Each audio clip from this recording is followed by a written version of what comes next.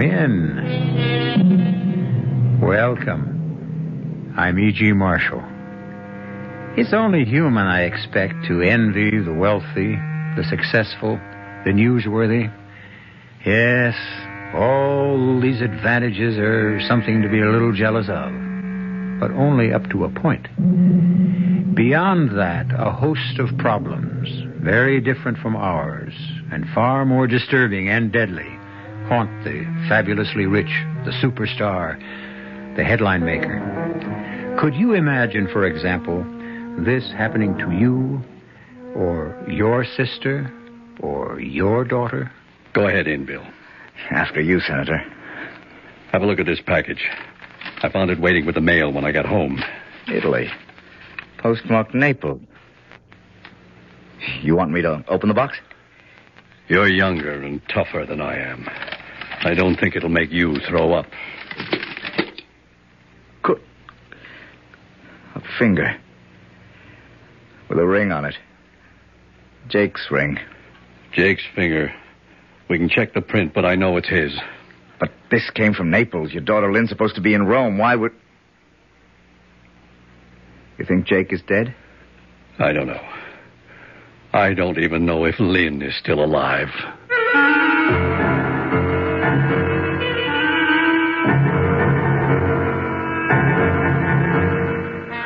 Our mystery drama, See Naples and Die, was written especially for the Mystery Theater by Ian Martin and stars Michael Wager. It is sponsored in part by Buick Motor Division and Anheuser-Busch Incorporated, Brewers of Budweiser. I'll be back shortly with Act One. When you buy a mid-sized car, you expect certain things from it, mainly a reasonable combination of comfort and economy. Well, friend, Buick has a mid-size to meet your expectations. The 1975 Century Regal. It's a joy to look at, a joy to ride in, and Buick's new V6 engine makes it a joy to drive, especially past gas stations. Buick Century Regal, dedicated to the free spirit in just about everyone. Hi, this is Pearl Bailey. Today I'm not going to try and entertain you. Instead, I'm going to put before you the distressing story of the needy children of the world. They need your help.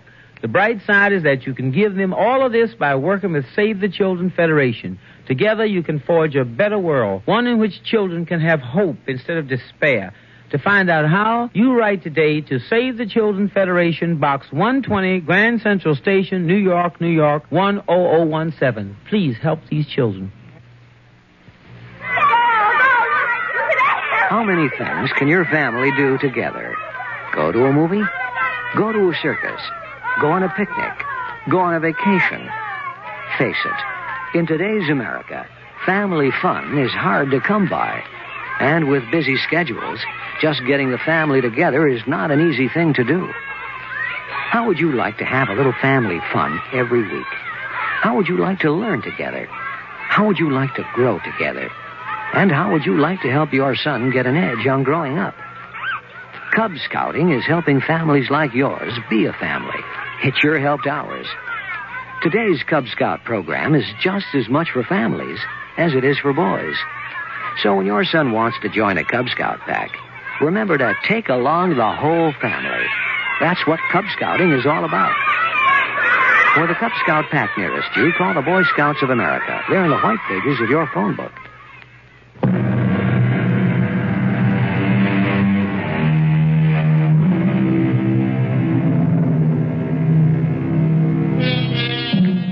Senator Henry Chalmers Winstead, born 1918, of a wealthy and distinguished family, which contained in its history 1 Secretary of the Treasury, 8 congressmen, several judges. Senator Winstead, chairman of the Senate Judiciary Committee, and certainly his party's nominee to run for the next president of the United States. A man to be envied? Let's find that out from someone who knows him perhaps best of all, Bill Desmond. When the senator calls, I jump. He's that kind of man. He never orders, just asks. You never refuse. Not out of fear or ambition, out of respect, admiration. And if you'll accept the word in its proper context. Love. That's why I was there, looking with a churning stomach at that grisly present from Naples and listening to the phone ring. I want you to listen in on this, Bill. Take it in my study. But don't let her know she's being monitored. Senator, if it's Lynn, Please, Bill. Everything I have in the world may be at stake. Okay, sir, I'm with you. This is Senator Winstead. I want to talk to Miss Beth Chalmers. If there's any question, tell her that her father insists on talking to her. I hurried into the senator's study and picked up his extension, quietly, without any telltale click. You learn a lot about that sort of thing these days in Washington. They had just started to talk. Lynn? Yes, Daddy? There really isn't anything funny about this, Lynn. Why did you refuse to take my call? Well, I thought you might be some smart aleck reporter that had, what's the phrase of choice today? Cracked my cover. Blown it. Oh, is that all? What else? Where are you, Dad? In Washington. Was something wrong? You can tell me that in person. I want you home on the next plane. Lynn, did you hear me? How could I miss? So did most of Rome. May I ask you why I'm being bullied like a witness before one of your subcommittees? If it hadn't been for special circumstance, I wouldn't have been soft enough to allow you to go barging around Europe alone and, well, confound it, I really despise the word. Incognito. But it's such a lovely word. It's so romantic. It's my affair. The word I get from my sources is exactly that. Affair. Daddy, I'm 25 years old. Isn't that way beyond the time it's anyone else's business? Vittorio Tedesco is a criminal. Why? He's been cited by one of my subcommittees for income tax evasion.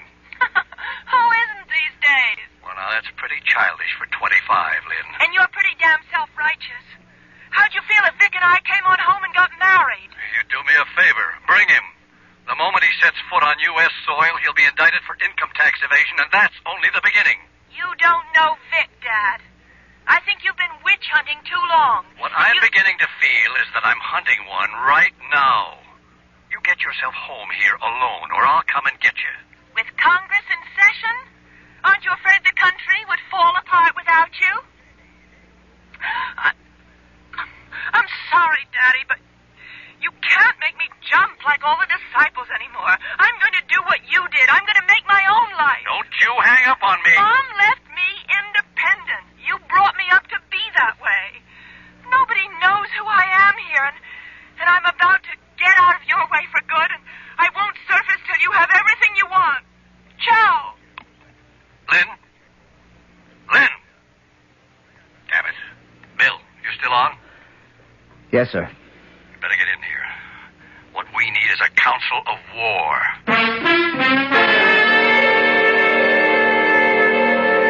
Why didn't you tell her? What about Jake? She had no idea I sent Jake off to keep an eye on her. Well, we're not going to sit here and do nothing. Of course not. There's more to that box than that obscenity I showed you. Here, read this. I find your daughter irresistible. Also, fortunately, she feels the same way about me. Since I feel I'm a little old for her, I hope we never have to use that lever. Why don't you let me go right over now and take care of that dirty... That's what I want, Bill. But I couldn't be the one to suggest it. Maybe we'd be better off just hollering copper. Finish the note.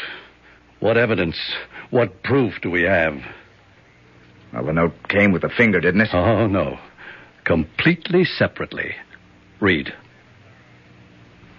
I think you might want to reach me after you read this. Any evening between 12 and 1 a.m.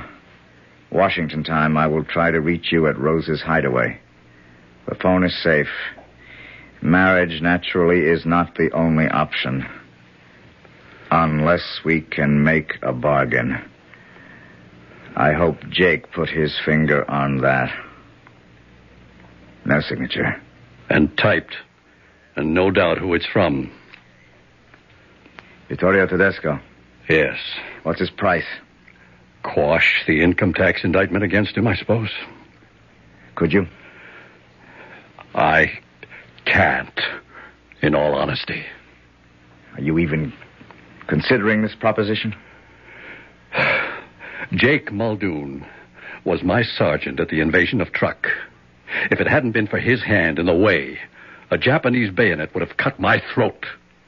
My daughter is all I have left from a family that once had a wife and 2 sons as well. I lost them all to violence. Ellen to cancer, Jim and Grant in 2 wars, Korea and Vietnam. I have no family left but Lynn. And you and Jake. What else can I do? Push the button. Call in everyone, including the Marines. Well, it's a consideration. Except they already have Jake. But not Lynn. You heard the phone call, Bill. I can't stop Lynn from marrying that gangster if she wants to. Oh, it would raise such a smell your whole candidacy would go out the window. I can't quash the indictment against him, nor would I even try. Except for Lynn. Oh, Lord. What am I going to do, Bill? Stall. What good can that do? Give me time to fly to Italy. 48 hours. Oh, risk my last friend. I don't know. Bring it all out in the open is the right way for me. No. Not till you take that phone call. The witching hour. Well, let's head for the witch at Rose's hideaway and check out just what Tedesco really expects to get. Senator Winstead, in spite of his prominence and enormous know-how, is a babe in arms when it comes to the dirty work. That's my department. I was halfway to being a lawyer when my folks tangled with a truck. There was only enough insurance to bury them, and I had a kid sister and brother to bring up, so I became a cop. 8 years later, my kid sister and brother were independent, and under the police program, I got my lawyer's degree.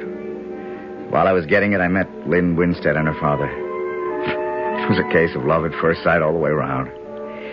What we all should have had was second sight, to see where it was leading us. Don't be shy, fellas. Just waltz on in. This is a friendly inferno. And just super hell for kicks. The door on the left's my office. Just head for there.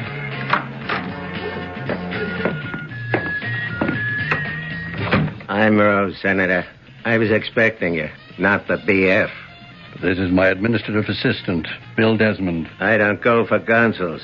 Except on your side. No rods in here. I have a license for it, Rosebud. Well, don't let my name at a club fool you, Mac. I wanted to, I could take it away from you. No need. We're only here for a phone call. The Senator, not you. Bill is in on all of this. I brought him in. I don't know, but... Hold it. Just remember, this is my territory. No funny moves. Like otherwise, the morning paper gets a tip. Senator Winstead was frequenting a gay bar. You'll forget it, Bill. Yeah. No, that's fine. Put it through.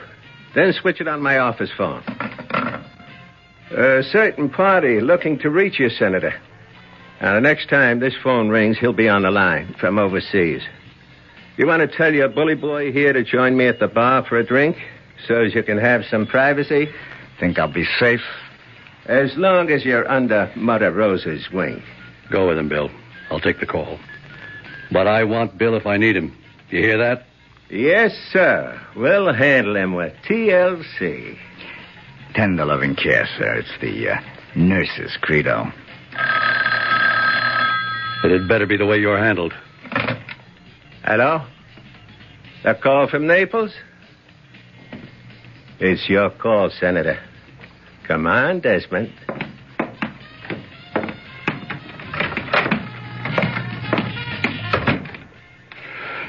Who's talking? I don't have to ask who you are. The voice is enough identification. You really have to ask who I am? No, but can we stop the games?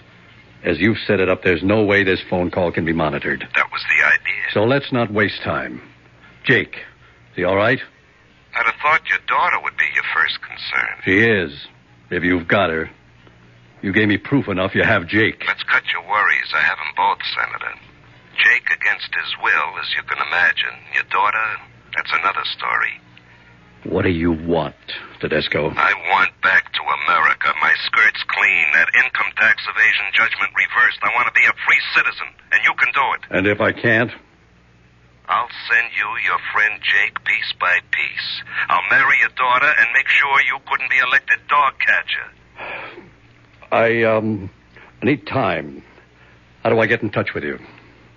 I'll call here tomorrow and the day after, same time. If you're not there 48 hours from now, well, I sent you Jake's finger because I wanted to be sure you understood we weren't playing any games. I'd hate to get into the same sort of thing with your daughter. But I have too much at stake to have any scruples. You'll have my answer within 48 hours. If you feel you must wait. But what else can it be?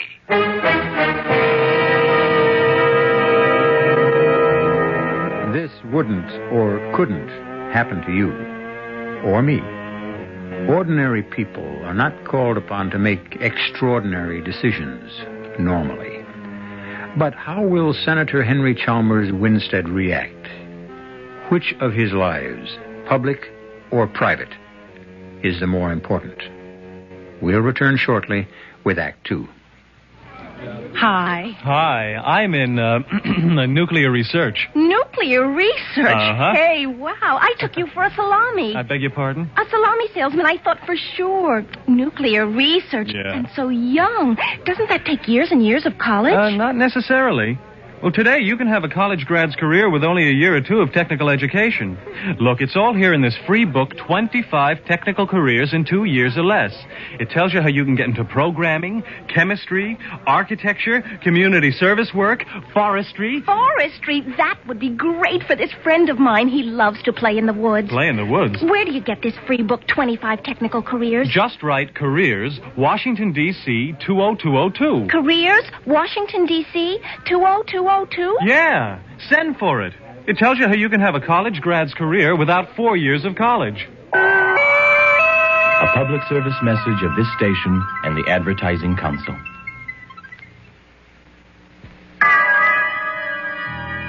Who knows how to help you solve your shopping problems? Your Better Business Bureau knows. Sam Spud, private investigator.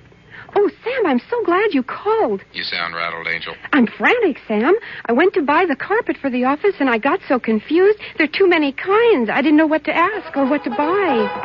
I'll help you, young lady. Mercy, who are you? I'm the man from the Better Business Bureau. Now, when you're choosing carpet, make sure you pick a long-wearing one that'll go with your walls, draperies, and upholstery. Beware of so-called fantastic bargains. And don't buy a carpet that isn't labeled as to fiber content. Oh, Sam, now I know what to look for and ask before I buy a carpet. You floor me, Angel. Just another helpful tip from your Better Business Bureau.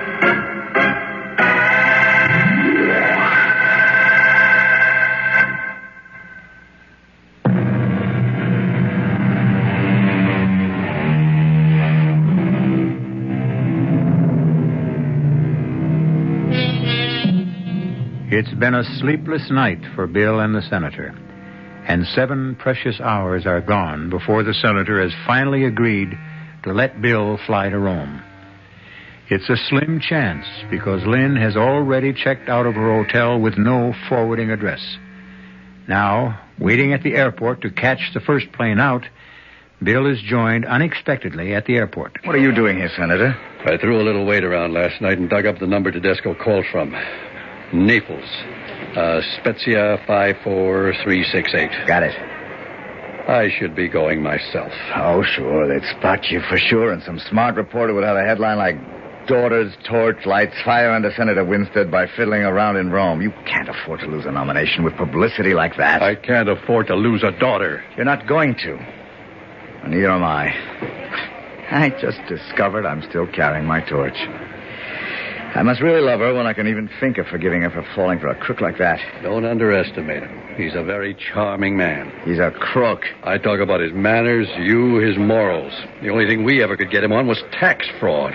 Why didn't we grab him in time? A lot of mistakes, Bill. Why didn't you grab Lynn when you could have? Huh. No guts. My daughter scared you? Enough. But not all the way. You.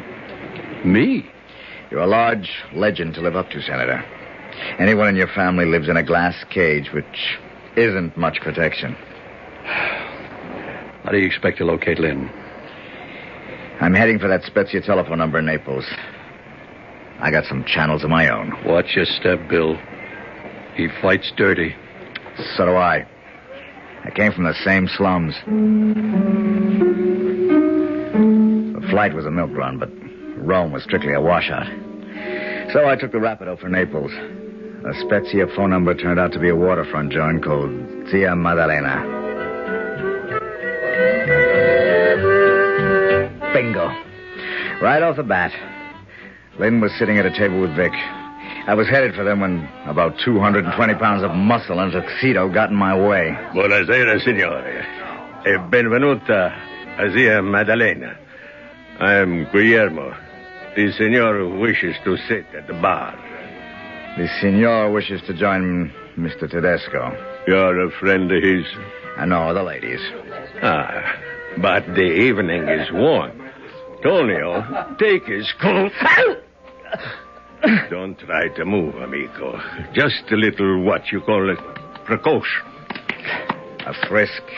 Old American custom. Guillermo. You can call me Willie. Let him go, Tonio. He's clean now. The all-American type. Thanks for making me feel at home. I can find my own way, thanks.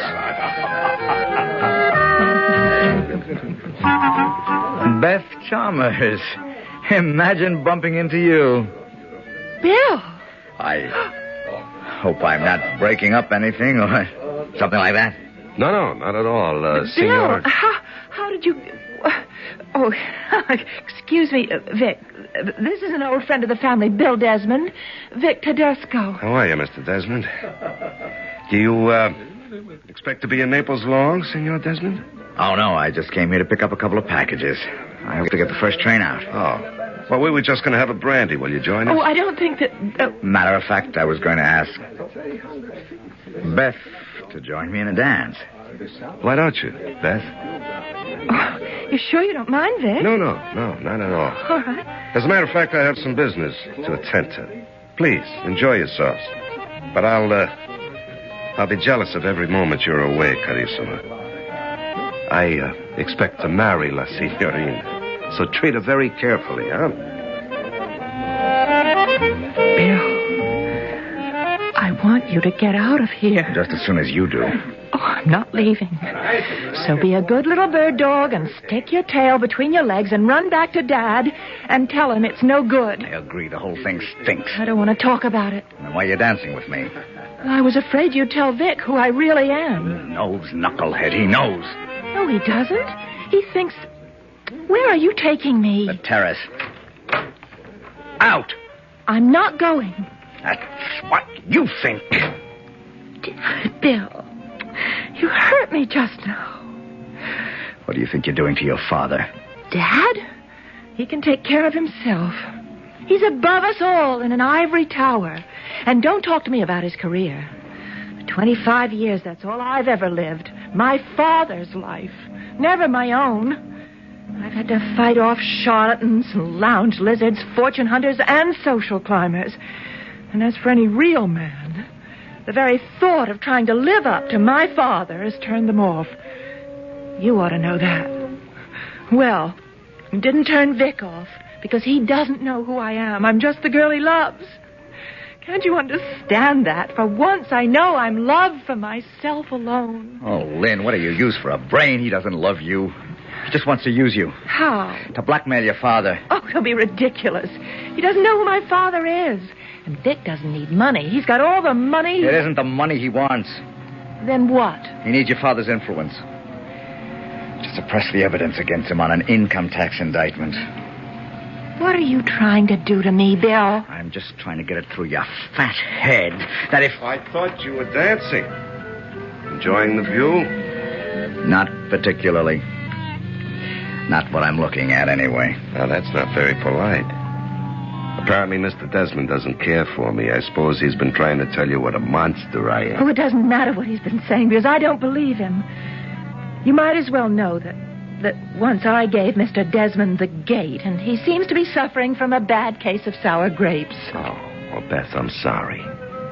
Don't let him spoil our evening, huh? It's already spoiled. I'd like to go back to my hotel, please. I'll go along with you and see that you get packed. I think you have a train to catch, Mr. Desmond. Guillermo, prenda la signora Macassino e cuidala con l'altro, eh? Si. Guillermo will take you to the train. Now, just a minute. I brought your coat and the package you checked. Okay, Willie, don't crowd me. I know when I'm licked. Arrivederci, Beth. The word for us in Italian or any other language is goodbye. Come on, Vic. Oh, don't you worry. I won't let you out of my sight again. In Italian, she meant addio, Mr. Desmond. I always wanted a trench coat like this here. Yeah. Good all-purpose coat and real handy for covering a gun, huh? Which is covering you, so let's just play it cool, huh? And why not, Willie? My girl just stood me up. You and me can go steady now. A clown. That's me, Willie. Always good for a laugh. So, which way to the warehouse? You speak Italian, huh? I know a magazzina ain't no train. Down the steps to the end of the terrace. And just take it easy. I wouldn't want a cold turkey. I like the view better from up on the terrace. Yeah, real pretty town. I was born in Napoli. You like the place? My most favorite. What is it they say?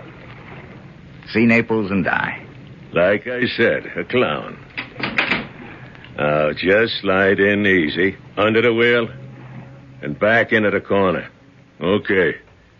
Now, cross your hands and put them up there above the dashboard. Now, that's a good boy. And now, you move one finger, and I put a bullet in your gut. Is that what you did with Jake Muldoon? No. With him, we just removed the finger. That's a hot one, ain't it? Funny, Willie. Real funny. I guess the real clown is you.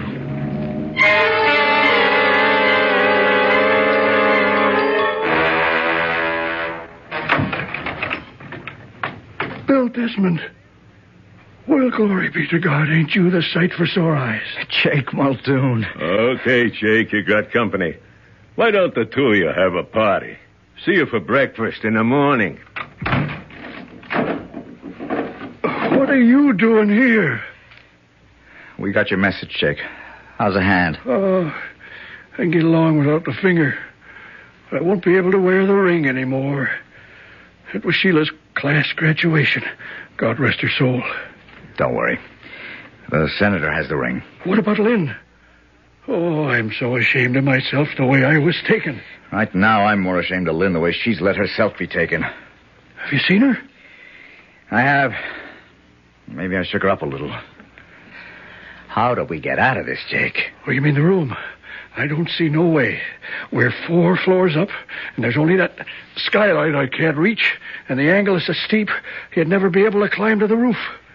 This window. You see the crossbars outside? I can see something else. What? There's a pole for the power lines not so far off. If I could get out the skylight, I might be able to jump to it. Yeah, it has foot braces all the way down. We'll try it. We'll need this table. Me on top, and you on top of me. I may have a bad hand, but I still have a good pair of shoulders. But I'm not going to leave you behind, Jake. Since I lost my Sheila 2 years ago, there's only been the senator, you, and his little girl. I'm expendable, Bill. Like we used to say in the forces. Well, this isn't the army, Jake. At least they had a kind of decency. There's none here. And I'm looking to do more than try to rescue Lynn from her own pig-headedness. I want to nail that over-sexed godfather at the same time. You think I ain't with you on that? Do you know where Lynn is staying here in Naples? Well, sure. Digging that out was what got me nabbed. Okay. Now, if I can just get out of here, I think maybe I could get us all out of this, including the senator. If Lynn will cooperate. She always walked in your footsteps and worshipped the dust blew out of them. Not for some time. Sure. She was only waiting to be asked back. And when you didn't, What would she do but tempt you a little, get your dander up? Well, maybe you're right. Get up on the table, Jake. Here, I'll help. Brace yourself against the wall. All right, I am. Can you close your good hand over the other wrist? Okay, give me a lift up. I'm going up on your shoulders. All right. Hang on. All right. Let's see. You got it open? Yeah. I can get up on the frame and jump for the pole. How are you getting me up there? I'm not. Huh? You couldn't make the jump, not with that hand. Anyway, I've got to come back tonight and be here in the morning. If my scheme works. Give me the hotel address and the room number. It's a long jump. Suppose you don't make it. To coin an old Air Force joke, you'll just have to repeat slowly over me, Our Father who art in heaven. The classic escape. Will the hero's desperate leap bring him safety, or will he smash to death on the cobblestones 40 feet below? Except that isn't the real question in this story. What has to be saved is the career of a senator who aspires to the highest honor his country can offer. I'll return shortly with Act 3.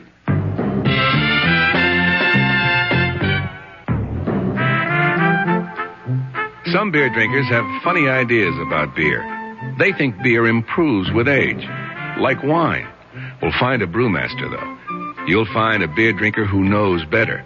The Budweiser brewmaster says it all depends on how beer is aged. Just letting beer sit in lagering tanks makes it older, not necessarily better. That even goes for keeping a case around the house for a couple of months. But there is one kind of aging that's good for beer, the Budweiser kind, beechwood aging. In this kind of aging, something happens. It lets all the flavor of the choicest hops and best barley malt that go into Budweiser get through to you. Sure, it takes more time and trouble to brew Budweiser that way, but brewing beer right does make a difference. Anheuser-Busch, St. Louis. Some people think we play ping pong all day. They're wrong. The USO isn't all fun and games. Today, the USO has millions of problems like this one in Germany. My family's going crazy living in a tiny apartment. Where can we live? Today's USO has millions of problems like this one in Asia. I'm hooked on drugs. Where can I get help? Or this problem in Athens. Our marriage is breaking up. Can you help us? Today's USO has little time for ping pong. We've got serious work to do. We've got lots of new problems here and overseas. The problems are big. How big? Well, if someone asks you, who needs the USO? Tell them, we do! We do! Over 5 million American military personnel and their families need today's USO. And because we get no government funds, we need all your support. Please give to USO through the United Way or local USO campaign.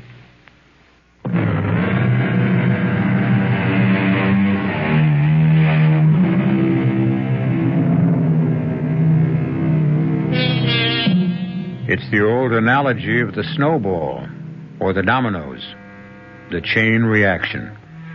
A man with no integrity uses a lever to force a man of integrity to give in to his demands. When he doesn't, the man with no scruples goes further and further to win what he wants. While Bill Desmond is risking his life to save the senator's future, Lynn, the girl he loves, is finding out what risk her headstrong selfishness has put her in. Vic, if you really love me, let's pack up right now.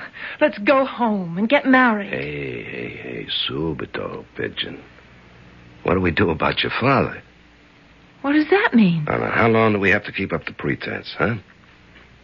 Beth? Or shall I say the real name? Lynn Winstead. So you do know who I am? Oh, your ex-amour gave it away. That isn't true. You've known from the beginning, haven't you? Suppose I have. So Bill was right. You've just been using me. You think my father can quash the indictment against you. Like that.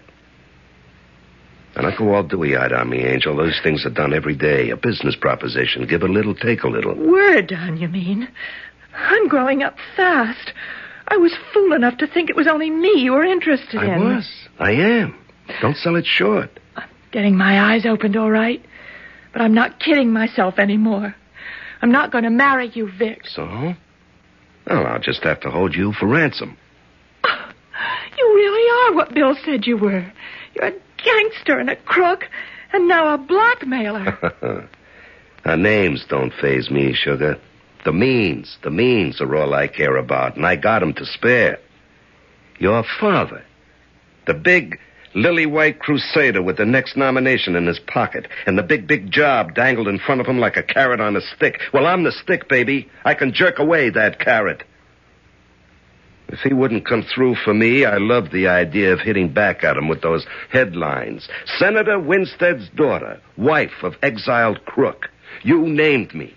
You'll never be able to do that now. Oh, I got a lot of ways to go. I got you sewed up 7 ways from nowheres. Mia Amore. I'm not going to outline them all. A couple you don't even know about, but I'm giving you a night to sleep on it. Now, you get in touch with your old man and close his papers on me, or he's going to find out he doesn't have a daughter anymore. I didn't know about all this then. I was too busy making the jump, which turned out to be easier than finding my way back to Naples and Lynn's hotel. And getting into it unnoticed. It wasn't hard to see that Vic had it well staked out. But 4,000 lira got me in the trash exit, and another odd 2 up the service elevator to the right floor. Not bad for under 10 deflated American bucks. Who is it? You alone? Lynn. Yes. Who is it? Bill. Let me in before the house dick picks me up for a peeping Tom. Bill. It is you. Oh, wait a minute. Oh, Bill. Oh, thank God. Oh, you don't know how glad I am. Sure, how glad I am. Hey, listen, let's close the door before the house clerk raises the room rents. Oh, you're just the most beautiful thing I ever saw. Well, you still are the same for me. Maybe you'd better let me in on how you changed your mind so fast.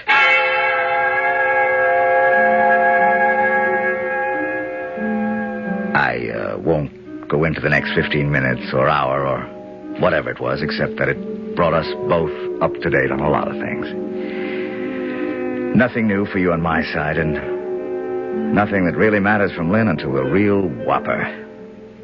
We got a million things to do, but I happen to get lucky. I got a friend who's a purser on the Majestic, which sails tomorrow from Naples for Barcelona, Lisbon, and Madrid. He's holding 2 staterooms for us, one for you and one for Jake and me. Now, all I've got to do is get Jake out of that warehouse. I can get by Vic's watchdogs, but we got to figure out also how to smuggle you out. Bill. What? It's no good. Oh, honey, this is no time to back out. If I can just get us all on board that boat safe and sound, we're all home free. No, you, me, Jake, even in spite of what they did to him. But not Dad. Why not? Oh, Bill, I'm so ashamed of myself. I've been such a prime jerk, such a fool. Okay, but now you've come to your senses. No, you don't understand. Before I came to my senses, I was in Rome, and Vic was in Naples, and there was some kind of court thing that kept him from going anywhere in Italy but here. Damn good thing kept him away from you. No, except that he kept writing me letters, and I... You wrote him back. Oh, what kind of letters? That's what I'm ashamed of. I don't know what happened to me, Bill, but I lost a lot more than my heart over here. Some of the things that I said in those letters, I wouldn't want anyone to see again, not even me. And he's threatening to release them to every punk magazine and yellow rag in the U.S. if you don't get Papa to come through with clearing him. My papers for his papers. That's his threat. Lynn, you are a dope. Now, what in the name of... Wait a minute. What is it? Silence, dope. A genius is at work. You're sure you understand? Yes. It's your chance to wipe everything out. Make up for every half-baked thing you've done. Think you can pull it off? I'd better. Uh-huh. Yes, but how can you trust a dope? Well, because that's what you've got going for you. Oh. Vic still has every reason to think you're one. Thanks. It's okay. You're my favorite dope. So, you got Tedesco's number, huh? Yes, it's Spezia 3. No, I'm going to do it all by myself for once. Now remember, not till 10 o'clock tomorrow night. I've got to get Jake and me out of the coop and have time to sneak aboard. Shh. Pronto. Oh, Vic, it's Lynn. Oh, hello, Lynn. Keeping pretty late hours, huh? I just got through calling Dad, and I told him everything. So what do I expect? A Marine landing to rescue you? The CIA? The local police? No. He's agreed to what you want. Everything. Only one way, baby. I want him here. I want a piece of paper from him in his handwriting with witnesses. You can have it tomorrow. How? Well, there's some gossip circulating around Washington about us already. So Dad booked me a passage on the Majestic, sailing from here tomorrow night, in the name of Beth Chalmers. So? You think I'd let you leave, just like that? No, Dad's flying in, secretly, later today. He's hitching a ride with the MATS, and from the military airport, he'll get down here by helicopter. He'll be in my cabin by 9 p.m. You just bring the letters with you, and he'll make the deal. What time does the boat sail? Not till midnight. Why not my place? Oh, Vic, he can't take a chance. He's going to be suppressing evidence. Well, why should I take a chance? What chance are you taking? We're the ones. Dad and me are caught in the sleeve. We've got to keep this under wraps. Okay, baby, you got a deal. But just remember, I'm not coming alone. I'll be there with plenty of protection. Well, I'll leave visitors' passes for you at the gate. It's Pier 12, Cabin 24, A deck. 10 o'clock. Now make it 4 passes, and I'll be there. Oh, I've been so scared. How can I thank you? I'm not coming for you, baby. I'm coming to watch the senator crawl.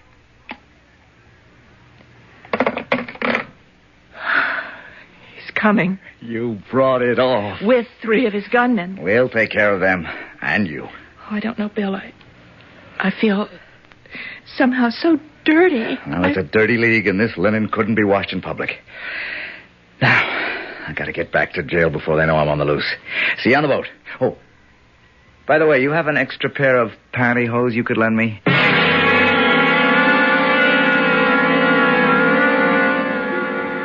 If the situation hadn't been so tense, I could have laughed out loud at the expression on Lynn's face. But there wasn't time for anything except what had to be done. I sneaked out of the hotel the same way I got in, carrying with me the pantyhose, 2 oval bars of Lynn's scented soap, and a coil of rope from one of the fire stations. I spotted what looked like one of Vic's men at the back door, hid in the shadows, till he stopped to light a cigarette, turning away into the wind. And I was around the corner and gone, back to the warehouse and my career as a prisoner. Jake! That's you, Bill? Yeah. Look out. There's a rope coming through the skylight. Okay. Got it. Pull it tight and hitch it to something solid. I'm coming across and back in. After I got in, from Jake's shoulders, I unhitched the noose and the rope after a couple of flips from where I'd had it around one of the foot bars on the power pole. I hid it carefully under one of the beds. I'd need it later to lower Jake with his bad hand. I'd go out the same way as I had tonight. With the soap bar and the legs of the pantyhose, we had 2 blackjacks. We hid those safely. Now all we had to do was wait out the day and act like model prisoners.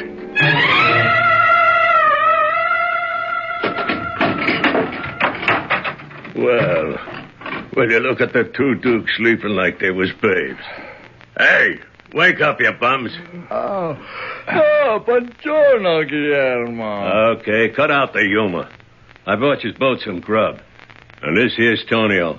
He and a friend will bring you your dinner around 6. Then, guess what? There's a file in the cake you baked. Like I said, a clown. This time, you ain't beating your gums. Out of the goodness of the boss's heart, you'll all be on your own tomorrow morning. Well, in case I shouldn't see you again, ciao. Come on, Tony. You may not see me, Willie, but you'll hear from me.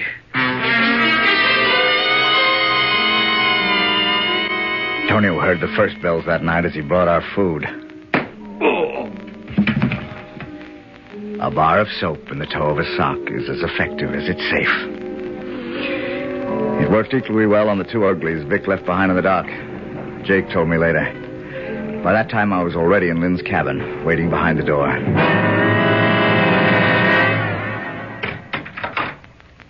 Vic. Oh, I was afraid you wouldn't get here. Wouldn't have missed it. 10 on the nose. You have the letters? Right here. Oh, good. Then come on in. Meet my father. Got your rod, Willie? Yeah. I think we'll just let Willie check things out first, all right? Go ahead. You can trust him to keep his mouth shut. What? Okay. There ain't nobody else here.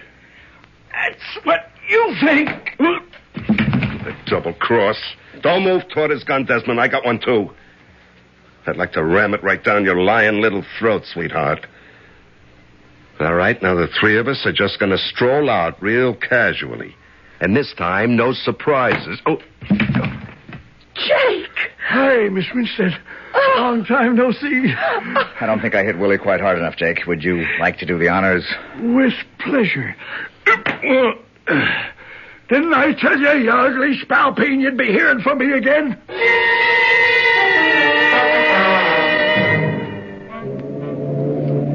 Oh, Bill. It feels so fresh and clean. I feel as if I'd just broken out of a spider web. Nothing like a sea breeze to blow away all kinds of cobwebs. I wonder how Vic and Willie are enjoying the voyage. Are they actually under arrest? That was the whole plan. Beyond the 3-mile limit, this ship becomes American soil. The grand jury issued the warrant yesterday, and technically the captain can execute that warrant now. And what about Willie? Well, he's a stowaway. And he's got a record a mile long. By the time we get home, they'll be rearrested, convicted, and clapped in jail where they belong. Let's forget about them. But how could you ever forgive me? Or forget? Well, we made up the story that your father was going to be here when he wasn't. Let's say the letters and all the rest. Never happened either. I don't deserve to get out of trouble so easily. Who said you did, lady? You don't know the trouble you're headed for.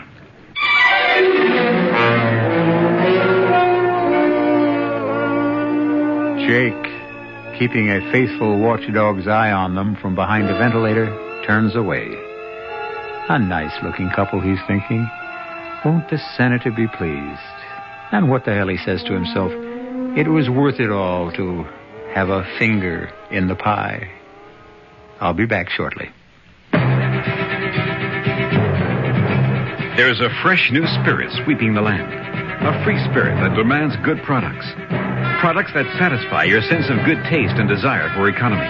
But above all, products that perform. Buick has been touched by this spirit.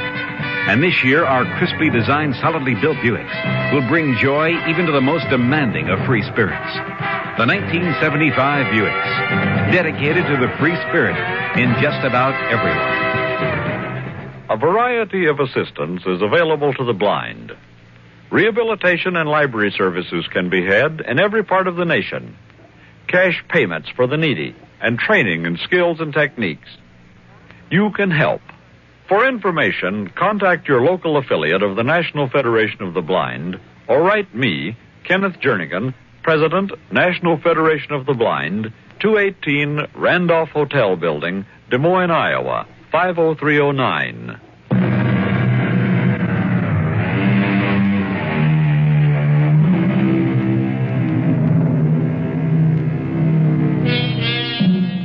By the time Lynn and Bill had gone below for a nightcap, Jake had circled around and taken their place at the rail. Putting one arm along it, he could almost feel the wraith of his own Sheila warm and loving, nestling in it. The Lord taketh away, but the Lord giveth. Lynn and Bill were his children. And the senator was his, well, why not his father? Wasn't that the name they gave the first president? Our cast included Michael Wager, Marion Seldes, Larry Haynes, Dan Acco, and Ken Harvey.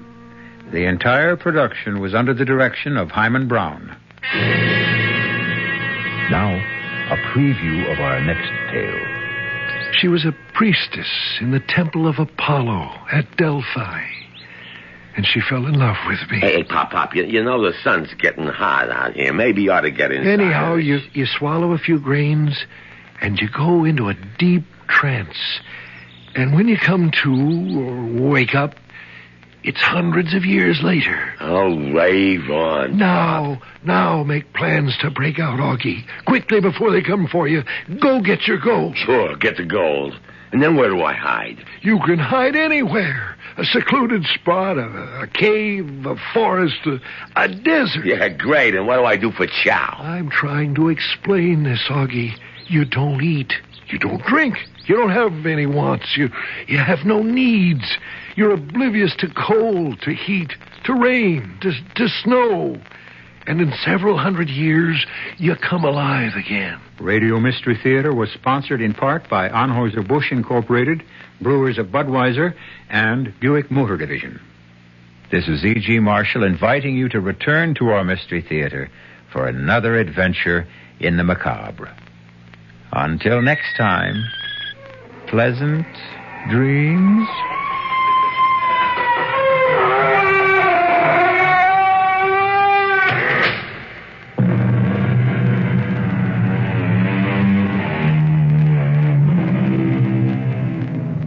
WHCU-FM Ithaca, 97.3.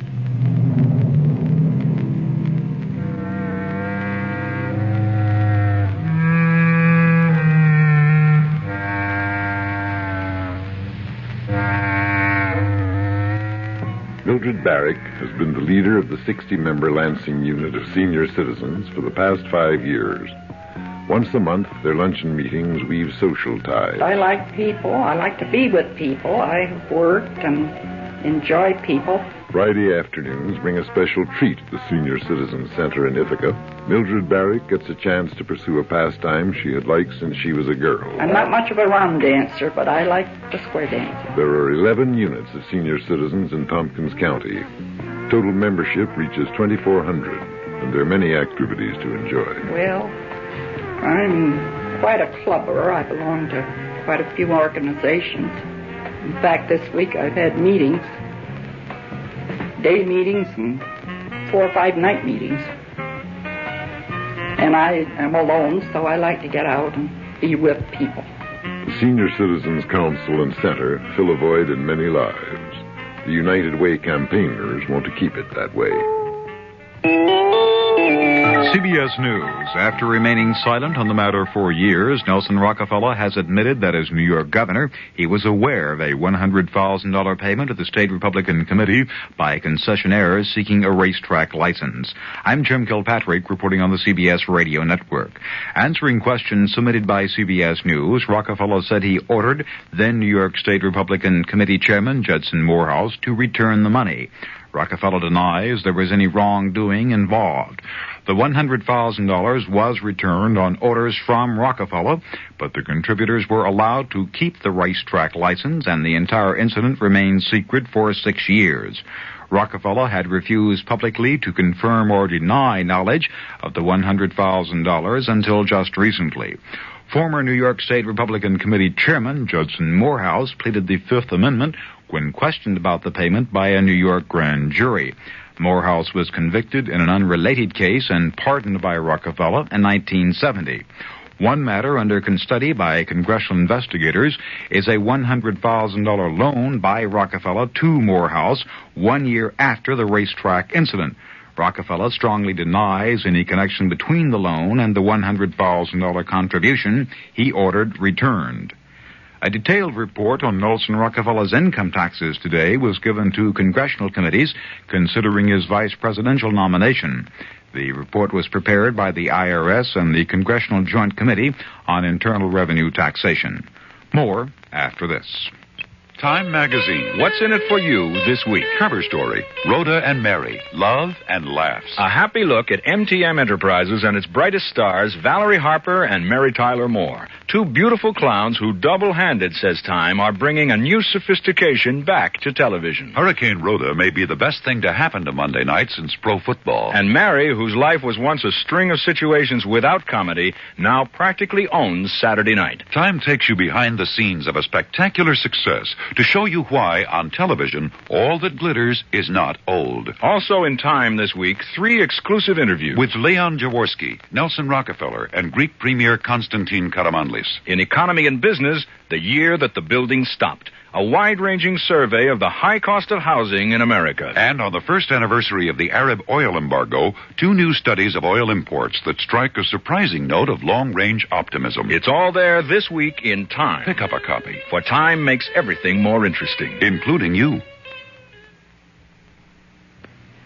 President Ford has come under strong criticism for his remarks in Oklahoma City yesterday, in which he said heavy Democratic gains next month in congressional elections would threaten bipartisan foreign policy and that world peace would be in jeopardy.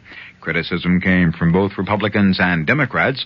Connecticut Republican Senator Lowell Weicker put it this way. Let me make this clear insofar as this Republican is concerned.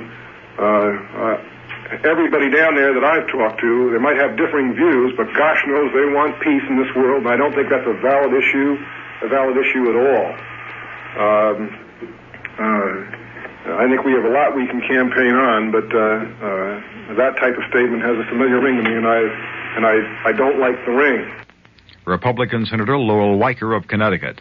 Democratic Senator Hubert Humphrey called the president's remarks an unfair and regrettable attack on the Democratic Party. I recall that in 1970, Mr. Nixon and Mr. Agnew tried to use the same scare tactics to help elect Republicans to Congress, and the American people then registered their disapproval of this campaign technique when they went to the polls. I think they are going to do the same thing again. Senator Humphrey.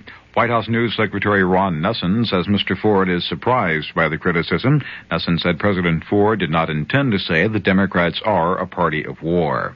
FBI Director Clarence Kelly says today the Bureau of Investigation remains stumped in its search for Patricia Hearst. The newspaper heiress was abducted last February in California.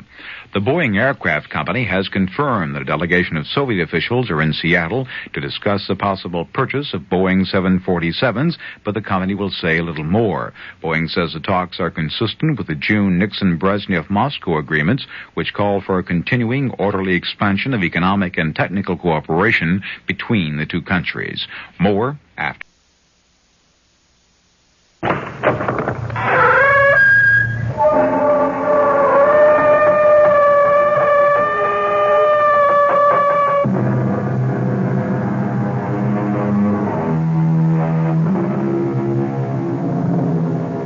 Come in. Welcome. I'm E.G. Marshall. Welcome to the world of terrifying imagination, to the fear you can hear. Tonight, I hope you have strong stomachs, for we're bound on a Caribbean cruise. Oh, we don't expect rough sailing on the way. So if you are easily seasick, have no fears. Save them all for your landing on the twin island of Mauritia and Sandorin. For it is the home of voodoo and the living dead. The soulless legions of men who are called zombies.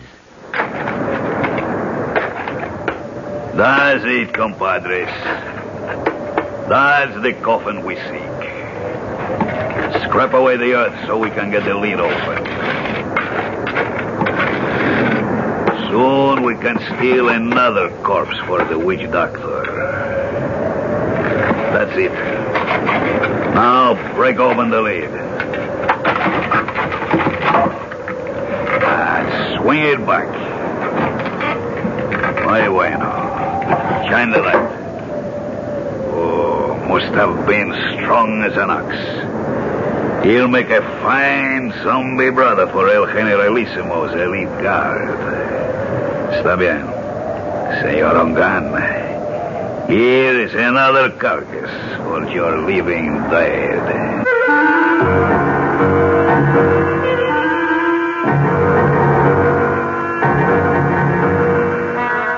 Our mystery drama, The Walking Corpse, was written especially for the Mystery Theater by Ian Martin and stars Tony Roberts.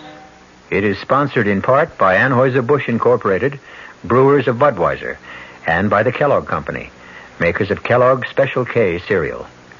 I'll be back shortly with Act One. Breakfast in the morning, Kellogg's has that wholesome taste to get you up and grinning. This is Jerry Coffer for Kellogg's Special K. We've been having some fun in our television and radio commercials by using a ball and chain to symbolize the slight overweight problem common to so many of us. We point out that being a few pounds overweight is just a little more difficult for you. Climbing stairs, just walking around, even sitting down can feel, well, like you're wearing a ball and chain. In case you missed the message, it's this. If you really want to get rid of that extra weight, you really have to work at it by exercising and with sensible meals like the Special K breakfast. A 1-ounce bowl of Special K, America's favorite high-protein cereal, 4 ounces of skim milk, tomato juice, and coffee. Less than 240 calories. Nutritious and, by the way, delicious. So why not begin each day with a Special K breakfast and then keep up the good work? Special K can't help you lose weight all by itself, but it really is a good start. Hey, Mom, what's for dinner? Hey, Mom, what you got? What's for dinner? Your ShopRite is featuring ShopRite or Shenandoah brand Grade A Rock Cornish hens, a real family treat at just 47 cents a pound. What's for breakfast? Listen to these ShopRite values. ShopRite Grade A large eggs, 59 cents a dozen. ShopRite sliced bacon, 1 pound package, 79 cents. ShopRite Grade AA butter, 1 pound brick, 69 cents. Crown Top white bread, 22-ounce loaves, 3 for $1. Save on every meal at ShopRite.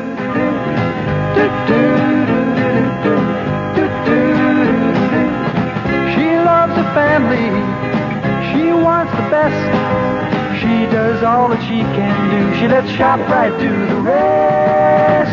Hey, Ma, what's for dinner? ShopRite has the answer.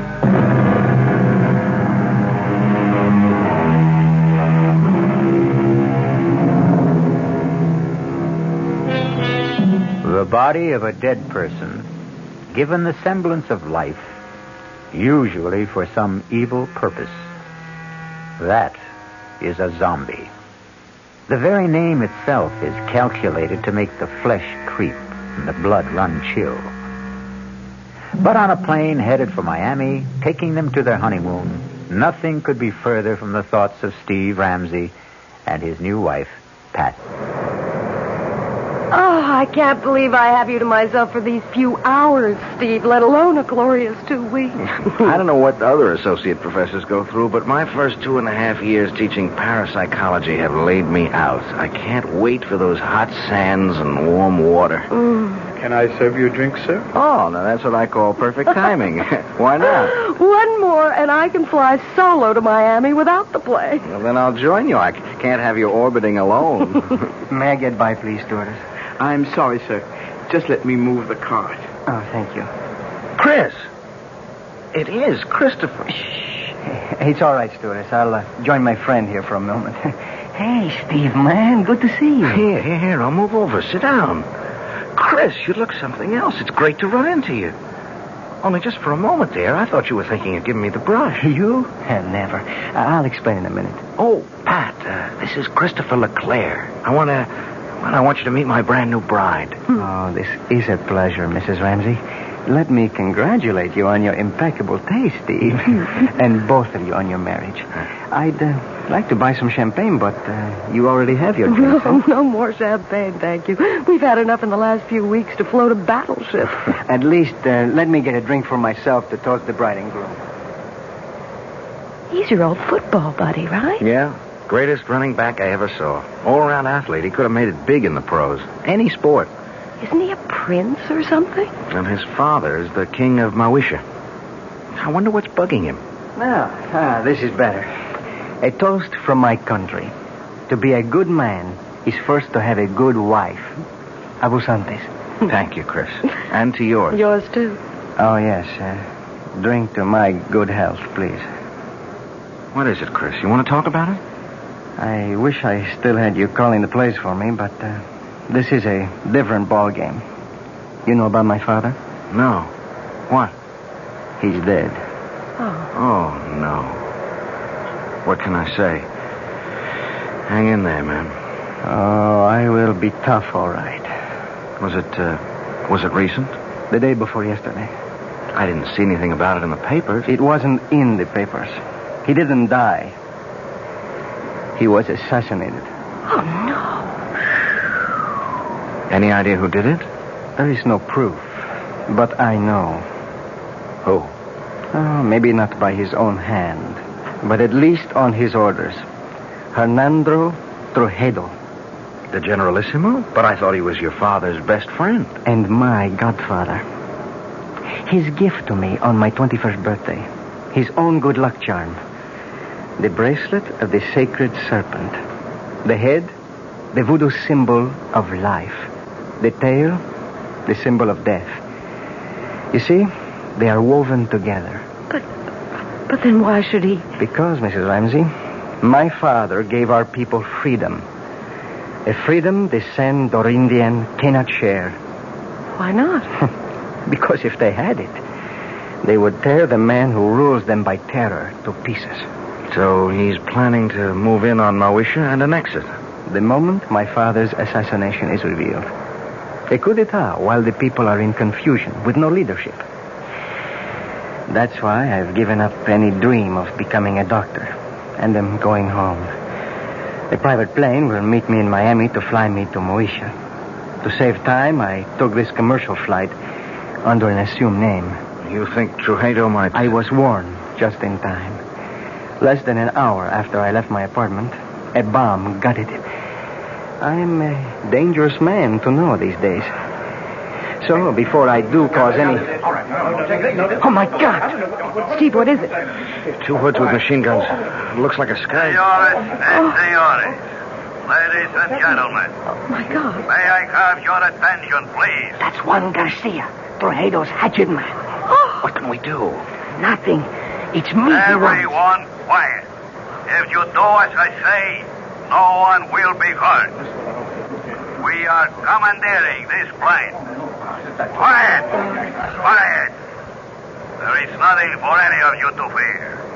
The plane will land at Miami, and all passengers will be discharged, except for the flight crew and 4 hostages.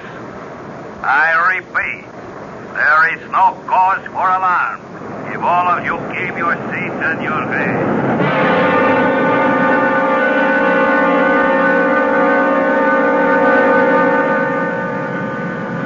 Hold still, everybody. Just follow orders. Anyone who doesn't will be shot. Okay. All right. You 3. Up, pointing to first class. Look, Garcia. No names. And no wrong moves. My orders are to bring you dead or alive. I was only going to ask that my friends... Your friends can identify you. We don't want that for a few days. They will only be held as hostage till we are ready. If they do as they are told, they will be released unharmed. Now move! Join the other hostages you were staying with in first class. Steve, I'm so sorry. It's not your fault. You okay, Patricia? Ready, unwilling, but able. That's my gal. Let's go. Just walk ahead of me, nice and steady. Muy bien, mis amigos. Zanka, Roban. Nobody moves till I come back. Okay? Inside. That's it. Go sit by him. Quito, don't let them move till I come back. I'm sorry I got you into this. Yeah, we'll make out. Are you okay, honey? Well, a few butterflies in the stomach. What does he want? To move in and sit down, I think. Better keep him happy. He's a surly character at best. Why don't we sit in these 4 together? Our friend's a little deaf. If we keep far enough away, we can talk safely. If we keep our voices down. Why are you being held hostage? Any number of reasons. I'm U.S. government. I know who you are. They took a dim view of me for carrying a gun, and they have a pretty good idea of who I am, too. Well, who are you? Hawkins will do. Bill Hawkins. What branch of the government? Well, I think I won't reveal that. I was assigned to see that you cleared the country safely, Your Highness. Someone slipped me a knockout drop in the coffee. That's when I lost consciousness and my gun. You were asleep when I came back. This is Mr. and Mrs. Steve Ramsey. How do you do, Steve, ma'am? Yeah, hi, Hawkins. How do you do, Mr. Hawkins? Any idea what their plans are? Refuel, clear the rest of the passengers out. Then we head straight for San Dorinde. That's the notion. So, the moment they get our friend Christophe here to San Dorinde, he's a gone goose. He'll just drop out of sight suddenly and for good. Now, my guess is they'll set up one of these goons as a fall guy, have a big show trial, and in the meanwhile return the plane with us aboard. Only, somewhere on the way, we'll all disappear in a puff of plastic bomb smoke. We're just as long gone as the king here. What's the alternative? Distract Ugly there long enough for one of us to disarm him. Garcia and his other boys can only get at us through the narrow passageway between tourist class and here. I can keep them pinned down till you get out the emergency exit. He's a big guy, but I'll admit... Okay, no time to argue. Now, how do we distract him? That's my job. Pat, please, stay out of this. I'm in it just as much as all of you. Watch this. Hey, mister, come here a second. Well, okay, then, I'll come to you. Take it easy. I just want to ask something. Well, if you can't hear me, I can't speak any louder. Oh, please, come closer. That's it. I just want to ask where the ladies... Watch it, he's strong as a bull. God, he's broken my arm. It's all right. I have the gun. Stay where you are. Don't let him near you. I'll shoot. What are you waiting for? Stop him! No! Just stay like that. Don't move. All right, Kilo. Bring up your gun. Chris! You shot him, Garcia. You killed him. I talk him dead or alive. It makes no difference. But that other man, Chris shot him twice. Point blank. It should have killed him. Quito? Oh, no. Don't you know you can kill a zombie?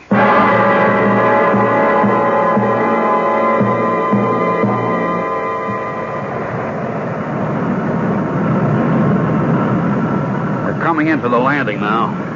How's Chris? He's alive, but just barely. If he can just hang on, maybe when we land, a doctor can help him. Too late for me. Don't give up, Chris. Take Snake. What? The snake bracelet. He wants you to... Here. There. Steve has it, Chris. Good. Listen.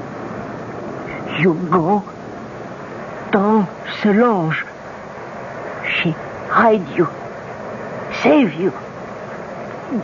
Give her bracelet. But where do we find her? Où est votre tante? Quelle rue? Quelle place? Pense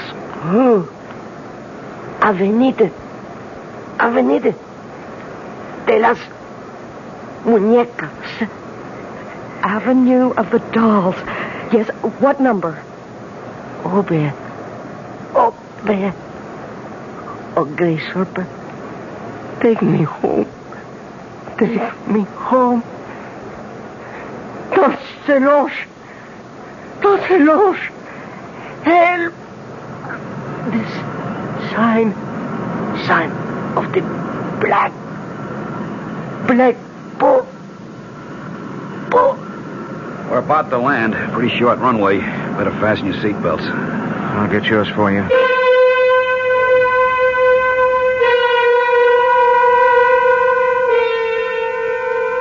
Not the most promising way to begin a honeymoon, particularly when it seems there is more than a little chance of ending it, even before it's begun. Who knows what kind of reception is ahead for the newlyweds?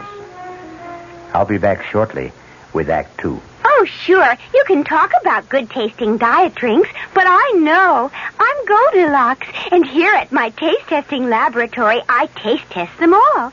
And nobody's been drinking my diet drinks. until I tested sugar-free Diet 7-Up. And then, kabloomy! Every bear wanted some. Diet 7-Up is fresh, natural, delicious. Sugar-free Diet 7-Up. This one's just right. There's a very special deal going on at all offices of Suburban Savings throughout North Jersey. It's called Suburban Special Interest Deal. And you'll be especially interested in these savings you get. A top 7.90% effective annual yield on Suburban's limited issue 7.50% savings certificate. And Suburban guarantees it from 4 to 10 years, minimum deposit $2,500. Early withdrawal prior to maturity is subject to a substantial penalty. Suburban compounds interest continuously from day of deposit, paid quarterly.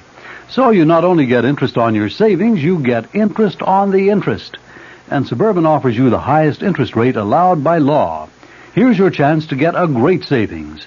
A top 7.90% effective annual yield on Suburban's limited issue 7.50% savings certificate.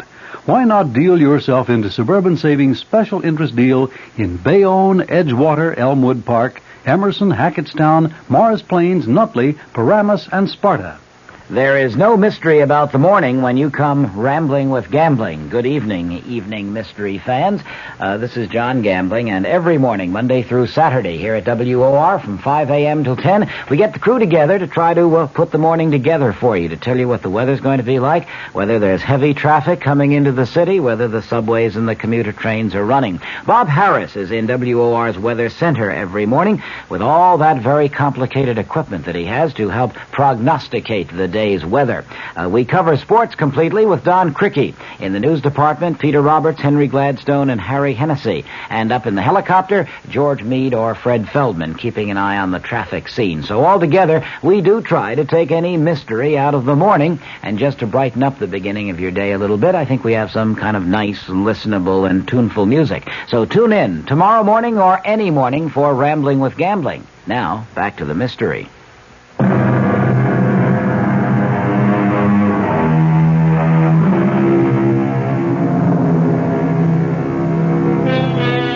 Under other circumstances, Pat and Steve would have no complaints about their accommodations on the island. Drained and exhausted, the silk-sheeted bed in an expensive suite is an alluring invitation to sleep. Except, even if you're dead to the world, who wants to become part of the world of the dead? Oh, Steve. Is it possible? Could there really be such a thing as a zombie? No, of course not. It's just a superstition. But you saw Chris fire 2 bullets right into his body. Yes. And he didn't even flinch. Cogito ergo sum. What? I think, therefore I am. Pat, look, under any other circumstances I'd be fascinated, but, I mean, this is my field. And you do believe that there are walking dead? Do I believe that a man can be exhumed from the grave and life breathed back into his corpse? No, I can't accept that. That's beyond my credulity. But I've seen things in parapsychological experiments and in psychic research that, honey, the power of supernatural belief is beyond belief. The right subject, particularly one of low mentality, under hypnosis, is capable of incredible feats. Superhuman strength, no sensation of pain, no shock reaction. Oh, Lord. Now what? The knock wasn't at the door we came in. It's that one over there. Oh, wait a minute. Stay where you are, Pat. Yes? Who is it? Bill Hawkins. I'm in an adjoining room. Is there a bolt on your side? Yeah. Half a sec. Hiya, Bill. Listen, we've got to talk.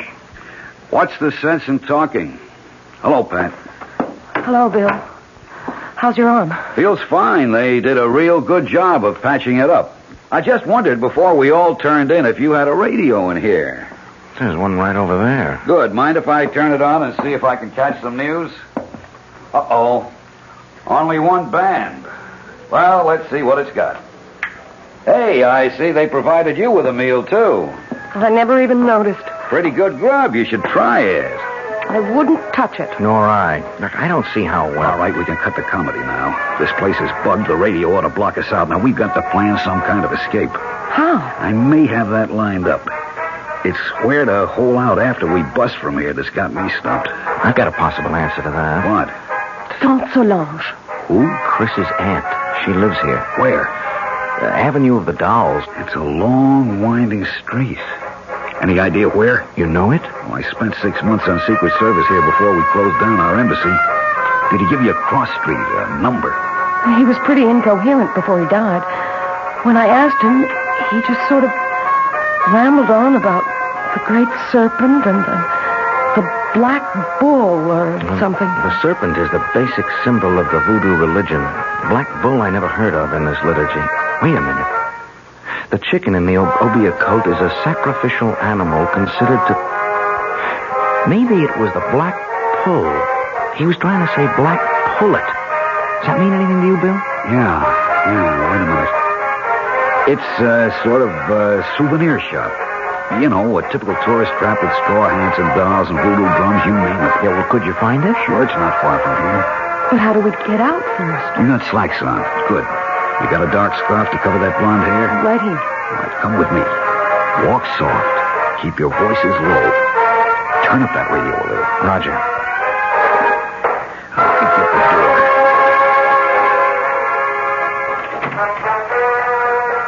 Good. Come on. Leave it open. Come over here to my window. Now keep off to the sides. Now look down. There's one of those zombies down there. But you see, there's a balcony and steps that lead to the street. With something subhuman, or maybe I should say superhuman, armed with a gun right at the bottom of them. If he's cold-cocked, it isn't going to do him any good. Bill, you have a lot of guts, but you're no Muhammad Ali, and the only strength I have is in my brain. Hold out your hands. I'm going to give you the equalizers. Steve, with his fist wrapped around a roll of nickels or quarters, a 13-year-old boy could deck Joe Frazier, given the chance to blindside him. Yeah, but we haven't got... Keep your hands out. Now, this is a salt cellar. Same difference. I'm spilling the salt into your left hand. Wrap the other around this heavy crystal. I'm doing the same with the pepper. Now, you, Pat. Oh, I wouldn't know You're how going to cover us by making a diversion. Pick up that glass water pitcher there. Too heavy for you to throw? No. Throw where? We turn off the lights, turn off the radio, make like we're turning in. Then we sneak out the French windows onto the balcony. You go off to the right, opposite end from the steps. When that zombie reacts to the crash of that pitcher on the flagstones on your side, Steve and I go down the steps and take him out. Then we go look for Saint Solange. No, but he'd see you. Of course. So we wait until dark. And that won't be long now. Now! You take him, Steve. He's still not out. I'm throwing the pepper. Throw the salt in his eyes. There you are. Watch it. I think I killed him. Well, don't stop to find out. The light's going on. Come on, Pat. We'll have to run for it.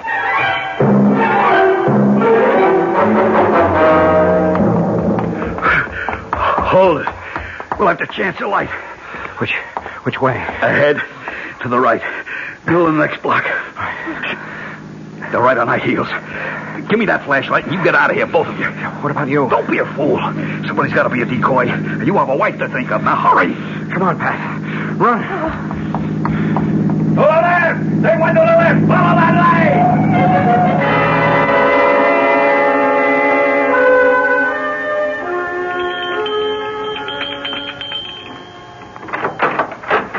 Yes? Down to Solange. Who wants her? I am Christopher's friend with my wife. We are running from Tuxedo, the Generalissimo.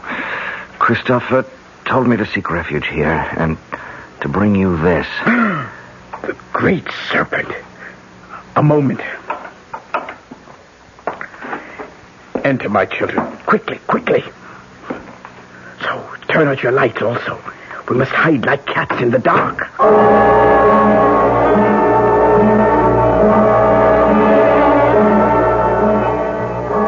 So, they have killed little Christophe. First my brother, then his son. Well, he will be made to pay. An eye for an eye, a heart for a bleeding heart. Now shall the tyrant bleed.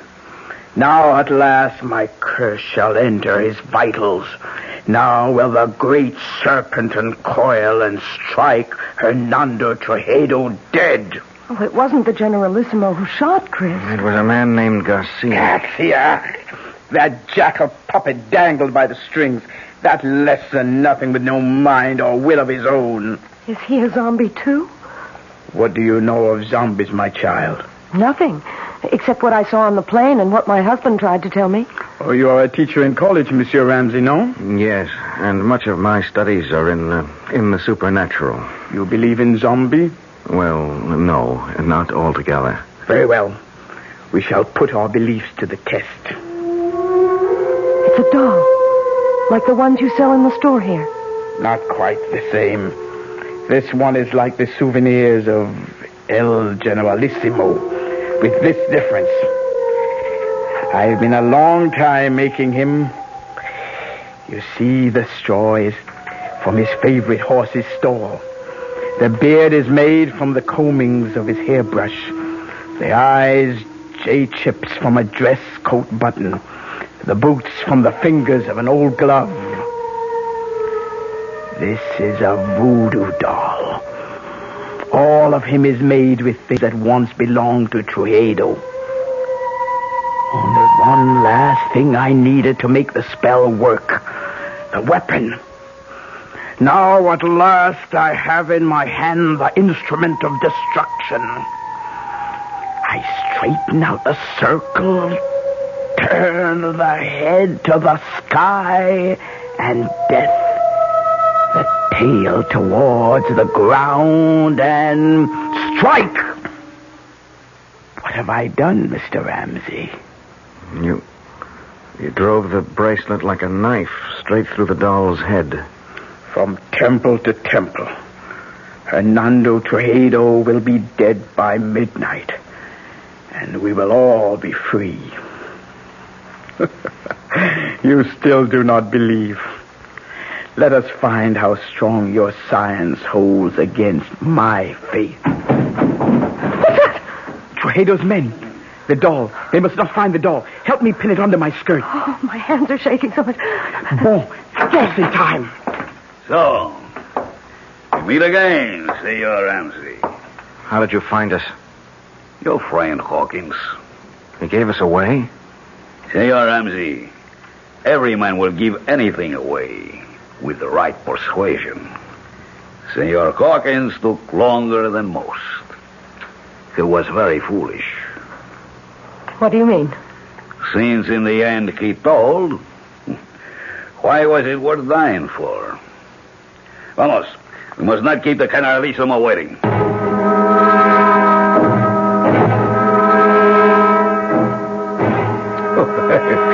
Please, let me assure you that you have nothing to worry about. I ask you all to relax. Now, the table is set for a late supper. I am sure you must all be famished after a long and difficult day. Won't you be my guests? Prisoners, you mean? Trujillo. Ah, yes. La bonne Princess Solange, I am honored. I had no idea you had come to live among us. I have been here longer than you know. Yes, I must speak to my secret police about that. Had I been told you were honoring our country with a visit, I would have arranged a more suitable welcome. I am sure you would, by disposing of me as you did my brother and my nephew Christophe. I suppose it would be impossible for me to convince you that I had no hand in the death of King Francois. The sad truth is that his heart failed him. His death was a natural one. Lie upon lie. But one truth you cannot twist. The death of my nephew. Did you see him die? There are 2 witnesses before your desk who did. Excuse me a moment. Garcia, are you ready? See, now. We must wait for a moment. For what? You will see. Senora Ramsey, let me ask you a question. What? Did you see Christophe Leclerc die? Yes. And you, senor? Yes. You are quite sure? Of course. Yes. Look, what are you trying to prove? Not I. I will let him show you that for himself. You see? Chris. Mon cher baby. Steve. He's alive. It's Chris. Chris. Is it really you? Sure, man. Sure. Don't you know me? There is no mistaking the tall, lithe figure, the regal bearing, the proud, handsome face. All those belong to Christophe Leclerc. He might easily have remarked, as Mark Twain once telegraphed, "The reports of my death are an exaggeration." We'll return shortly with Act 3. Some research experts say you can't taste the difference between beers. Well, if they're right, then Anheuser-Busch wastes a barrel of time Beechwood aging Budweiser. Only they don't think so. Brewing beer right does make a difference. And they're betting a bundle that you can taste the difference in Bud. When it comes to brewing Budweiser, the Anheuser-Busch choice is to go all the way because they still care about quality.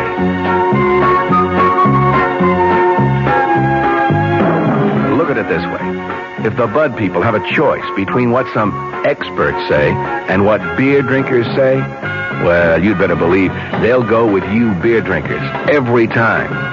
When you say Budweiser, you've said it all. Anheuser-Busch, St. Louis. Tomorrow, Monday at Abraham and Strauss, huge savings on broadloom and on broadloom remnant rugs. From one of America's top carpet mills, A&S snapped up a very special purchase of mill trial velvet broadloom. The tiny imperfections certainly won't affect wear, and you'll pay just $8.99 completely installed with deluxe padding. $8.99 a square yard for lush all-nylon pile velvet broadloom. If perfect, the price would be $14.99, so you save $6 on every square yard. Save on other fried fine broadlooms, too, like a fabulous all-wool pile gold shag broadloom, reduced from $21.95 to just $11.99 a square yard installed. Plus a huge A&S sale of room-size remnant rugs, all at one single sell-out price, $69. Take your pick of a tremendous assortment of nylon pile rugs in room sizes up to 12 by 14 feet. Originally $99 to $119. Tomorrow, your choice, $69. Tomorrow, Monday, at your nearest A&S store except Garden City. Come early.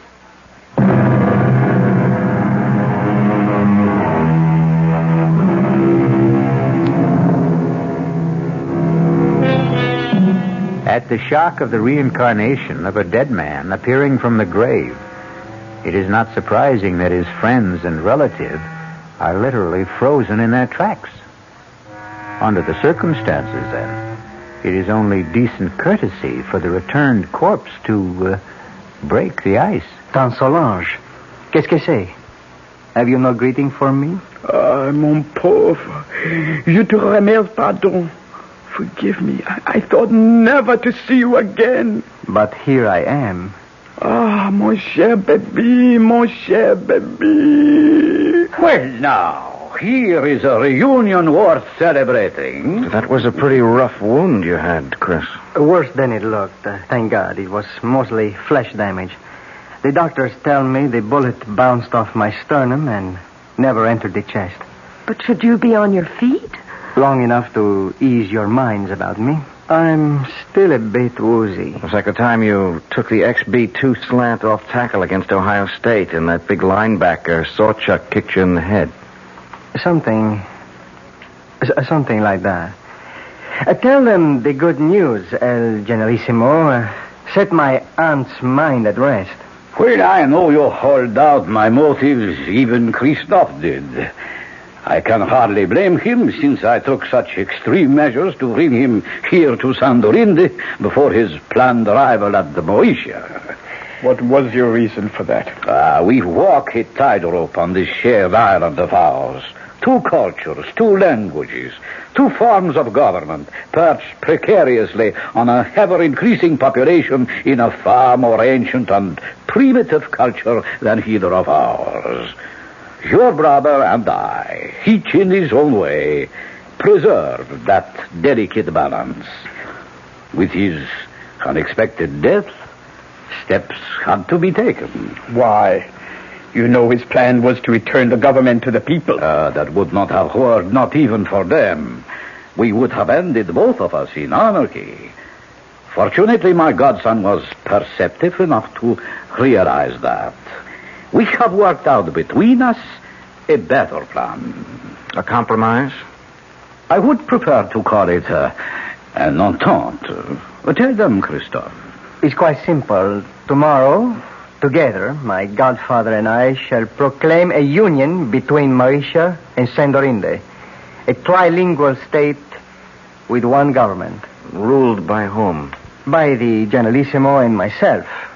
I as president, and my godfather as prime minister. Trujillo in second place. We elders grow no younger, Solange. Someone must take our place. I am happy to yield to the future. What better hands could this island be in than in Christophe's? So, now I think, Mr. Presidente, you should rest. Doctors can do only so much. Nature handles the rest. Yes, I would like to lie down. I am sure you will be excused. I beg you not to wait for me to enjoy your supper. The Presidente and myself have a few matters to settle about the announcement tomorrow before he goes to sleep. Forgive me, please. I'm tired, and tomorrow's a big day. Good night. Good night, Chris. Good night. Adieu, mon bébé. Goodbye. Forever. What is it? What's the matter with you two? You saw? You know? Do you now believe in zombies?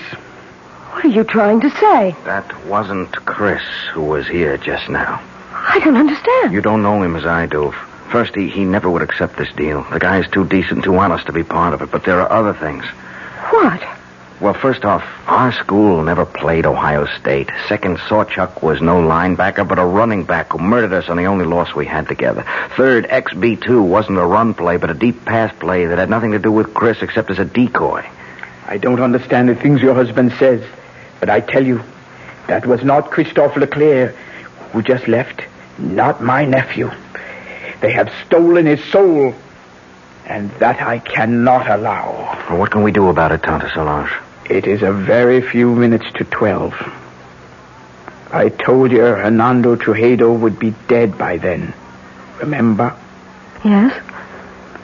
Here is a conjured doll which will make his death. I place it on his desk so he can see it. For it is by his own guilt he must die before the end of this day.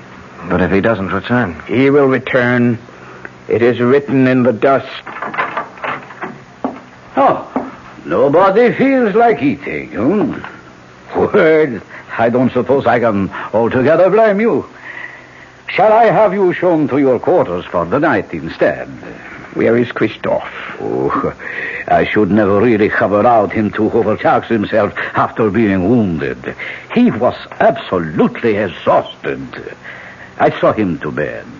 And you return to suggest the same to us? I think we are all tired. Whatever discussion there may be between us can wait for tomorrow. For you, there is no tomorrow.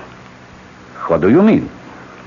Liar, cheat, thief, murderer. Look, on your desk. A conjured doll. Your image. Made piece by piece from your belongings fashioned in your likeness, christened in your name with the blood of the black pullet. Your own bracelet of the sacred serpent driven through its brain. Do you think I could buy such childish superstition? I am no savage. What a man thinks is what he is. This primitive mumbo-jumbo will have no effect on me. Are you sure?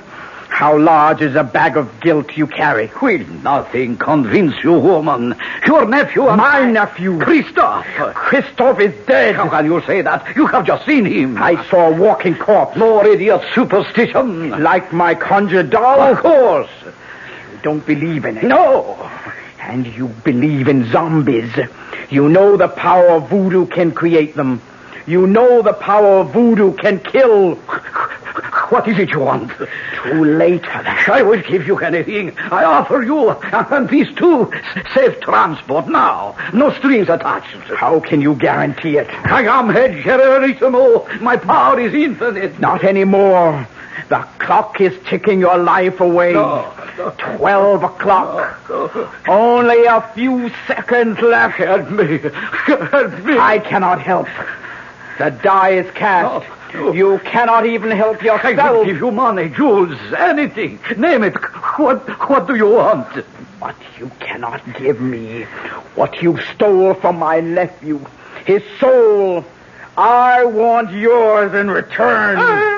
Then die. By the power granted me as an Obia woman, vested in my hands by the uncoiling sacred serpent, to take the place of the voodoo doll.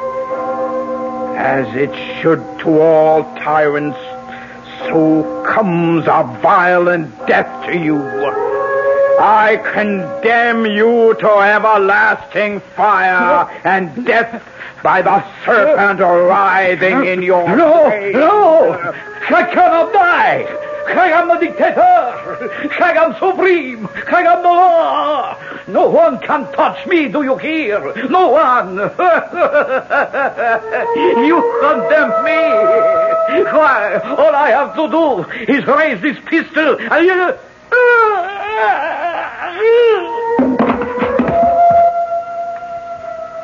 What happened? I wouldn't like to guess. Does it matter? He's dead.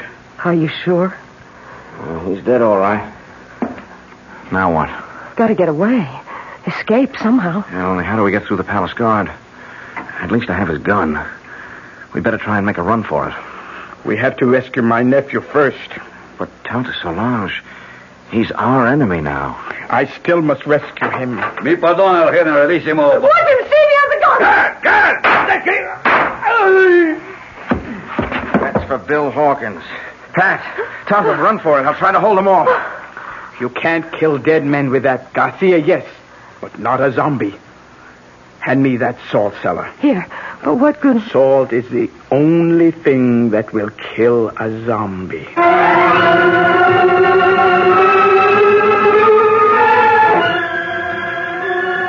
Chris. Lying on the bed. Is he... No, he's still breathing. He's just asleep. Leave me alone with him. Go if you want to, but leave me with Christophe. Will you be long? As long as it must take. Go. Well, we can't find our way out of here without you. We'll wait. Oh, great serpent who coils about the sky and holds our world together. Help me now. Help me to break the black magic that chains my baby to a living death. Help me to bring his soul home to you. Christophe. Listen to me. It is Tante Solange who speaks. You know me as an Obia magician. My magic is greater than the magic of the Hugan who made you what you are. He summoned you from the grave and stole away your soul. Now I must summon you back to the grave. Back to the dead. the everlasting dead, so that your immortal soul may live. But only you can break the bonds. Rise, zombie, rise, and cross to the window.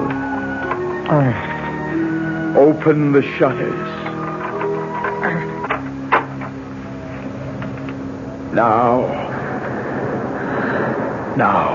open your eyes and look at the sea. No! In the name of the great serpent, I command you, open your eyes. Tante, I'm going home. My baby.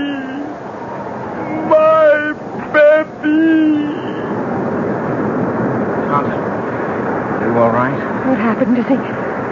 His body may be dead, but his soul is safe. Christophe is home at last.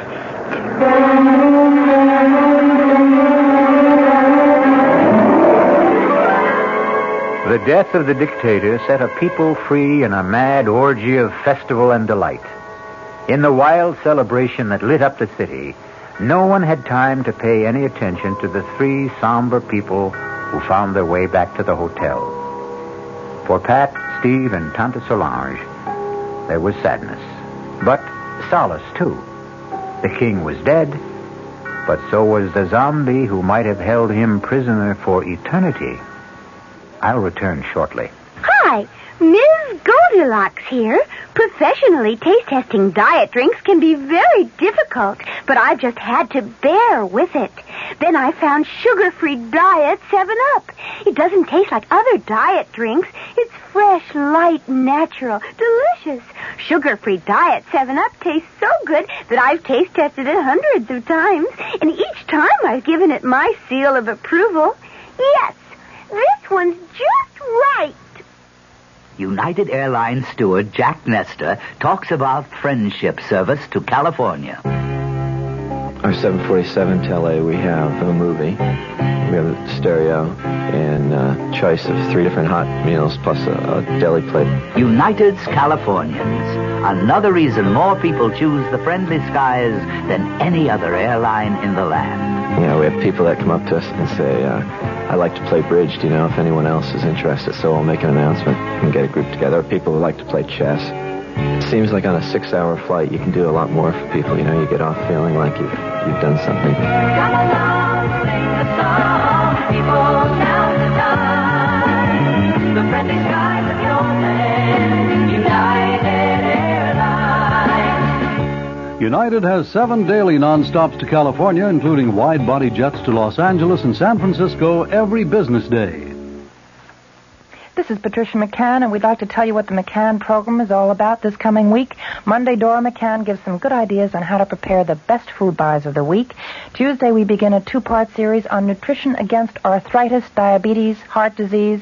Our guest, Nathan Pritikin, will discuss research that shows diet can prevent and sometimes reverse some of these degenerative diseases so common in this country.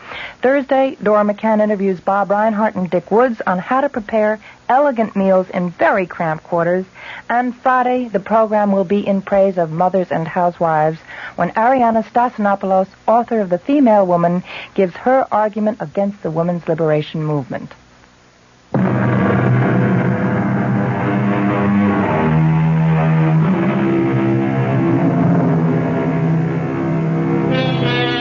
Power of suggestion, hypnosis, superstitious fear, overpowering guilt complexes, terror of the unknown. Do any or all of these explain the events of the tale I've just told? Or are there really such terrifying things as a walking corpse? Are there really zombies? Well, let's hope you and I never have to find out. Our cast included Tony Roberts, Suzanne Grossman, Vinette Carroll, Bob Caliban, Jackson Beck, and Ian Martin. The entire production was under the direction of Hyman Brown. Radio Mystery Theater was sponsored in part by new sugar-free Diet 7-Up. This is E.G. Marshall inviting you to return to our Mystery Theater for another adventure in the macabre.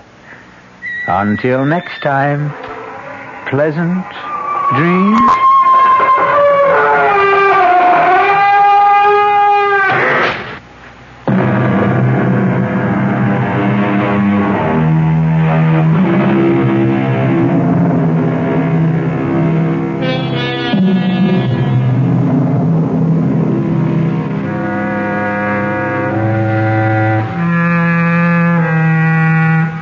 The WR Mystery Theater has been brought to you by ShopRite Supermarkets, where you get a lot more for a little less, and by Suburban Savings with offices throughout North Jersey. The preceding Mystery Theater program is furnished by the CBS Radio Network.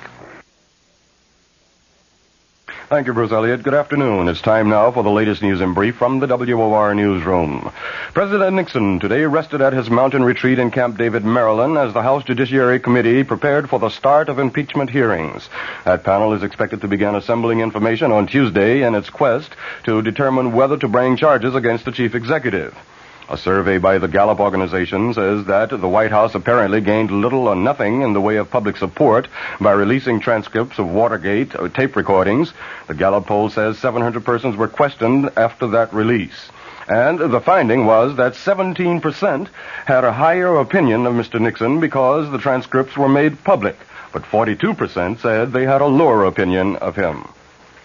A prominent Democratic senator, Henry Jackson of Washington, hammers away at the Nixon administration's economic policies. That story from WOR's Bob Brady. Senator Jackson put his own label on the economic policies of the Nixon administration. He called it elephant economics. Jackson, a potential candidate for the Democratic nomination for president, says there's no better symbol to represent the slow and sluggish economic state of the nation. Everything that is going up should be going down. Everything that's going down should be going up. We have our interest rates at the highest rate in history, with no end in sight, and with the only remedy for all of this is to put the economy of the United States into a major recession that'll hurt everyone. Jackson says the working man has taken an economic beating because the Nixon administration has been made ineffective by the loss of confidence in government as a result of the Watergate crisis. For WOR News, Bob Brady reporting from the Hotel Commodore. The senator is in Manhattan to speak before a meeting of the League for Industrial Democracy. If computer projections are accurate, France will soon have her first non-Gaullist president in 16 years. The computers say that the communist-supported socialist candidate in today's presidential elections will come up with the most votes, but not enough to win outright.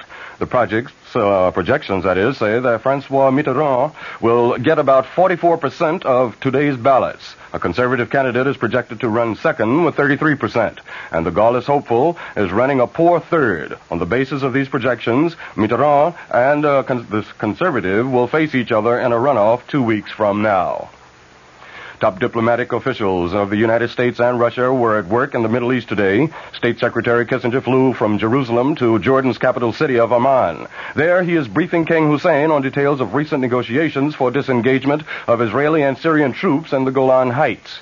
A high-ranking official in Kissinger's party says that so far, they have managed to scale down the level of violence along the truce line. Checking sports, Milwaukee has defeated Boston 97-89 to tie that NBA championship playoff series at 2 games apiece. In the Stanley Cup semifinal decider at Philadelphia, the New York Rangers are tied with the Flyers, 1-1 after 1 period. In baseball, the Mets blew a 4-run lead and fell before San Diego in the first of 2 at Shea, 5-4. In the second game, the Mets lead the Padres 2-0 in the 5th inning. In Kansas City, the Yankees trail the Royals in the 8th inning, 4-2. And we'll have the latest weather after this.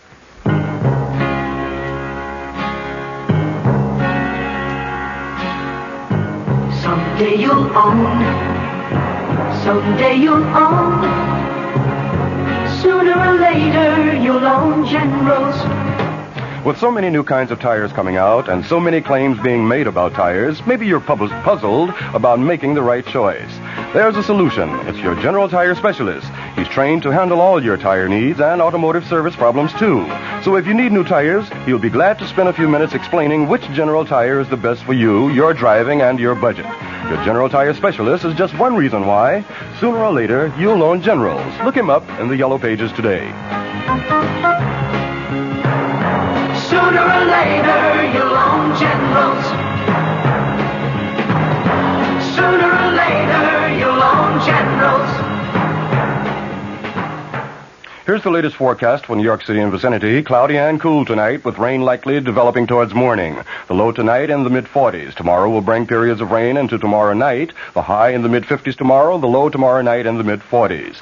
Under cloudy skies in mid-Manhattan, the temperature 52 degrees. Humidity 38%. Barometric pressure 30.02 inches and falling. The winds are out of the south at 9 miles per hour. That's the latest news. I'm Bert Wilson. This is WOR New York. Charles E. Burney of Scottsbluff had been accused of converting over $15,000 from the Hormel Company at Scottsbluff for his own use. Now, KFAB in Omaha joins NBC. NBC News. This is Wally Robinson. The continuing crisis in Iran and the brand new one in Afghanistan were cited by the White House tonight as being too pressing to allow President Carter to go to Iowa for his scheduled debate with Senator Edward Kennedy and Governor Jerry Brown. There has been a great deal of reaction to the move from Democrat and Republican candidate alike, and most of it is negative. The latest to comment is Tom Quinn, Jerry Brown's campaign manager. The president's decision is an insult to the people of Iowa and the entire nation. Mr. Carter has been making around 20 phone calls a day to Iowa politicians, and I personally find it difficult to believe that he can politic by telephone every night, but cannot find the time to appear face-to-face with his two opponents. Republican John Anderson of Illinois said the decision lends credence to the contention that the president is politicizing the Iranian situation in order to tighten his grip on the White House. The Kennedy forces are playing it more pragmatically. They offer to move the location of the debates and exclude any Iranian content if that would get the show on the road again. Sources say the Kennedy camp is very keen for the confrontation, feeling it's vital if their man is to get his flagging campaign moving again. More news after this. Tax breaks that may be in store for the 1980 election year. If you missed this major story, you haven't been reading the Wall Street Journal. And in today's economic turmoil, you can't afford to lose touch with what's happening in every phase of business. So have a pencil ready for an important offer that will help keep you informed. Other journal articles reported the facts on Detroit's tailspin, the latest reading on the economy, and the cloudy outlook for retailers this Christmas season. You would have read about the encouraging prediction about oil supplies and the bleak outlook for municipal financing in the state that started the tax revolt. Another article examined aluminum stocks. They're beginning to reflect fears of a long, deep recession. The Wall Street Journal. It's all the business news you need when you need it. Right now, you can get 20 weeks of the Journal. That's 100 copies for only $22. A real money-saving offer. So in the continental U.S., call this toll-free number now. 800-648-5322. That's 800-648-5322. Except in Nevada. You'll be billed later. Diplomatic missions are underway to deal with both the Iranian and Afghan situations. Secretary of State Vance will lead the delegation at the UN tomorrow, though NBC News has learned that economic sanctions against Iran will not immediately be sought. Apparently, Secretary of State Waldheim has a chance to meet and negotiate directly with the Ayatollah Khomeini, and the U.S. will therefore hold off for 10 days. Deputy Secretary of State Christopher is to meet with our allies, seeking a common response to the Soviet intervention in Afghanistan. Meanwhile, Richard Valeriani reports that state seems to be hamstrung in its dealings with Iranians in this country, too. On December 12th, the State Department ordered the Iranian embassy in Washington to cut its staff from 60 to 15 and to reduce the number of people working in 4 Iranian consulates around the country from about 160 people to a total of 20, 5 in each consulate. The top Iranian diplomat here was given 5 days to comply with the order. But 16 days later, the Iranians still have not given the State Department a final list of the 35 diplomats who will operate their embassy and consulates. They did submit one list, but then said they wanted to revise it, and a revised list has not yet been presented. Nor does the State Department know which Iranians, if any, have actually left the country. Officials here say they're still working on getting the problem resolved. Richard Valeriani, NBC News, at the State Department. This is NBC News. Kodak invites you to remember the special moments that make up the holiday season. and to trust them to Kodak film. A bike. Grandpa, you got me a bike. I got one, too, a red one. Look, it's snowing. No, you shouldn't have. I know. Oh, this is so impractical. I know. How did you know? I knew. Happy New Year! Shouldn't you trust moments like these to Kodak film? Happy New Year to all you football fans, and the NBC Radio Network is kicking off in great style. The 1980 Rose Bowl pitting the University of Southern California Trojans against the Buckeyes of Ohio State. I'm Bob Buck, NBC Sports, inviting one and all to join us as two of the nation's top-rated teams battle it out. The Rose Bowl, New Year's Day on many of these NBC stations. The holidays have always been attended by various discomforts, usually brought on by enjoying one's meals too much or enjoying one's eggnog too much. George Gobel once called it being overserved. Now you can add another malady, profiled by NBC's Rob Sharkey in Los Angeles. A problem for many over the holidays is insomnia. It occurs whenever regular daily patterns are disrupted, but what researchers are learning about it may put us to sleep. Insomnia is sexist. More women suffer than men. It's often caused by agrypniophobia, fear of not being able to sleep. Caffeine and nicotine are also causes. Both are stimulants. Alcohol can be, too, making your nightcap an eye-opener. Sleeping pills lose effectiveness after a few days. But what will work is protein, because it contains a natural sedative. Next time the Sandman stays away, try a high-protein dinner and a glass of milk at bedtime. Wally Robinson, NBC News. In Omaha and Council Bluffs, we have 29 degrees and some light snow. Lincoln, cloudy skies and 30. This is KFAV in Omaha. Now, the Mystery Theater.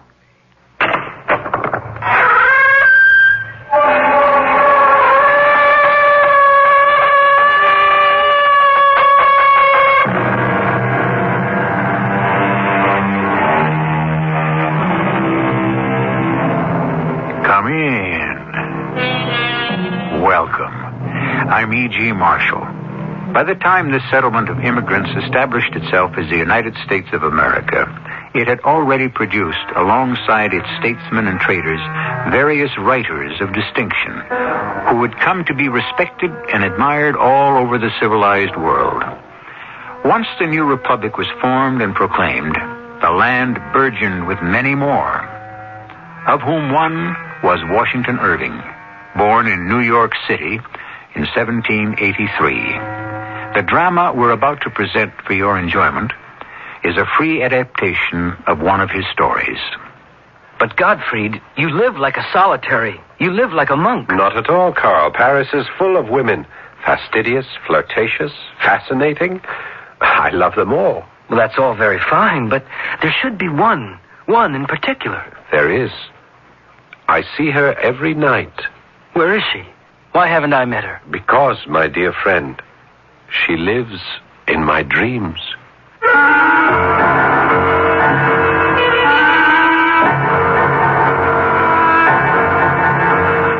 Our mystery drama, The Guillotine, was written especially for the Mystery Theater by Elspeth Eric and stars Paul Hecht. It is sponsored in part by Contact, the 12-hour cold capsule, and True Value hardware stores. I'll be back shortly with Act One. Kodak invites you to remember the special moments that make up the holiday season and to trust them to Kodak film.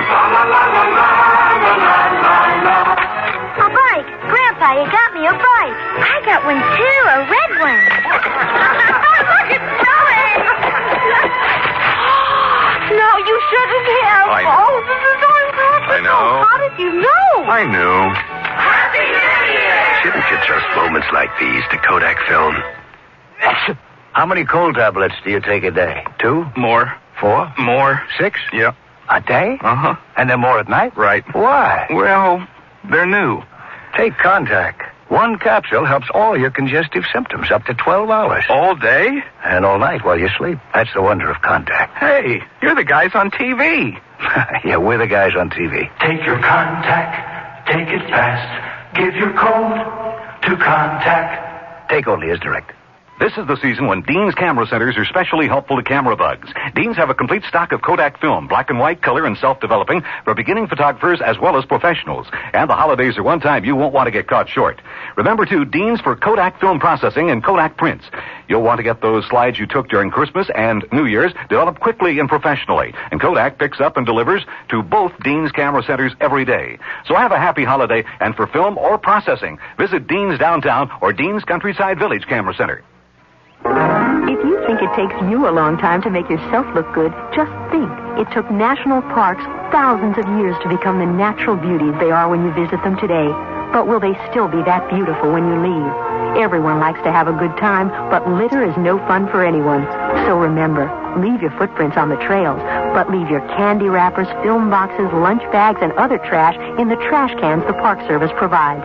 This message from your National Park Service, U.S. Department of the Interior. Omaha and Council Bluffs at 29 degrees and light snow. Lincoln, 30 degrees and some cloudy skies. This is KFAB.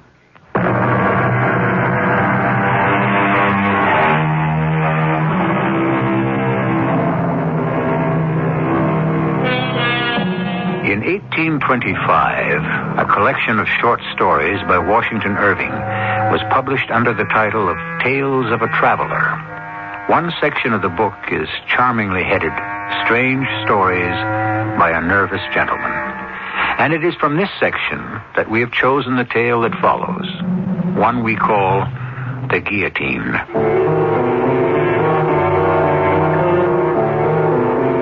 I am of a brooding and introspective nature. It has always been thus. It was never that I scorned the follies and the fripperies of this world. Indeed, I begrudged others their free and easy access to such vanities, their effortless enjoyment of them, with a profound and a scorching envy that was driving me to the very edge of my self-control. I felt about to howl with the torment of my incapacity. In my agony, I turned to the only friend I had, my fellow student, my compatriot, the sole human who had tolerated my intolerable moods without blame, without censure, without what surely would have finished me off, without abandoning me. Gottfried, my dear friend. Help me, Carl, help me. But of course, just tell me what I can do. I don't know. Is it money? Do you need money? Money. If it were only money. It is myself, my tortured, restless, squirming self that looks for rest and cannot find it, that searches for peace and watches it retreat with every step I take. Desperation tracks my heels when I walk the streets. Melancholy meets me at every corner. And gloom, deep, impenetrable gloom fills the house where I live. Gottfried, you are so much more clever than I. Clever? You call me clever? You shut yourself away from others. Oh, no, not from you. You are my link to life, my only tie to the real world about me. Then let me tell you straight out what I think. Your manner of living, your fevered absorption in your studies, your avoidance of the company of most men and all women... But I never know what to say to them. All these things combined, Gottfried, have impaired your health. You are haggard and pale. Your shoulders are bent. Your eyes have a look that is not quite of this world. Forgive me, my friend, if I speak roughly. No, you speak truly. But I think it is not alone your body that is failing. I think your imagination has become, forgive the word, diseased. Have I said too much? Have I gone too far? I must tell you that of late I have been studying many philosophical theories. Not just the recognized ones, but those more obscure, more, perhaps, radical. You have the mind for such weighty things, Gottfried. I've gone back to the Egyptians, to the Hindu. I've walked with Paracelsus in his garden. Of late, I've immersed myself in the teachings of Swedenborg and his New Jerusalem church. Swedenborg? I don't think I know. He's a Swedish philosopher, a religious writer. He died a few years back, but he claimed to have established direct communication with a spiritual world. How did he do that? Through the opening of his spiritual senses. And you? Well, can you? Has that happened to you? Of course not.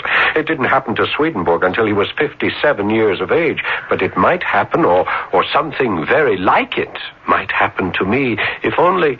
What, Gottfried? If only what? If only I could escape. Escape whom? Escape what? An evil influence, Carl. It hangs over me night and day. Oh, how can you say such things? Because I know them to be true. There's an evil genius, a vile spirit whose sole intent is to ensnare me and to ensure my damnation. You really believe it? It is not so much a matter of believing, Carl. It is a matter of conviction. Conviction that it is so. And being convinced that it is so, it is so. I think I can understand that. Though I am not sure. I have never been given over much to fancies of that sort. I'm more of a practical man, you might say. Still, in a way, I can understand how a man like yourself could seize upon such an idea and become let's say a victim of it. Yes, you've hit on the word, Carl. I am a victim of my own imaginings. Yes, you are exquisitely correct. Well, then, if I could go on and make a further suggestion. By all means, speak out. It's my thought that you should leave here and go to Paris. Paris? Well, you could finish your studies there as well as here. Well, the Sorbonne is as fine a university as one could wish. And Paris is such a splendid city. A change of scene. A change of company, perhaps. Female company in particular. Who knows what all that might do for you? Yes. Who knows? At first, it seemed that Paris might indeed be the answer to my dilemma. The revolution was breaking out and beginning to spread. I had studied Jean-Jacques Rousseau's social contract, paragraph by paragraph, and his theory of the equality of man and representational government had captivated my mind. More than that, the delirium of the people of Paris, their fervor, their ecstasy, it seemed that simply to live in such an atmosphere would be enough to cleanse my mind of its morbidity. I found myself a room on a narrow, dark street in the Latin Quarter, not far from the monastic walls of the Sorbonne. The concierge who showed me my quarters was as gloomy as the street itself. There it is. 2 francs. It has a window? You can see that it has. Ah, yes. I'll need a table to put in front of the window. Could you arrange that? And a straight chair to put in front of the table. Is that possible? I am a student at the Sorbonne. I'll be doing some writing. I'll arrange it. Could you also arrange for an armoire? I have only a very few clothes, but I will... There are nails on the wall. Oh, yes, I see. Now, about bookshelves, I have very few clothes, but I have a great many books, and I expect to have more, so... I have no bookshelves. I see. Well, for the time being, I suppose I can stack them on the floor or under the bed. I'll manage. 2 francs. Oh, yes, of course. There you are. The students at the Sorbonne seem very excited about the uprising. Students are always excited about something. And the establishment of the National Assembly. A gesture. Oh, but, madame, it confirmed the revolution. The king will never again be absolute. If not the king, then it will be another. How can you be so pessimistic? Why, the day the people captured the Bastille, I was not here, but I heard of it. The king went to the Guildhall. He gave in. He even wore the red, white, and blue cockade, I was told. That is true, isn't it? Oh, yes. Well, then, the arrest of the royal family? Yes. And the march on Paris from Marseille? Oh, what a thrill. They managed 18 miles a day, I'm told. Imagine that, in midsummer and drawing their cannon with them. No body of men has ever accomplished such an extraordinary feat. Yes. The king, the queen, the dauphin, all imprisoned in the tower of the temple. Oh, yes. And the establishment of the Committee of Public Safety. You approve? Well, how could I not approve, madame, with the great Marat heading the committee? Marat is a madman. No. Not mad. Oh, or if he is not quite sane, that is due to his ardent belief in equality and government by general consent. The massacres of September? More than 1,000 killed? Well, I know very little of that. You know very little of anything, monsieur. It's your youth, perhaps. I should be generous and call it that. Well, it's true. I'm young, but I'm not completely ignorant of the world and its ways. Not completely. You are. You are ignorant and you are arrogant. Madame, I must protest. Have you heard of a man called Robespierre? Yes, I've heard of him. He is idolized by the people. He will join the Committee of Public Safety before the year is out. And the king will lose his head. Yes, in January of 1793, King Louis XVI was guillotined. 6 months later, Robespierre joined the Committee of Public Safety. Hundreds upon hundreds passed before the Revolutionary Tribunal and were executed. Danton, the man I had idealized, was among the victims. So was Madame Elisabeth, sister to the king. So was the queen. I sickened and turned away. The terror had begun, and I shrank from the sight of it. I spent the better part of my days in the libraries, those catacombs of departed authors, rummaging among their hoards of dusty and obsolete works in quest of food for my unhealthy appetite. I became, in a manner of speaking, a literary ghoul, feeding in the charnel house of decayed literature.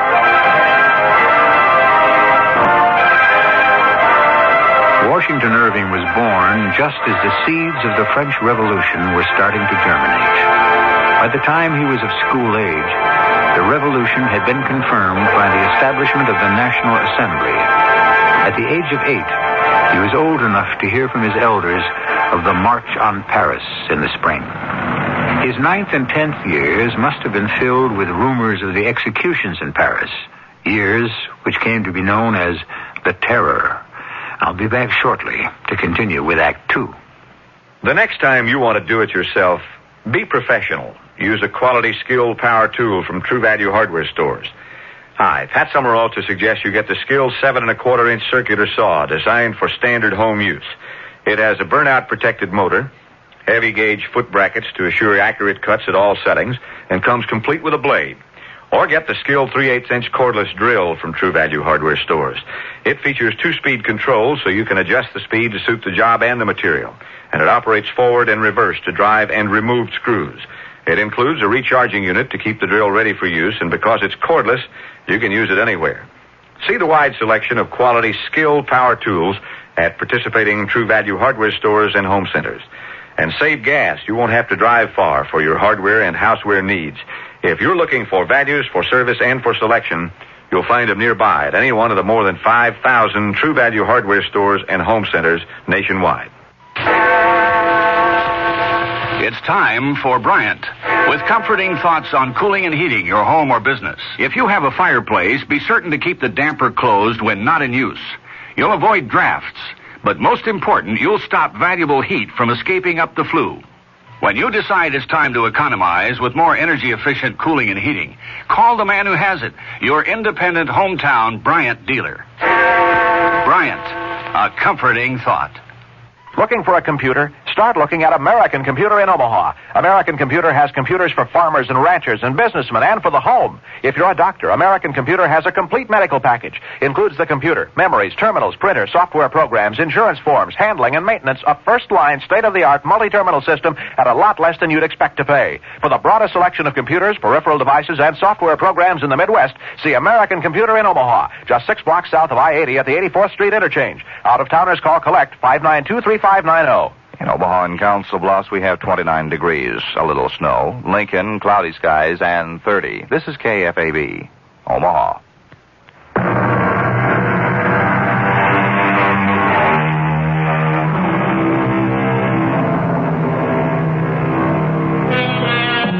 Washington Irving started out to become a lawyer, but his health was not robust, And, as was very much the habit with doctors of his time, he was advised to travel abroad and so build up his constitution.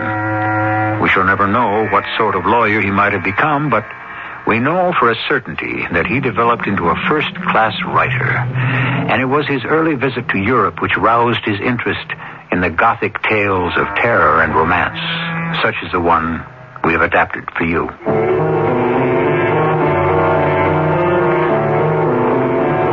It would have been just as well had I never come to Paris. I was as lonely here as I had been at home, as incapable of establishing human contact as ever. I sank deeper and deeper into my studies of writers long deceased, and saw no one at all but the old crone who was concierge of the establishment where I had my cell-like chamber. Yes, who is it? Come in. Someone to see you. What? Me? Someone wishes to see me? So he says. Well, who is it? Didn't you ask him? He spoke as though he knew you from elsewhere, as though you were old friends. Carl? Did he say his name is Carl? I told you he didn't say. I didn't ask. Yes, of course, it's Carl. Who else could it be? What shall I say to him, your friend, Carl? Well, ask him kindly to come up at once, if he will, or I'll come down. Anything at all. Tell him he's most welcome. Would you believe it? I was trembling all over. Clumsily, I tried to put the room into some kind of order. I kicked books under the bed. I scraped together papers and notebooks from my table and tried to stack them into a semblance of neatness. I patted the narrow little bed and drew the spread more evenly over its lumpy surface. I was scurrying about like the most frantic housewife when I heard Carl's voice from the doorway. It's only I, you know, Godfrey. Only you, Carl. Carl, come in, please. Sit down. Carl, I am so happy to see you. You don't know. You just don't know. I am happy that you are happy. To have someone to talk to, someone like you, someone who understands.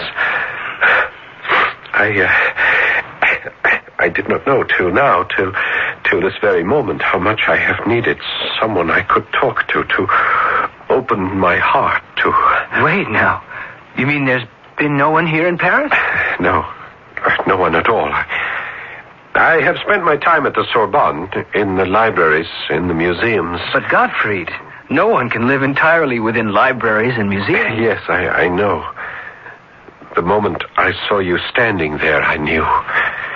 It begins to look as though I gave you bad advice, counseling you to come to Paris. No. It was sound advice. At least it seemed to be at first. Paris seemed to be the tonic I was needing. At first, you say?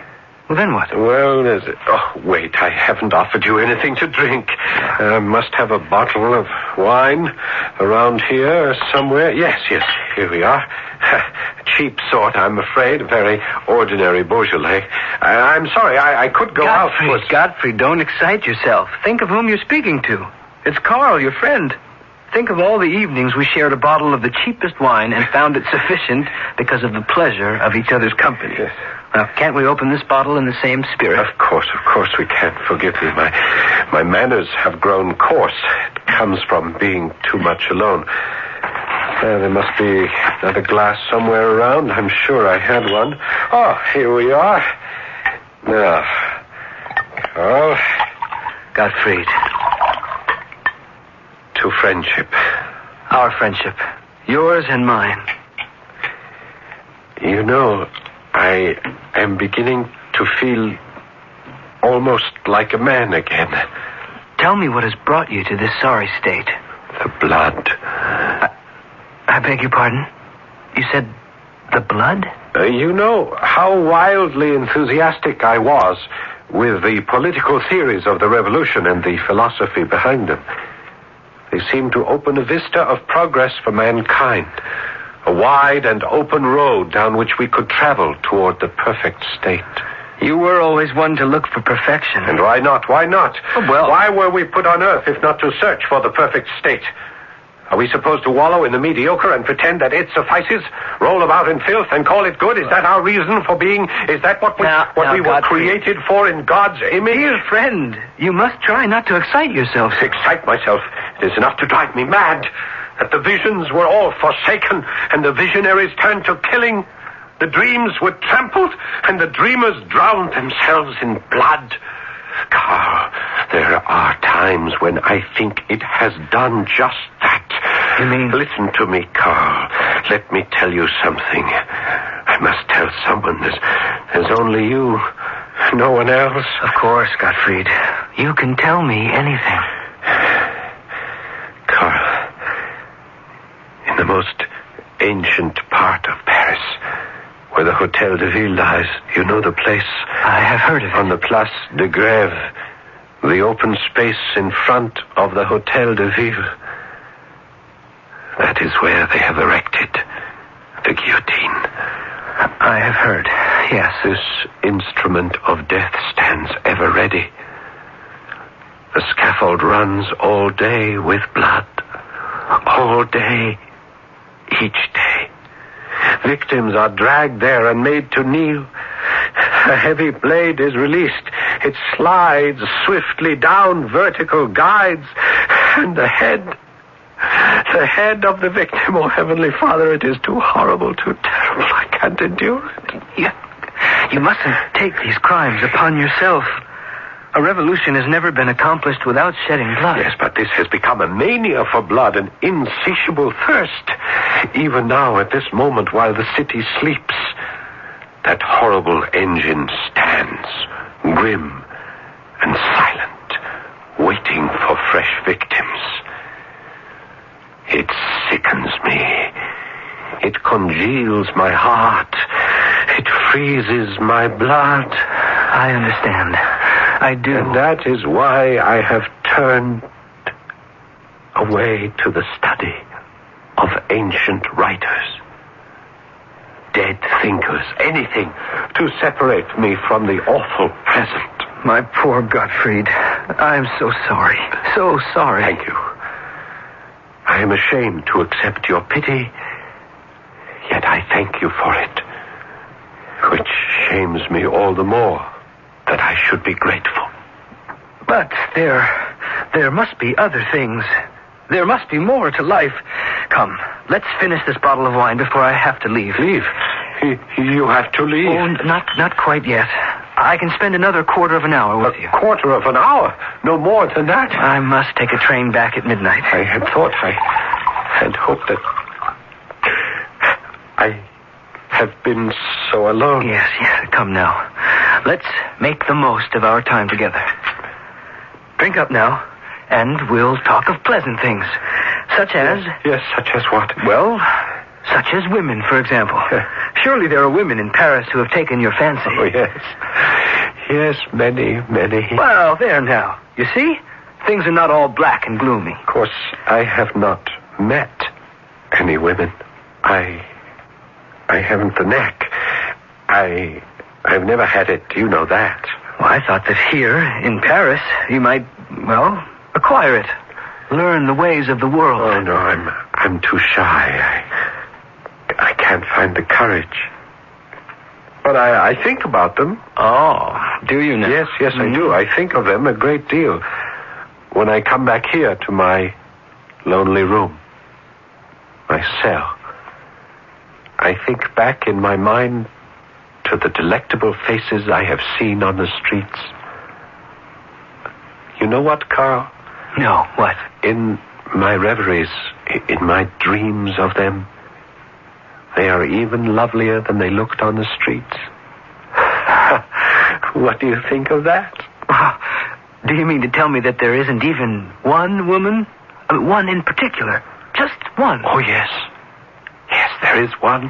One very particular one. Oh, that's better. Tell me about her. Tell you about her? How can I tell you about her? Well, start by telling me what she looks like. Yes.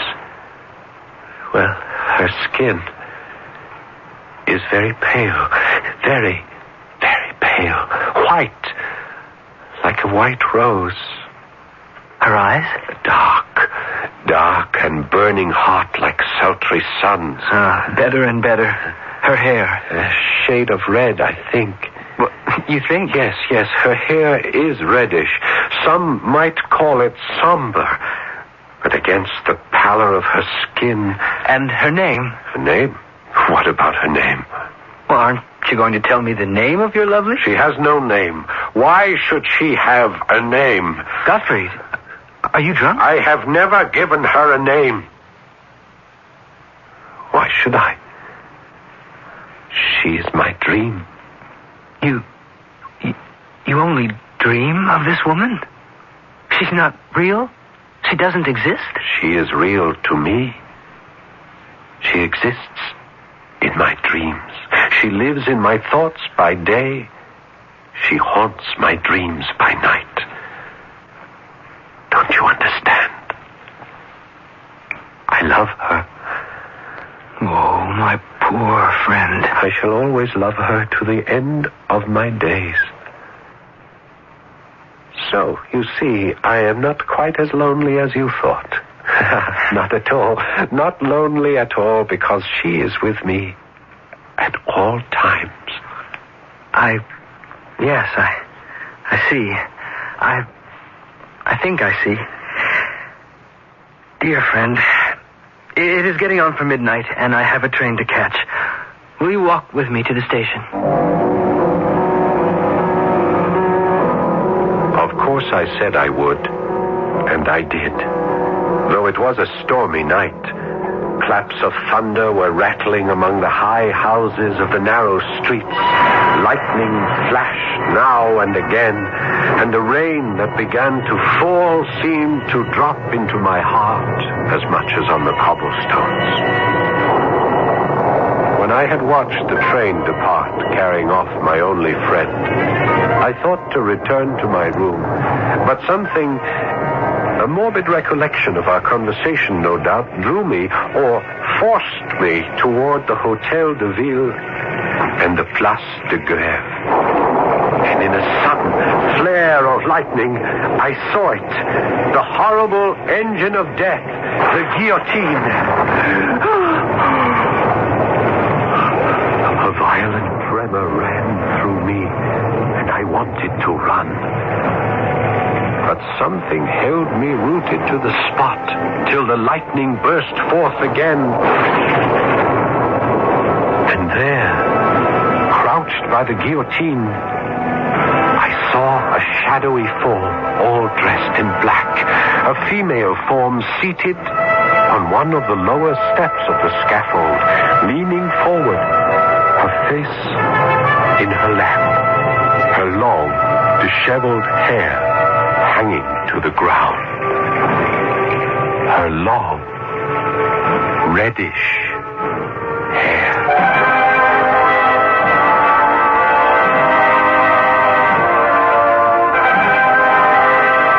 You are listening to a tale of terror and romance, told in the Gothic style.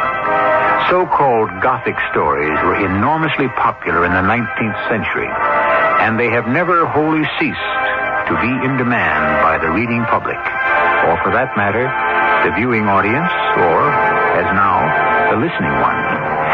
It is good to remember that the Gothic romance was assisted into our world by a gentleman from New York, Mr. Washington Irving. I'll be back shortly with our concluding act. Hi, this is Michael Landon. I know pictures of your family are important, so when you get them developed, do what I do. Make sure Kodak paper is behind them. Just ask for Kodak paper for a good look. Kodak paper for a good look. Make sure you look for a store with a Kodak paper sign. The one that says, "We use Kodak paper," for a good look. And tell them Michael sent you. Just ask for Kodak paper for a good look. Kodak paper for a good look. Walter Cronkite, one of a kind, writing, editing, working with the superb CBS News team to gather and report the news. Must seldom fail. The daily, constant pressure of being the best. And there's only one place you can find this anchor man, this editor, this team. Good evening. After strong front, Cronkite and Company, only on the CBS Evening News. Monday through Friday on the CBS Television Network. that couldn't be written. The book that hit America like a runaway locomotive. The new Consumer Information Catalog. For the life of me, Foster, your obsession with that book escapes me. It's only a catalog. The book that's helping America find a better way to live. What do you find in that catalog? Something you could never give me, Lillian. More than 200 fact-filled federal publications listed inside. Booklets on home and car repairs, weight control, keeping household records, and more. I read them all to be the man you want me to be. That's a lot of reading. The book you have to read from the Consumer Information Center of the U.S. Government. The new Consumer Information Catalog. It's free. Just write to Free Catalog, Pueblo, Colorado, 81009. That's Free Catalog, Pueblo, Colorado, 81009. Send for the book. Don't wait for the movie. Tomorrow night's Mystery Theater deals with a man who literally fought windmills. Hear the adventures of Don Quixote at 11:05 on KFAB. But now we return to Act 3 of The Guillotine.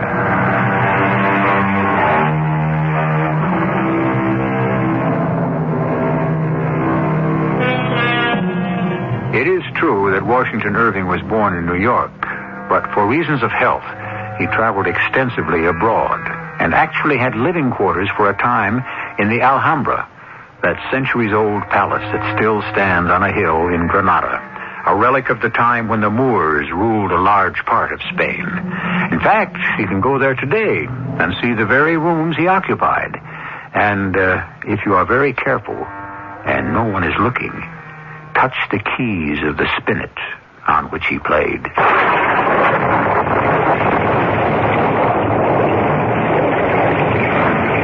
I stood in the teeming rain and gazed at the woman in black who sat on the steps of the scaffold. There was something awful in this solitary monument of woe. She looked to be a woman of some distinction.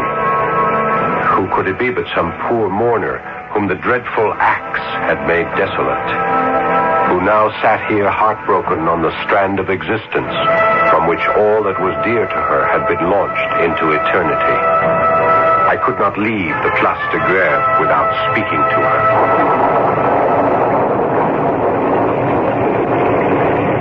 Madame,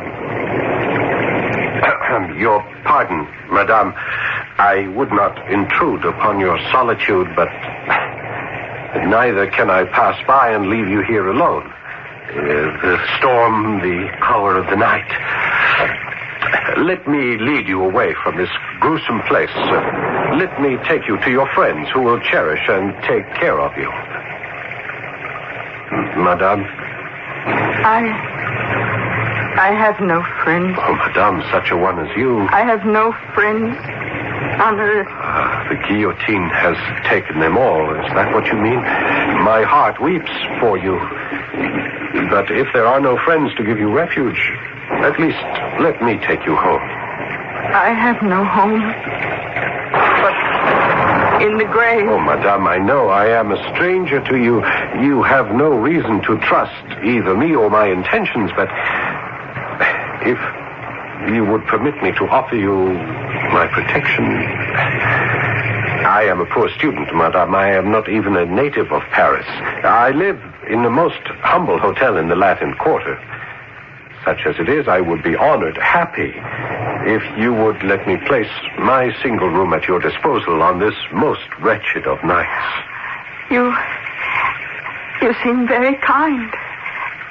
Very sincere. Thank you, Madame, for understanding. Then you will come with me? You will permit me to enlist as your protector?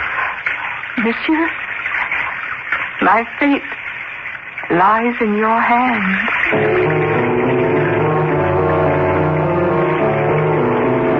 The storm had abated. All Paris was quiet. That great volcano of human passion slumbered for a while to gather fresh strength for the next day's eruption. I conducted my charge through the ancient streets of the Latin Quarter, by the dusky walls of the Sorbonne, to the dingy hotel where I lived. The hour was late, and I had to ring for the concierge. Coming. Oh, don't be afraid of her. She's cross, but really kind. Thank you. Thank you, madame. I am so sorry to trouble you. You have someone with you? Yes, a friend. Well, come in. You and your friend. Thank you, madame. If you need anything, refreshment of any kind. Yes, thank you. My room is on the first floor. You'll find it rather shabby, I'm afraid.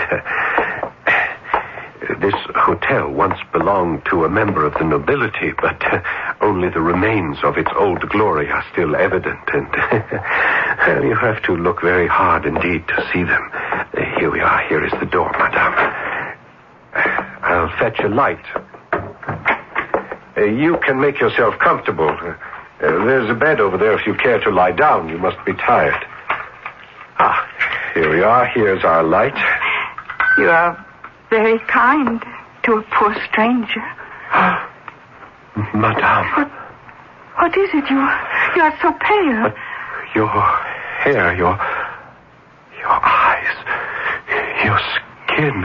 They please you? Your black dress, your black cape, it's so simple. Oh, I am happy you like them. No jewels, no ornaments of any kind.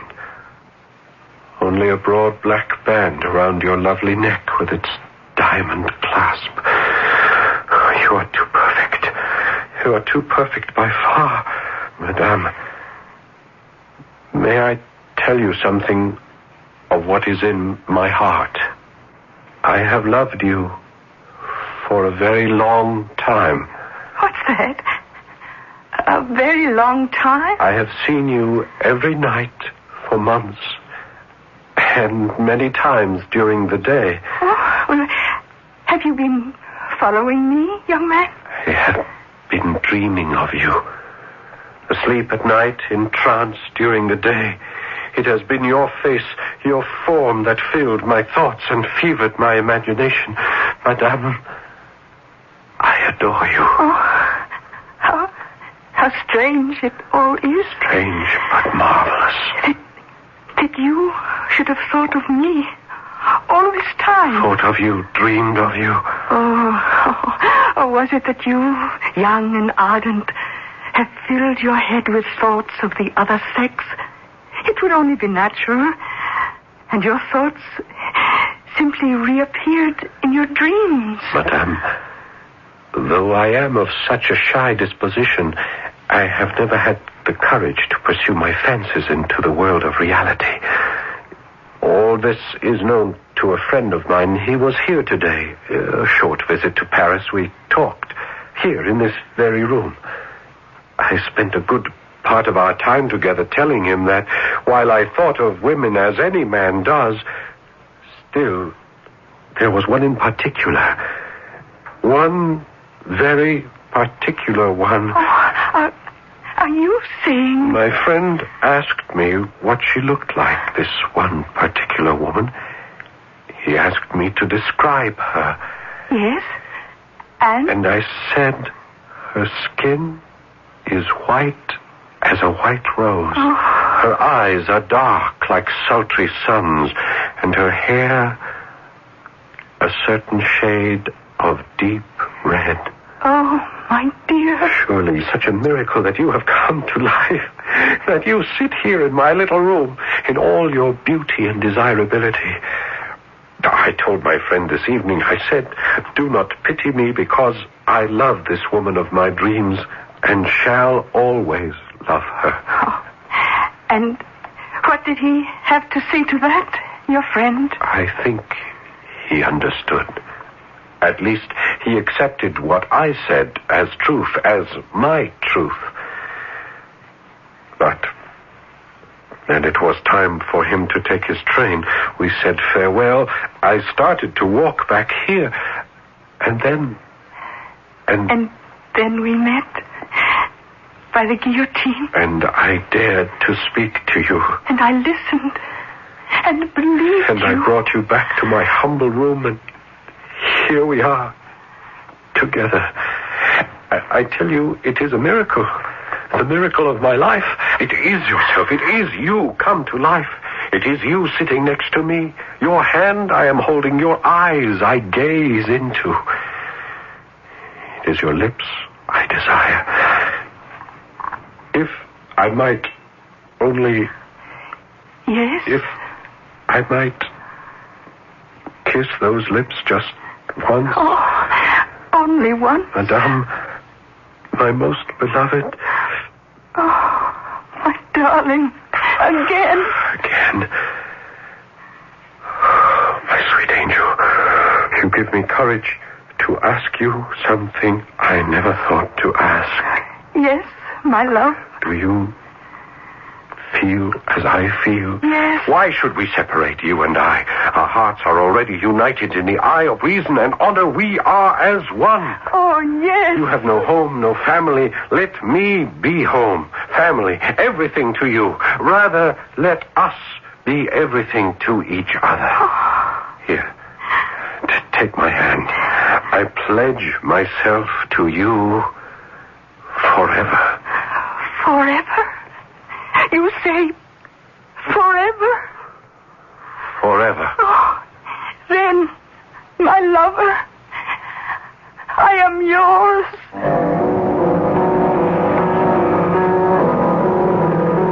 The next morning, in order not to disturb my beautiful sleeping bride, I crept cautiously and quietly from our bed, and as quietly dressed myself and went forth early in the day to look for larger quarters, since it was clear to me that my situation had so changed as to make the tiny student's room quite inappropriate.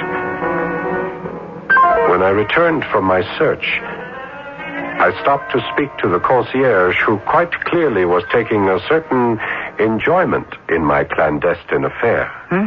Good morning, monsieur. Morning. Will you be wanting a small repast, you and the lady? A coffee, perhaps? A croissant? Yes, that would be very nice. Thank you. The lady has not asked for me. No, monsieur. Nor has she gone out. I've watched for her. No, she still sleeps in your room, I believe. Thank you. I'll be up in a moment with your coffee and croissant. Thank you so very much. We'll both appreciate that.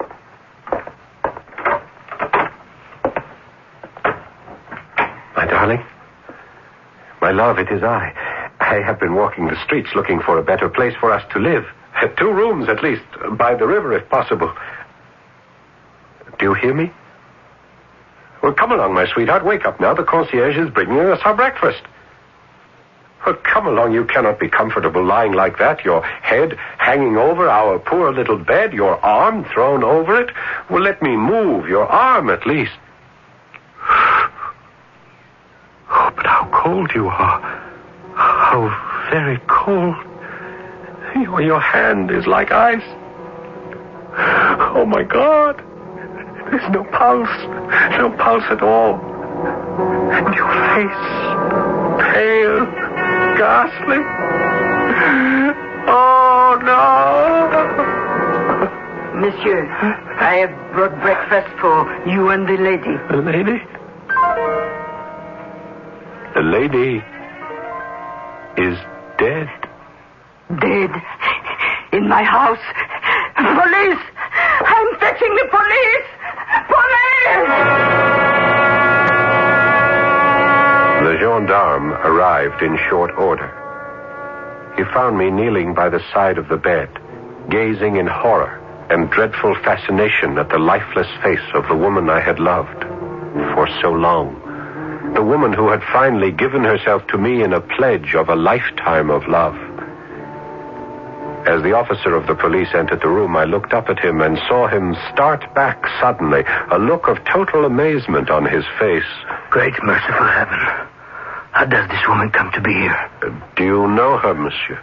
Let me come closer. Do you know who she is? I know who she is.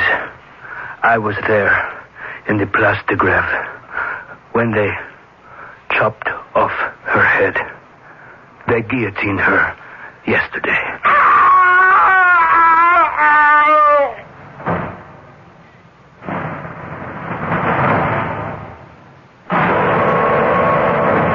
hardly know how to tell you what happened then. The policeman leaned over and unfastened the black collar with the diamond clasp that encircled the neck of my beloved.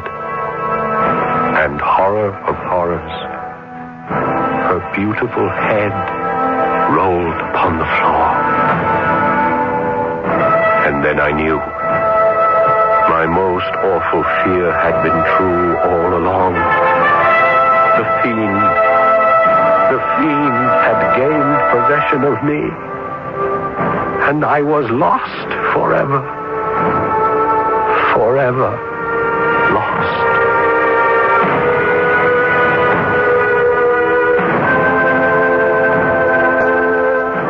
There is a postscript to this story, appended by Washington Irving, and I shall read it to you. "Is this really a fact?" said the inquisitive listener. "A fact not to be doubted," was the reply. "I had it from the best authority. The student told it to me himself. I saw him in a madhouse at Paris." I'll be back shortly. It's June 1778, and we're at the desperate Battle of Monmouth. A legend is being born before my very eyes. A young woman volunteer, Molly Pitcher, is helping fire one of the American cannon. Can you talk to us, Molly? Are you kidding? With half of the British Army coming at us? Fire! Isn't this hard work for a woman? Hot and hard. Try cooking in a colonial kitchen sometime. Man or woman, we've all got to help our country. Today, thousands of women are volunteers who have joined National Guard and Reserve units. They are a vital part of our military manpower. And woman power. At only a fraction of the cost of equivalent active duty forces, over 300,000 employers have signed a statement of support encouraging employees to participate in Guard and Reserve training. Shouldn't you? Hey, you employers out there. Don't you know that when you help a volunteer help our country, you're helping yourself? If you haven't signed a statement of support yet, you should be ashamed. Fire! Guide Employer Support, Arlington, Virginia 22209. A public service on behalf of employer support of the Guard and Reserve and the Advertising Council.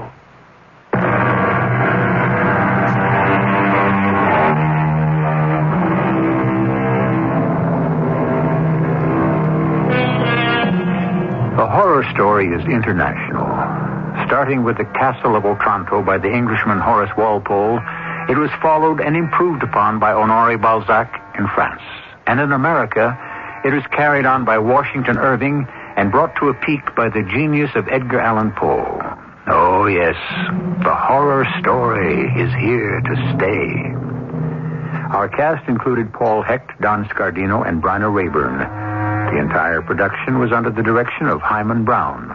And now, a preview of our next tale. Oh, Rosinante, whoa!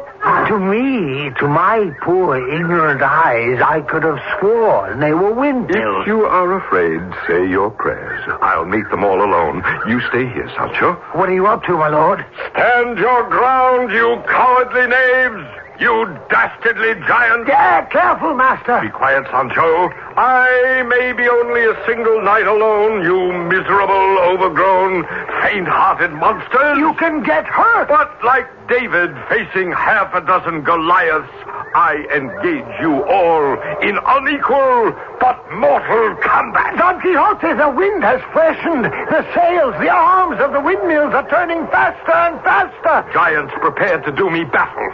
Like David, it is your death or mine. Radio Mystery Theater was sponsored in part by True Value Hardware Stores and Contact, the 12-hour cold capsule. This is E.G. Marshall inviting you to return to our Mystery Theater for another adventure in the macabre. Until next time, pleasant dreams.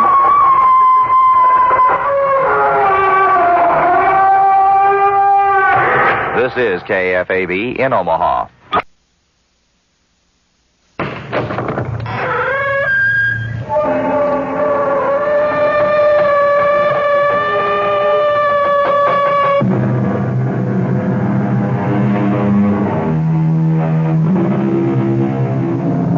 Come in. Welcome. I'm E.G. Marshall. Welcome to another world. A world of suspense. A world of the unexpected. and a world where fantasy and reality may often wear the same face. We are told the truth shall make you free. However, in certain situations, the truth can send you to jail. And so it's all a matter of what freedom really means, not to mention what truth really means. For Eleanor Hartley, this is no philosophical, theological, or intellectual exercise. It has become suddenly a tangible and terrible fact of life. Our mystery drama, A Tiny Drop of Poison, was written especially for the Mystery Theater by Sam Dan and stars Tammy Grimes. It is sponsored in part by Anheuser-Busch Incorporated, brewers of Budweiser, and by the Kellogg Company, makers of Kellogg's Special K cereal. I'll be back shortly with Act One.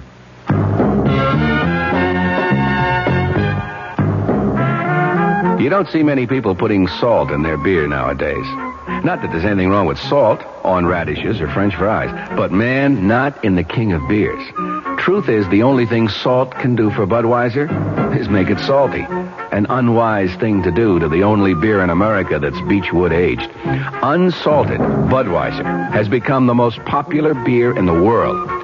That's because in brewing Bud, the Budweiser brewmaster goes all the way for a taste, a smoothness, a drinkability you'll find in no other beer at any price.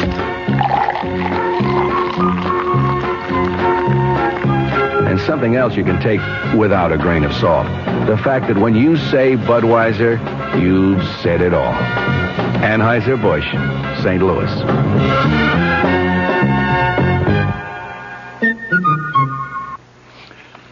Dreaming about becoming richer?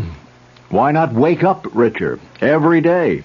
At Suburban Savings in North Jersey, getting richer is an everyday reality because Suburban has put into effect higher effective returns.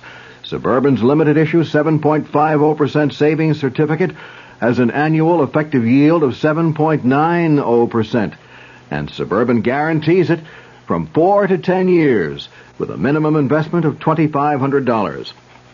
You'll sleep a lot more soundly knowing your savings are earning more money at Suburban Savings. So sleep on Suburban's high effective return tonight and come into any of Suburban's convenient offices tomorrow in Bayonne, Edgewater, Elmwood Park, Emerson, Hackettstown, Morris Plains, Nutley, Paramus, and Sparta. Early withdrawal prior to maturity is, according to regulations, subject to a substantial penalty.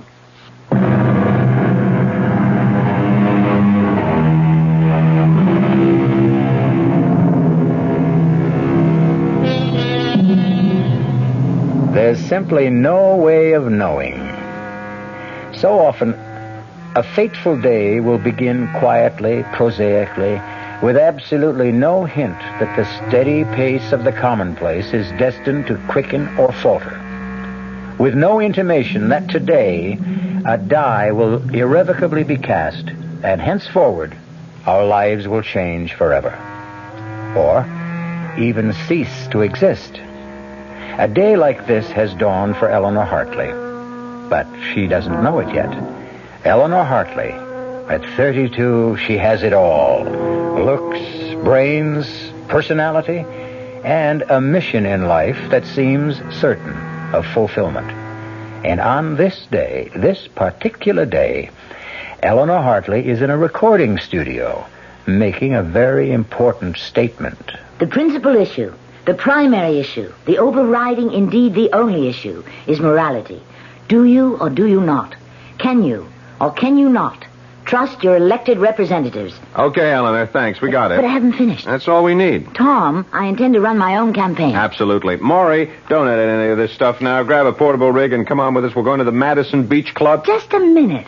I have no intention of going to the... You know, we didn't even drink our coffee. Why don't we just relax for a couple of minutes? Mr. Caldwell, I think it's time we reached an understanding. I thought we understood each other all along. You want some sugar? I agreed to run for Congress because a group of concerned citizens asked me. Well, they did. And I thought it would be that simple. Why do I have to go to the Madison Beach Club? You want to talk to people? That's where thousands of them are. Also, you look great in a bikini. I think that's dishonest. Why? It's your very own body. Is it your fault that it's more attractive than your opponent's, who happens to be a bald, paunchy old party hack? Oh, why can't politics be simple? You know, it's been such a morning. Didn't even get a chance to see the papers. Oh, look, right here. Right here on page 1. This is what the game is all about. What? Look, we got some more results from the surveys. You have gone up 7 points in the last week. That's not very much. Are you kidding? An unknown running against Big Jim Parkhurst, an entrenched incumbent? The way you're gathering momentum, we are in. Look, Eleanor, I have to know something. What? Big Jim is going to take you seriously from now on. I should hope so. Things may get rough. I'm not afraid. You don't know what rough is. You don't know how Parkhurst's people will probe and pry and dig. So, if there's anything in your past, anything at all... What are you trying to say? By now, Parkhurst has unleashed the hounds. They'll examine your life from the day you were born. I have nothing to hide. Good. That is... Yeah? No. No one would ever come up with anything to embarrass me. The year you were 22? What about that year? Eleanor, we can't account for it. What are you talking about? Well, we've checked you through school. We've checked you through college. You mean you've actually investigated me? Of course. When you were 23, you married Ted, and the past 5 years have been an open book. But that whole year, while you were 22... Yes, well, like so many kids who get out of college, I was at loose ends. Didn't know what I wanted. So, I just took off. I traveled around the country. I was just trying to find myself. And I did. And that's all there was to it. Okay. Come on, finish your coffee and we're off. Hey, what? Look at that. Oh. No, it's just nothing. It's just an article here. Which article? It's got nothing to do with politics. I just happen to know this guy. Who? Oh, some guy. He was killed about 5 years ago. Murdered one night. Nobody knew why or by whom. Wow. This sure throws a new light on the case. Turns out he was a foreign agent. Who'd ever thought that Paul Grover could turn out to be a foreign agent? What did you say his name was? Grover, Paul Grover. Why, did you know him? Grover. No, I never knew anyone. Go figure some people. Tom? Something the matter? I didn't feel good. Got a headache. Maybe I better go home. I'll rest for a while. Eleanor, what's the matter? I told you I have a headache. Okay. It's a woman's privilege.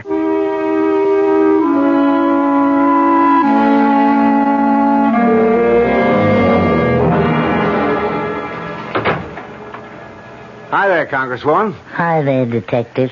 Get any votes today? A few. You catch any crooks? No. I'm on a whole new thing. Sherlock Ted Hartley, that's me. I draw all the weird ones. This was a guy named Paul Grover. Grover? How do you like this? He was murdered 5 years ago, buried and forgotten. Now it's suddenly wide open again. You know why? Tom showed it to me in the morning paper. He was a spy.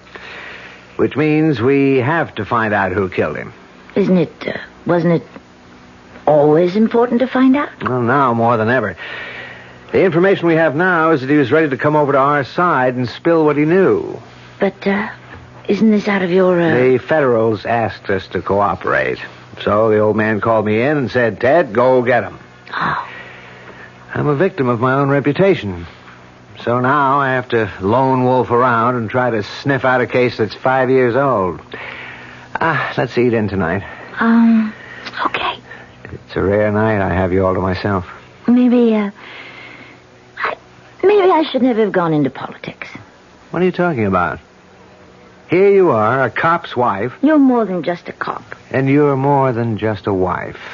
It's one of those crazy things. You're going to go to Congress. I have to be elected first. Oh, baby, you're home free. My career took off the day I married you. Come on, Ted. No, I was always a good detective, but in the last 5 years, you'd be surprised how many ideas I got from you. You really taught me how to think. What do the police know about the murder? Well, just about zero. They figured Grover stopped for a hitchhiker because when he left his office to drive home, he was alone. They found his car at the side of the road, and he was about 30 feet away, stabbed to death. Funny guy. Lived all alone, no friends, just people who knew him casually. Well, after all this time, how can you expect to find the killer? Oh, I'll find the killer, whoever he is. At least that's what I keep telling myself.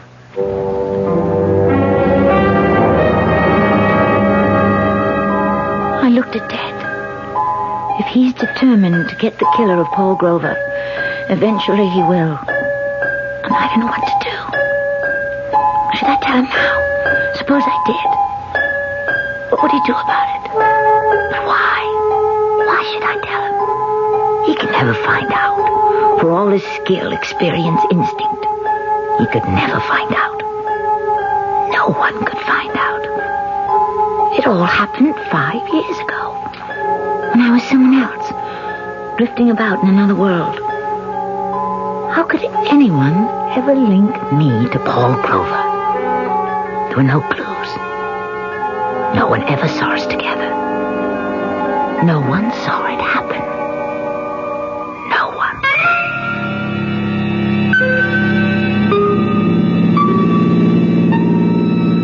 Thanks for picking me up, mister.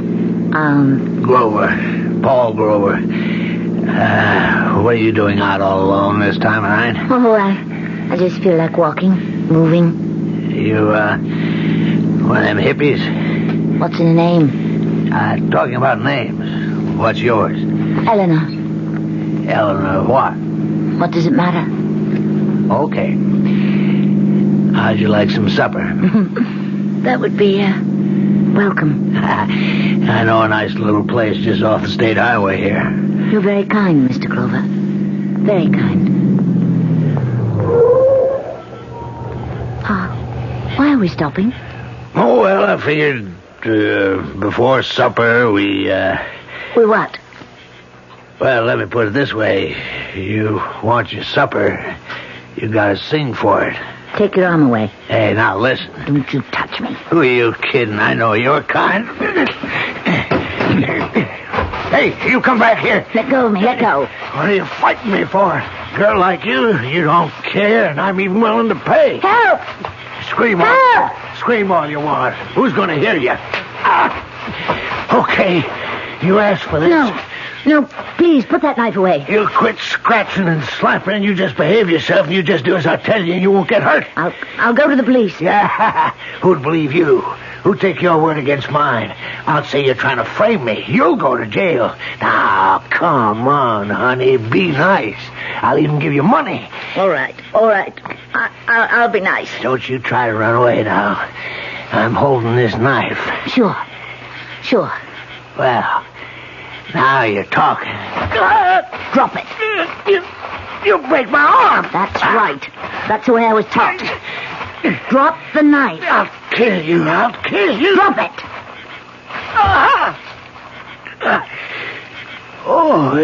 I told you. I told you to drop the knife, but you wouldn't. I don't want to die. Mr. Grover, I'm sorry, Mr. Grover. But what was I supposed to do? You wanted to kill me. What was I supposed to do?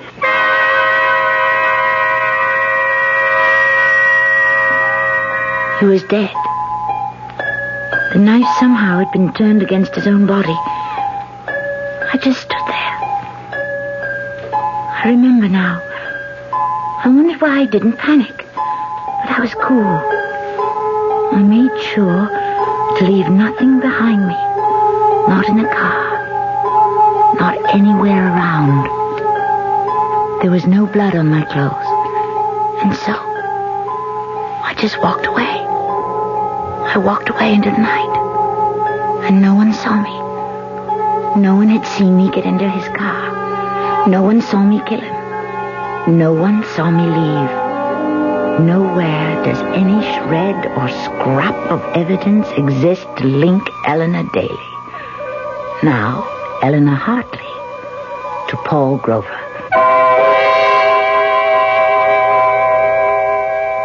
Well, she certainly told it the way it was. But is it true that there are really no clues?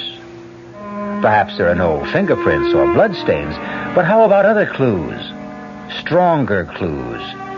The clues that exist in the mind, the heart, the conscience. We may find a few of those when I return shortly with Act Two. Great taste in the morning. Kellogg's has that wholesome taste to get you up and grinning. This is Jerry Crawford for Kellogg's Special K. We've been having some fun in our television and radio commercials by using a ball and chain to symbolize the slight overweight problem common to so many of us. We point out that being a few pounds overweight is just a little more difficult for you. Climbing stairs, just walking around, even sitting down can feel, well, like you're wearing a ball and chain. In case you missed the message, it's this. If you really want to get rid of that extra weight, you really have to work at it by exercising and with sensible meals like the Special K breakfast. A 1-ounce bowl of Special K, America's favorite high-protein cereal, 4 ounces of skim milk, tomato juice, and coffee. Less than 240 calories. Nutritious and, by the way, delicious. So why not begin each day with a Special K breakfast and then keep up the good work? Special K can't help you lose weight all by itself, but it really is a good start. Hey, Mom, what's for dinner? Hey, Mom, what you got? What's for dinner? Your ShopRite is featuring ShopRite or Shenandoah brand Grade A Rock Cornish hens. A real family treat at just 47 cents a pound. What's for breakfast? Listen to these ShopRite values. ShopRite Grade A large eggs, 59 cents a dozen. ShopRite sliced bacon, 1 pound package, 79 cents. ShopRite Grade AA butter, 1 pound brick, 69 cents. Crown Top white bread, 22-ounce loaves, 3 for $1. Save on every meal at ShopRite. She loves her family. She wants the best. She does all that she can do. She lets ShopRite do the rest. Hey, Ma, what's for dinner? ShopRite has the answer. The Talk of New York, WOR, your Mystery Theater station.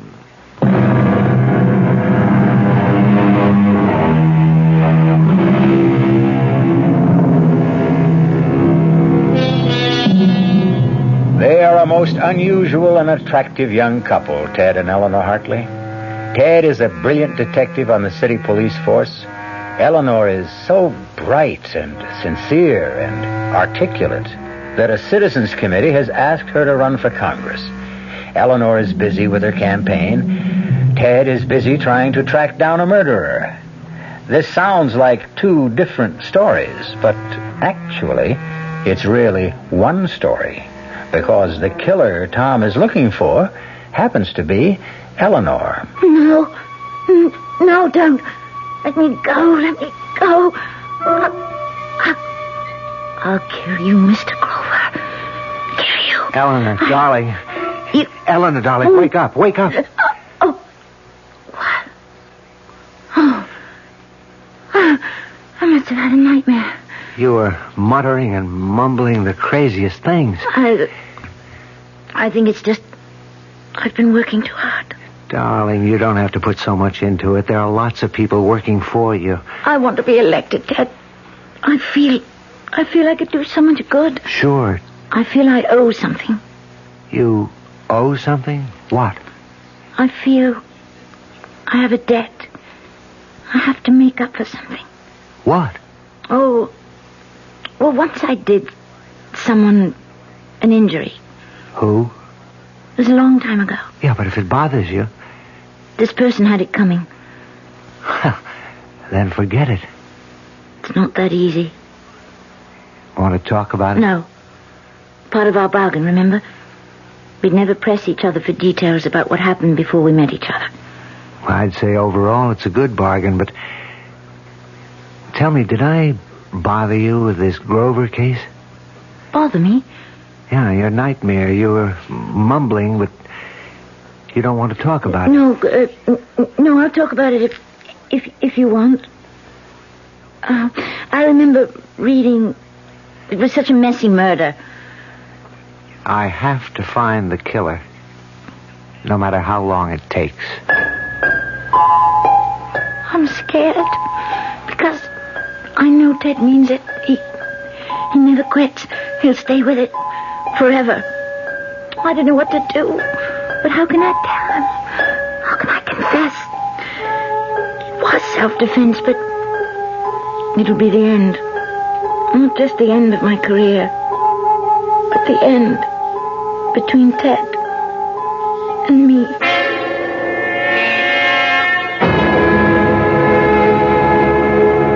For my part, I offer you a dedication to the truth. I will follow the truth, wherever it may lead. I will seek the truth, whomever it may hurt. What we need in our lives today, at every level, is the truth. The truth.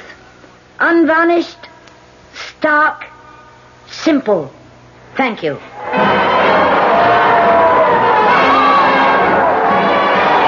on. We have to go. Come on. How did it sound, Tom? We'll sneak down the back stairs. You're due on the south side in 15 minutes.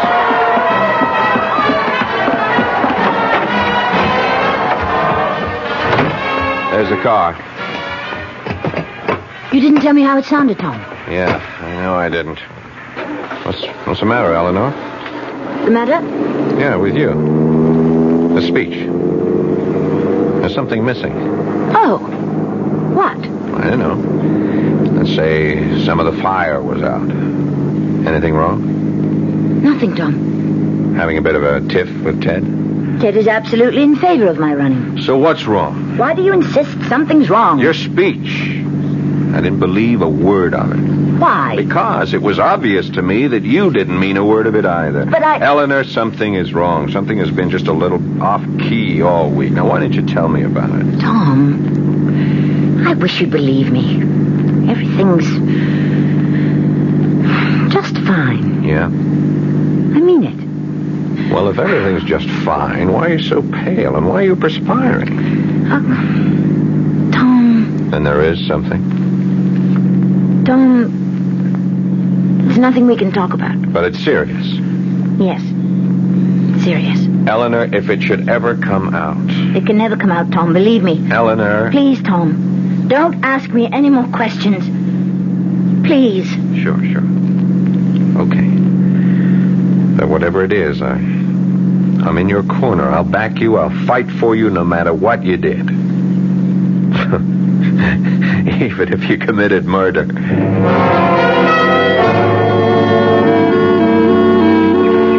I can't believe we have a free afternoon. Not Ted.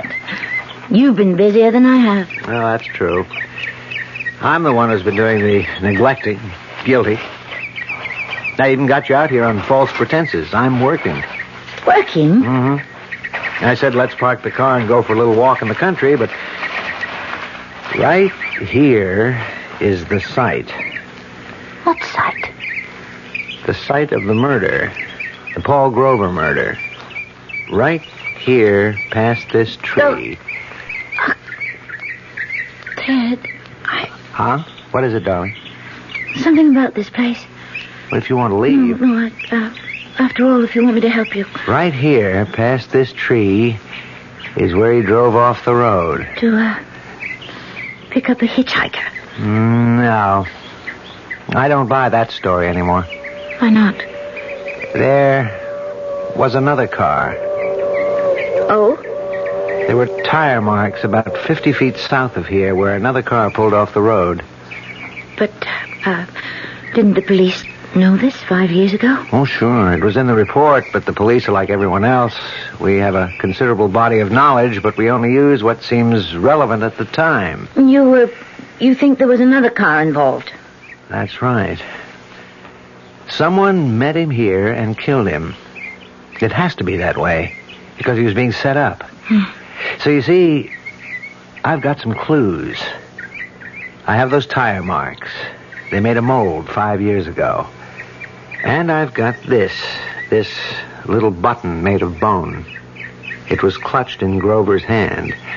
You take a look at it. I looked. It was a little button. The sleeve button. From a corduroy jacket. One of the host of buttons that adorned that jacket. The jacket I had worn that night. There were so many buttons. I never even noticed the one that was missing. That jacket. I still have it. I don't wear it often, but I still have it. It's in one of my closets.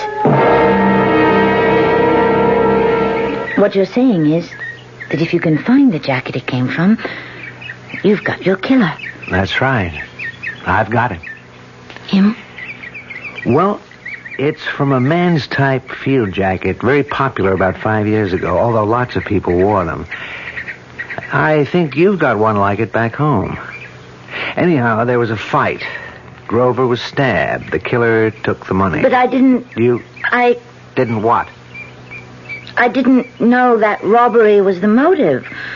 Wasn't it supposed to have been a secret agent thing? I figure a hired killer. But he was stupid enough to pick up some loose bills. That should hang him.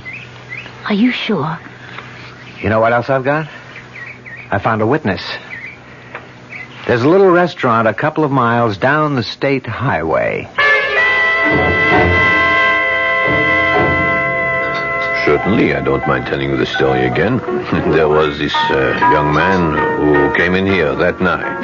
How can you remember so far back? Oh, Mr. Grover was a steady customer, was a good customer, so I remember what happened the night he died. Yes, he was a good customer, but he put ketchup on everything. Anyway, on that night, this young fellow, he comes in, he was wearing a corduroy jacket and denim pants. Why did you notice him? Well, you see, he ordered a steak, and then he pays with a $10 bill, and there's blood on the bill. Blood? Yeah, so I says to him, this looks like blood. He says, does it? And I says, how did blood get on this bill? And he says, maybe it's blood money. He takes his change, gives me $1 tip, and leaves. Why didn't you tell this to the police? They never asked. Would you believe that this lieutenant here is the first policeman that's walked into my restaurant since it happened 5 years ago? And can you describe him, Hugo? I have never forgotten him. He was a big man, 6 foot tall, about 200 pounds. He had black hair, brown eyes, a big scar on the left side of his chin, and the tip of his left pinky finger was missing. Thanks, Hugo. Oh, no, sir, yeah, don't mention it, Lieutenant. As far as the wife is concerned, madam, if I get up early on election day, I might even vote for you. You would? Why? Oh, I don't know. Maybe that's why. What? Well, you see, you tell the average politician that you're going to vote for him. He shakes your hand. He looks sincere. He says, thank you. You look sort of surprised. You say, why? That is honest. It shows you're honest, and that's something.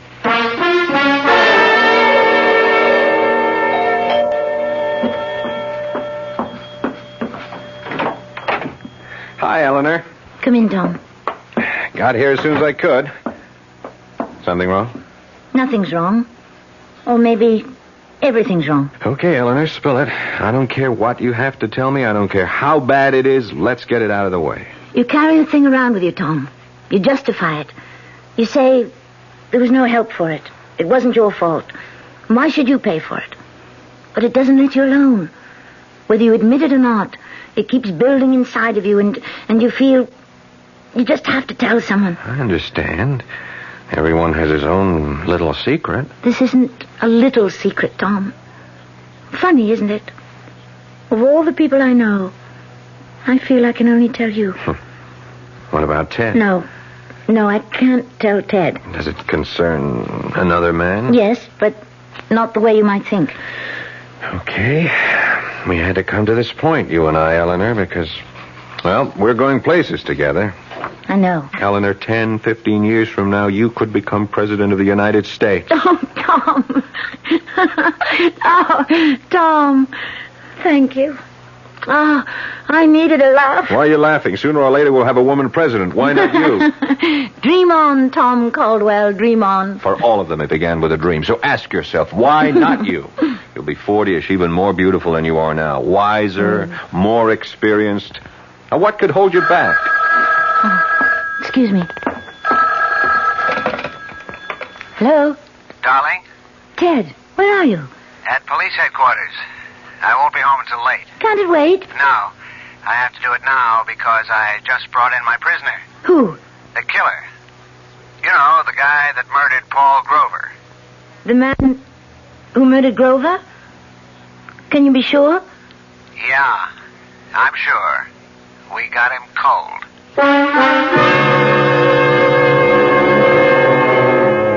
Is it possible? Can two people have murdered Paul Grover? We know of one, but who is the other? Can there be another? Maybe it's possible to murder a man twice. We will deal with a number of interesting possibilities when I return shortly with Act 3. Oh, sure. You can talk about good-tasting diet drinks, but I know. I'm Goldilocks, and here at my taste-testing laboratory, I taste-test them all. And nobody's been drinking my diet drinks until I tested sugar-free Diet 7-Up. And then, kabloomy! Every bear wanted some. Diet 7-Up is fresh, natural, delicious. Sugar-free Diet 7-Up. This one's just right. Hello, Amco. My automatic transmission just got automaticing. I was wondering, do you service Chevrolets? Do we service those sensational Chevrolets? Ma'am, Amco has serviced over 3 million automatic transmissions of all kinds. Nearly 900,000 Chevrolets alone. Ooh. Do we service Chevrolets? George, pitch pipe, please. Chevy Nova and Impala and the Bel Air and Camaro and the Chevy too. Oh, my. Yep, we know them. Every Chevrolet automatic make and model on the road today, from the oldest Biscayne to a bright, spanky Caprice. By the way, what sort of Chevy did you say you had? A Chevy Mustang. Well, no matter. Nobody knows your automatic transmission better than Amco. AA MCO. There are over 500 AMCO centers coast to coast. Consult your yellow pages for the AMCO center near you. AA MCO. AMCO.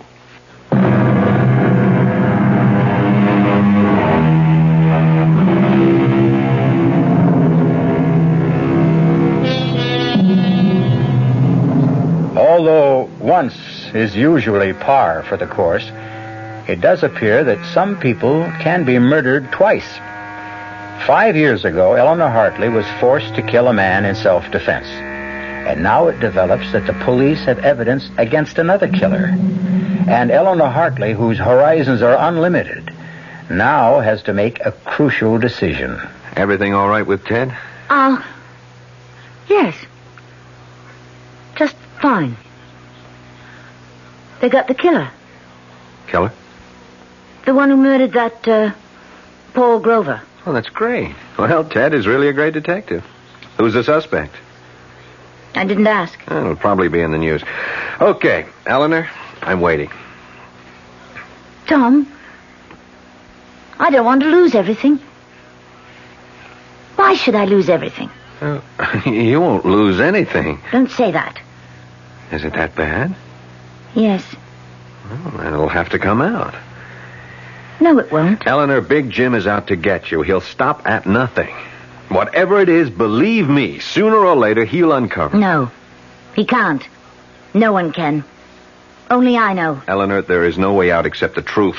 You're wrong, Tom. There's another way out. And it turned up for me tonight. So, the problem is solved. It's settled. It no longer exists. Eleanor, No, Tom. I've pulled myself together.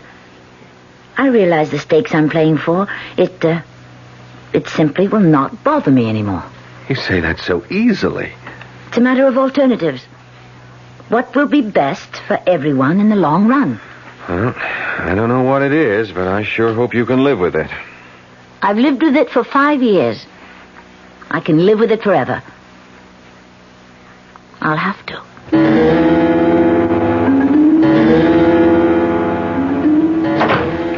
Ted? Oh, I'm sorry. I woke you. Did you think I could fall asleep? Tell me everything. Who is he? Vince Perry. Very bad boy. He's had quite a career. 5 or 6 years ago, he was just a punk. Now he was on his way to being #1 in narcotics in this town. But, you've got him for murder. How did you? Well, after all, 5 years ago, the police couldn't get anywhere. Well, I had one break. That little restaurant. I guess the detectives never went there last time. It is an out-of-the-way place, but... But why didn't Hugo come forward? Hugo represents a large group of people. Guys like Hugo simply don't volunteer. But all Hugo gave you was the description. It was enough. It told me it was Vince Perry. But the description, is it enough? 2 other things put him on the scene. The tire marks. They're a very special Italian tire. I checked back. I found out that Vince Perry had come into some money, bought an imported custom Italian car. Oh. And the button. I made the rounds of clothing stores all around his neighborhood. Mm-hmm. Found out where he bought most of his clothes. Guy checked back through his records, and sure enough, Vince had bought a corduroy jacket with that type of button. Will all that be enough? The description, the button, the cast the cops took of the tires 5 years ago. Plus, well, I shouldn't say that. What? Plus the fact he looks like a killer, has a bad reputation. Well, we don't have to worry about him anymore. Why did you say that? Who was worrying about him? Well, I'm sorry. Did I say something wrong? No, let me just swallow this. Now, wait a minute. What's with the pills? I need something to help me sleep. But you never took pills before. I've never been under this kind of pressure before. Well, why should you be under pressure? You don't understand politics. I thought the idea was just for you to get up and tell the truth. It's more complicated. Because you make it more complicated. Well, you don't know what a strain We're fighting. Hurst himself. Do I have to meet him? He's really a very nice guy. He's a thief. Oh, and this morning I've arranged for you to visit Vince Perry. Vince Perry? Yeah, in his cell. Why would I... Calm down. How could you even suggest... Look at it this way. You have to do me a favor because I have to do Charlie Colligan a favor. Who's Charlie Colligan? Who? Your worthy opponent, Big Jim Parkhurst himself. Do I have to meet him? He's really a very nice guy. He's a thief. Oh, and this morning I've arranged for you to visit Vince Perry. Vince Perry? Yeah, in his cell. Why would I... Calm down. How could you even suggest... Look at it this way. You have to do me a favor because I have to do Charlie Colligan a favor. Who's Charlie Colligan? He'll deliver the vote for you in the 4th Ward. This is the kind of politics that I intend to fight. No, my dear, these are the kind of politics that I shield you from. Vince Perry just wants to see you. Why? Well, it'll be a very private meeting. Nobody will even know you were there. Why? Colligan owes him a favor.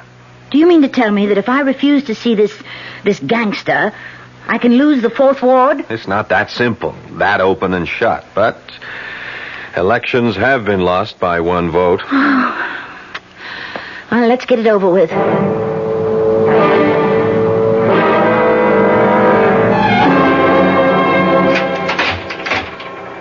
Well, nice of you to show up, Congresswoman. I haven't been elected yet. Oh, I hear it's in a bag. I only came as a favor to a good friend. Now, you're getting the hang of politics. That's what it's all about, no? Favors. I agreed to come to your cell on 2 conditions. A, it would be kept secret. B, I would do nothing that's foreign to my principles. Okay. Let's find out what your principles are. Let's see if you want to start out by doing the right thing. What do you know about the right thing? I know this. The right thing would be for you to confess to the murder of Paul Grover. What did you say? Come on, you know what I said. You know why I said it. You killed Paul Grover. I seen you do it. That's a lie. Here's the way it was. Now, I get the contract to knock him off. I followed him in my car. I figured I'd bag him after he came out of that restaurant. But first, he stops and picks you up. Then, after a couple of minutes, he stops again. So, I stopped. I heard it all. I seen it all. I let you go. Why not, huh? You did my job for me. I never forgot what you looked like. You can't prove a word of it. I'm in the spot you were in when he tried to attack you. Now, nobody would have believed you then. Nobody would believe me now. What do you expect me to do? Like I say, the right thing. There's 2 kinds of people, honest folks and thieves. Now, there's a law. The honest folks obey it, period. The thieves break it. I'm a thief. What are you?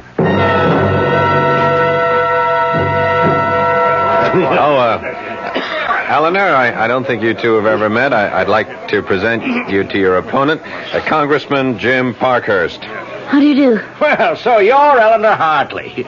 Well, now I know why I'm going to lose. You're even prettier in person. I think I'll leave you two to chat. Excuse me. Are you already conceding, Congressman? Oh, sure. My time's run out. Really? But you're running a very aggressive campaign. Well, you kill a snake, the body can still wiggle. No, dear, I've had it. The voters are wise to me. You know, I always thought you were an ogre, and you are, but a very charming ogre. Eleanor, let me give you a word of advice. Advice? Best in the world, because it's advice I never followed myself. Now, when I became aware of you for the first time, you broke my heart. How? I saw you as I was, 30 years ago, filled with spirit, sincerity, a desire to find the truth and work for it. Really? Yeah, sounds strange coming from me, doesn't it? Well, just remember, it doesn't happen all at once. You wake up one day and, well, yes, you're a crook. You're dishonest. You betray your constituents. Now, you're not really that bad. My dear, I'm worse. It starts with the first lie, the first deal. That's when you swallow that first tiny drop of poison. Remember that. Have you tasted yours yet? No, don't answer. Just think about it. Thank you, Congressman. Thank you. Well, I know you'll have a highly successful career because you're a very honest little lady. You might even become president. Good luck. Well, what did you think of Big Jim? Tom, I want to do something, but I need your advice. I want to make a statement. It's something that is true, but it would end my career. Then why make it? Because it's the right thing to do.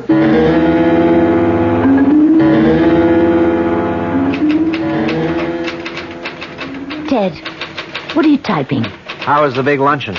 Oh, the usual. What are you typing? Here, want to read it? To Chief of Detectives, dear Inspector Summerfield, please accept my resignation from the police force. Ted, what's this? Oh, I don't know. I just don't want to be a cop any longer. Why? Why? Well, look, you'll be going to Washington. I thought we... Why do I have to be a cop all my life? Why can't I try something else? Because, Ted, for you there is nothing else. Look, let it go. Ted, I love you. I love you, too. What do you want me to do? About what? You know. How long have you known? How long have I known what? When did you first find out that I killed Paul Grover? The first night I got the assignment. You told me about it in your sleep. You were having a nightmare, but you told me. And every night since then, in your sleep, you kept telling me. The button's missing from your jacket in the closet. Why didn't you arrest me? How could I? Why should I?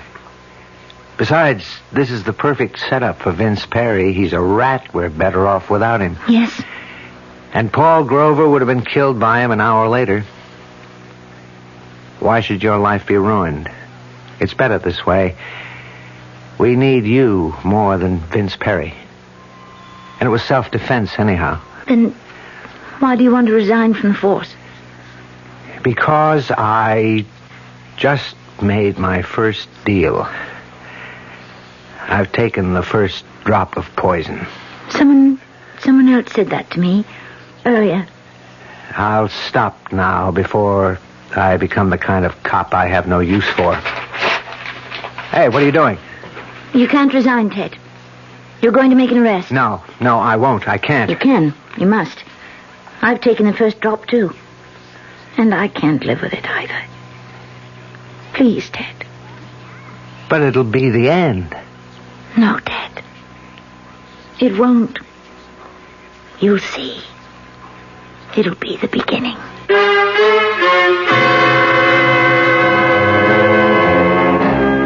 It was quite an unusual arrest and an unusual confession. an unusual trial, and a rather unusual verdict. Not guilty. It would be nice to be able to say that she was elected, but no, there is a limit to the unusual. A pity. I'll be back shortly. Hi, Ms. Goldilocks here.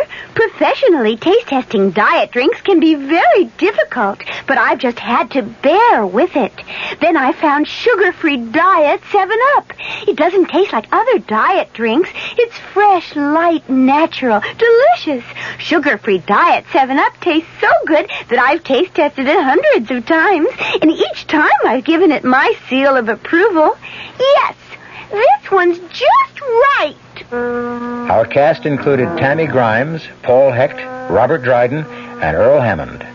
The entire production was under the direction of Hyman Brown. Radio Mystery Theater was sponsored in part by new sugar-free Diet 7-Up. This is E.G. Marshall inviting you to return to our Mystery Theater for another adventure in the macabre. Until next time, pleasant dreams.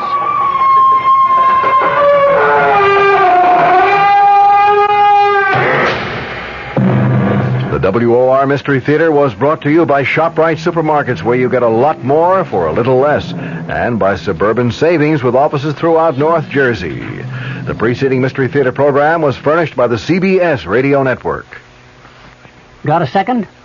I'd like to tell you about a new kind of radio program you're going to be hearing right here on this station. It's different, because it's being done just like they used to do them back in the good old days of radio. In fact, we're going to play some of the great programs for you again.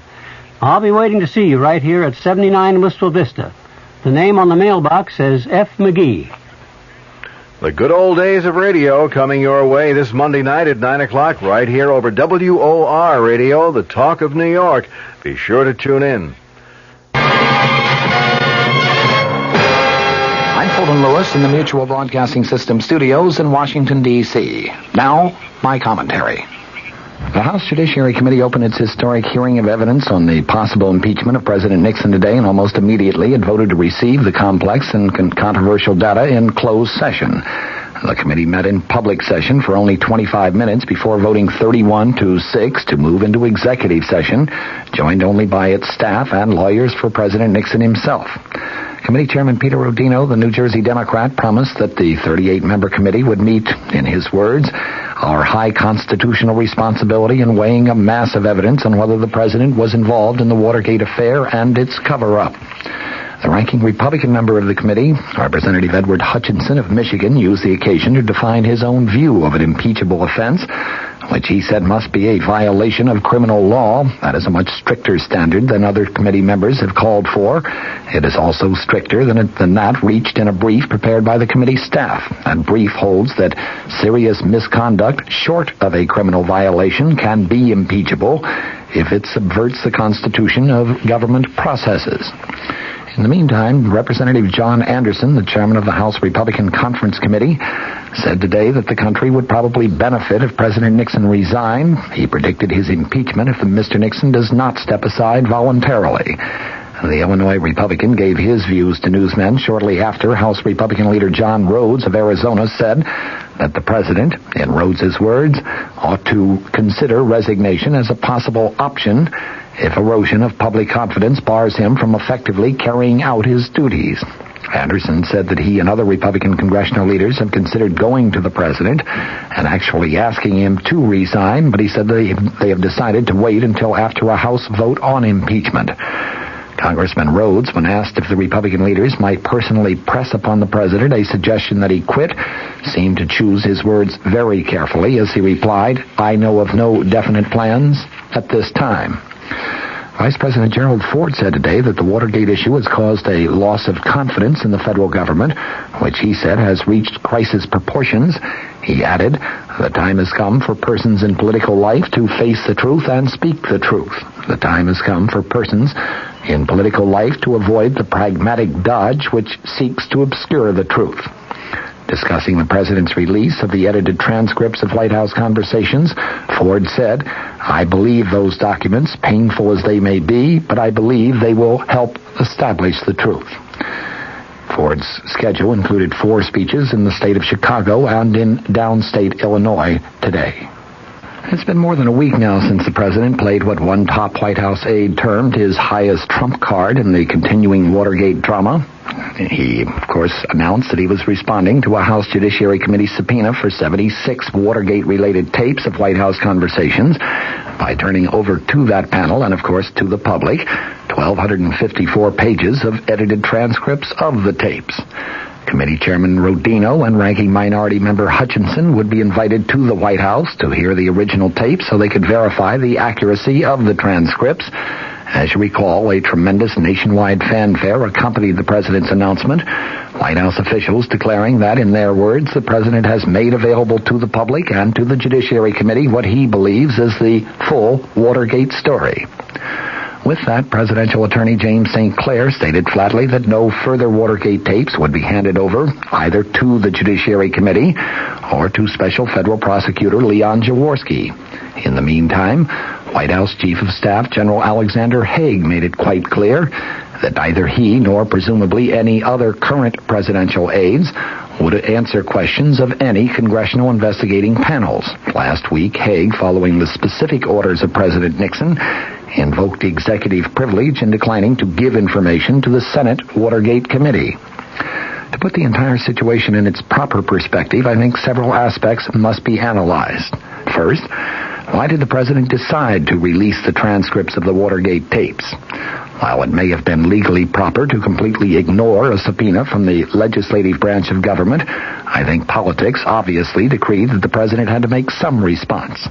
His chief advisor suggested, and he agreed, that his own best defense would be a strong offense by releasing the transcripts not only to the House Judiciary Committee but to the entire nation. He would be kicking off a new public relations campaign, one that would be aimed at portraying the president as having nothing to hide, being completely candid about the facts in the Watergate case, and being almost completely cooperative with the congressional panel which is now investigating Watergate in connection with the possible impeachment of the president. Despite assertions of Nixon loyalists, those controversial transcripts do not prove the president's innocence. The important thing to remember, though, is that neither do they prove his guilt. The picture they paint is one of complete confusion, one that is, of course, open to widely varied interpretations, and that, in essence, is all the White House feels is necessary in order to at least temporarily, perhaps permanently, sidetrack the impeachment proceedings.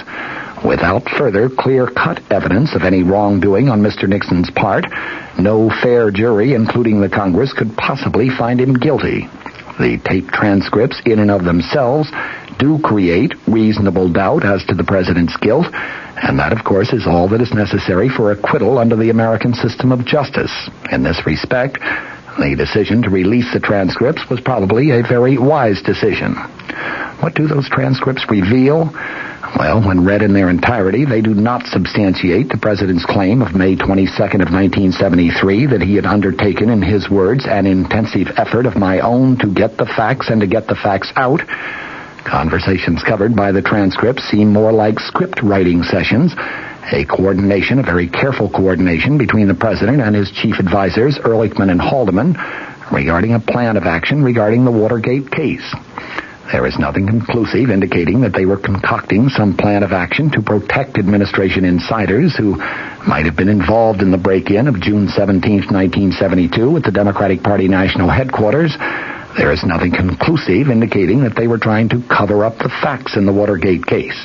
Admittedly, there are very, very strong suggestions along those lines, however, and perhaps that aspect of the transcripts has dismayed and disappointed some of the president's principal defenders to date, including Senate Republican leader Hugh Scott and House Republican leader John Rhodes. Even former Nixon troubleshooter, now a columnist, Clark Mullenhoff, was prompted to comment today, quote, "Throughout his administration, he has given the impression of thorough, systematic studies of facts and law, but when Nixon-edited transcripts were published, we find no systematic effort to discover all facts of the Watergate burglary of June 17th. Instead, we find crafty, dishonest efforts to learn what the United States Attorney's Office and the FBI might develop from sources that could not be controlled or coerced into a preconceived scenario. Mr. Nixon made no systematic effort to consult the criminal law experts or the constitutional law experts to determine what the president should do in carrying out his responsibility that the laws be faithfully executed. Instead, we find President Nixon fumbling with only a superficial understanding of the law of evidence and incredible insensitivity to the problems of obstruction of justice. Perhaps the most damaging of the transcripts involves an exchange of March 21st, 1973, after John Dean had told the president of Dean's possible involvement in the crime of obstruction of justice. The president speaks first, talking about your obstruction of justice, though I don't see it. Dean replied, well, I have been a conduit for information on taking care of people out there who are guilty of crimes. The president, oh, you mean like the blackmailers? Dean, the blackmailers, right. The president, well, I wonder if that can't be. I wonder if that doesn't. Let me put it frankly, I wonder if that blackmail doesn't have to be continued. Let me put it this way. Let us suppose that you get the $1 million and you get the proper way to handle it. You could hold that side, Dean agreed. The president then asserted, it would seem to me that would be worthwhile. Dean commented, well, that's one problem. The president, I know you have a problem here. You have the problem with convicted Watergate burglar E. Howard Hunt and his clemency. Dean, that's right. And you are going to have a clemency problem with the others.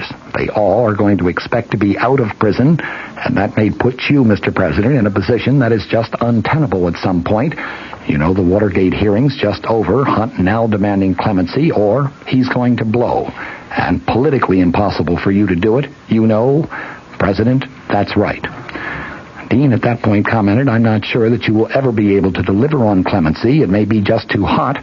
The president responded, you can't do it politically until after the 1974 elections, that's for sure.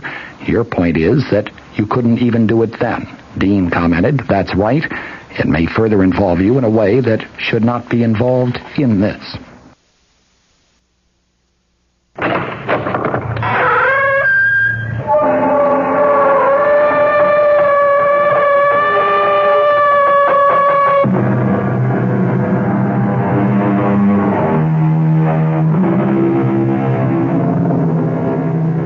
Come in.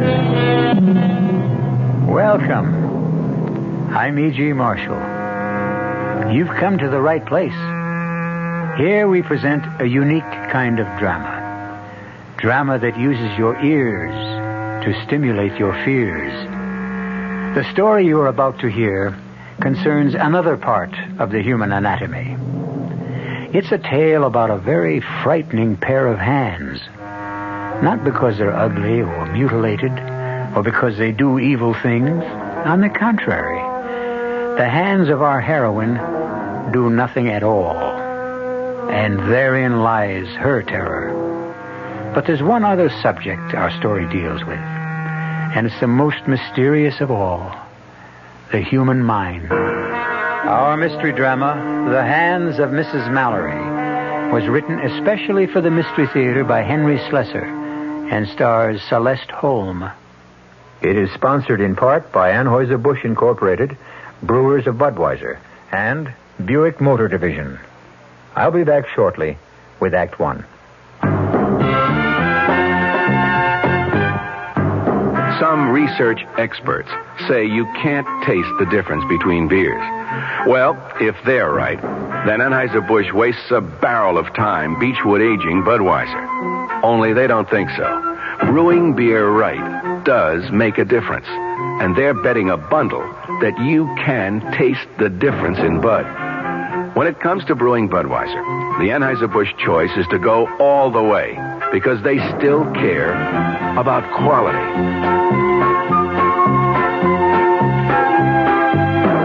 Look at it this way. If the Bud people have a choice between what some experts say and what beer drinkers say, well, you'd better believe they'll go with you beer drinkers every time. When you say Budweiser, you've said it all. Anheuser-Busch, St. Louis. Hey, Mom, what's for dinner?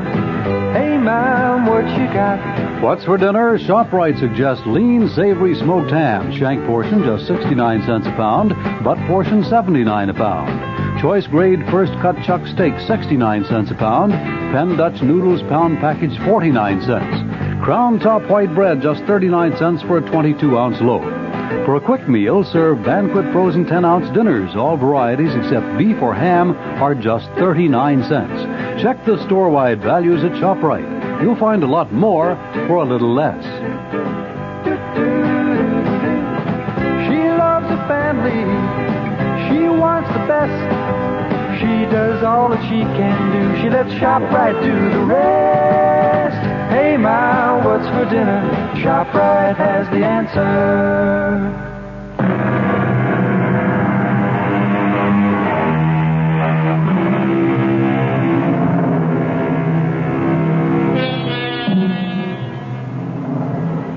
Think of the most beautiful day you can imagine.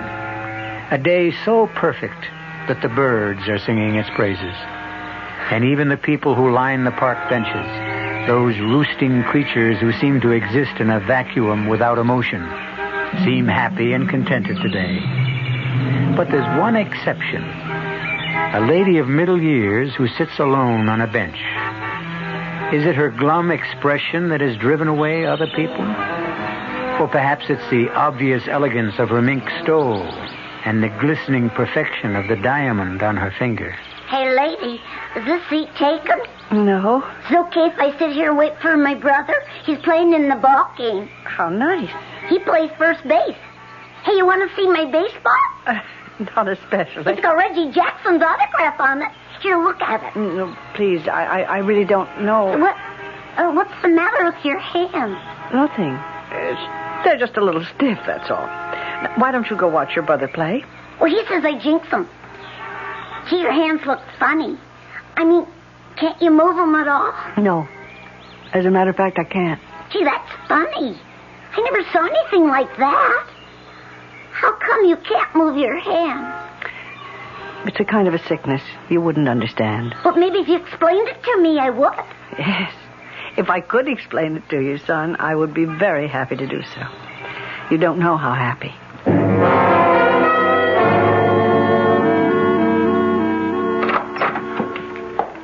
Come in, Ida. Have a seat. I always feel so guilty when I take your time. Each examination seems to produce exactly the same result. Well, that's no reason not to keep examining you. Then there isn't any change. No, Ida. No change.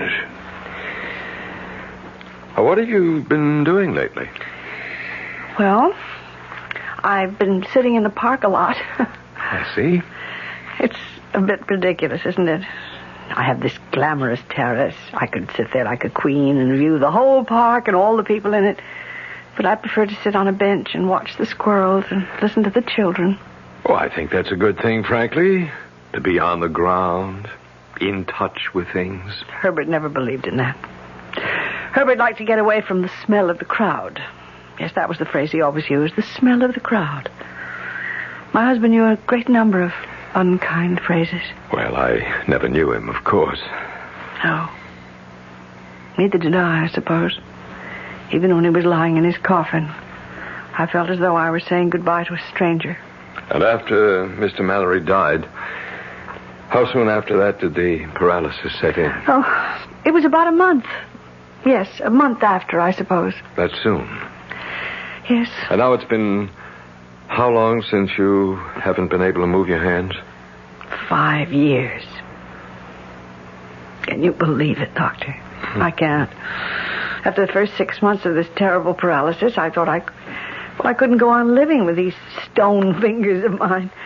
I thought it would be preferable to be dead. But you never lost hope of a cure. No. I mean, that's what's kept me going. The hope of a cure. Oh, and something else. I suppose one must say a kind word for money. If there was one thing Herbert did in his life, he managed to leave a very rich widow behind him. Ida, I hope you won't misunderstand what I'm going to say. Doctor, you don't have to say it. I know what comes next. You're going to advise me to get out of myself, to stop thinking about my poor hands and think about other people. Charity work. Well, Ida, that's one suggestion. But... Oh, if you knew how many charity committees use my name, or how many thousands of dollars I give to every foundation with an impressive name. Ida, I was going to talk about going back to that psychiatrist. Oh, that. I honestly think you gave up too soon. If you'd given the man a chance... Dr. Merritt, my hands are paralyzed. I'm not imagining it. They're paralyzed, frozen, insensitive. You've made all the tests yourself. Do you think I've been faking? No, of course not. The illness is genuine, but sometimes the origin of an illness of this nature can... It's all in the mind, yes, of course. All in the mind. So easy to say that, isn't it? So many doctors have told me the same thing. It's so much easier to blame my mind than their own failure. Ida, please. Doctor, excuse me. It's time for me to go. You've got lots of patients waiting for you. Some of them you might even help. Hey,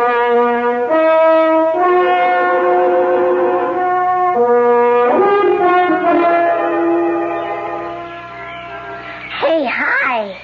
Oh, it's you again. Waiting for your brother? Nah, he's not playing today. Oh, that's too bad. It's a lovely day. He broke his leg.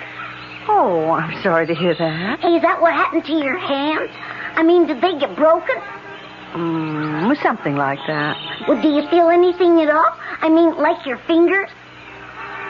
You're a very curious boy. Did anyone ever tell you that? Can I just touch him, lady? Please? No, please don't. Hey, you kid. Now cut that out. Well, Stop bothering this lady, you hear me? I wasn't bothering her. All right, now go on, get out of here, leave her alone. Okay. I just wanted to touch her hand. I'm sorry, ma'am. I just couldn't help overhearing. Thank you. He was getting a little too bothersome, although I'm sure he didn't mean any harm. Well, I could see that you were getting annoyed. Ted? Oh, yes, I'm over here, Melinda. Lend me a hand, huh? I can't manage 2 hot dogs and a bag of peanuts and 2 crutches at the same time. Oh, sure. I'm sorry. Excuse me, ma'am. Oh, this one's yours, with the mustard. Thanks. Do you think I could sit down? Of course. Ted, would you grab that crutch? Yeah, I got it. Listen, I told you that I'd get the hot dogs. I mean, you didn't have to be quite so independent. That's funny. You're always complaining that I'm not independent enough.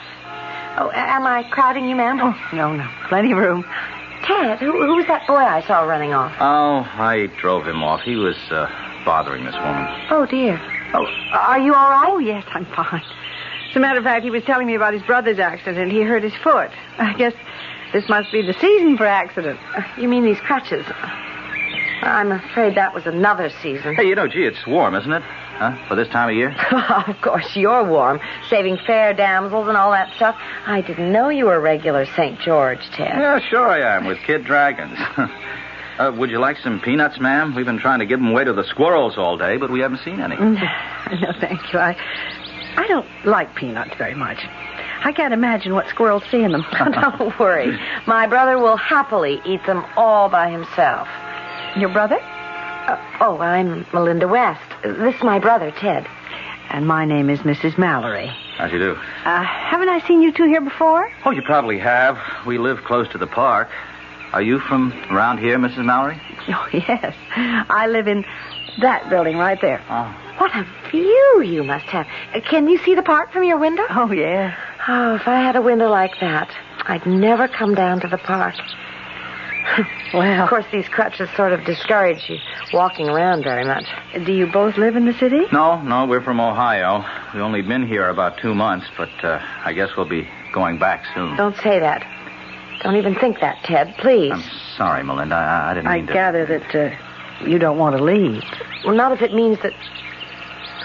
Well, the truth is we came here to see a doctor, a surgeon who specializes in cases like mine. You see, I was in an automobile accident 2 years ago. I haven't walked since.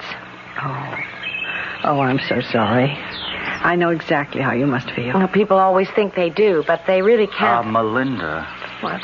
I think your brother is trying to signal you, Melinda, about me. What do you mean?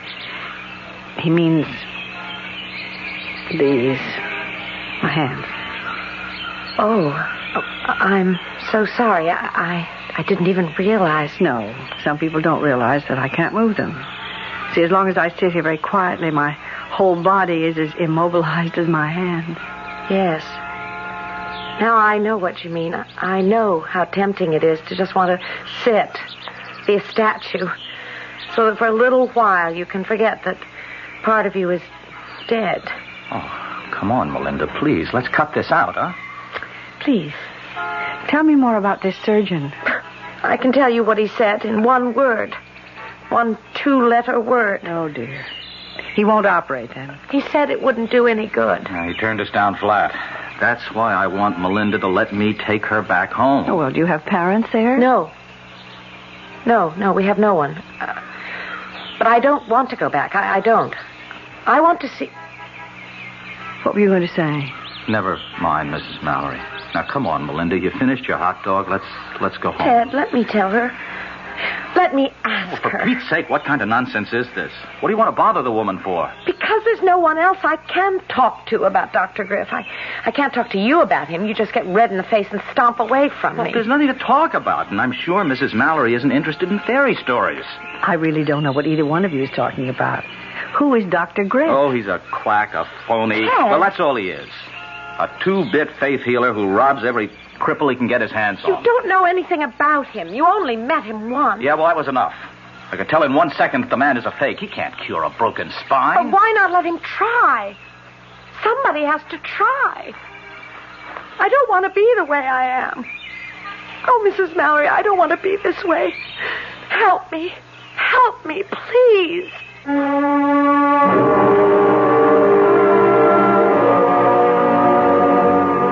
Well, Mrs. Mallory's physician would be very pleased right now.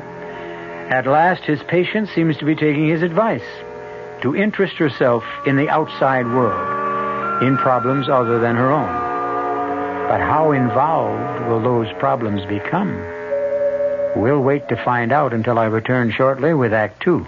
Excuse me, madam. Oh, I'm in an awful hurry. I just wonder if you could answer a simple question for me. So do I. The question is this. What happens this time of year? Oh, that's easy. The kids get home from camp. Goodbye. Nope. What do you mean, nope? Nope. I mean, I should know when my kids get home from camp. Well, the answer I had in mind was a tad more general in scope. Well, I gave my answer. Let's hear yours. You know, I'm glad you asked. Are you? You see, what happens this time of year is that Buick dealers are giving particularly great deals on all their 74 Buicks. For a family woman such as yourself, I think a neat little Apollo would be just the ticket. It's small, economical, but surprisingly roomy. And it's a Buick, so it's really quite elegant. You don't say. Uh-huh. Now, isn't that good news? Yes. I mean, that you can get such a nifty deal on such a nifty small car. To be sure it is, yes. To be sure. By the way, where do your kids go to camp? Guam. It's a small island in the South Pacific. Guam. There's a very special deal going on at all offices of Suburban Savings throughout North Jersey. It's called Suburban Special Interest Deal, and you'll be especially interested in the savings you get. A top 7.90% effective annual yield on Suburban's limited issue 7.50% savings certificate, and Suburban guarantees it from 4 to 10 years. Minimum deposit $2,500. Early withdrawal prior to maturity is subject to a substantial penalty.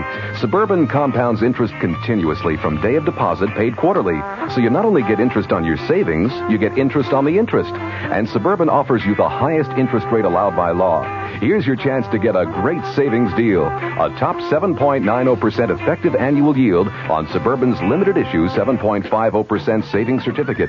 Why not deal yourself into Suburban Savings Special Interest Deal at any Suburban Savings office in northern New Jersey?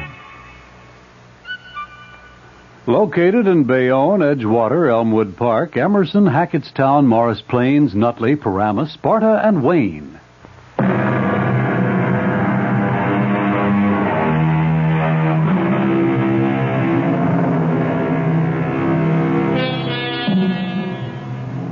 The good weather is holding in the city, and Mrs. Ida Mallory has returned day after day to her bench in the park.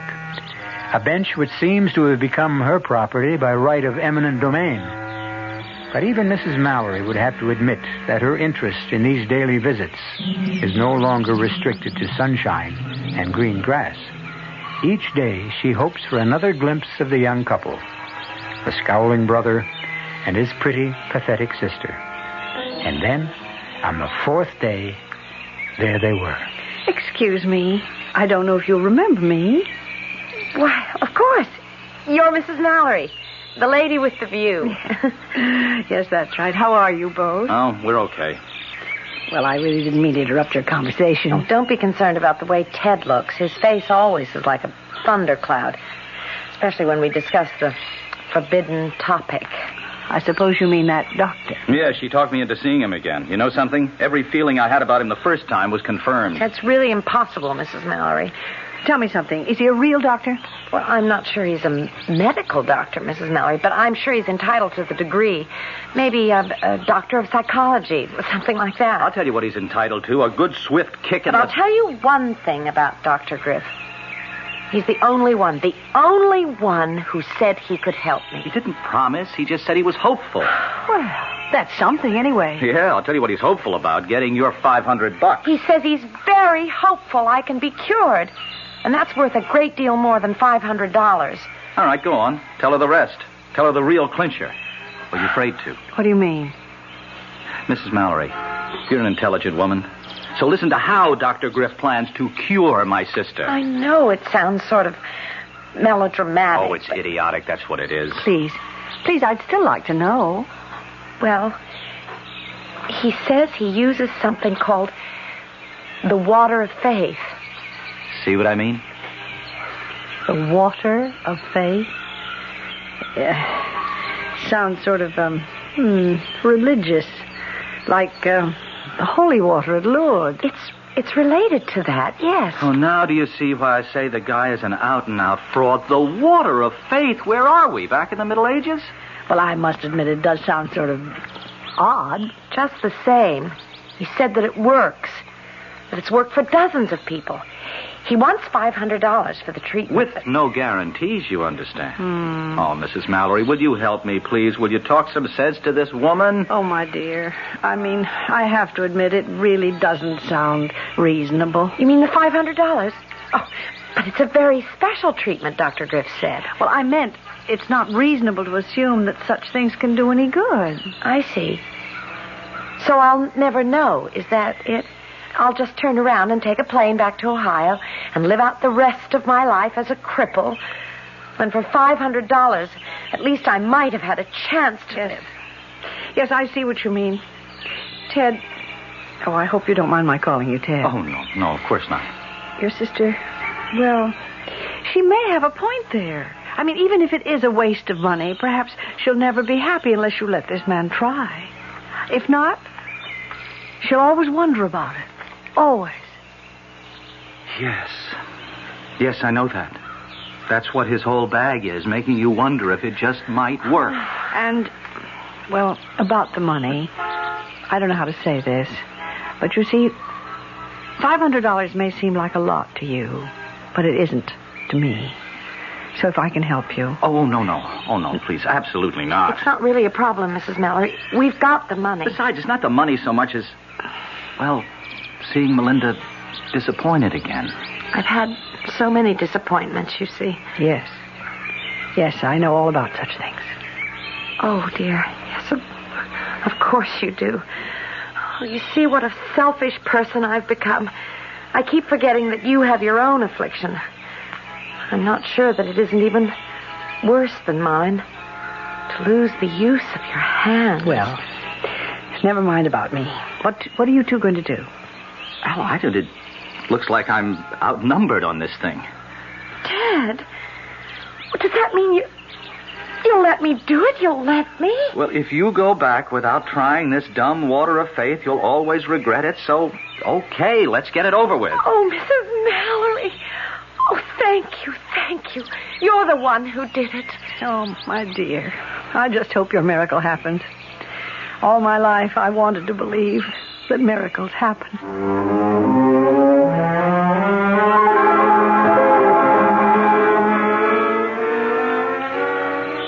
Melinda? Wait a minute. Oh, Mrs. Mallory. Well, you move faster on those crutches than I do on my 2 feet. You're not here alone, are you? No, Ted's with me. I just wanted to take a little stroll by myself. No, that isn't true.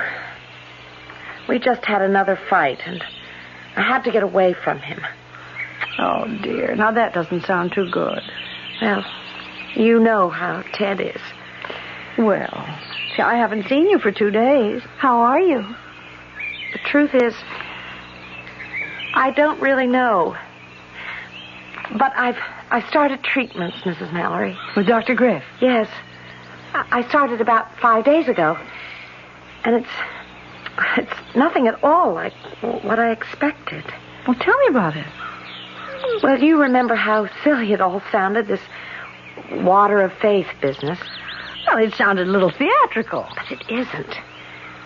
It's scientific, Mrs. Mallory. That's the most wonderful part of it. Dr. Griff only used that phrase as a convenient description of the drug. What drug is that? Well, maybe I shouldn't tell you this. Why not? Oh, I don't know. I have the feeling that there might be something slightly illegal about it. The drug he uses. A psychedelic suggestion. Psychedelic suggestion? Now, what on earth is that? It's the technique Dr. Griff uses. He uses it to liberate the mind from its control over the body whenever that control is negative. I'm sorry. I really don't understand that kind of talk. Well, I'm not saying I understand it myself completely. But it does sound to me as if he believes that your illness is psychosomatic. I don't know, Mrs. Mallory. All I know is that I have to go through with it. Kill or cure. It isn't a dangerous treatment, is it? No, I'm sure it isn't. It's more like a sort of a hypnosis. I go to his office, he administers the drug, and then he talks to me. And that's all there is to it. And? Has it helped? I think I'd better go back to Ted. He's probably getting worried about me. Melinda, please tell me if... Melinda, look out! That bicycle! Melinda? I'm sorry, miss. I'm sorry. Melinda, are you all right? Oh, here, let me help you up, miss. Oh, you idiot. I mean, can't you see that girl is crippled? Quick, give me that crutch. Oh, yes, sure. Wait. I think I can manage to pick myself up this way. Now, just take it easy. Mrs. Mallory. What is it? Are you hurt? No, it's my leg. Did you see that? My leg bends slightly at the knee. No, I didn't see it. Look, miss, if you're sure you're okay. Oh, get out of here. Go away and be more careful next time. Oh, Mrs. Mallory. I'm sure it happened. I saw it happen. My leg moved. For the first time in 2 years, it moved.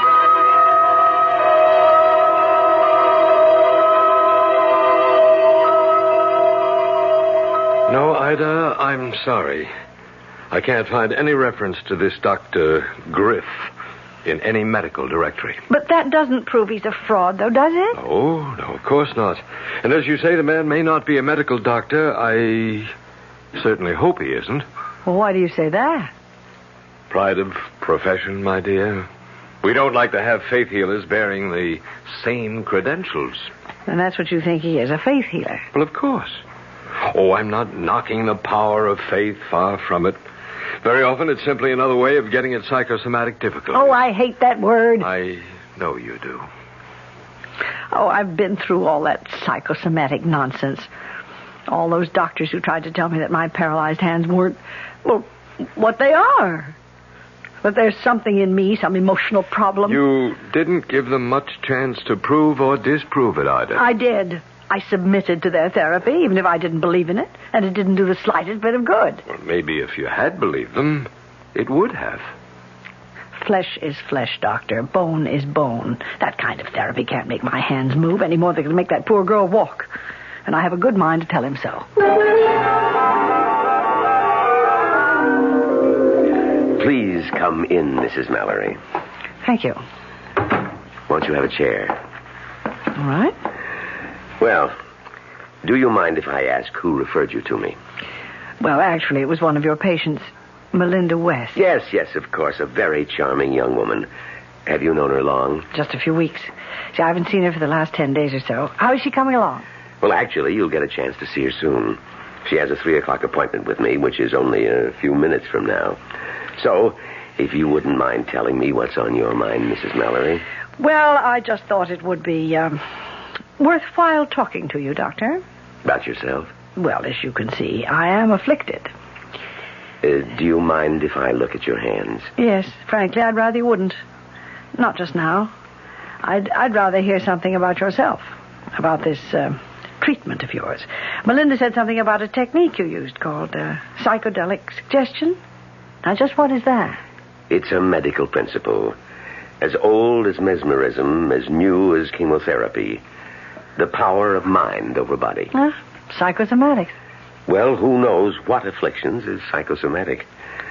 Some illnesses start with the emotions, some with the body. And more often, it's a combination of both. Really? Germs aren't imaginary. Viruses are very real little creatures. Yet the mind has strange powers over them to make them hurt us or to render them harmless. All right, then. What about a broken leg? Can the mind cause that? Of course. If you used your head, you wouldn't break your leg in the first place. Oh. You're thinking of Miss West, of the fact that she suffered a spine injury. That's right.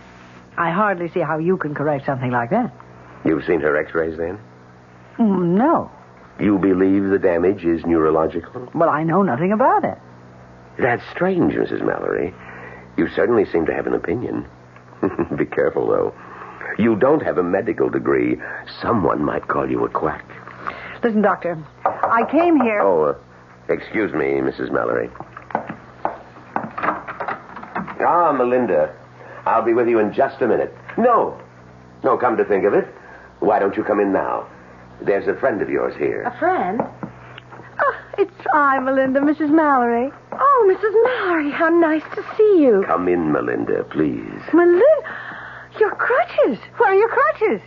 Look at me, Mrs. Mallory. I can walk without crutches now. I'm not very steady, but I can walk.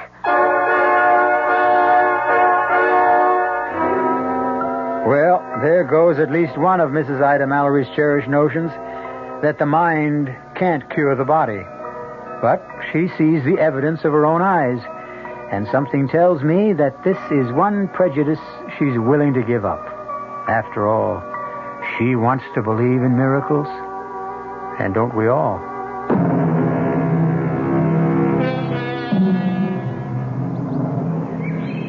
Mrs. Ida Mallory has spent a sleepless night, dreaming of things she never thought possible.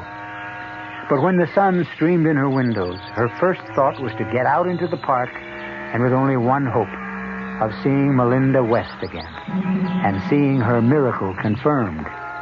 It's true. It's really true, Mrs. Mallory. Even Ted has to admit it. Well, I guess there's something to it, all right. I haven't seen my sister off those crutches in 2 years. But how did it all happen? I don't really know. As I told you, he used this drug. He made me go to sleep, and then he simply talked to me. At first there was nothing, and then I started feeling life in my legs again. Well, you saw me that day in the park when I fell down. Oh, Melinda. I just can't tell you how happy I am for you. Well, and what are your plans now? Oh, go home, I guess. I've got to get back to my job if it's still there. The treatment cost much more than we thought it would. Yes, the 500 went in no time at all. Then he asked for another 1,000. He said it couldn't be helped. The drug he uses is so horribly expensive. Now, listen. I told you once that if there were any way I could help you out financially... No, that's out, Mrs. Mallory. We'll manage okay. Of course we will. Well. And I can go back to work now. I can do anything I want now. Oh, yes. Yes, that must be a wonderful feeling. To be able to do anything you want.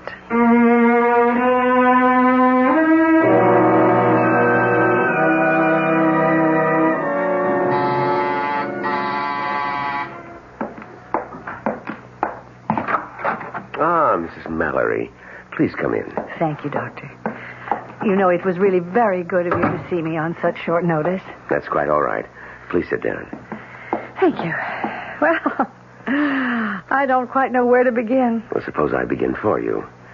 You've been thinking about Melinda West. Yes, I saw her only this morning. She really is cured, isn't she? Yes, Mrs. Mallory. In my opinion, the young woman was cured. But you realize that all I really cured by psychedelic suggestion was the illness that existed in her mind, not her body. But I still don't fully comprehend it. I'm sure there was no real neurological damage to the girl. Oh. I think her bones and muscles and nerves were all in the proper place and functioning normally. Only her mind wasn't. But she seemed so sensible. Mrs. Mallory, do you know the story of that accident? I beg your pardon?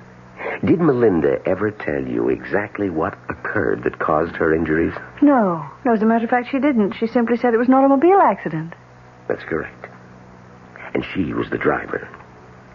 Oh. There were 2 other passengers, her mother and her father.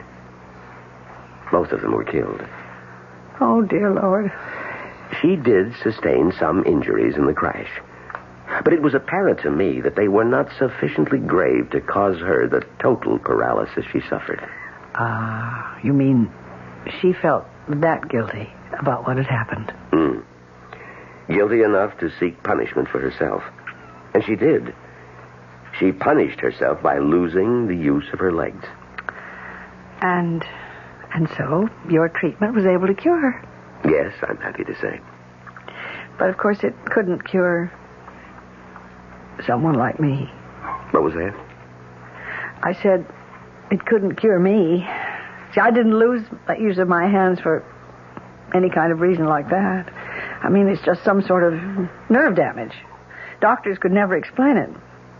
Well, if that's the diagnosis of your physician, that it's purely physical and incurable... Oh, but I didn't say that. See, I mean, my doctor has never used the word incurable. I have been hoping for years that it would just heal itself. I can't go on living like this, so helpless and so useless. Mrs. Mallory, have you come here to talk about Melinda West or yourself? Myself. I want my hands back. Oh, dear God, I want my hands. Yes, I was afraid that's what you had in mind. Afraid? Why? Because if you had any idea of becoming my patient, I regret to say that it's not possible. But why not? I mean, you accepted her as a patient, and you cured her. I mean, you really did. Unfortunately, Miss West is the last patient I can accept, at least in this part of the world. Doctor, I don't understand. Do you have to go somewhere? That's correct. But where are you going? Abroad. And my plans will keep me abroad for at least a year. Oh, no. I mean, listen, if you're going to Europe, I was thinking of taking a trip there myself. No, Mrs. Mallory, my destination isn't Europe. I'm going to North Africa. A case of some importance. Well, since when is one patient more important than another? Oh, no, I didn't mean it that way. Oh. It's simply that this is a prior commitment. But maybe I could go with you. I mean, I could take up residence there. I'm afraid that's impossible, too. Why? Well, the country I'm going to is a Muslim country. My patient is the son of, well, a notable Arab leader. Well, why would that make any difference? What does it matter? I'll be living within the bachelor section of the official residence. It's an area restricted by Muslim law. You wouldn't be allowed near the place, my dear lady, even if I were free to treat you. And I'm not. But I have money. I'll pay you. I'll pay you anything you want to stay and treat me. I mean, I'll meet this Arab leader's offer. Mrs. Mallory, the fee I'm about to receive, I wouldn't ask of any individual. I've been asked to remain with him for a period not to exceed 1 year. A year? For that year, in a Swiss bank, there will be deposited for me $150,000 in Swiss francs. 150,000? I'm very sorry that you made me reveal that confidence. No, I trust that it goes no farther.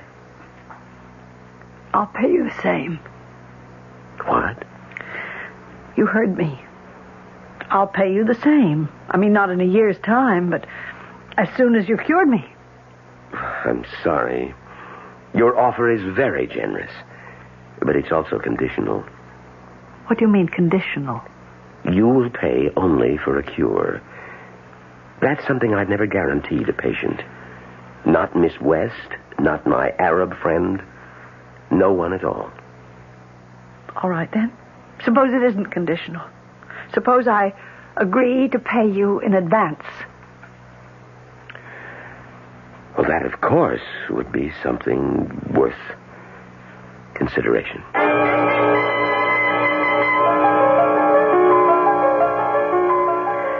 Well, hello, Dr. Merritt. This is certainly a surprise. I think it must be the first time that a doctor ever made a voluntary house call. Well, I didn't come here to see you as a patient, Ida. Only as a friend. Well, that's very kind of you. Ever since I saw you last, I've been thinking over what you told me about this Dr. Griff. Oh, yes. Well, what about him? I thought it would be worthwhile just to ask around about the gentleman. And last week I was attending a joint conference of my medical association and psychological group. Mm-hmm. Well, anyway, I did learn something that I thought you might be interested in. There is no Dr. Griff. What was that?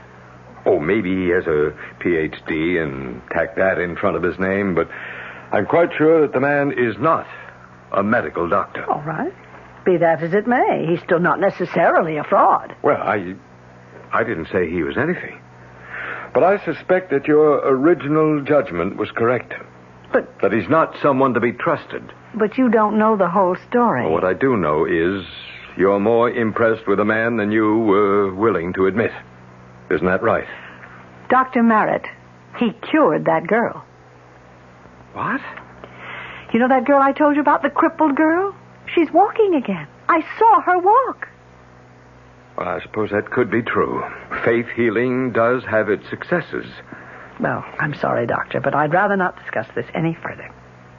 Oh, wait a minute. I don't like the way you sound. Ida, have you made any sort of arrangement with this charlatan? Dr. Merritt, I appreciate your interest, but I refuse to say another word about this matter. I mean, do you understand? Not another word.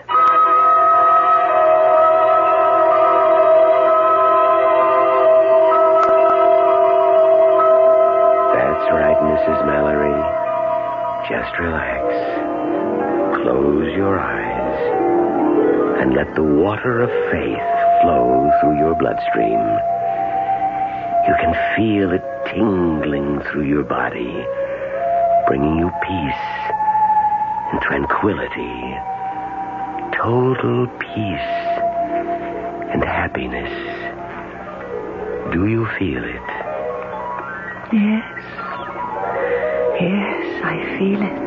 And now, I'm reaching out for your hand. Do you see me reaching out for you? Yes. Yes, I see you. And now... Oh, of all times. Who's that now? Yes, what do you want? Are you Dr. Helmut Griff? Yes, who are you? The name's Barry, Doctor. Lieutenant Barry, Racket and Bunko Squad, Police Department. May I come in? No, you can't. I happen to have a patient with me right now. Would her name be Ida Mallory? And who are you? I'm her physician. You might say her accredited physician. I demand to know what this intrusion is all It's about. not an intrusion, Dr. Griff. It's an arrest. What? Doctor? Oh, Dr. Griff? So, may we come in now?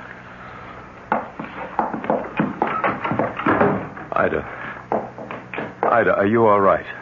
Yes. Oh, what is it? I mean, all what's right, happening? Ida. Everything's going to be fine. They've got them all now, all of them. Well, what are you talking about? Is this a lady, Doc? Yes, this is Mrs. Mallory. I don't think she's in any condition to talk. He's obviously given her some kind of drug. It's a legitimate drug, a perfectly legitimate sedative. Yes, of course. Doctor, I'm sure it's nothing very unusual, seconal or something of that nature. No mysterious water of faith. Please, won't someone tell me what's going on? Now, I'll tell you, Ida. But it may hurt just a little. You see, I told the police your story, and they investigated. He is a fraud, Ida. How dare you say that? Be quiet, mister. You're no more a doctor than I'm police commissioner. His real name is Michael Lanning. Alias Dr. George Watkins, alias Dr. John Wilson, and that's his modus operandi, Mrs. Mallory, posing as a fake doctor, offering miracle cures, usually for sick widows with lots of money. Oh, but he cured her. I mean, he cured Melinda. This is the part that may hurt most, Ida. He did not cure Melinda West. Because Melinda West was never crippled to begin with. I know. It was just psychosomatic. Oh, no, Ida. Just crooked.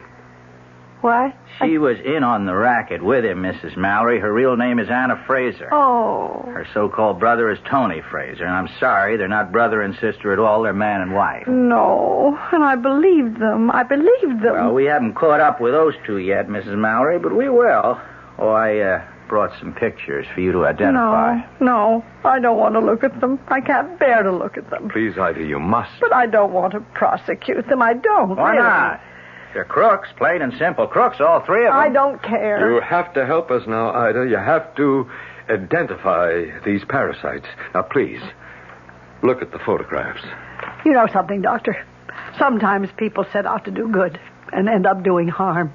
And sometimes it works the other way around. What do you mean? Hey, now, stop that. Now, don't rip up those photos. Ida, what are you... What? Well, for the love of heaven, you're tearing up the pictures. You're tearing them up. With my hands, Doctor. With my own hands.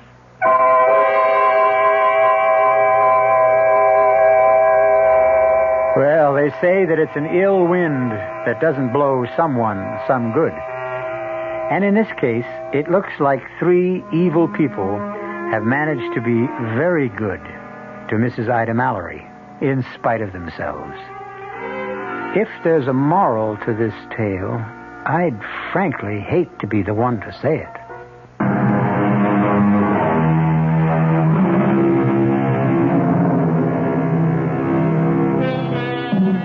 No, we're not recommending that the best way to cure your ills is to fall into the hands of confidence men.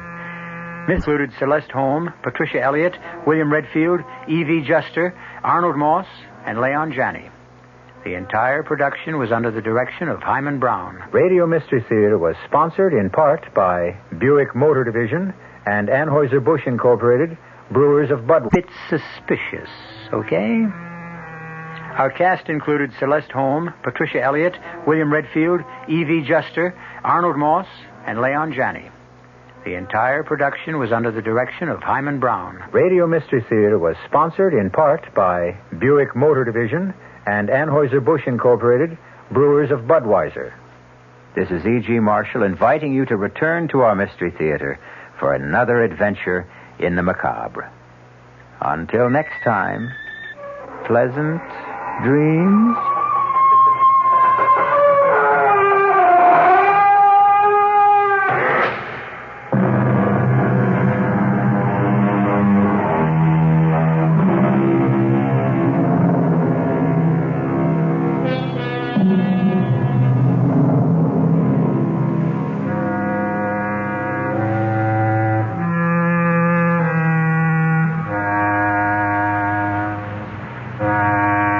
WR Mystery Theater has been brought to you by ShopRite Supermarkets, where you get a lot more for a little less, and by Suburban Savings, with offices throughout North Jersey. The preceding Mystery Theater program was furnished by the CBS Radio Network. I'm Fulton Lewis in the Mutual Broadcasting System studios in Washington, D.C. Now, my commentary. President Ford promised leniency to thousands of Vietnam-era draft dodgers and deserters today, declaring, "I want them to come home if they want to work their way back." In a big surprise move during his first trip outside of the city of Washington since assuming the presidency, Ford was in Chicago speaking to a Veterans of Foreign War convention. He signaled a sharp change in government policy. He indicated he favors a form of limited amnesty. He told the VFW conventioners that one of his first acts as president was to order a complete review by September 1st on the status of 50,000 young men convicted, charged, or sought for offenses loosely described as desertion and draft dodging, declaring that, quote, unconditional blanket amnesty is wrong. He added, quote, in my judgment, these young Americans should have a second chance to contribute their fair share to the rebuilding of peace among ourselves and with all nations. So I am, Ford concluded, throwing the weight of my presidency into the scales of justice on the side of leniency. I foresee their earned re-entry into a new atmosphere of love, hard work, and mutual trust. He offered no specifics on the shape of his still developing policy regarding amnesty, but he said decisions of my administration will make any future penalties fit the seriousness of the individual's mistake. After warmly applauding Ford's declaration that unconditional blanket amnesty is wrong, the some 3,000 delegates to the VFW convention sat almost silent as he added to his prepared text the section signaling a new and softer policy toward those who left the country or their military units during America's decade-long involvement in Vietnam. The VFW, like virtually every other veterans group in the nation, has steadfastly opposed any amnesty. In his speech, Ford also disclosed, much to the pleasure of the VFW, that he was naming former Indiana Congressman Richard Rauterbush as Veterans Administrator. He pledged improvements in the agency's operations. He gave a veiled warning that he may veto a $1.4 billion veterans education bill on grounds that it is inflationary. The president said, we are all soldiers in a war against brutal inflation. America is fighting for its economic life. I will not hesitate to use the veto to control inflationary excesses. Standing in an open-top limousine, Ford was applauded and cheered by tens of thousands as his motorcade carried him through downtown Chicago. But outside the convention hotel, thousands of Greek Americans waved signs and chanted slogans criticizing his administration's policy regarding Cyprus. The demonstration in Chicago today was planned before the U.S. ambassador to Cyprus, Roger Davies, was slain in Cyprus when a mob of Greek Cypriots stormed the U.S. embassy in Nicosia. The Greek Americans who thronged to Grant Park across from the Conrad Hilton Hotel were demonstrating virtually against what they called a tilt toward Turkey and the U.S. policy regarding Cyprus. Few of the chants today named President Ford, but most of them were aimed at Secretary of State Henry Kissinger. They were calling for Kissinger to resign. Some were saying to give the Nobel Prize back. The president paid no apparent attention to the demonstrators. Ford told the convention delegates that the word of Davies' death was tragic news. President Ford adding, he too gave his life in foreign wars. Let us offer our prayers and our condolences to his loved ones for his supreme sacrifice on behalf of all America. Ford apparently drafted his remarks regarding amnesty en route to Chicago today, inserting them into his prepared text. He said when he took office, I found on my desk where the buck stops the urgent problem of how to bind up the nation's wounds, and I aim to do that. He said as Commander-in-Chief, he will work within our system of military justice, but he said that he has ordered Attorney General William Saxby and Defense Secretary James Schlesinger to consult with other governmental officials and report their unvarnished views and those of the full spectrum of American opinion on this controversial question. Richard Nixon, the man Ford succeeded just 11 days ago, had followed a firm anti-amnesty policy, vowing at one point, never, never, never when asked regarding amnesty. One of Ford's last duties as vice president was to present, after death, 14 medals of honor to the parents, widows, and children of Vietnam heroes. Ford said, as I studied their records of supreme sacrifice, I kept thinking how young they were. The few citizens of our country who, in my judgment, committed the supreme folly of shirking their duty at the expense of others were also very young. These young Americans should have a second chance. I will act, he said today. I will act promptly, fairly, and firmly in the same spirit that guided Abraham Lincoln and Harry Truman. I reject amnesty, and I also reject revenge. His announcement that Rauta Bush, a former VFW national commander and now deputy VA administrator, would be promoted to succeed Donald Johnson drew sustained applause from the delegates today. Ford said, "He is a man who gets things done. I am confident that he will do a first-class job." He set some guideposts for the new administrator. He said, "This administration is going to see to it that we still know your name and your problems. A veteran is a person, not just a digit, in a computer system which more often than not goofs up. I want no arrogance or indifference to any individual, veteran or not." Because of Richard Nixon's decision to voluntarily step down from the presidency, a long impeachment debate on Capitol Hill obviously has been avoided, and because of that, both the House and the Senate have been able to get down to other pending business, matters which, had the impeachment process continued, may well have been delayed at least another 2 months, and possibly even longer. One of these issues is House consideration of the question of continued U.S. purchases of chrome ore from Rhodesia. It is an issue which was seemingly resolved some 3 years ago when, after lengthy debate and several very close roll call votes, the U.S. Senate went on record favoring a resumption of such purchases, trade with the southern African nation of Rhodesia having been discontinued by an executive order of President Lyndon Johnson issued in January of 1967. That was an order which brought the United States into full compliance with the United Nations Security Council embargo against Rhodesia. That Security Council action, in turn, having been brought at the request of the British government in response to Rhodesia's unilateral and, in London's view, illegal declaration of independence from Britain late in 1966. The problem of complying with the Security Council embargo of Rhodesian goods insofar as the United States was concerned, a problem that was ultimately recognized by the Senate, was that our domestic ferroalloy industry, which is a vital arm of our national defense system, had grown heavily dependent upon Rhodesian chrome. Chrome ore is a vital ingredient in the production of stainless steel, and you need stainless steel in order to manufacture scores of national defense items. Rhodesia, in fact, was about the only free world source of high-grade chrome ore. The mines there are actually owned by 2 American companies. Cutting ourselves off from Rhodesia would mean that we would have to turn to the world's second major source of chrome, the Soviet Union, and that, in the view of most defense specialists, would seriously jeopardize our national security. Indeed, that very situation did develop in the wake of President Lyndon Johnson's executive order of 1967. Beginning in January of that year, U.S. companies were told that they could no longer purchase Rhodesian chrome, and they were forced to turn to the Soviet Union for that material. The Kremlin, incidentally, responded to its new near-monopoly status by jacking up the price for its chrome from $25 per ton to more than $75 per ton, the increase being accomplished in a period of less than 3 years.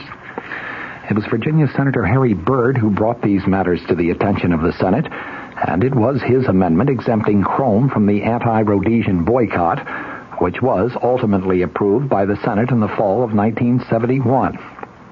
By the time the issue reached the House of Representatives, the United Nations had voted to admit Communist China to that organization's membership, and as you recall, it had expelled one of the founding members, Nationalist China. The mood in the House of Representatives was hardly friendly to the UN, and in that atmosphere, the House members voted an overwhelming 251 to 100 in support of Senator Byrd's amendment, and by early 1972, imports of Rhodesian chrome to this country had been resumed. Liberals had argued vehemently against the Byrd Amendment.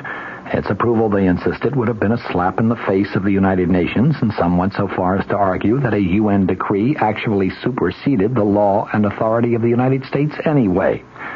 They actually sued in the courts in hopes of getting the courts of this country to agree with their point, but they lost. The U.S. Court of Appeals ruled that the U.S. Constitution is still our national charter. The Charter of the United Nations is not.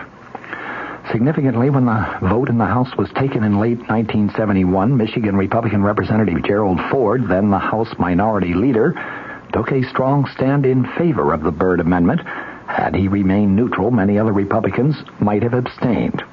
Several times since approval of the Byrd Amendment, congressional liberals have tried to have it repealed. Last January, they succeeded in getting the Senate to support repeal. Tomorrow, the issue comes up in the House. Regarding the Rhodesian Cromore issue, it is to be hoped and expected in view of the overwhelming nature of the House of Representatives' last vote on the very same issue that the House will remain consistent with its earlier stand when it votes tomorrow. Indeed, in later broadcasts this week, we're going to take a very close look at the roll calls to see just which House members, if any, change their position. From the Mutual Studios in Washington, I'm Fulton Lewis, and that's the top of the news as it looks from here. This is KRLD, Dallas, with more audience than any other Dallas radio station, as reported by the American Research Bureau.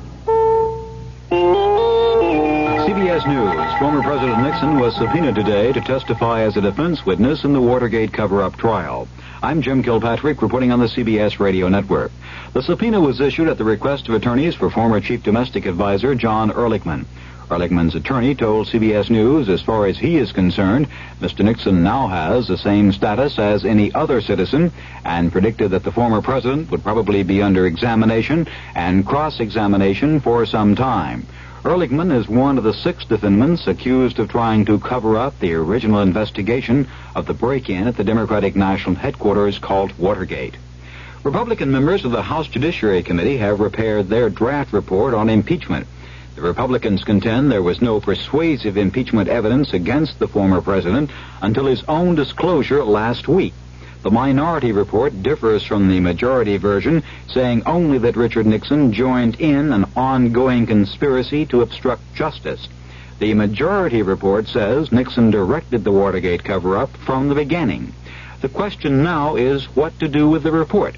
Democrats favor some type of full House action, giving the information more status than just a routine committee report. Representative Charles Rangel of New York. The president, through his resignation, has somehow left some small vacuum in the record that we are prepared to leave for history.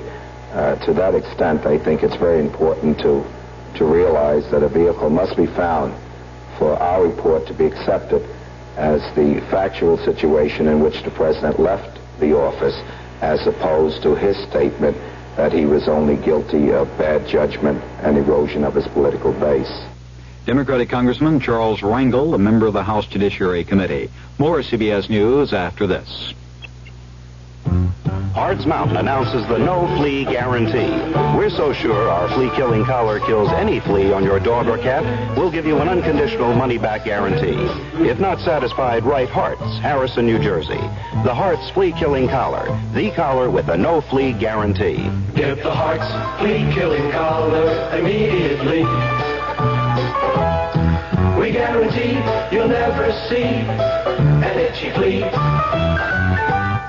Hey, Janet, this laundry hamper's turning ripe. Where's the Lysol spray? Mom, my bed sheets are all hot and sticky. Where's the Lysol spray? Where's the Lysol spray disinfectant? Someone's always using it. Whenever the laundry hamper gets emptied, it gets sprayed to kill germs that can turn into an odor problem in hot weather. And hot, sticky sheets? We spray them to keep them fresh between changes. And to kill mold and mildew on things in the bathroom. Bob, where is the Lysol spray? People need what Lysol spray does. Richard Nixon's presidential tape recordings and documents will remain at the White House pending further talks with the Watergate special prosecutor. Yesterday, Nixon's former Watergate attorneys, J. Fred Buzzard and James St. Clair, ruled that the Nixon materials not yet subpoenaed or made public were his own property, presumably to handle as he wished. That apparently is now not the case. Today, in what White House officials described as a related development, President Ford asked for the resignation of White House attorney J. Fred Buzzard. Buzzard will be replaced by Mr. Ford's former law partner, Philip Buchan. The American Civil Liberties Union has challenged as discriminatory the Social Security regulations that deny most widowers the right to collect their wives' benefits. Surviving wives can collect when their husbands die, but that is not the situation in reverse cases. The ACLU says this is discrimination against men and has filed suit to have the regulations changed. Acting with unusual speed, both the Senate and the House moved closer today toward creating the Cost of Living Task Force, which President Ford requested. Committees in both houses have approved a bill creating the agency, although the name differs in each house. Many congressmen approved the measure with some skepticism, saying it would really do nothing to combat inflation. More after this. Before you invest in a color TV, listen to what these experts say about solid state versus tube type sets.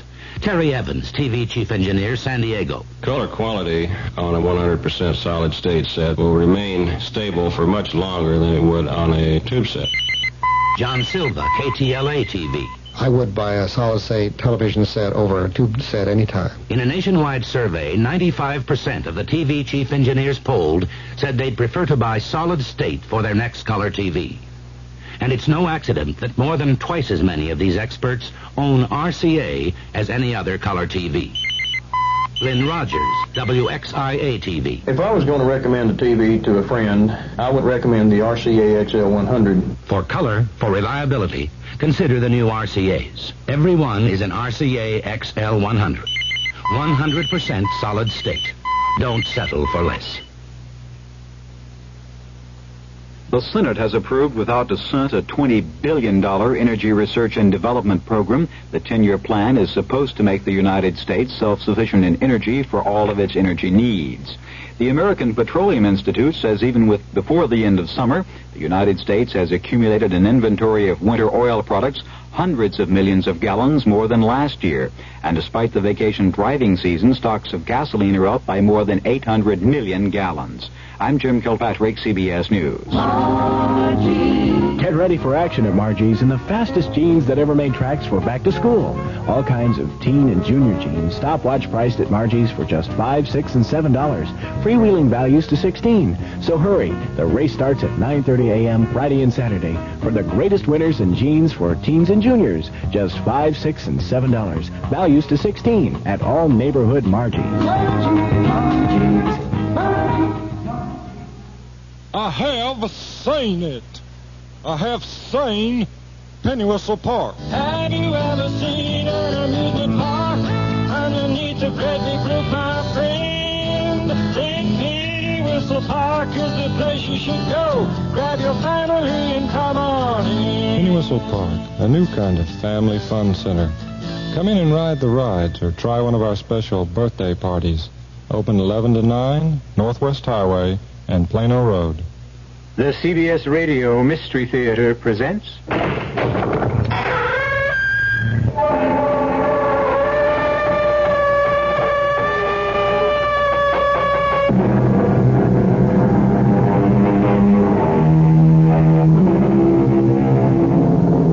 Come in.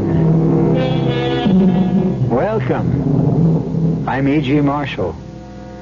Welcome to our house. It's a haunted house, we admit. Haunted by strange creatures, hidden terrors, the cries of spirits, and the moans of unravaged victims.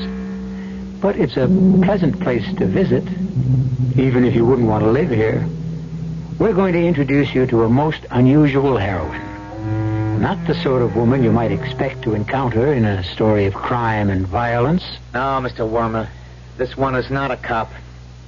She's been acting like a cop, but that's not what she is. Please. Oh, please let me go. I didn't mean any harm. Oh, no, sugar. You're no cop at all. What you are is a nun.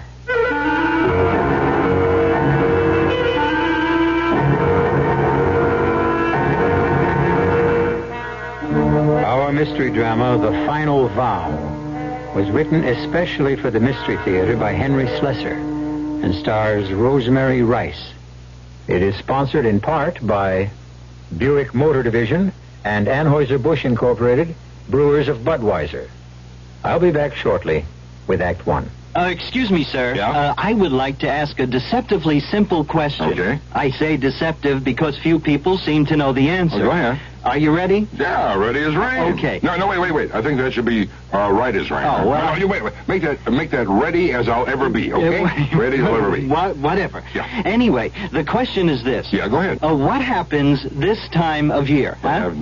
That's it. Huh? That's the question. That's the $64,000 question. Yeah. That's the one for all the marbles, right? Well, That's the one that's on everybody's lips, huh? Yes. That's the question. Well, good. As everyone should know, what happens this time of year is that Buick dealers are giving great deals on 1974 Buicks, which of course means that this time of year may very well be the best chance you'll ever have to buy a Buick. From the thrifty but surprisingly elegant Apollo to the dashing full-size LeSabre to the Electra, which surprisingly enough is the second largest selling luxury car in America. Know-it-all. Ramada Inns announce kids that cost less. Your kids 18 and under stay free when they share your room. Now that's a real family plan. And Ramada Inns serve you up great family restaurants with everything from hot dogs and hamburgers to your favorite steak. Dial 800-228-2828, toll free for reservations. At Ramada Inns, you're always welcome home.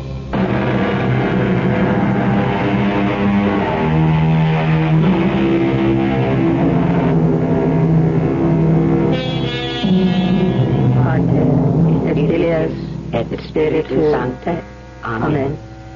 Pater noster, qui es in coeles, sanctificetur nomen tuum, adveniat regnum tuum, fiat voluntas tua sicut. You're hearing a familiar sound at the Holy Name Convent, the sound of the Holy Sisters at their devotions. But if you had been allowed to enter the chapel and seen the faces half hidden among the folds of their wimples, you may have seen something more than sacred concentration, because one of their number is missing. Sister Pamela? Sister, are you in there? Yes, I'm here. Come in. Oh, Sister Pamela, you've been crying. No, I'm all right. I'm just not feeling very well. I asked Reverend Mother if I could be excused this morning. Now, you can't fool me. I can see rivers on your cheeks, sister. Now, you've done nothing but cry for weeks. Sorry, Sister Jim, I tried so hard to hide. Why can't you be happy, dear? Don't you know it's spring? Can't you feel God's love for the world when you see a day like this? It's my fault, Sister Jim. I can only blame myself. Oh, nonsense. There's no one to blame. You're young, child. Now, tears are a pleasure when you're young. Here, let me wash your face. Sister, you're not thinking about what we spoke of the other day. I haven't been thinking of anything. I'm trying not to think. And have you prayed? Oh, I've prayed. I've prayed for humility, for obedience. But there wasn't any answer in my heart. Only silence. Do you suppose that might... Hush, child. But if I'm wrong, sister, if I truly belonged here, wouldn't I know? Wouldn't I feel it inside? Our Lord called you when you were a little girl. Almost from the day you were born. Oh, maybe it only seems that because I was raised at the Holy Name, because of an accident of time and place. How can I really know, sister? We mustn't talk about it now. I have much more interesting things to talk to you about. What do you mean? I didn't come here to wash your pretty little face. I came here to tell you some good news. We're going on a trip. A trip? Now, won't that be nice? Why, it's just what you need, I think. A nice little journey somewhere. And Reverend Mother wants to talk to you about it. That's what I came to tell you. She wants to see me now? Yes, child. Right now.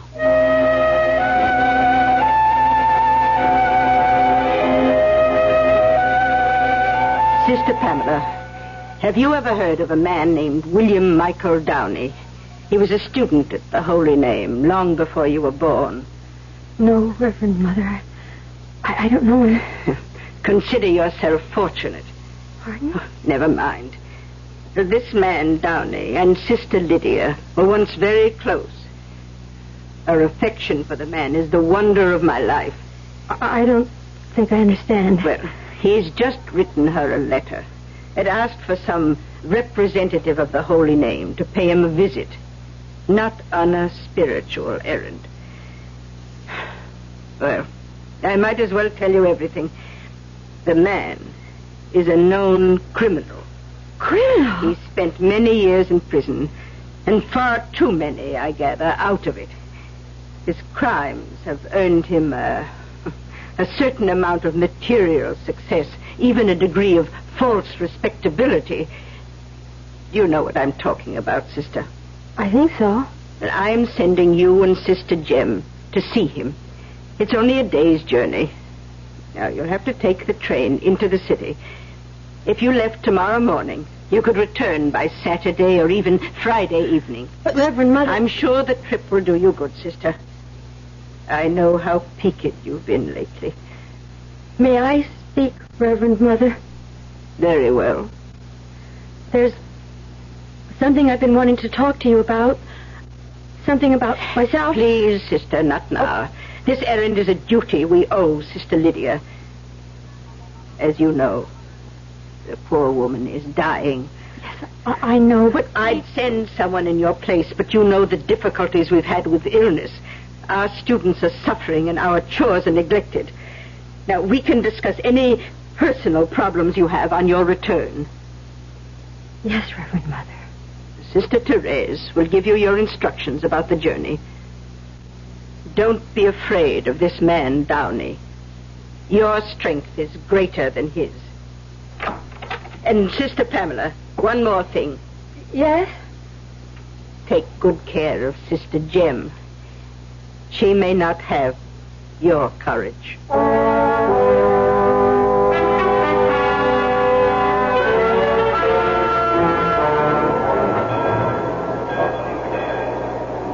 It must be 10 years since I've been at a railway station. It makes me dizzy. I think the exit is this way. Well, now, don't walk so fast, Chuck. Did Sister Therese say it was very far to Mr. Downey's house? Oh, not very far. She said we could reach it by bus or taxi. Well, let's take a taxi, dear. I really am exhausted. Oh, poor Sister Jem. This is a long trip for you. Well, I don't mind. For Sister Lydia's sake. I'm glad Mr. Downey wrote her, aren't you? I don't know. I've yet to hear anything good about Mr. Downey. Why, there's something good in everyone, child.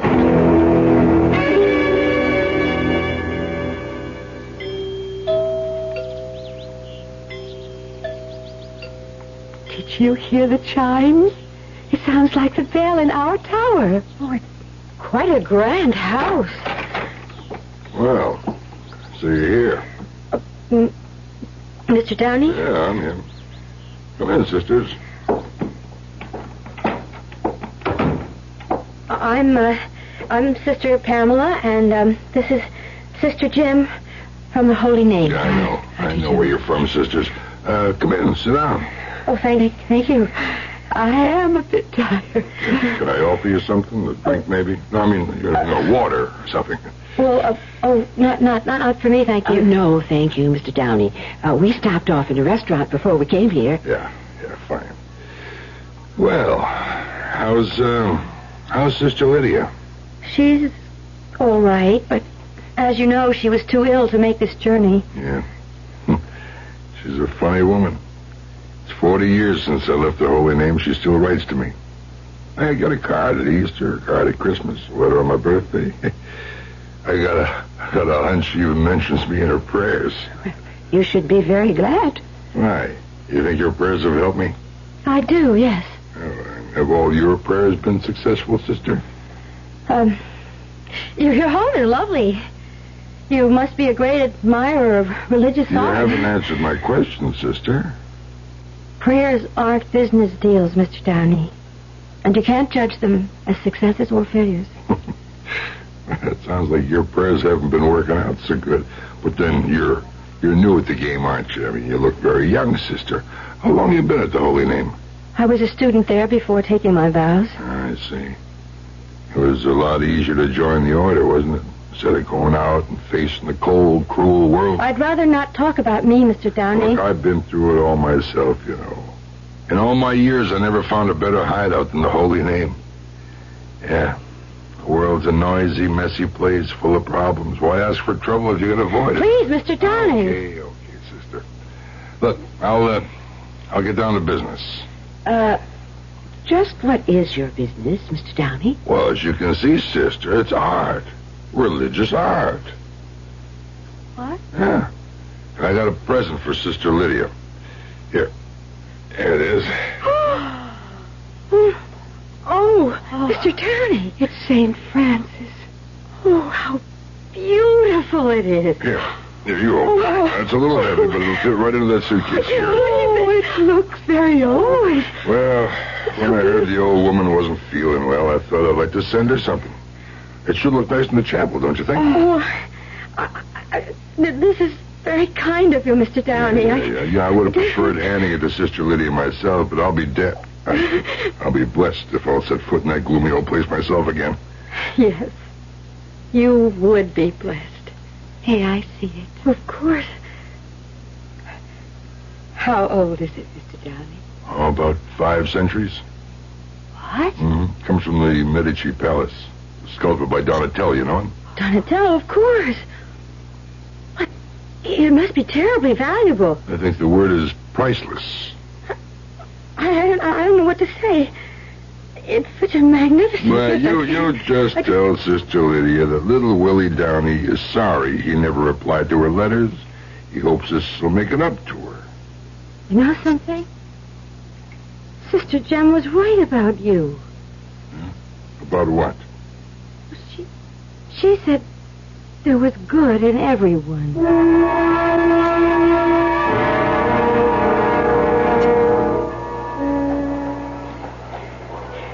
Let me carry the suitcase for a while, dear. It's so awfully heavy. No. It's all right. Now, are you sure about the train time? Well, maybe I'd better look at the schedule again. I just can't figure out all those tiny little numbers, even if I could see them without my glasses. Let's see.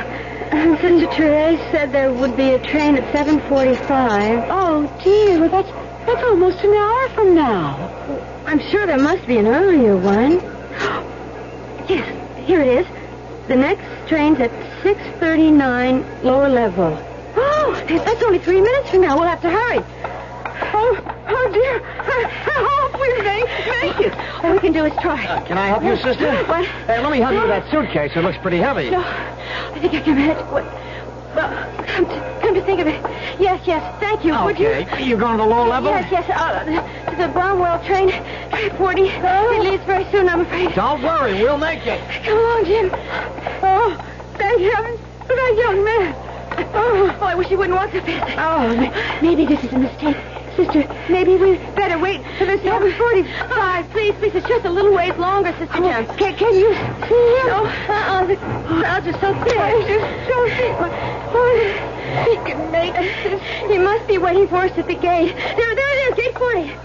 I don't see anyone. Perhaps he went on the train. For what? Why would he do that? I don't know. Why isn't he here? Charles, look. They're closing the gate.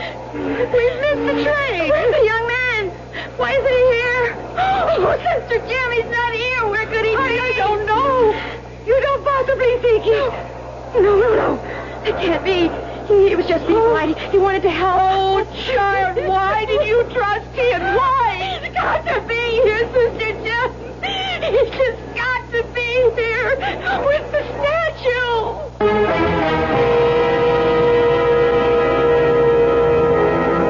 But the young man isn't there. And very soon, Sister Pamela and Sister Jem will draw the only possible conclusion. That this young man was not a Boy Scout looking for his good deed for the day. That he was the kind of young man who hangs around places like railroad terminals, looking for the good deal of the day. And it looks like he's managed to get one of the best deals of his life. We'll learn more when I return shortly with Act 2.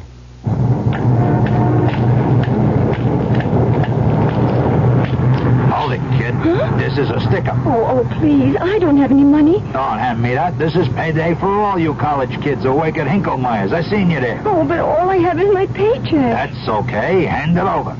Here. You can keep the stub. Hey, wait a minute. How come they held out federal income tax? Well, everyone has to pay income tax. What's the matter with you, kid? Don't you know nothing? You do not have to pay no federal income tax unless you earn more than $2,050. Oh, but they still have to withhold tax from my pay. Look, kid, all you have to do is give your boss an IRS form, W4E, instead of the usual W4. And he is then not required to withhold any federal income tax from your pay. And you will not have to file no tax return to get it back. Really? Hey, I didn't know that. Thanks. Ah, that's okay. I figure you could use the money. This message presented on behalf of the Internal Revenue Service. You can paint your home in the same muted earth tone colors our colonial ancestors used to paint theirs. Hi, Frank Lieber here to tell you about True Value Hardware Store's True Test Supreme Latex House Paint. It comes in 24 Jamestown colors, like salmon gold, Chelsea blue, and Samoset gray.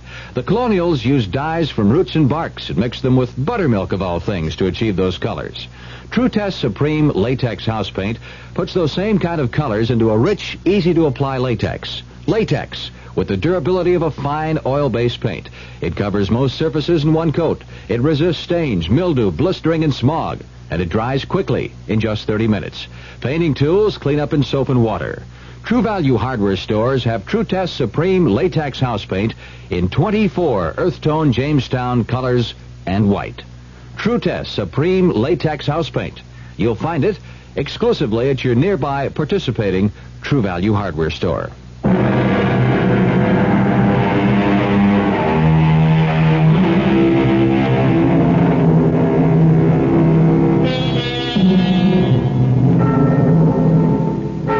Even the bells of the Holy Name Convent have a sad and hollow sound today as Sister Pamela sits with head bowed before the Reverend Mother and listens to a different kind of litany from her lips. Are you a child, an infant?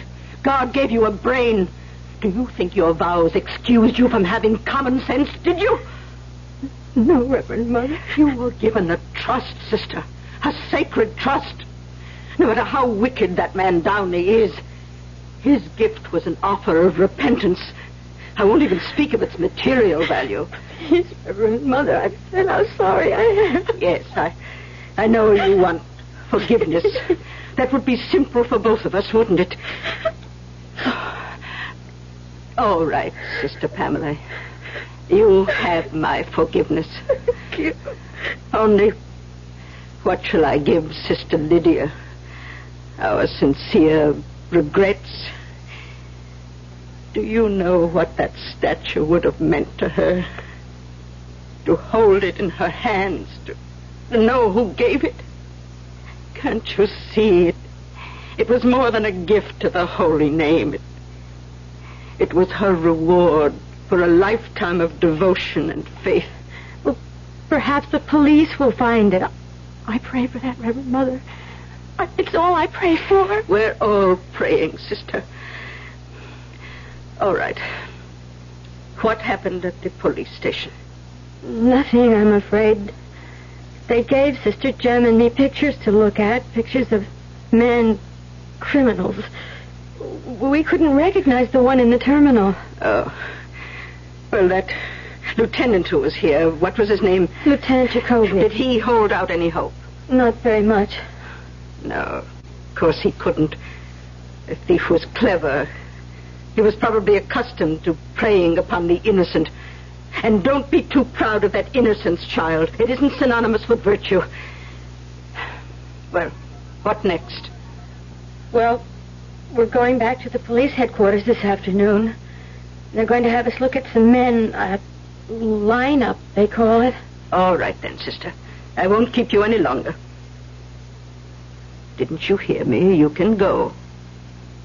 Reverend Mother, I wanted to say something. Then, please, say it.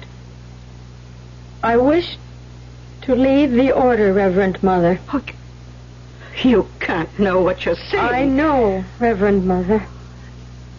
Sister, you're not a child. You must not respond to trouble like a child. I've thought about it. I've thought and prayed. When a child is naughty, it thinks of running away from home. Your home is with God, sister. You cannot run away from him. I'm not running away from God. I wish to leave the order. I'm not suited, Reverend Mother. I've known that for some time. Mr. Downey was right about me. Mr. Downey? Why would anything that man said affect you? He said, some people retreat to God, advance towards him. Well, that's what I've done. I've hidden myself from the world for the wrong reasons. Is that so bad, Sister Pamela? Sometimes we do the right things for the wrong reasons. But I haven't been honest. Not with myself, not with you, and not with God. What happened in that terminal was like a punishment. No, sister. If you had sent someone else, the statue would be here by now in the chapel. I know. Well, it may yet be. We can't know the future. I have to leave. There's no other way. I must.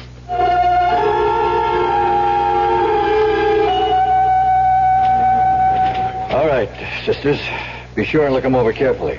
All the men you'll see on that stage have worked the same kind of crime in the past. Helping women with their luggage and then helping themselves to the contents. Lieutenant Jacoby, do you think the man knows what he stole? Its true value? Oh, doubtful. His ignorance may work in our favor, so we're keeping the facts quiet. If he knew he had a statue worth a fortune, he'd make himself harder to find. But it has no price. It's an art treasure. He couldn't really sell it, could he? There are crooks and crooks these days, sister. There are collectors who don't mind stolen merchandise, even if they can't display it openly.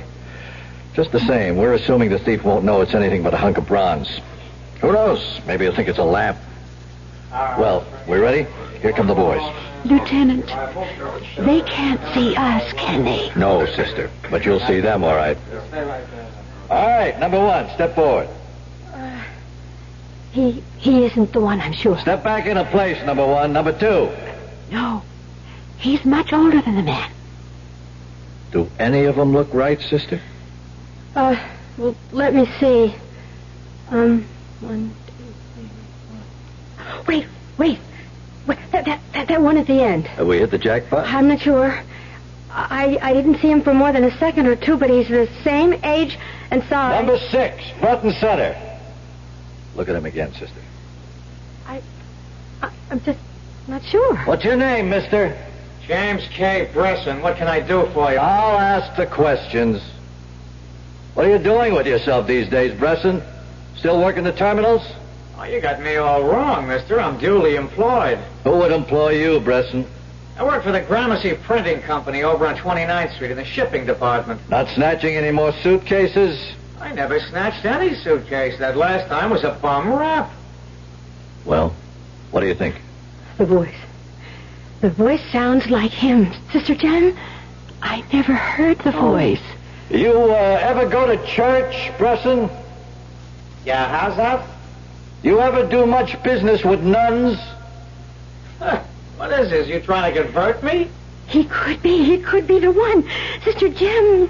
No, I don't think so, child.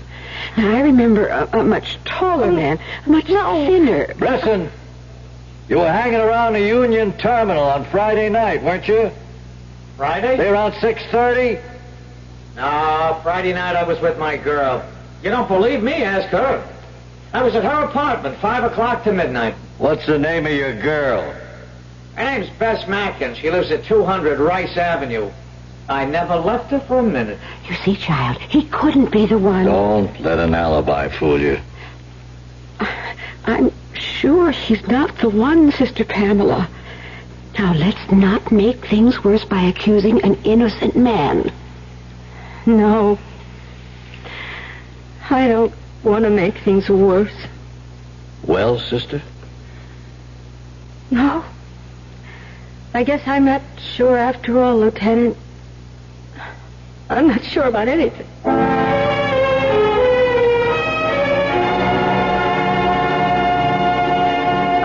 I wish you wouldn't do this, Sister Pamela. I just know it's a mistake. I can't help it, Sister Jem. I have to go. I can't even recognize you, child. I've forgotten how you look in ordinary clothes. Yes.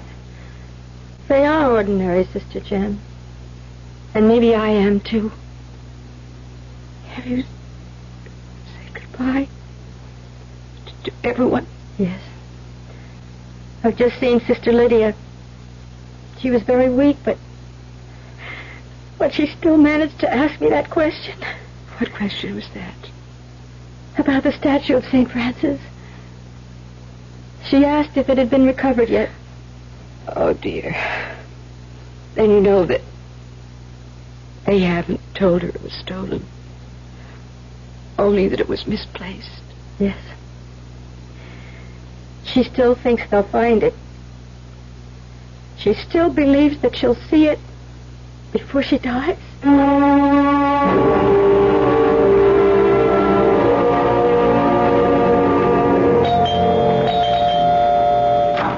Yes? Mrs. Gunderson? Yes?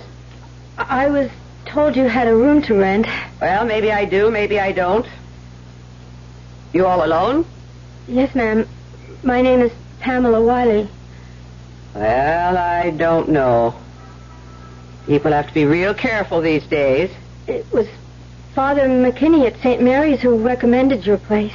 Oh, well, why didn't you say so? I've got a nice room on the second floor. $14 a week, and it includes breakfast and supper. You go out to work? I will be. Whereabouts? I work at a company nearby. Uh-huh. Do you work there long? Well, I haven't started yet. I just went for a job interview this morning, and I start work on Monday. Ah. What kind of a place is it? It's a printing company. It's called the Gramercy Printing Company on 29th Street.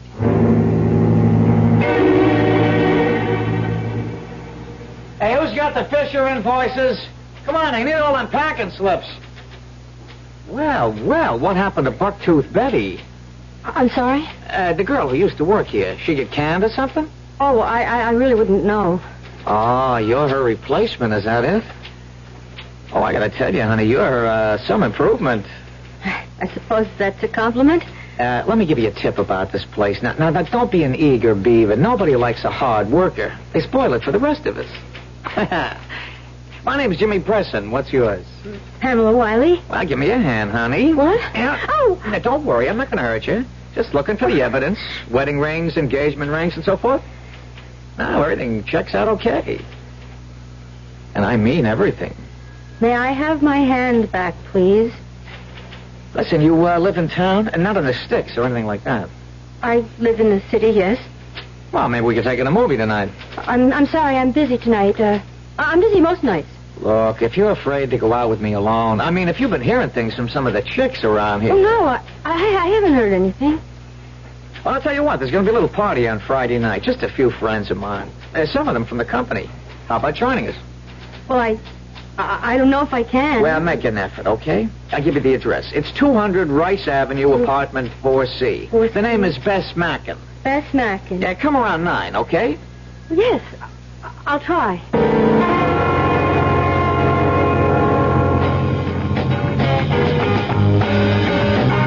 Hey, honey, I'm sure glad you could make it. You're just what this party needs, baby. A new face, and a real pretty one, too. I don't know if I can stay very long. Oh, sure you can, honey. You can stay close to old Jimmy. I want to find out if it's true what they call you at the office. Oh? What do they call me? The Saint. Now, didn't you know? Saint Pamela. I don't mind that, honey. Saints are okay. They have a way of turning into sinners. Please, if you don't mind, I'm awfully warm. Well, that's what I'm trying to do, baby. Warm you up. Please take your hand away. Come on, St. Pamela. I know what you need. You need some fun and games, and I'm the guy who knows all the rules. Don't! Stop it! Stop! There you are. Well, hi, you Bess, honey. Hey, I want you to meet somebody. I want you to meet St. Pamela. Saint, this is my good friend, Bess Mackin. You bum. I saw what you were doing. Oh, just getting acquainted, that's all. Getting to know what a saint is like. Get out of here. This is my place, and I want you out of it. Oh, please, I didn't mean to cause any trouble. I'll leave. No, it's him I want out of here. Did you hear me, Jimmy? Get out! Sure, Bess, sure, I'm going. I'll be over at the Silver Crown if you get lonely for me. Oh, that bum! That miserable bum!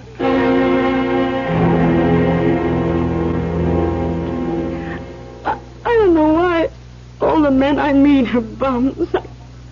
I just don't understand. Oh, Bess, please, don't drink anymore. It's not helping. Oh, nothing helps. Nothing. You know what life is, honey? I'll tell you what it is. It's like one of those wrapped boxes under the Christmas tree in the department store. Just a fancy package. And nothing in it. Bess, may I talk to you? Me?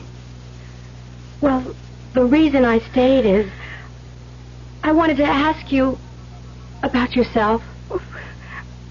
Why would you care about me? Are you alone? Do you have any family? My mother's dead. And your father? That bum. He ought to be. Yes. Do you ever go to church? Me? Of course not. Even when you were a little girl? Oh, sure, when I was a kid. Oh, that Jimmy, that dirty stinker. Why do I do it? Why do I put up with it? Well, does he treat you badly? Oh, he doesn't treat me, period. You think he ever takes me anyplace? If we go to a bar, who do you think buys the drinks? He says that's his idea of women's lib. Well, why do you do it then? Put up with him. He gave me one present in my whole life. One lousy present. This piece of junk. It's a pretty bracelet. No, it's junk. I know where he got it. At that pawn shop around the corner from that cheap crook Wormer. A pawn shop? I bet he didn't even pay for it. I bet him and Wormer had a poker game. Does he go there often? Oh, he gets everything there except groceries. And does he ever sell things there? Oh, sure he does. Buy and sell every week. Hey, what do you want to know that for? Well, I was just interested, Bess. Just very interested.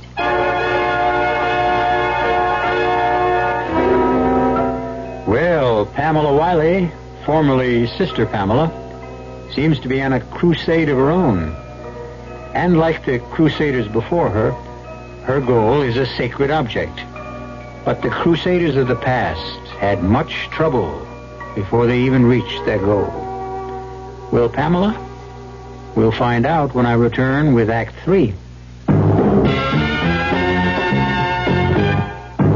When you drink beer, do you tilt the glass for long, hearty swallows? Or just tip it and sip it?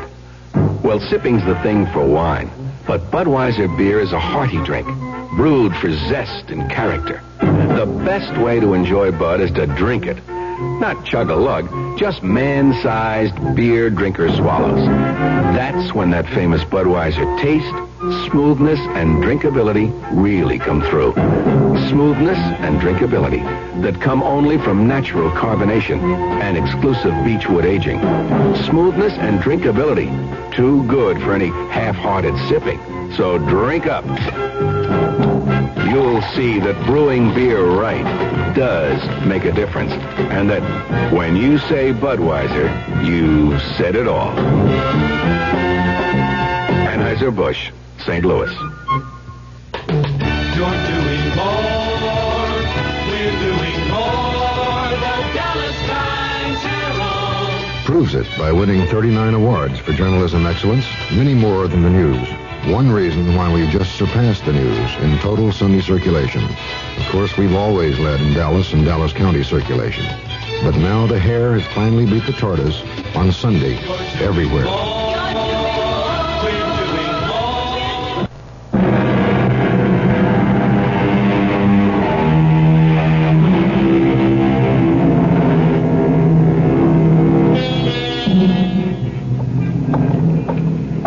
Pamela Wiley is taking one of the longest walks of her life.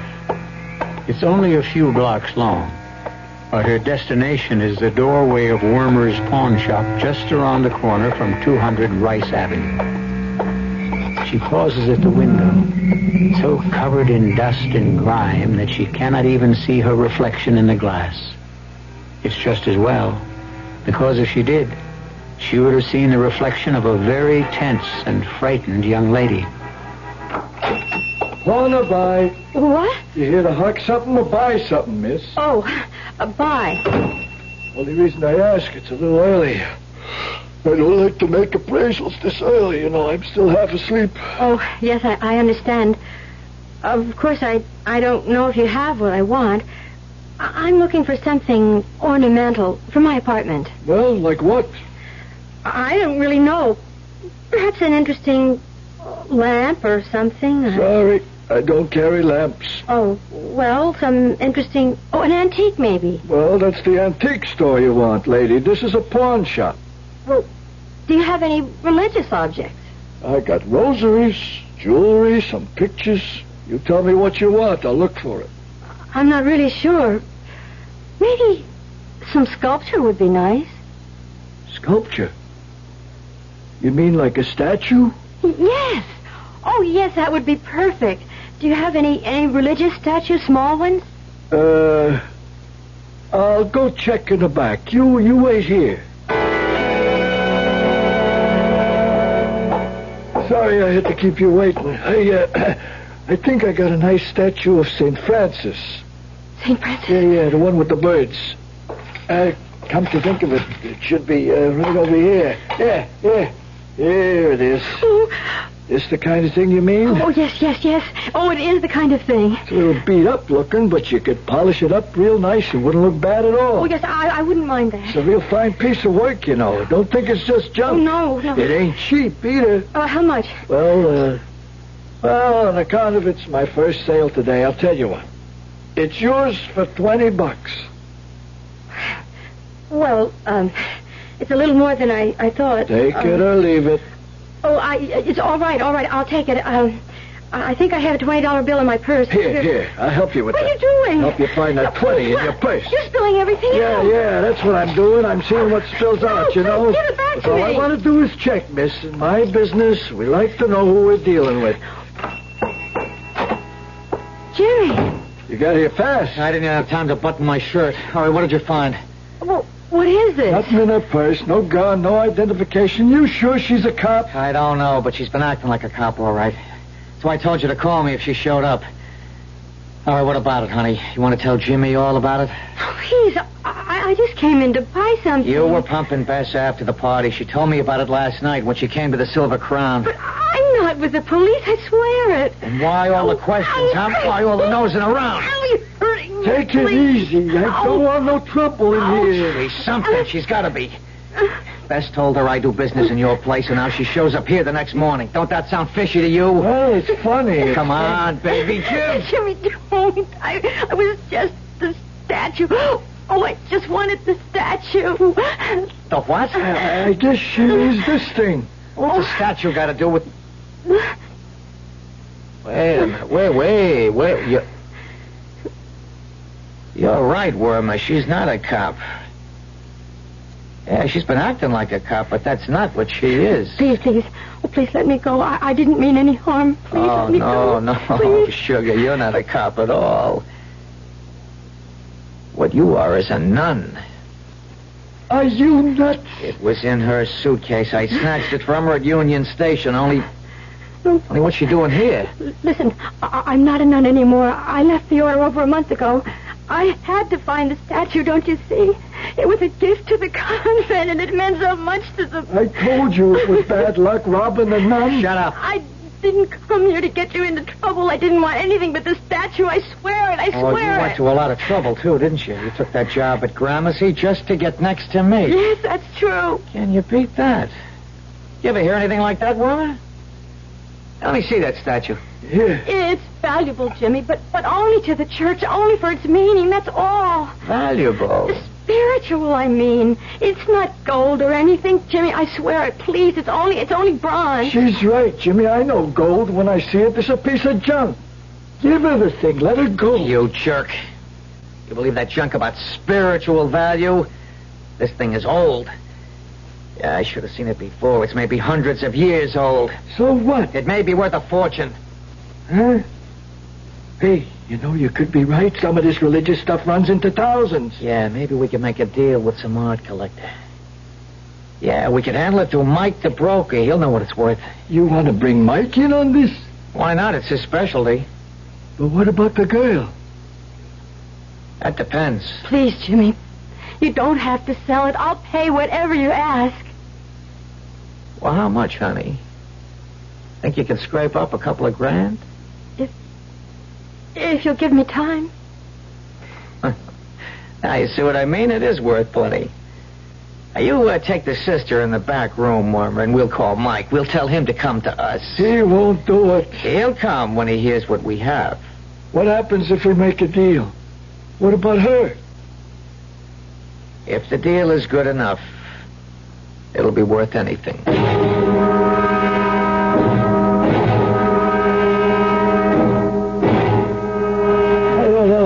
It's been 2 hours. He ain't here yet. He'll be here. Stop worrying. How can I help it? Listen, Jimmy, that gag you got on the nun, you think it's okay? She can breathe. Can you breathe, sugar? Just meditate, honey. You know how to do that, don't you? There he is. I told you he'd be here. Hey, Mike, we're in the back room. Well. It's a pretty picture. Who's the girl? She's a nun, Mike. No kidding. A nun? In those clothes? With a gag over her mouth? She started making too much noise. We had to keep her quiet. Listen, Mike, I got something that's going to knock your eyes out. Listen, my name isn't Mike Bresson. It's Mr. Downey to you. Yeah, sure, but look at this, Mr. Downey. The statue. We figured it was valuable on account of the nun. Went to so much trouble to find it. She even left the convent. Now, we want good terms, Mr. Downey. 50. Now, wait a minute. Not so fast. What happens to the girl after? We'll take care of her. You can trust us. Yeah. Oh, yeah, I'll bet I can. All right. Let's see the statue. All right, here. Look at it. You had this on sale here? I was going to sell it for $20. Can you imagine? No, I can't imagine it. Since it's only worth $2. What? You heard me. Melt it down for scrap. Maybe it's worth $3, $3.50. The next time you guys handle junk, call a junk dealer, but don't call Mike. It's got to be worth something. Look, don't teach me my business, Junior. But the nun, she went to so much trouble. Yeah, the nun. Don't you know about nuns? They don't understand about money. They're not smart like you and me. They'll kill themselves over a piece of junk just because it was blessed. Oh, you'd be amazed at the dumb things they do, all that working and praying and don't get a nickel out of it. Hey, what are you doing? I'm taking this gag out of her mouth here. There. You better not get her sore at you. She's liable to say a prayer and send you all to hell. Come on, miss. I'm taking you out of this place. Thank you. Thank you. Yeah, but wait a minute. We got to get something out of this. You said $20, didn't you? There. Consider yourself lucky.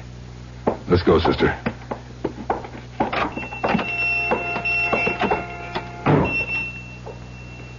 Oh, Mr. Downey, I don't know what to say. I don't know how to thank you. Just take the statue where it belongs, and say hello to God for me.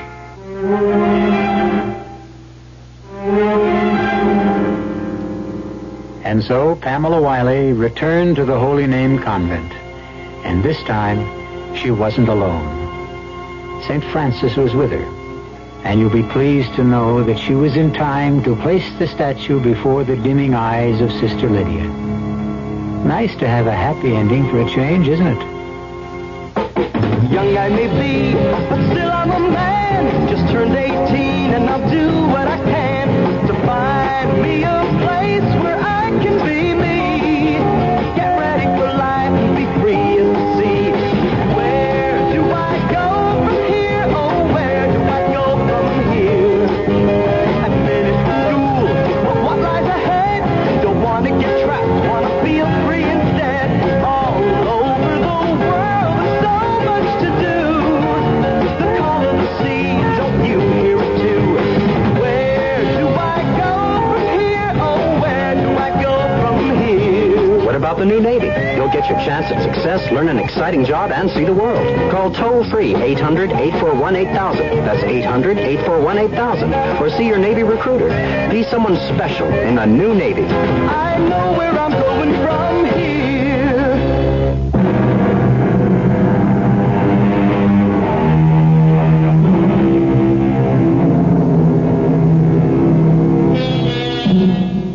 Despite the fact that the story you've just heard ended happily, we hope you won't continue to expect sweetness and light from the Radio Mystery Theater.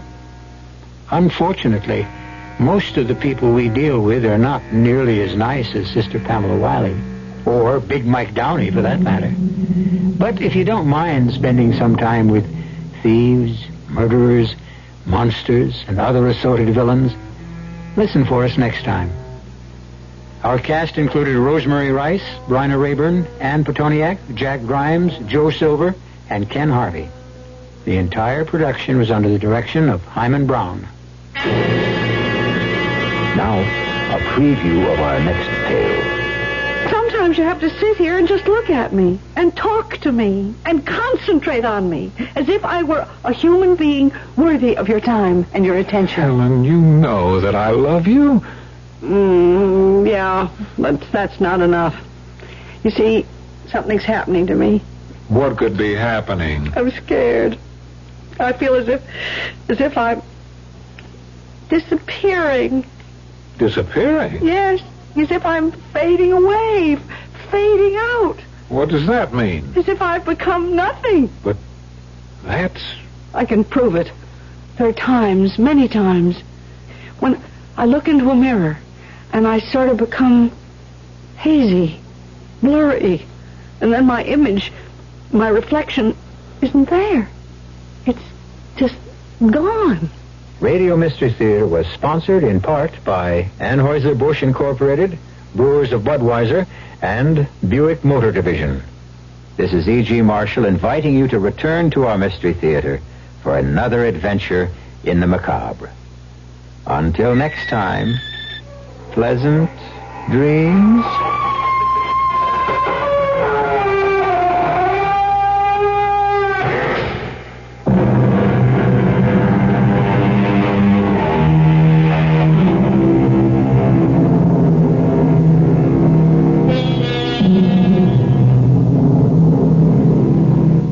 It's indoor golf time all this week at Northtown Mall.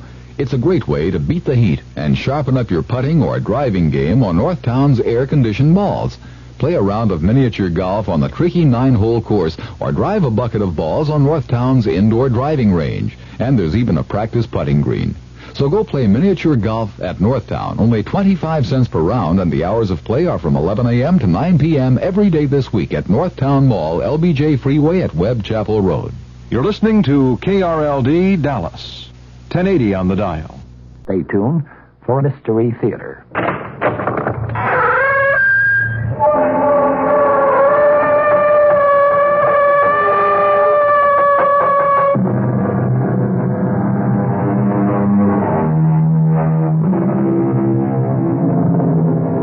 Come in. Welcome. I'm E.G. Marshall. The one place where all men meet sooner or later is the grave. It's the place where all roads end. That small model of the barren earth which serves as paste and cover to our bones. What happens then when two old friends meet beyond the grave? When one of them has been living under the threat of death by the other? A threat from the grave? A threat made in a crowded courtroom more than 20 years ago.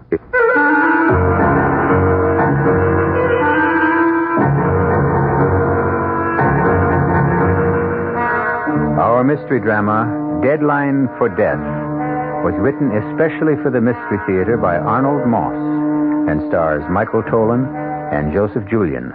It is sponsored in part by Buick Motor Division and Anheuser-Busch Incorporated, Brewers of Budweiser. I'll be back shortly with Act One. Say, do you know what happens this time of year? The swallows come back to Capistrano. Nope.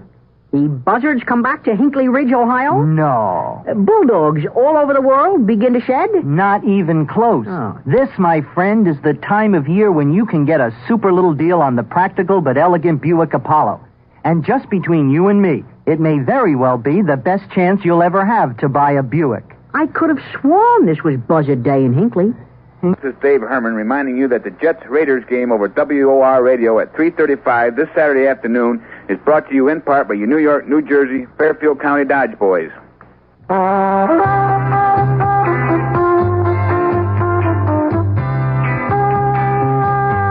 Suburban Savings in northern New Jersey would like to set you straight on savings. Straight off, Suburban offers you the highest interest allowed by law, a big 7.90% effective annual yield on Suburban's 7.50% savings certificates. And Suburban guarantees it from 4 to 10 years. Minimum $2,500. Federal regulations allow premature withdrawals on savings certificates, provided prescribed federal penalties are adhered to. Of course, Suburban also has a whole selection of other savings plans that keep your savings headed in the right direction, straight up. Why not head straight over to your nearest Suburban savings office, conveniently located in Bayonne, Edgewater, Elmwood Park, Emerson, Hackettstown, Morris Plains, Nutley, Paramus, Sparta, and Wayne, and let them set you straight on savings.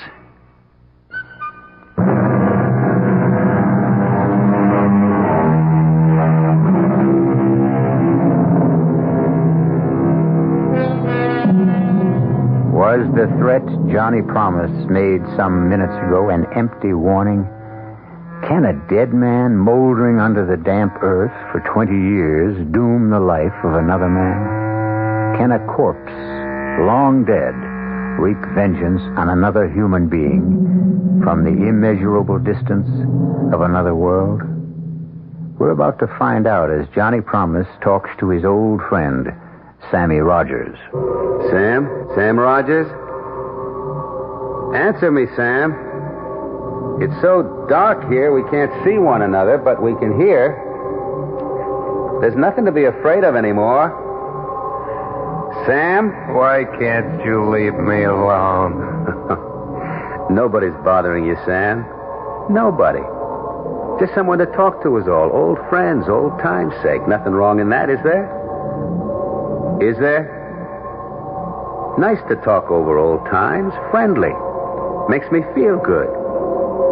Besides, what else is there to do in this place? I don't want to talk, Johnny. Not again. Oh, don't be unfriendly, Sam. Not here. Get your kick some other way. Leave me alone. Stop torturing me. It's been finished all over for a long time. Oh, tell me again how it was. Just one more time. Like what went wrong on our bank job? How we had it worked out so good? How some way we goofed? How the cops broke in on us and we began to run? How the big one took a shot at me and I shot back and let that cop have it right through the head?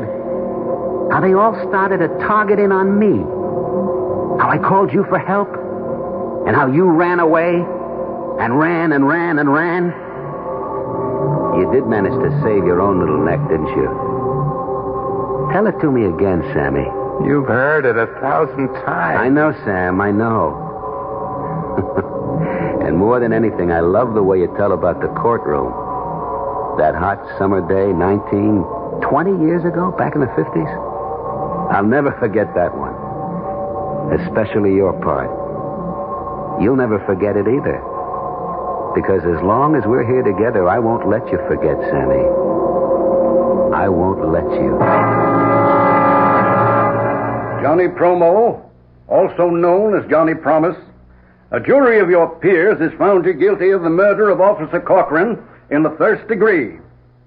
Are there any last words you would like to say before I pronounce sentence? Yes, Your Honor. But it's not for the court. It's for Sam Rogers sitting over there, star witness for the prosecution.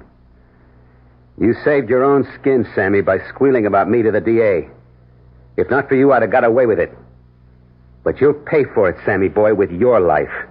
My name ain't Johnny Promise for nothing, kid. So keep an eye on the calendar.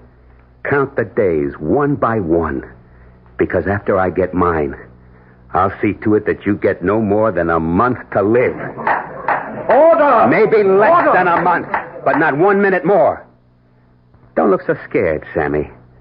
If you live past the month, you're safe. But I got a lot of friends and a lot of dough to toss around to those friends. Today you buy loyalty like you buy lamb chops, so don't count on more than a month. And when you get yours, remember Johnny Promise let you have it. Straight from the grave. Remember the date, Sam? The date the judge named for me to burn in the electric chair? I don't remember. Oh, that's not true. You remember. August the 28th, 5 o'clock in the morning. Taps for Johnny Promise. A man with a code of honor. A man whose word was a thing of respect. And above everything else, your friend. Now, how could you forget that? You won't ever let me. And little Sammy with his big mouth made the whole thing happen, right? Cut it out, Johnny. I don't want to hear anymore. What do you get from tormenting me like this? Laughs. And it passes the time. We got no place to go. We're going to be here for the rest of our... let's say for a long, long time. And I like to laugh. And that story of yours is good for 1,000,000 of them. Let's have it, Sammy boy. What was it like for you after I got mine? Come on, tell it just like it happened. Tell it.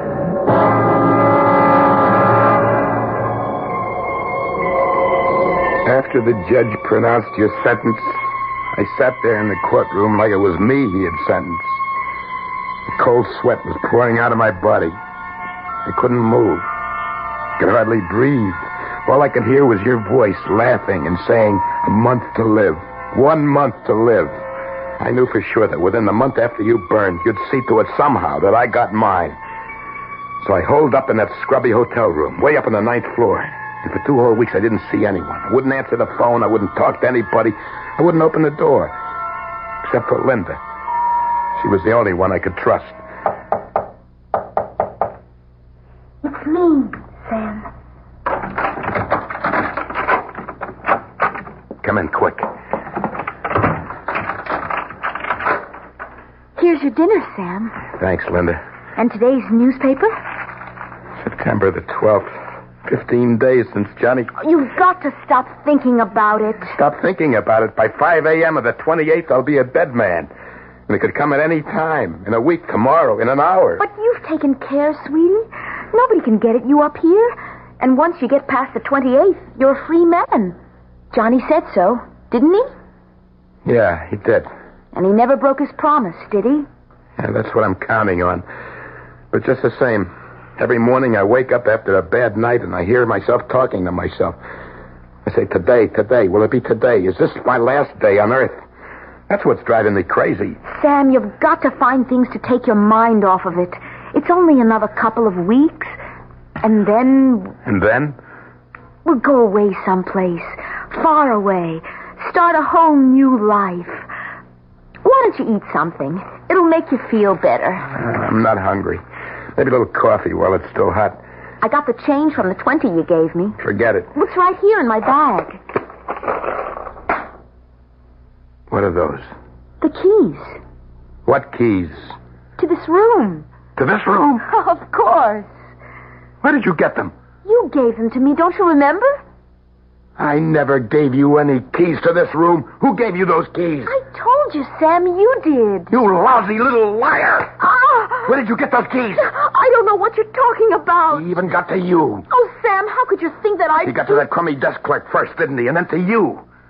And you had the duplicate made. Who made the payoff?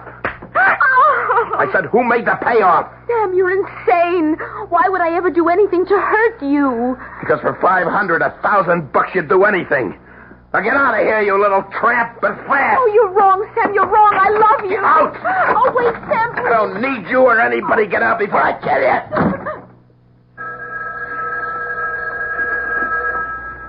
It was the house phone. Not my private line with the unlisted number.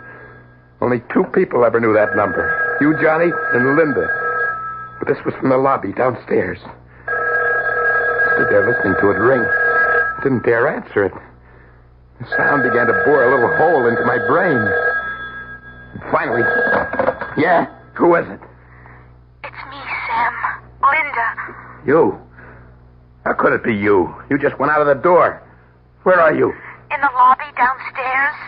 I'm so glad you answered. How did you get down there so fast? Please, Sam, listen to me. I know how you felt about those keys, but you've got to trust me. Yeah, sure. But how did you get to that phone You've got to get hold of yourself. Why don't you have the locks changed on your door? Why? For what reason? Call in a locksmith. Somebody who never heard of you, of me, of Johnny, anybody we know. Let him change the locks and give the keys only to you. One of a kind for each lock. No duplicates.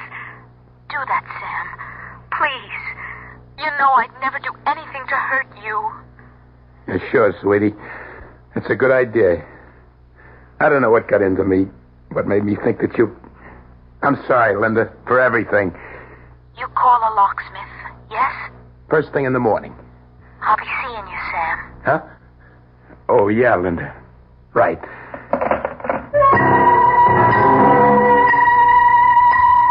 That was real tricky of you, Johnny. It's leading me to suspect that Linda might be the one you'd pick to get me. After I put the phone down, an idea came to me. Hit me like a thunderbolt. Made the best sense of anything in the past couple of weeks. What was the point of living holed up like a rat? Like a sitting duck in that lousy hotel room, waiting, just waiting for you, Johnny, to make me a target for whoever you paid off to let me have it. For once you thought Johnny Promise is going to be outsmarted, right? For once you thought Johnny Big Mouth was going to meet his match. How could you have been so dumb? Why hadn't I thought of it before? All I had to do, Johnny, was to find out who it was you picked to put the finger on me. Once I knew who it was, I could take care of him before he ever got the chance to get to me. Pretty good thinking, Johnny, right? And I knew the first and best place to start looking. The bowling alley was one of the crowd's favorite hangouts. If your man was any place, Johnny, this was it. I noticed a couple of familiar faces. Hi, Benny. What's new? How's the wife?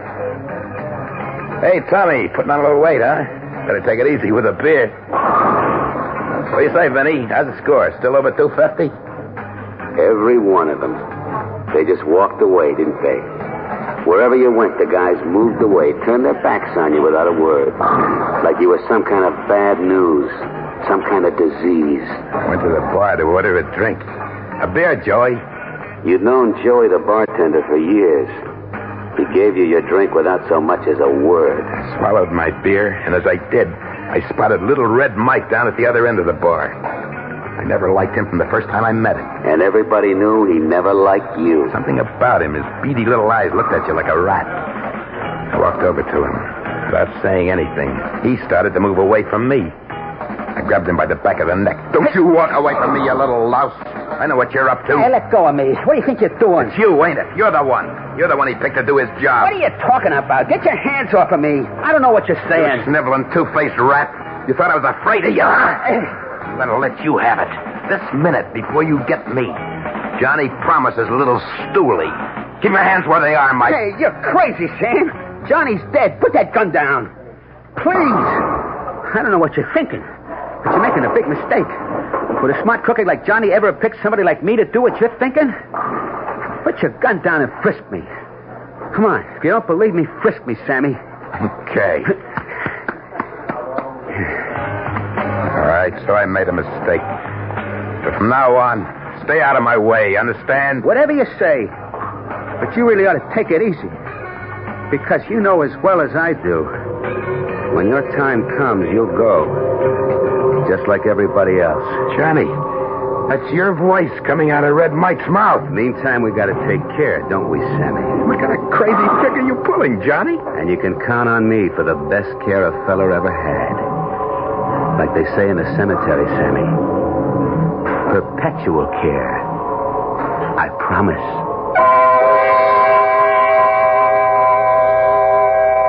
There's a delicate little mechanism inside the heads of all of us. When you're threatened by an overpowering fear, for example, whatever or whoever is the cause of that fear turns the little machine on. And wherever you go, you see that person, hear his voice, feel his touch. Like what's happening to Sammy, right? Just how far and to what ends will the little machine drive Sam Rogers? We'll find out shortly when we return with Act 2. Hey, Mom, what's for dinner? Hey, Mom, what you got? Your ShopRite supermarket has a what's for dinner idea the family will love. Choice grade boneless beef roast, bottom round or shoulder, just $1.29 a pound. Put a few in your freezer at this low price. Other ShopRite values this week include sweet honeydew melons, just 69 cents each. Minute Maid orange juice, Court Gardens, 3 for $1. Armour Franks, 1 pound package, 79 cents. ShopRite is also headquarters for your back-to-school shopping. So visit your ShopRite and save at ShopRite. She loves the family. She wants the best. She does all that she can do. She lets ShopRite do the rest. Hey, Ma, what's for dinner? ShopRite has the answer. WOR New York, an RKO General Station.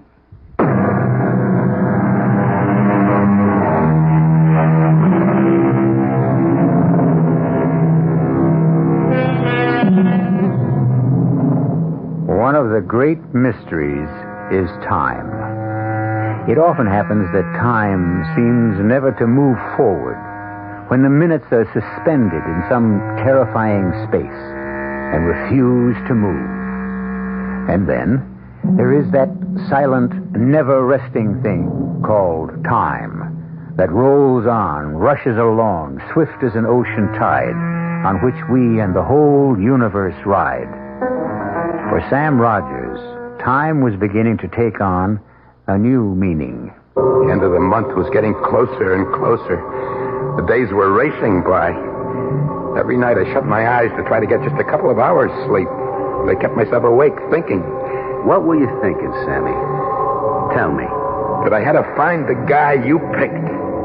The guy that was going to let me have it. I kept telling myself, get to him before he gets to you, and there'll be nothing to worry about. Sooner or later, I had to find him. Once you made your mind up about that, you began to feel a whole lot better. Yeah, I began to live almost a normal life again. Like the day I went to the custom shop to get fitted for a couple of new suits. I congratulate you on your choice of materials. The silver mohair and silk will make up into a perfectly lovely suit. And so will the tweed. And don't forget the extra padding on the shoulders. Well, if you'll forgive me, it's the natural look this year. The real look of the 50s. No padding. Extra padding on the shoulders. Well, of course, as you wish. I wish. Certainly, sir.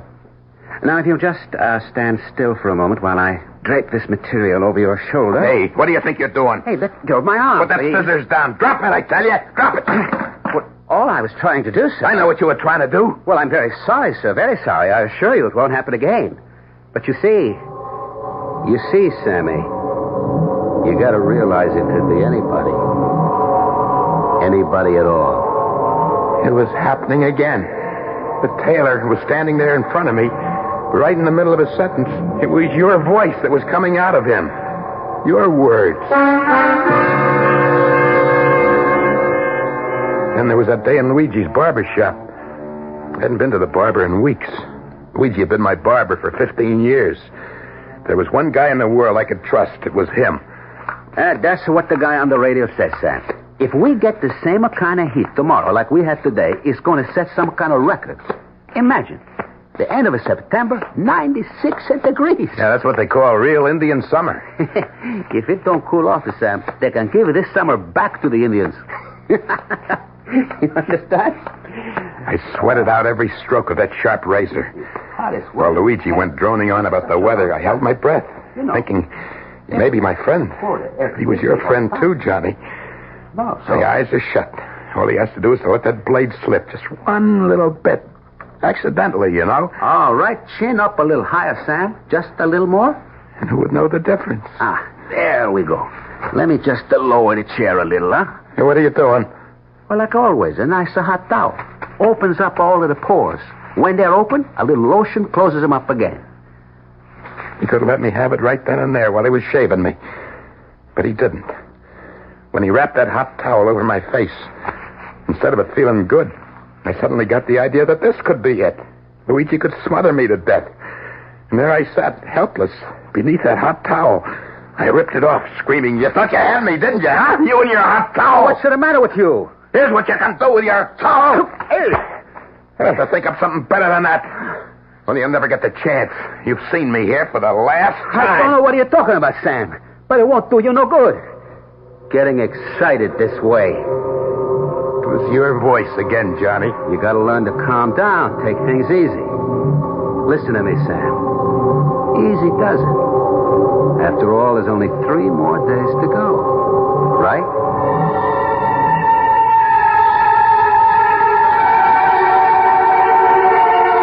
I raced all the way back to my hotel. I got to my room, I opened the door, and I slammed it shut.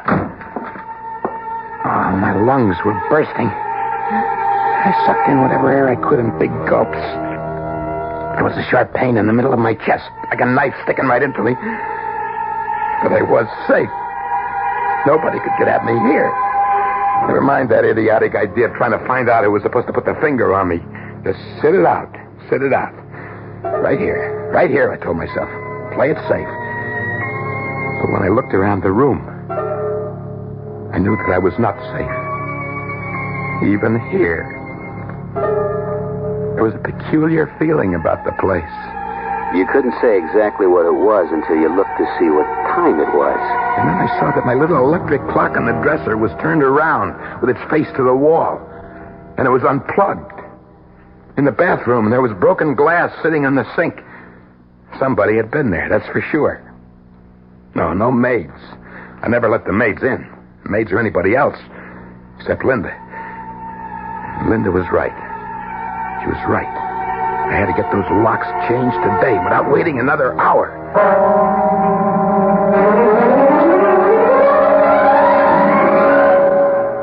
Well, yes, sir, they may cost you a little more, but you know, you got the best and safest locks American ingenuity can devise.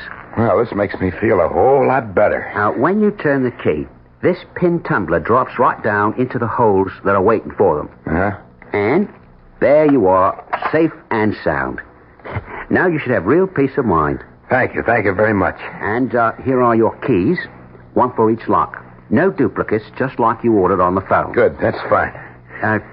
Take my advice, sir. Change your mind. Get duplicates made. I don't want any duplicates. Well, it might be a lot of trouble to get them later on. Each key is made on a special machine. The formula of each key is registered. It's the way I want it.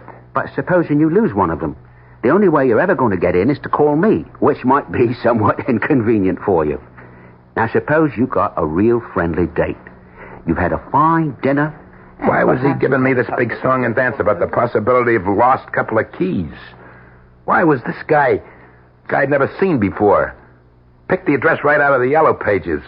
Why was he so anxious for me to order duplicate keys? And that's why I recommend you have another pair made. I have no intention of losing these keys. Well, no one ever wants to, but take my advice. I don't want your advice. And suddenly it hit me. This could be the guy you picked to get me. By some crazy coincidence. Who was he anyway? Somebody I'd picked out of the phone book. And that's why he was selling me this bill of goods about duplicate keys. The whole thing was a big put-on. Here's your money. Thank you. Well, whatever you say, you're the boss. Now get out of here. Get out before I throw you out. Well, if anything should happen, don't say I didn't warn you. A door you can't get into could turn out to be a matter of life and death. But maybe you're right. If someone really wants to get in there... I don't know how you did it, but that trick with the voices was driving me up the wall. I guess a little thing like a couple of keys is not going to stop them. We both know that, Sammy. Don't we? I was trapped. It was bad enough the way it was before. Now with the locks changed by this strange guy, the walls began closing in on me. The room got smaller and smaller. The air I tried to breathe burned my lungs. I threw open the window and took a deep breath. It didn't do any good. It's like a fire inside of me.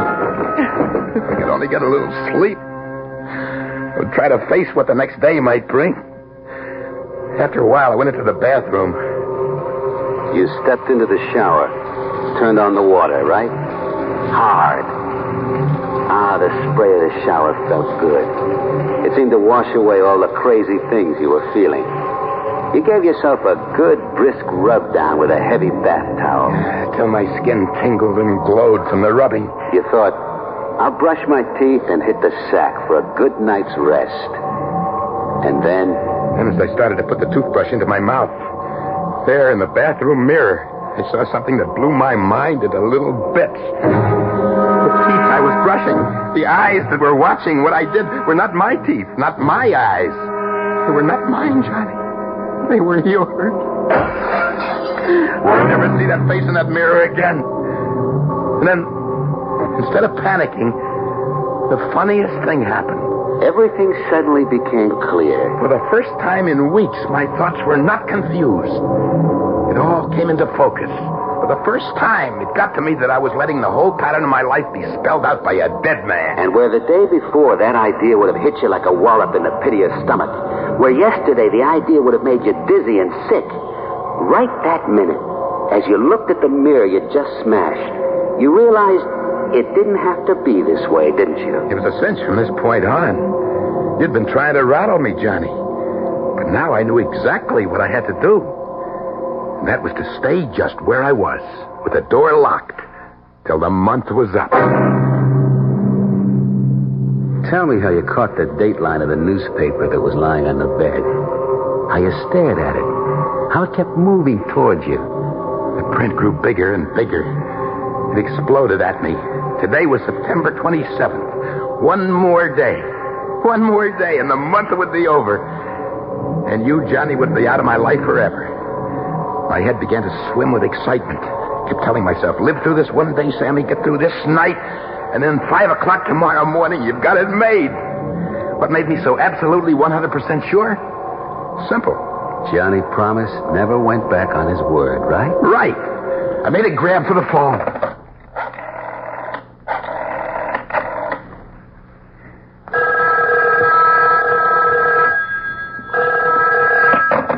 Front desk, can I help you? What time is it? Exactly. Exactly 11:15 p.m. You sure? Just checked it with the radio. I'll set my clock. It stopped. And today's the 27th? It'll be the 28th and 3/4 of an hour at midnight.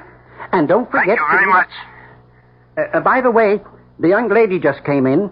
She's standing here at the desk. She'd like to talk to you. What young lady? Oh, your young lady. Put her on. How are you feeling, Sam? It couldn't be better. A couple hours more and it'll all be over. What are you doing down there in the lobby? I thought I'd be close in case you needed anything. Well, why don't you get us a couple of hamburgers and coffee? Right away. See you soon. He's feeling great, he says. Well, that's nice for a change. He's sure that in only a few hours he'll be a free man again. Poor guy. Why don't you tell him? I couldn't. I don't know what he'd do if he knew. Anyway, he'd never believe me. It might be the best way. Tell him the truth. How could I tell him that he's a very sick man? That his whole sense of time is mixed up, confused. That he doesn't know one day from another. In the state he's in, how could I possibly tell him that Johnny Promise actually went to the electric chair almost 3 years ago?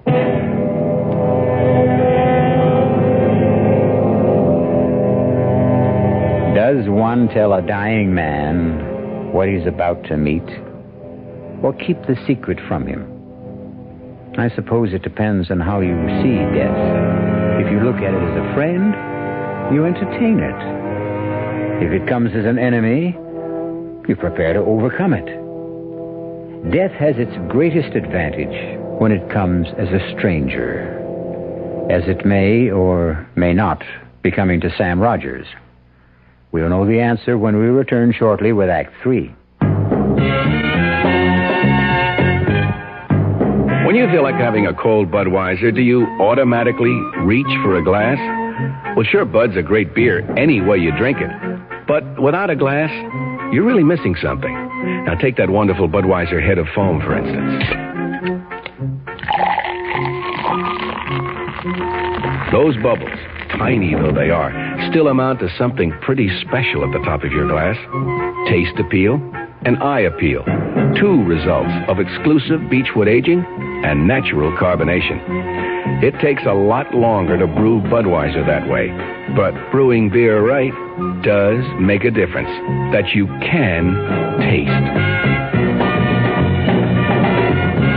That's why, when you say Budweiser, you've really said it all. Anheuser-Busch, St. Louis.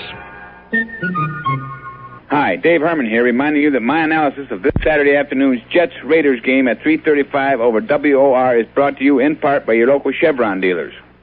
Can't get to sleep? You're not alone.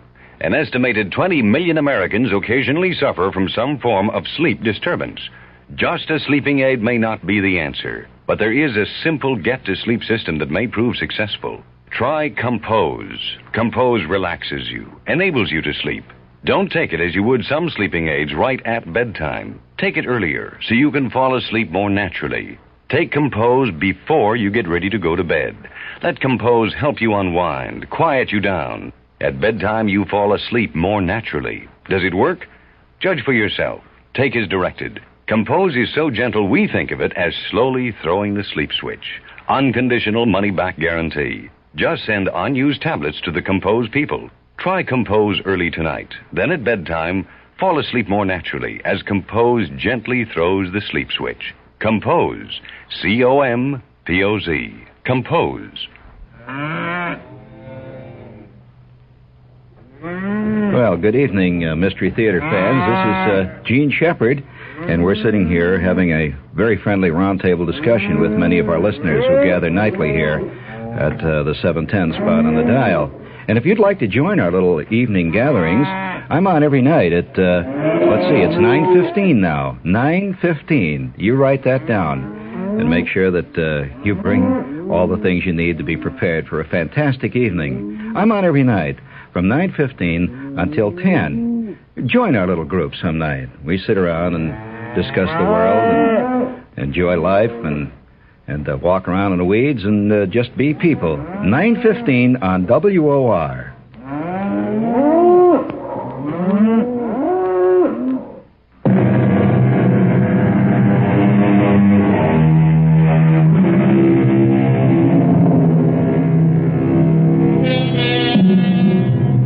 It has been said, a man is never less alone than when he is alone. Thoughts crowd in on him. His imagination summons up multitudes. And which is harder to bear? The fear of loneliness, or as in the case of Sam Rogers, the loneliness that comes from fear. Somewhere in a lonely graveyard, a cold wind whistles over the moonlit tombs. From a purgatory of his own making, Sam Rogers is forced by Johnny Promise for the 10,000th time to recreate the path of his downfall. In my hotel room, I kept staring at the clock on my dresser. The hands didn't seem to move at all. They moved so slowly. And then it was midnight. Midnight at last, right on the nose. Only 5 more hours to 5 o'clock. That was when you got yours, Johnny. 5 a.m. And here I was, just 5 hours short of the deadline you'd set for me. 5 hours, 5 years. My blood went cold. Little bumps on the back of my neck. My throat scratchy and dry. I wasn't about to fall for any more of your tricks, Johnny. Smart boy. You sat there on the bed waiting. You weren't going to answer. The knocking kept on louder and louder with more and more force. You sat so still the muscles in your back and legs began to stiffen and ache. There was a dull pounding at the base of your skull. Finally, you saw the sheet of paper come sliding under the door. 4 words written in red with what seemed to be lipstick. It's me, Linda. Open. Carefully, quietly, I got off the bed, went to the door, and I whispered, "Who is it?" It's me. Open the door. Did you forget? The hamburgers and the coffee? Get in, quick. Are you all right? Fine. Here's your coffee. Light, the way you like it. And no sugar? No sugar. The rare hamburger is yours. In less than 5 hours, Linda, we're going to leave this town for good. I never want to see it again. We'll start all over again, fresh. Maybe Alaska, or Mexico? Whatever you say, Sam. We talked of our plans for the future, where we might go, what we'd do, the family we'd raise, pushing all other thoughts right out of our heads. It was exciting and beautiful. I looked at the clock again. Where had the time gone? It was 5:15. I said to Linda, you've got to leave. Why? When I walk out that door, I want to do it alone. You understand why? Of course I understand. I'll meet you in about an hour at your place. Good night, Sam.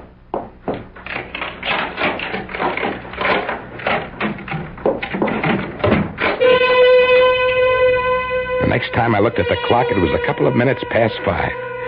The time had come at last. I'd paid my dues. And I'd showed you up, Johnny Promise. For the first time, your word wasn't worth so much as one bent nickel. I mustn't take any chances. Not at this late date. 110% foolproof. Safe. Give myself every possible break. The benefit of every doubt. No chances. Give myself, half-hour cushion? Wait till 5:30 at least. And beat it out of here. Fast and forever. And you hung on. Those last few minutes were the longest in your life, weren't they? Finally, that big hand on the clock dropped down to the 6. It was 5:30. A half hour past the deadline I'd set for you. So you took a deep breath and you screamed.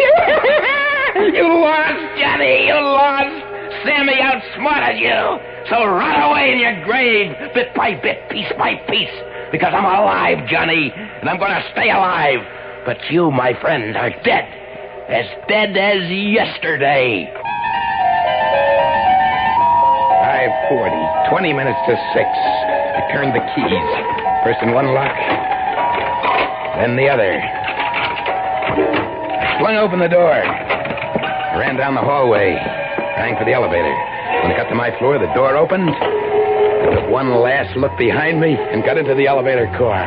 But then you thought, the elevator man, can I trust him? Was he dependable? Could he possibly? No, that's all over and done with. I don't have to be afraid of anybody, not anymore. You'd had your bad dream. You were finished with waking up in the middle of the night in a cold sweat. The nightmare was over. The only thing that was real was that you were alive and breathing.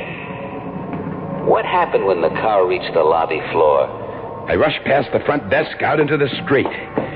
There was a chill, penetrating drizzle. It was still dark. The promise of a new day was doing its best to break through in the east. For the first time in I don't know how long, I felt able to slow down. I started walking in the direction of Linda's place. Slow, with a sure, firm step. The streets were deserted. It figures. A Sunday morning, 5:45. Wonderful feeling, wasn't it? Like the whole city belonged to you and you alone. That's right. The buildings took on a look of friendliness, like I'd never seen them before. The traffic lights were changing from red to green, then back from green to red, but there was no traffic. Like a ghost city, abandoned. And my own footsteps echoed behind me as I walked. Was it my imagination? I thought I heard 2 pair of footsteps following mine. But you didn't have the guts to turn around and look back. For a minute, you thought maybe they were your own footsteps echoing down those narrow streets. I stopped. They stopped. I started to walk. They started. I got to a corner and quickly turned into the other street. Out of the corner of my eye, I saw 2 men. It wasn't light enough to make out their faces. They weren't saying a word. They just seemed to have their minds on one thing, to keep me in their sight no matter where I went. My heart stopped. There they were, less than 50 feet behind me. Following. Sickening thought came to me. Terrifying. Tell me about it. It's possible, I thought. Anything is possible. Just suppose in some crazy way that I made a mistake. Suppose my clock had been wrong. I think it's 5:45, but I suppose... Then all of a sudden you found yourself passing the jewelry shop. You looked up at the big clock that hung over the entrance. I almost passed out with what I saw. I swallowed hard. My mouth felt like it was stuffed with cotton wadding. I looked up once more to make sure. And what did you see? The clock said 4:45. 5:45, not 6. Something was wrong, wasn't it? The whole thing was like crazy. How could it be? And those two faceless men were still there following you. There was a bank on the opposite corner. I raced across to look at the clock outside the bank. I couldn't believe what I saw. That clock, too, said 5:15. Then I began running. I didn't know where. Didn't care. Those clocks, for some insane reason, were right, and I was wrong.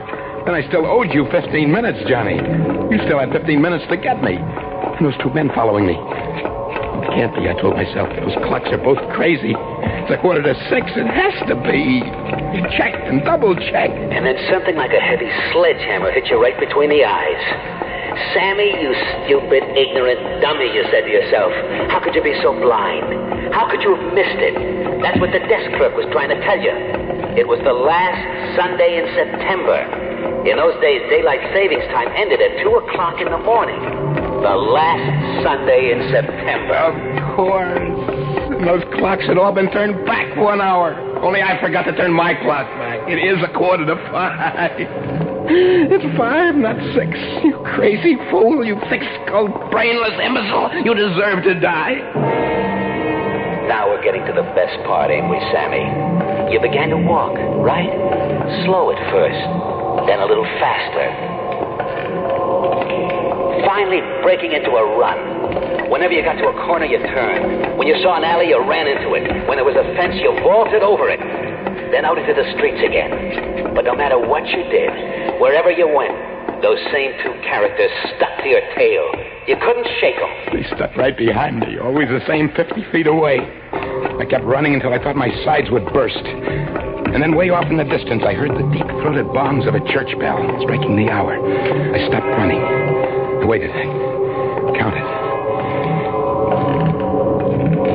3, 4, 5. Come on, 6. Come on, 6. That was it, Sammy boy. You doubled up and fell to the pavement. You never got to the count of 6, because there wasn't any 6. You dropped right there where you were standing, right? Your body crumpled up like a little rag doll. It was all over, just like I promised. Except for one thing. One little thing. Remember, Sammy? I remember. Tell me how it was, Sammy. I dropped, like you said. And then? The two men rushed up. One of them felt my pulse, the other my heart. And there was no pulse. There was no heartbeat. I was dead. Go on, Sam. One of the men got up from where he'd been kneeling over my body, turned slowly to the other fella and said, "He's dead, all right. And not a mark on him. Well, that big newspaper delivery truck passed by. Backfired. Just backfired.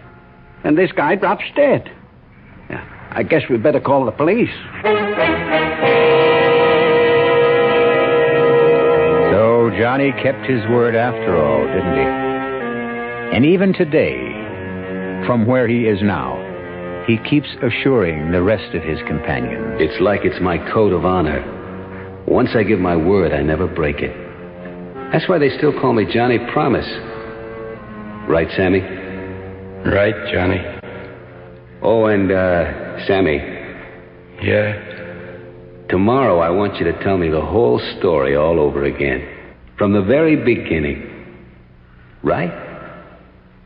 Right.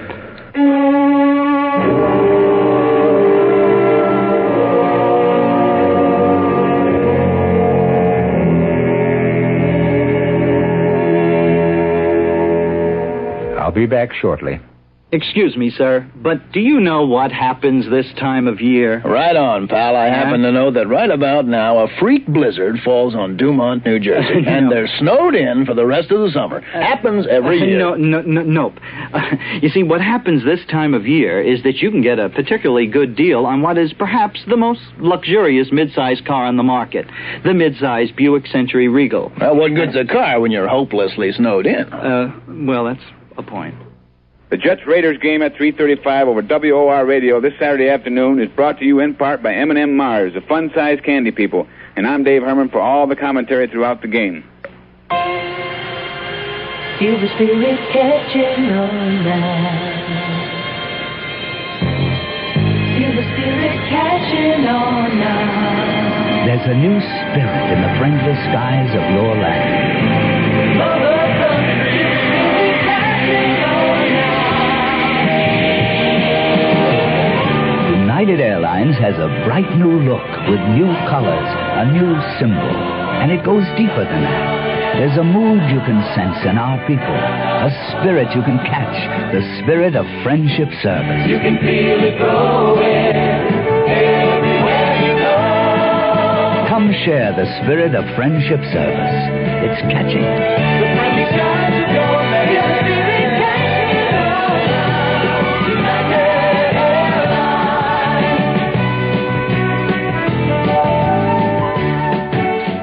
United has 7 non-stops to California. Call United or your travel agent.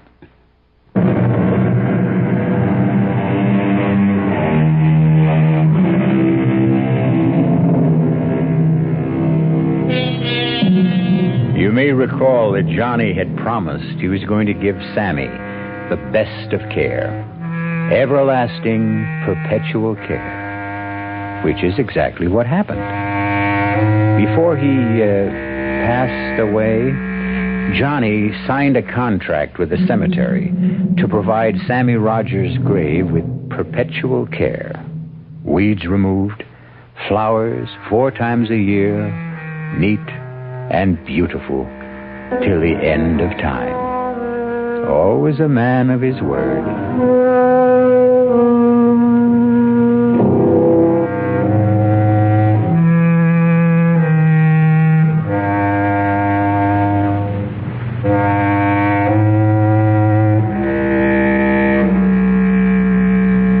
Our cast included Joseph Julian, Michael Tolan, June Gable, and Guy Rep.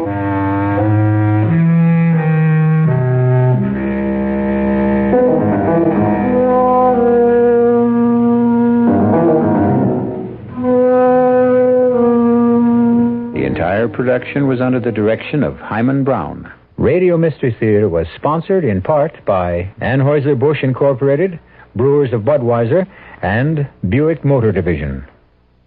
This is E.G. Marshall inviting you to return to our Mystery Theater for another adventure in the macabre. Until next time, pleasant dreams.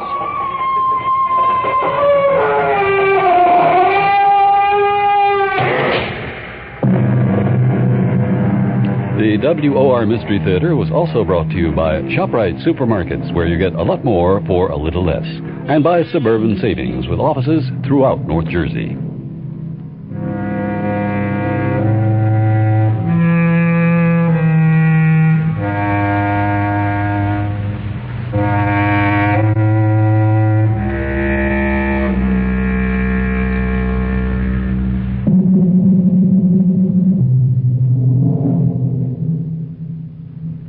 The preceding Mystery Theater program was furnished by the CBS Radio Network.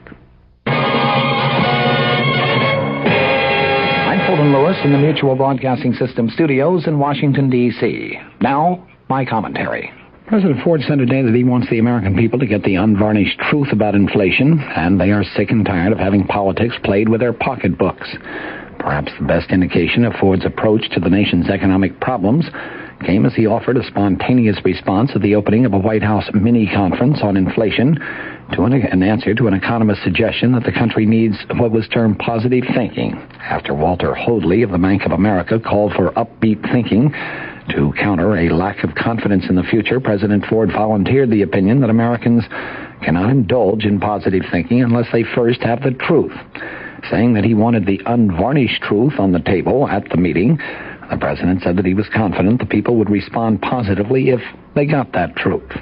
At the first of what are planned to be a dozen sessions leading up to a September 27th and 28th major summit conference on inflation, a consensus seemed to emerge among economic experts that a depression is unlikely to develop, but that output is apt to be flat, sluggish, or even down a bit over the next 18 months.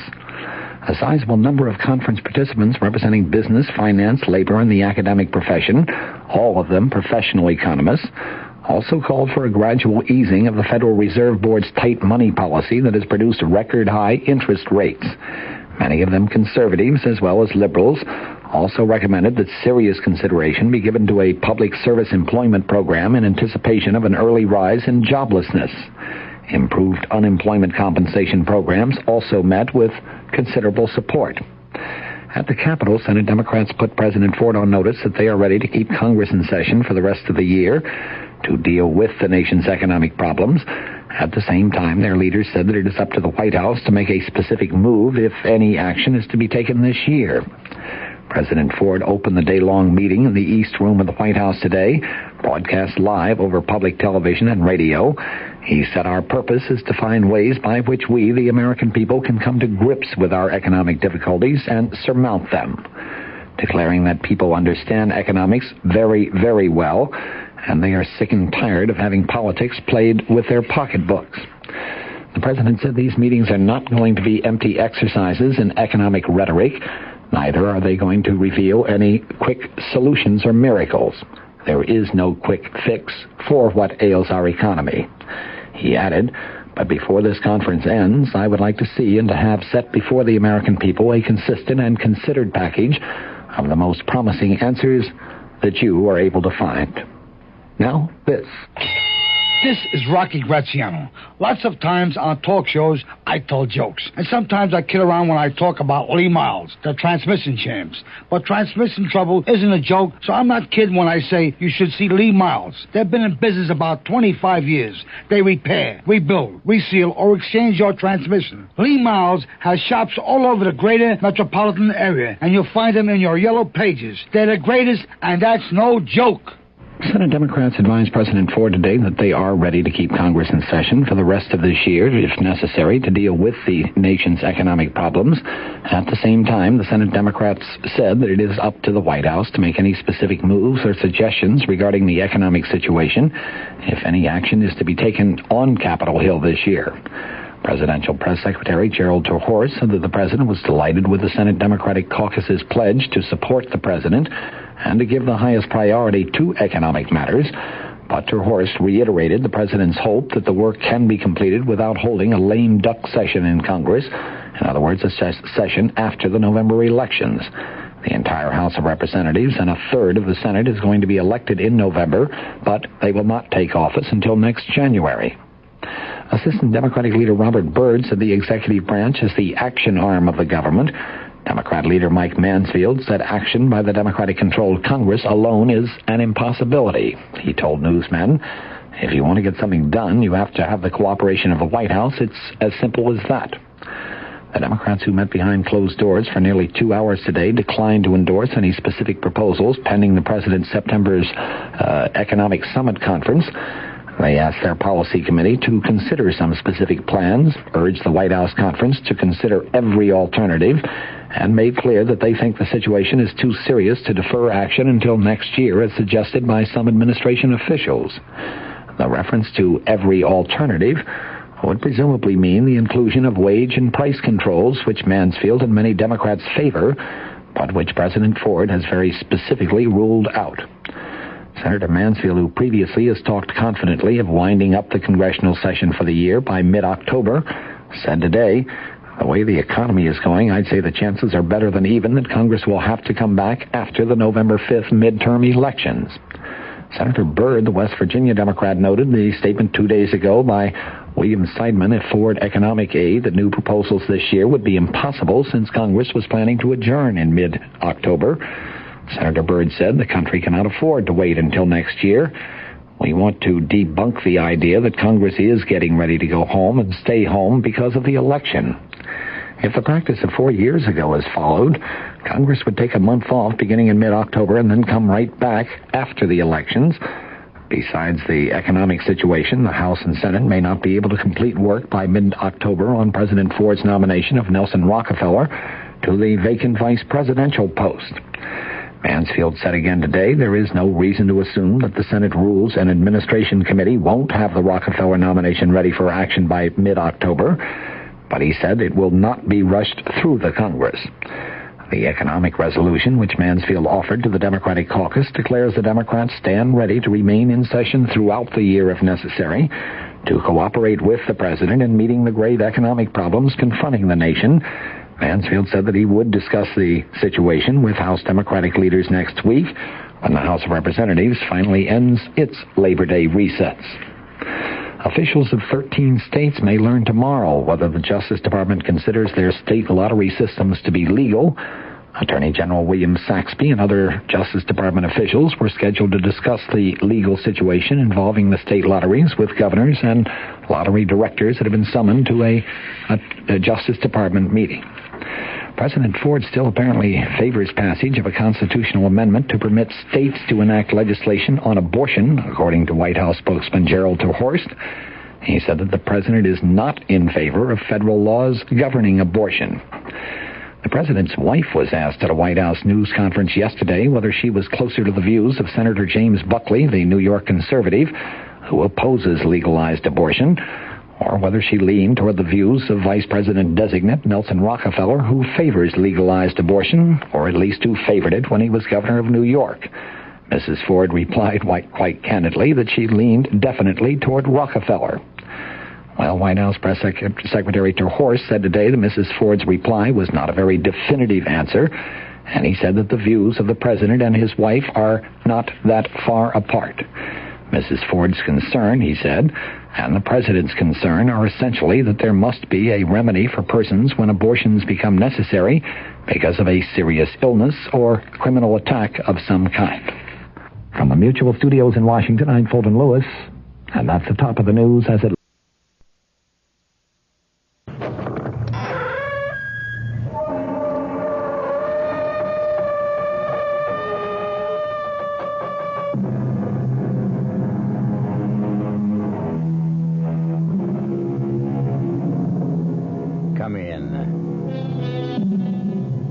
Welcome. I'm E.G. Marshall. Welcome once again to the shadow world of mystery and suspense, to a dark and cryptic universe called the imagination. When we were young, we liked to believe there are things money cannot buy. You know, things like love, happiness. But as we grow older and learn more about the world, well, we're not so sure. As a matter of fact, many of us even begin to believe that the only thing money cannot buy is a fresh new body and a chance to live another lifetime. Well, don't be too sure of that. Our mystery drama, The Forever Man, was written especially for the Mystery Theater by Sam Dan and stars Paul Hecht. It is sponsored in part by New Sugar-Free Diet 7-Up and Buick Motor Division. I'll be back shortly with Act One. Great taste in the morning. Kellogg's has that wholesome taste to get you up and grinning. This is Jerry Coffer for Kellogg's Special K. You know, for years we've been talking about the Special K breakfast, a great way to start the day if you have a weight problem. You may have seen or heard our latest commercials, which symbolize the problem of being a few pounds overweight by using this ball and chain. That's the sound effect. But so many people have come to know the Special K breakfast that can help solve weight problems, they sometimes forget that Special K is America's favorite high-protein cereal. It has 8 essential vitamins and iron, and so delicious that lots of folks, kids as well as adults, eat Special K just for the sheer good taste of it. So we don't want you to think that you have to wear a ball and chain to eat Special K. All you need is an appreciation for the finer things of life, a 1-ounce bowl of Special K, 4 ounces of skim milk, tomato juice, coffee, and maybe a little sugar. The Special K breakfast can't help you lose weight all by itself, but it really is a good start. America. We're big on that. New York, Denver, Minneapolis, St. Paul, Dallas, Fort Worth. Ozarks 2/3 transcontinental, serving more than 60 cities, all very important to us, and to the millions of people we serve each year. America. We're big on that at Ozark Airlines. Now, go Ozarks Evening Jet at 6:45 to Washington through service to Champaign, Urbana, and Peoria. Right now, Suburban Savings in northern Jersey is not only offering you a good deal, it's offering you a good deal more for your money. Here's the deal. You can get a top 7.90% effective annual yield on Suburban's limited issue 7.50% savings certificate. And Suburban guarantees it for from 4 to 10 years. Minimum deposit $2,500.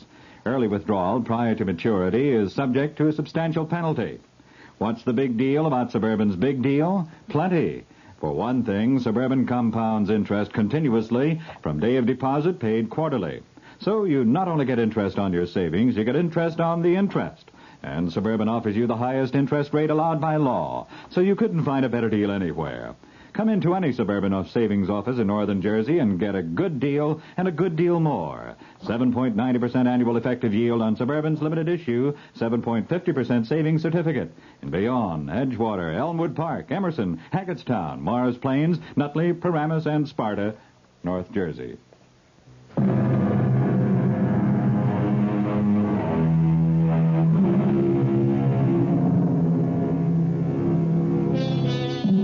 All of our great religions agree on one important point. The soul leaves the body after death. However, from time to time, the question has been raised, can the soul leave before the body dies? Philosophers have considered the point, and as usual in these matters, have reached no consensus of opinion. Actually, they've found it difficult to define just exactly what the soul is. Well, we're about to meet a young man named Jackson Hanley, who will soon become intimately concerned with the problem, even though no one has ever accused him of being a philosopher. He has, however, often been accused of other things, which is why our story opens in what is a rather familiar locale for Jack Hanley, a police station. Well, if it isn't an old and reliable customer, Jack Hanley, the cop fighter himself. Why don't you just count the tiles on the ceiling, Jack? I'll be with you in a minute. Sergeant Burns here. Oh, hiya, sweetheart.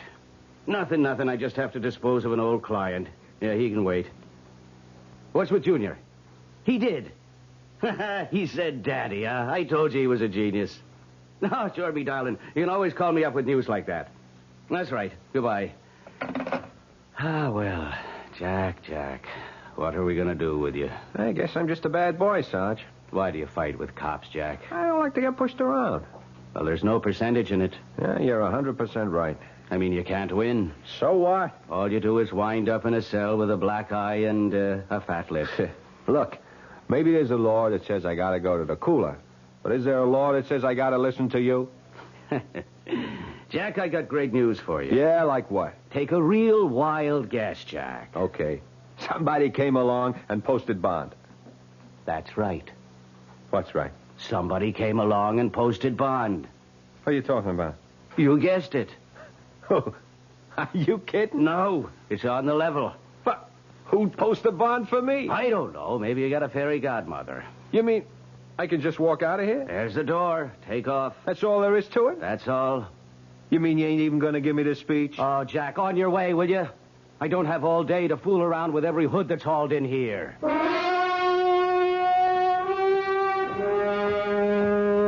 Mr. Hanley. Who are you?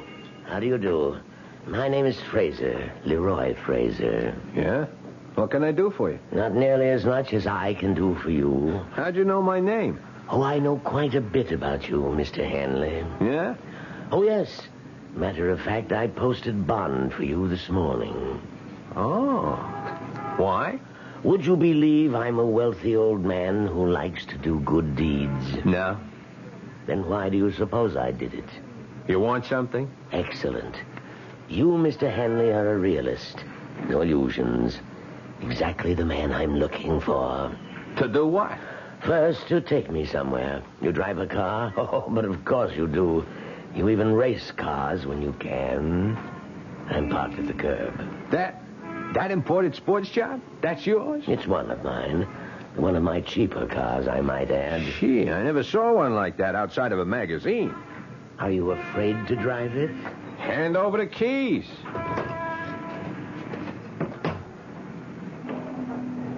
Where to?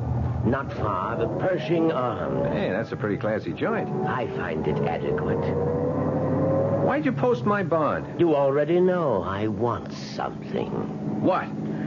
Let us say my share of eternity.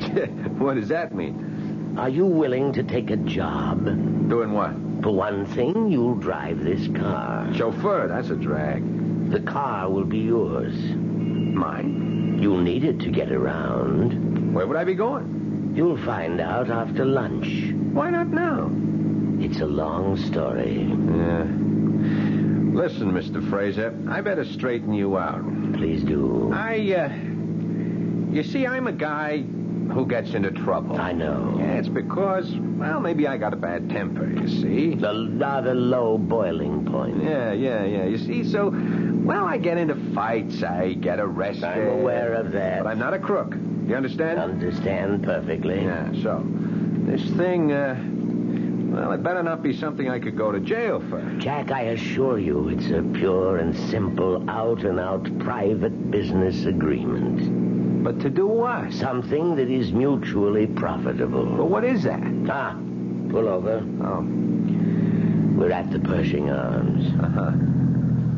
What's here? Your apartment. My apartment? All ready and waiting.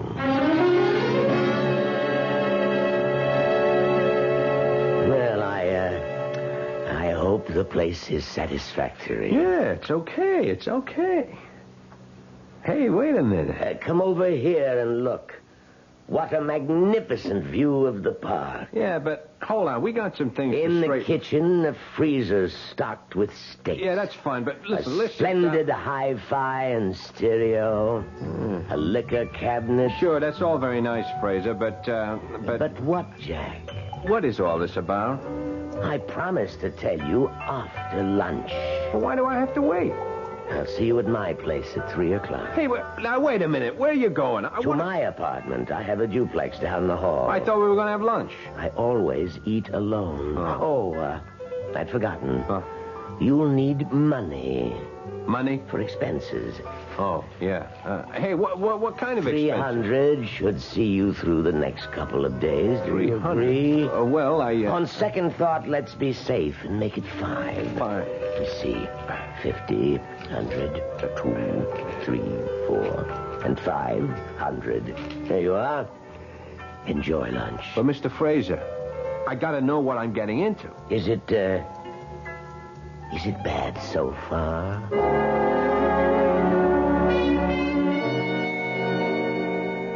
How'd you like the pad, huh? What's the catch? Nothing. Jack, you're talking to me. Della, remember? Well, there's this guy. Which guy? An old guy, Mr. Fraser. He puts up my bond. Why? I don't know. He gives me the car. Why? I don't know. And he gives me a job. Doing what? I don't know. He even gives me $500 in advance.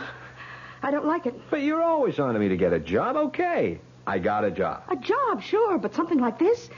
Jack, it has to be a setup. What kind of setup? I don't know. That's what's wrong. You see, we both keep saying, I don't know.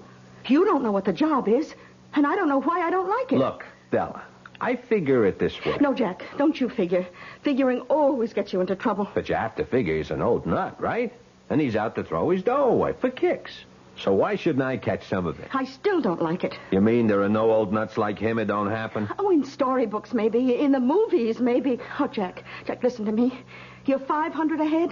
Now, let's get out of here right now. Ella, this is a gold mine. You think so? And this 500, that's just what's lying around on the top. Jack, I'm scared. Of what? I can't explain it. I'm just scared, that's all. Look, I can handle it. Oh, sure. I know how you can handle it. The way you think you can handle everything. With your fists. Oh, you just won't learn. Well, I know. Well, okay, maybe I'm stupid. But that's why I can't turn down a chance like this, don't you see? No, there's something about this place. It's creepy. There's something in the air here. I don't smell nothing. Even the books on the shelves. Hey, I didn't notice that. Hey. You know, these feel like leather.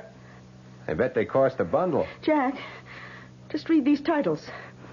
The Transmigration of the Soul. The Experience of Metempsychosis. One soul, 2 bodies. Stella, you don't have books like this to read. You keep them around to give the joint a touch of class. These books are old, Jack. So old. Then they got to be worth a lot of dough. Yeah, and all of them are about souls that leave the body. Well, isn't that what happens when people die? Okay, Jack. You got all the answers. I just wish you knew some of the questions.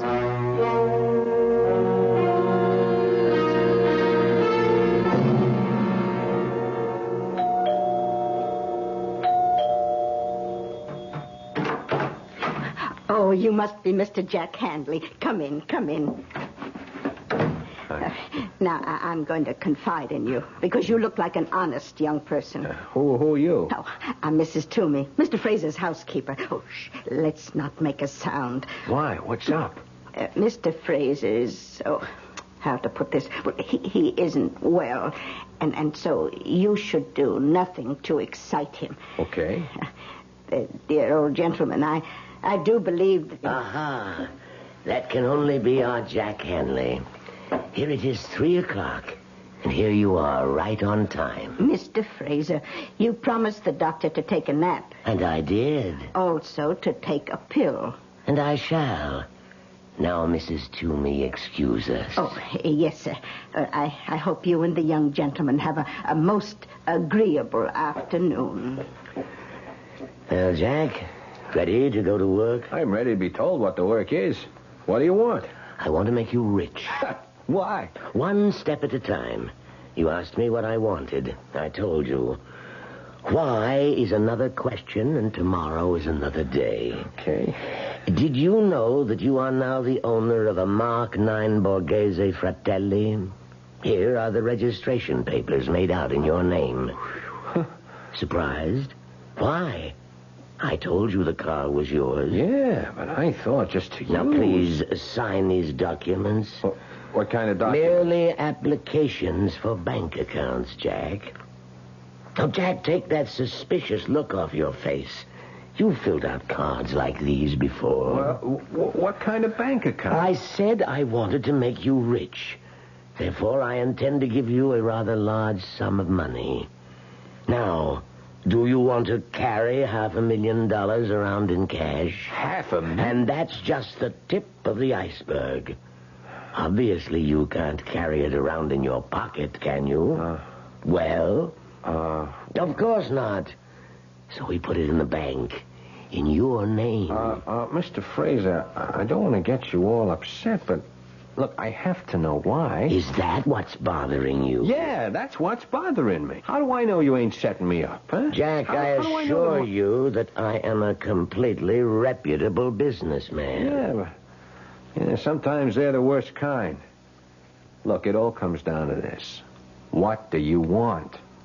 That's a fair enough question, I suppose. Jack, I want your body. Hey, wait. I want your body.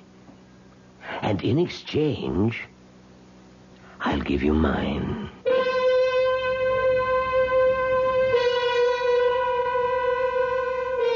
Well, now, let's place this thing in perspective. The art of exchange, of trade, is as old as history. Men have traded almost everything you can think of. Empires, goods, even wives. So, just because you never heard of people trading bodies doesn't mean it can't be done. Buick introduces a new concept for you to consider in light of all the concern about miles per gallon. Range.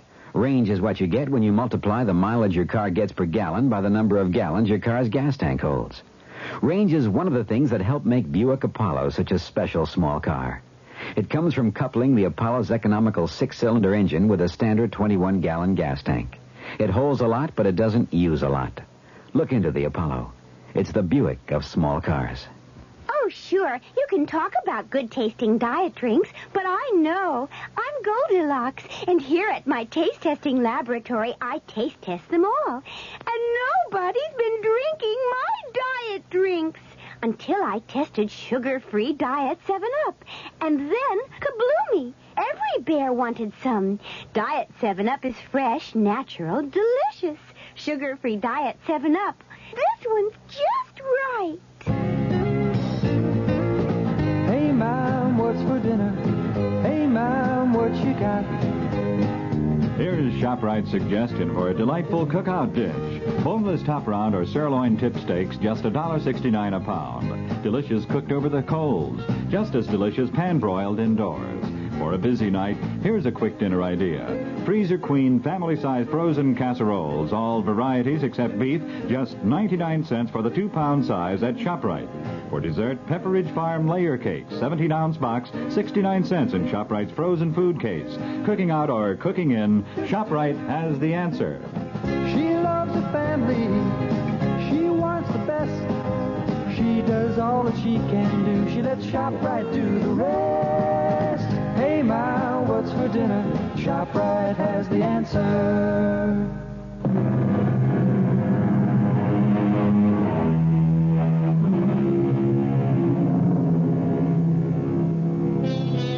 Well, here's an offer you might not get every day. Say you're a young man of about 28, tall, strong, attractive, and a frail, elderly gentleman offers you a fortune to exchange bodies with him. What do? Laugh? Edge away quickly? Notify the men in the white coats? Jack Handley has just received such an offer, but he's still sitting there. Because the old man has already put his money where his mouth is. I become you. You become me. But how could that happen? Let us say it could happen. So, you're saying I become a sick old guy who's going to kick off in a couple of years, and you get a whole lifetime? Jack, you're 28. You've been in serious brawls. You've been arrested for breach of the peace. You've cracked up several cars. How long do you think you can live? 2 years? 3 years? Your luck has run out. You'll die, and your body will go to waste. What are you giving up? A lifetime? No. A few years, maybe months, perhaps even days. You can't afford to turn me down, Jack. But what you're saying, it's impossible. Let me worry about that. This way, you're guaranteed 2 to 3 years of a life of luxury. But how could you and me exchange bodies? It would be a sort of transplant. No dice. None of that operating room for me. No surgery. That is, no physical surgery. This would be psychic surgery of a sort. What are we even talking about it for? The whole thing is crazy. It's a joke. Well, then the joke would be on me, wouldn't it? But I'm willing to take the chance. You are, huh? I'm willing to enter into a verbal agreement with you. I agree to place at least $500,000 in your name, in return for which, on demand, you permit me to take over your body. Do you agree? It could never happen. I need your agreement. But I don't believe it. Whether you believe it or not, you have to state the following if you want all this money. You must say... Yeah. I agree to the exchange of bodies with Leroy Fraser. But it is crazy. I must have the statement, or we have no deal. Okay. If it'll make you happy, I agree to the, exchange of bodies with Leroy Fraser. With Leroy Fraser. Okay. Well, now, that's in order. So, what about this job? The job? Yeah. Oh, don't you see? Your job is to enjoy life until such time as you are required to surrender your body. Oh.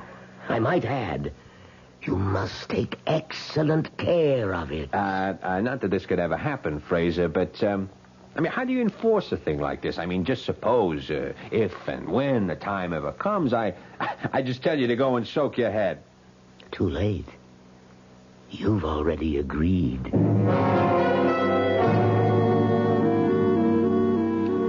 How do you do? My name is Mr. Soames. Do you need help? Yeah, I'm Hanley, Jack Hanley. Hanley. Did you say Hanley? Yeah. Oh, please, sit down, sir. Oh. Have a chair. No, not this one. This one. Oh. Here, sir. Okay. This is so much more comfortable.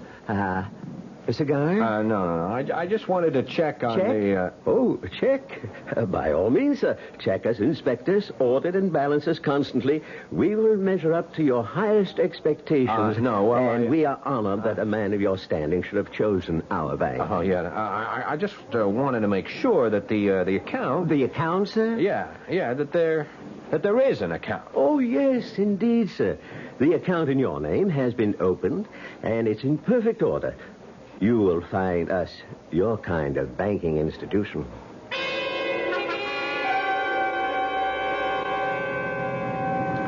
I've been to all the banks. You know how much it adds up to?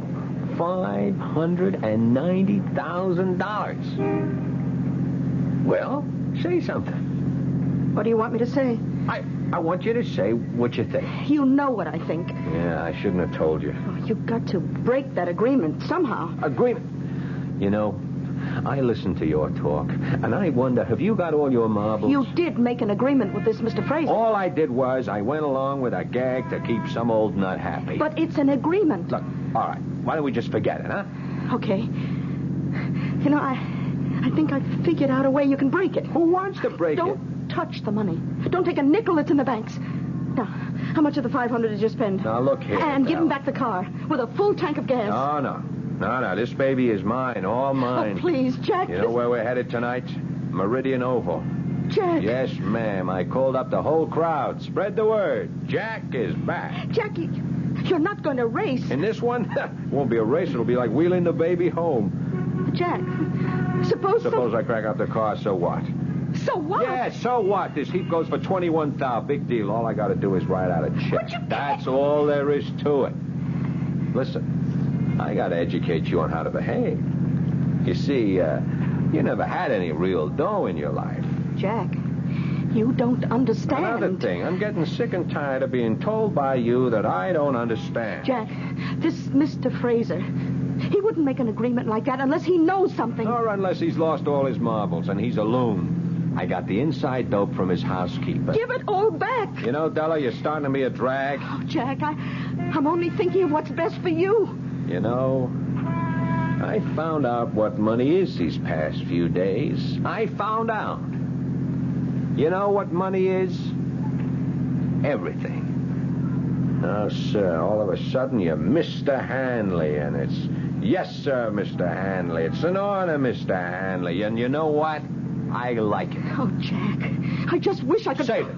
Now, just ask yourself a question. All the time we've been running around together, you were smart, I was dumb. Is that the way you wanted it? What are you talking about? Were you looking for the kind of setup where you call the shots? I only tried... You need a guy who's a dummy so you can be the wise one? Oh, Jack, if I've been making the decisions, it was only because It was only because you wanted to. You were against this from the first minute. You didn't even know what it was, and you were against it without even knowing why you're against it. Well, I'm still against it. What are you stopping for? So you can get out if you don't like it. Oh, is that how it is? Yeah, baby, that's exactly how it is. Well, goodbye, Jack. Who are you kidding? You'll come back. You always come back. Hey,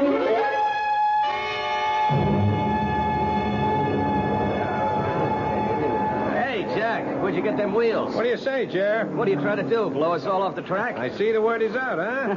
Crazy, Jack. Man, you won't be happy till you kill yourself, huh? Look at me now, Jerry, old buddy, because in 5 more minutes you won't see me for dust. Boy, a car like that, on a 2-bit track like this. I'm just warming up for the big time, Jer. Yeah, but it's been a couple of years since and you were better than ever. Hey, there's the flag. Yeah. See you, Jerry.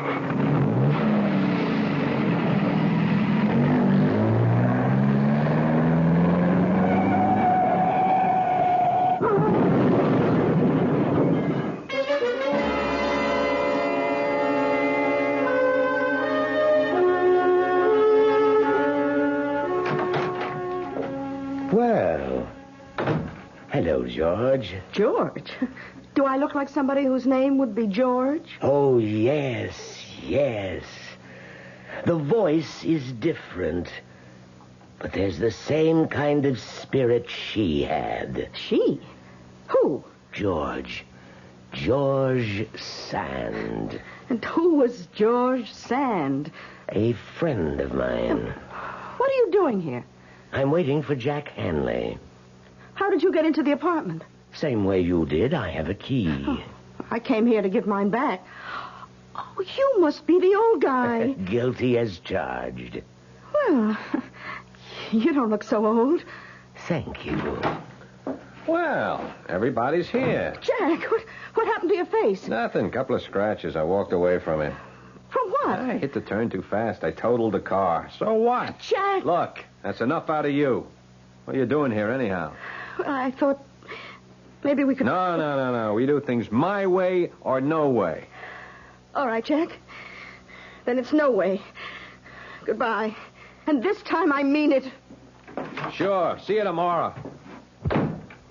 Well, Fraser, what can I do for you? You cracked up the car tonight. I can afford another one. Our agreement calls for you to take care of your body. Have a cigar, Pop? By continuing to take foolish risks, you can cancel the agreement. I can, huh? Oh, yes. That's too bad. I got the money. It's in my name. How could you get it back from me? I couldn't. It's yours. Yeah, so I'm holding all the aces. You have a powerful hand. I feel a bit weak. There's an excellent brandy in the cabinet. Could you pour me a bit, please? Hey, smells pretty good here. You mind if I try a shot myself? Certainly not. After all, it belongs to you. Oh, yes. I forgot. Thank you. Well, happy days. So, the agreement's busted, huh? No. No, not the complete agreement.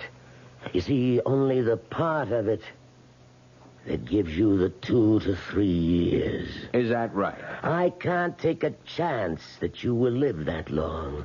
Not at the rate you're going, so... So what?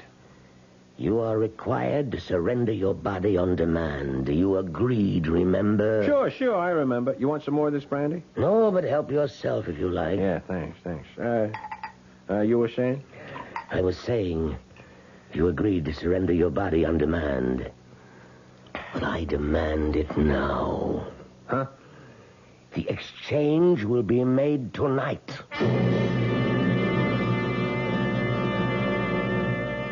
There is a vital essence, a special quality, a unique consciousness that makes up the individual core of each of us. Is this essence, or soul, as some would call it, transferable? Mr. Leroy Fraser has bet close to $1 million that it is. Give your hand to a friend. Give your heart to your love, But give your allergy to contact. Allergy is our business, too. We know pollen. And we know that any of the 12,000 quarts of air you breathe each day may contain enough pollen to make your eyes itch, make you sneeze, and drip.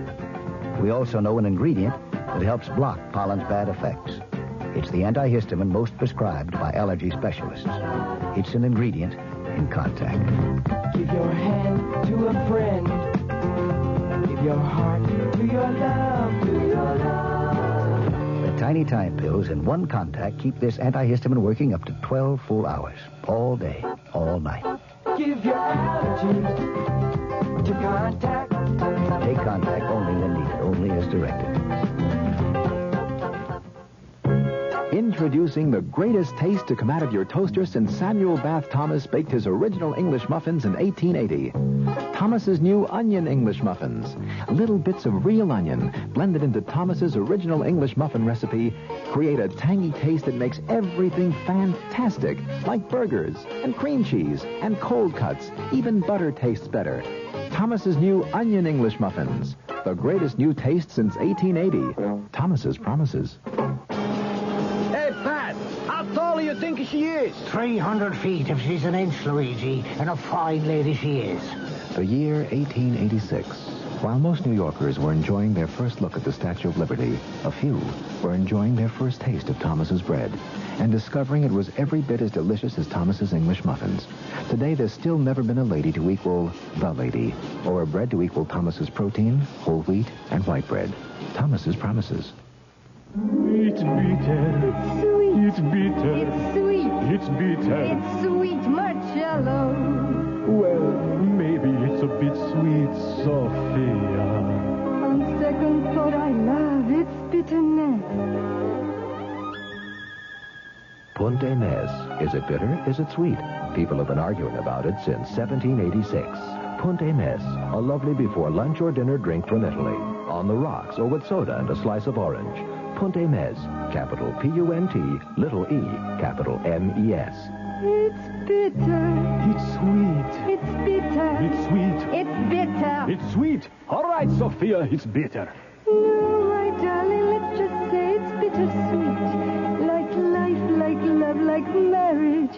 Italian style. Punta Mes. Punta Mes. Imported by Carolyn Importers Limited, New York, New York.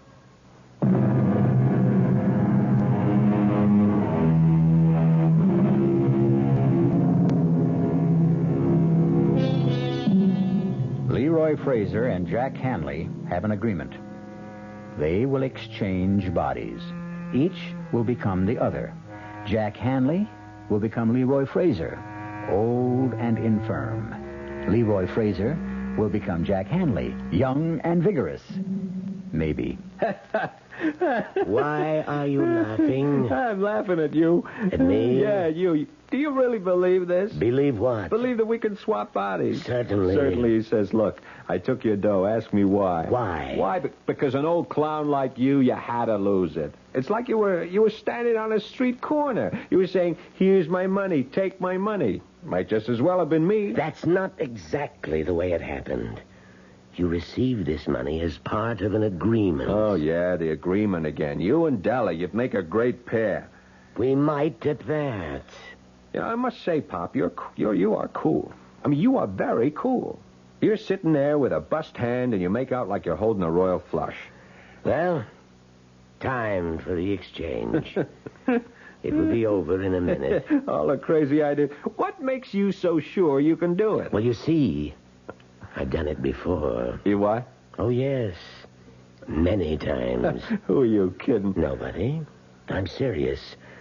You're the one who keeps insisting this is a joke. Okay. Enough is enough. Look, I'm tired. I want to go to bed, so take off. Come on, Fraser, beat it. Look, don't make me throw you out of here. Try to get up, Jack. Huh? Just try to get up. Oh, I feel kind of dizzy. What did you do? We have an agreement, you and I. We have an agreement. No, don't say that. It's the brandy. You did something to the brandy. But I drank it, too. And I feel fine. No, listen, Fraser. You can't. You can't do it. Have you read any of the books, Jack? Books? What books? The books on the shelves. Why would I? So you would know, Jack. You'd know how it was done. I didn't read nothing. It doesn't matter. You shared the room, the wisdom, the power that is in the books. I don't feel so good. No, Jack, you feel fine. There are just changes. Changes taking place in your soul. What kind of changes? Just changes that will prepare it for a journey. The journey from your body to mine.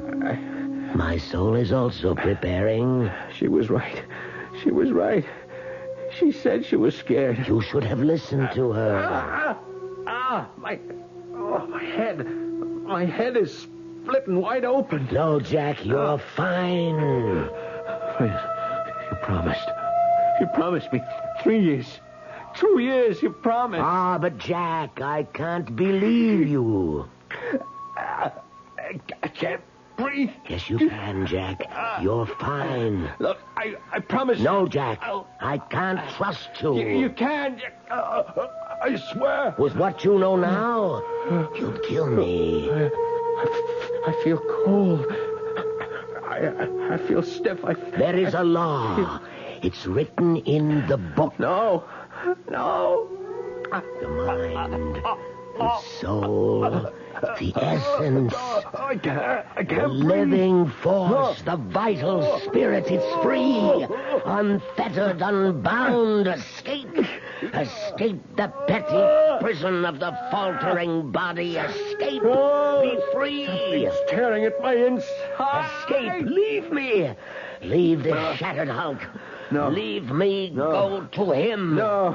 With the magic of ancient Egypt, the wisdom of Greece, by all the sciences the ancients knew, let our souls be free. I don't want to die. I have been the vital spirit in the bodies of 15 men before this night. Now, I shall become Jack Hanley.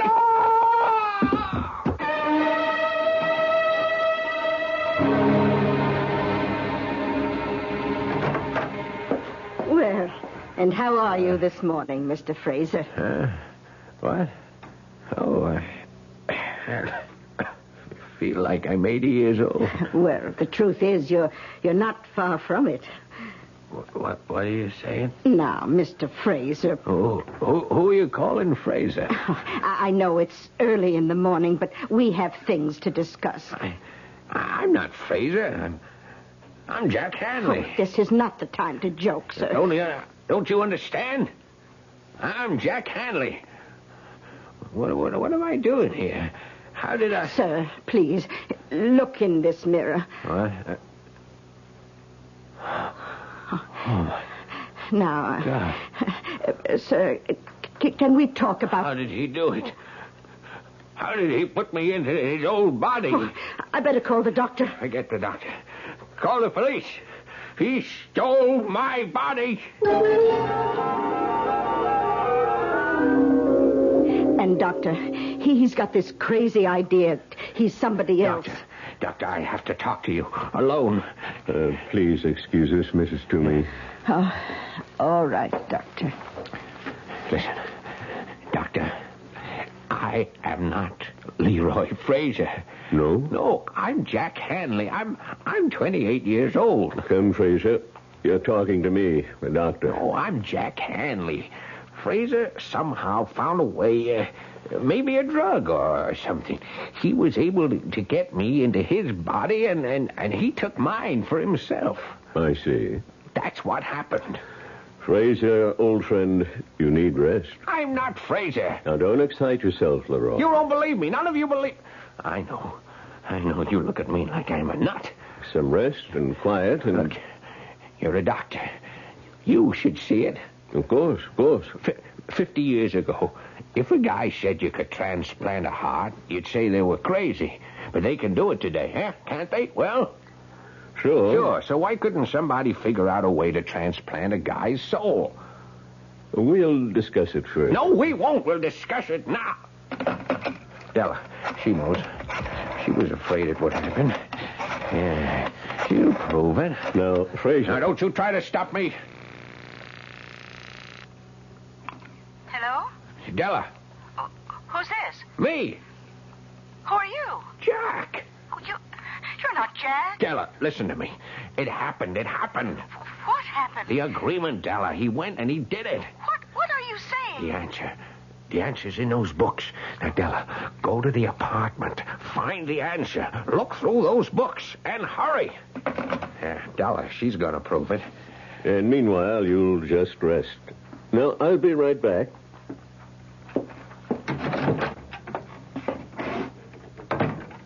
How is he, Doctor? Well, we'll have to get him to a sanitarium. Whatever gave him the idea that he's a young man? A delusion. A not uncommon delusion. A yearning for better, happier times. Should we get him ready to travel? Yes, go in and help him dress. I'll make some telephone arrangements. Oh, certainly, Doctor. Mr. Fraser? Mr. Fraser. Oh, Doctor, he's disappeared.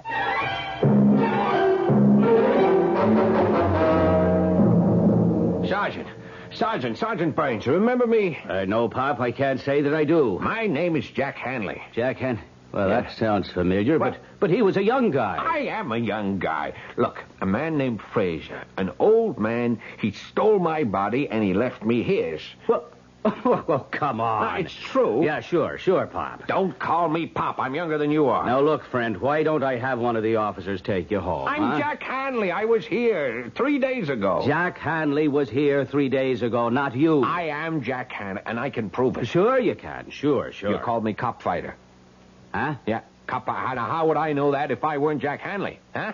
If I were some old man, how would I know that? Well, it's... And another thing, how would I know that your wife called while you were talking to me? What? Your wife. She called, huh? She said your son had just said daddy. Now, wait a minute. How would I know that, Sarge? Now, look, Burns, you're a cop. Well, you're a great guy, and you're the only chance I got. Well, what do you want me to do? Come over to the pad. Della's there. She'll show you the books, I'll show you the brandy, and I'll prove to you how it was done. Della can prove it. Now, come on. Come to the apartment with me.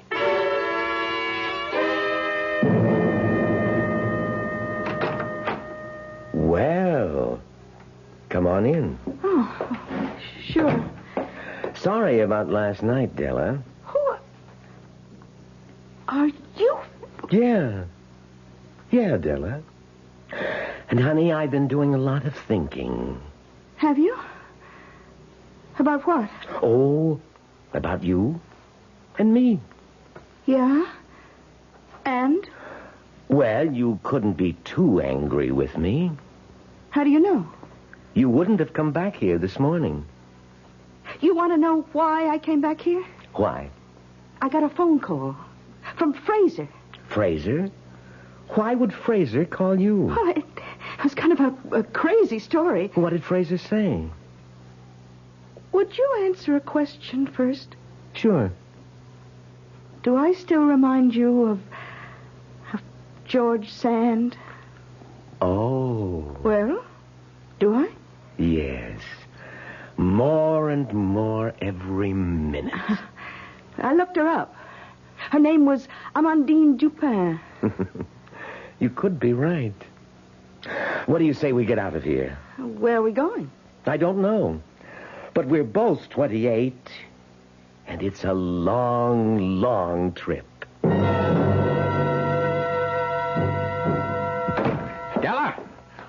Della! Oh, hey, Pop. Now, what are you handing me? There's nobody here. Just last night. Last night. Sure, There were Pop. books on that shelf. Well, there's nothing there now. Oh, there you are. Oh, thank heavens you're safe. Ah, ma'am, now this old gent claims... Sergeant, I'm surprised at you. Oh, excuse me. Yes. Yes?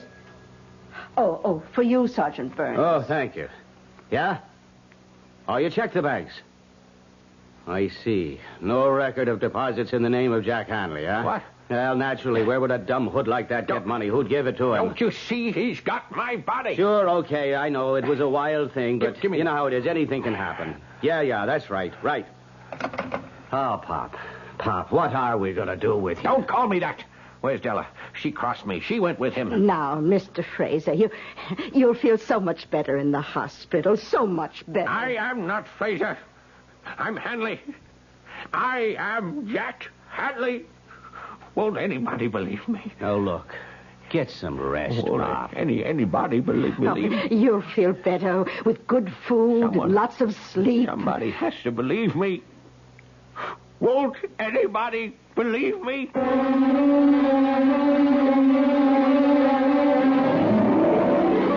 As he sits there, Leroy Fraser, or if you prefer, Jackson Hanley, he sits there in his room in a faraway sanitarium, and he keeps asking the question of everyone who will stop to listen. So far, no one believes him, or is willing to admit it. All I can admit right now is that I'll be back in just a few moments. When you drink beer, do you tilt the glass for long, hearty swallows? Or just tip it and sip it? Well, sipping's the thing for wine. But Budweiser beer is a hearty drink, brewed for zest and character. The best way to enjoy Bud is to drink it. Not chug-a-lug, just man-sized beer drinker swallows. That's when that famous Budweiser taste, smoothness, and drinkability really come through. Smoothness and drinkability that come only from natural carbonation and exclusive beechwood aging. Smoothness and drinkability, too good for any half-hearted sipping. So drink up. You'll see that brewing beer right does make a difference. And that when you say Budweiser, you've said it all. Anheuser-Busch, St. Louis. You've been hearing some pretty lavish claims recently about miles per gallon. We'd like you to consider something equally important, and that's range. Range is the miles per gallon multiplied by the number of gallons your car's tank holds. Range is what makes the Buick Apollo such a special small car. It comes from coupling the Apollo's economical 6-cylinder engine with a standard 21-gallon tank. It holds a lot, but it doesn't use a lot. Look into the Apollo. It's the Buick of small cars. Hi, Ms. Goldilocks here. Professionally taste-testing diet drinks can be very difficult, but I've just had to bear with it. Then I found sugar-free Diet 7-Up. It doesn't taste like other diet drinks. It's fresh, light, natural, delicious. Sugar-free Diet 7-Up tastes so good that I've taste-tested it hundreds of times, and each time I've given it my seal of approval. Yes, this one's just right. Service. We're big on that. When you buy an airline ticket, you're buying service. And at Ozark, we try to give you your money's worth. Service in making reservations, planning your trip, at the ticket counter, service on board. Ozark didn't get where it is by being small in things that really count. Service, we're big on that. Go Ozark Jet to Champaign-Urbana, Peoria, and Springfield, Illinois. Call Ozark or your travel agent. Our cast included Paul Hecht, Bryna Rayburn, William Redfield, Dan Ocko, and Leon Janney. The entire production was under the direction of Hyman Brown.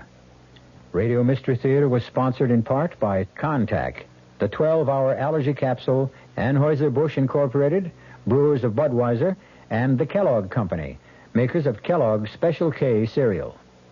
This is E.G. Marshall inviting you to return to our Mystery Theater for another adventure in the macabre. Until next time, pleasant dreams. The Radio Mystery Theater was furnished by the CBS Radio Network.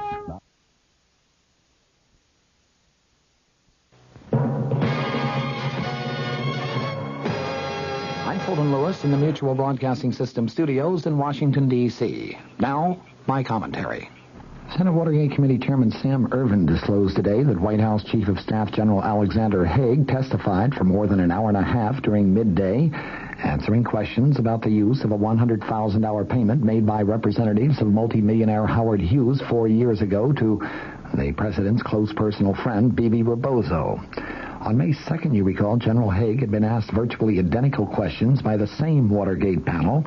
On that occasion, he produced a letter from the president directing him to invoke executive privilege and declining to answer any questions. Mr. Nixon, during the interim, though, decided to waive that executive privilege, but only as it applied to questions regarding the Hughes contribution. The funds in question regarding that contribution were returned to by Rebozo to Hughes in the spring of 1973. Rebozo has contended that the money was given back intact and had never been used for any purpose. Its interest in that issue was a major factor in prompting the Watergate Committee today to vote unanimously to extend its life to June 30th. Another reason for the extension is that the committee wants to eliminate from its final Watergate report any findings of individual guilt or innocence in the Watergate matter. An earlier preliminary staff report includes such findings and has been widely criticized because of that fact. The committee members themselves apparently appreciate something that the staff has failed to even recognize, namely that the Ervin panel is not a court of law. It has no right whatsoever, on the basis of the testimony it has received, to make any assessments of guilt or innocence on the part of anyone involved in the Watergate story. Such assessments can be made only in a judicial proceeding where the accused are given the right to cross-examine their accusers. As I mentioned a week ago, when portions of the staff report were leaked to the press, it was an outrageous document. The staff members who prepared it and who caused its partial release should be severely disciplined. President Nixon's move in ungagging General Haig today is perhaps significant in that it represents still another step on the president's part to try to accommodate those in the Congress who are probing the record of his administration. As I have noted before, Mr. Nixon had a perfect right to extend the cloak of executive privilege to General Haig. It is, of course, precisely the same cloak which many former presidents have used on many occasions for the same purpose. You recall President Eisenhower used executive privilege time and time again as a means of preventing his administration officials from cooperating in the slightest with the late Senator Joseph McCarthy's probes into subversion in government back during the 1950s. The House Judiciary Committee voted 37-1 today to subpoena 11 Watergate tapes that President Nixon has refused to provide for the committee's impeachment inquiry. By top-heavy votes, it also subpoenaed schedules of the president's daily meetings and conversations during 4 periods of time. It set a vote for tomorrow on subpoenas for tapes of 66 presidential conversations dealing with other matters that the Judiciary Committee has under investigation. The vote on the Watergate tapes, supported by all committee Republicans except the ranking committee GOP member, Michigan Representative Edward Hutchinson, it was a direct challenge to the president, who, of course, notified the committee last week that he would give it no more Watergate materials. The subpoena calls for the subpoenaed materials, the tapes, to be turned over next Wednesday. The 11 conversations covered by the new subpoena deal with plans for bugging Democratic headquarters, conversations a few days after the Watergate break-in, and efforts to get the CIA to limit the FBI investigation of the break-in. That's as far as Chief Counsel John Doerr has gotten in his presentation of evidence to the committee, which he resumed after the vote on the subpoenas today. Doerr said as he proceeds through the House panel's Watergate evidence, he is going to request additional subpoenas for tapes that the White House is still withholding. The committee requested 76 Watergate conversations last April 19th, of which the 11 that were subpoenaed today are part. The subpoenas the committee will consider tomorrow cover 46 conversations believed to relate to the president's decision to increase milk price supports, 20 conversations believed connected with settlement of a government antitrust suit against ITT. It took 4 votes to approve the subpoena for the president's daily schedules, 1 for each of the time periods covered. Indiana Republican Representative David Dennis, who objected to 3 of them, forced the separate votes. Those votes ran 36-2, 32-6, 29-9, and 32-6, all in favor of the subpoenas. Doerr said the committee should see who Nixon met with and talked to during the specified periods so that it can determine whether it wants to request some specific conversations. The periods covered by the subpoena are April through July 1972, which Doerr said was critical to the Watergate planning and break-in, February through April 1973, which cover the White House investigation of the affair, July 12th through 31st, which he said was the period before and after the existence of the White House taping system became known, and October 1973, during which time the president fired Special Prosecutor Archibald Cox. In contrast to the request for subpoenaing the daily schedules, which Iowa Republican Representative Wiley Main called a fishing expedition, no one spoke against the subpoena for the Watergate tapes. Hutchinson, the ranking Republican member, did not take part in the discussion, but he has stated on several occasions in the past that he is going to consistently vote against any subpoena because he opposes a confrontation between Congress and the executive branch. New Jersey Democrat Representative Peter Rodino, the committee chairman, said the committee was not seeking a confrontation, but was after the truth. Several members questioned Doerr as to whether he knew tapes existed for the 11 conversations that the committee has subpoenaed. Doerr responded, "We are reasonably satisfied that they do exist." In other related developments, former presidential appointment secretary Dwight Chapin was sentenced today to 10 to 30 months in prison, that for lying under oath about political dirty tricks in the 1972 campaign. He was the second high-ranking former White House aide of President Nixon to be sent to prison. Chapin, who had pleaded for leniency in a written statement to U.S. District Judge Gerhard Gazelle last week, made no statement to the judge today. His attorney said that he would appeal Chapin's jury trial conviction this Friday. The judge allowed the 33-year-old Chapin to remain free without bond until that appeal is disposed of. He said he had given a great deal of thought to Chapin's case, and he said, your resort to swearing falsely cannot be condoned. Chapin was convicted by a jury on April 5th of 2 counts of making false statements to the FBI regarding political trickster Donald Segretti. He could have been sentenced to 5 years in prison and a $10,000 fine on each count. From the Mutual Studios in Washington, I'm Fulton Lewis.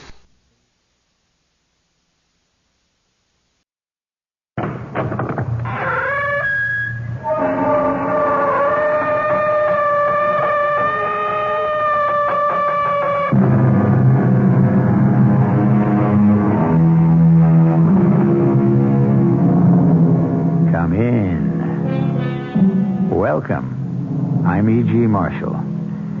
In our world, nothing is lost. The droppings of birds fertilize the ground sends up grass, the grass nourishes the sheep. Evil lives on as well. A bit of gossip becomes a rumor.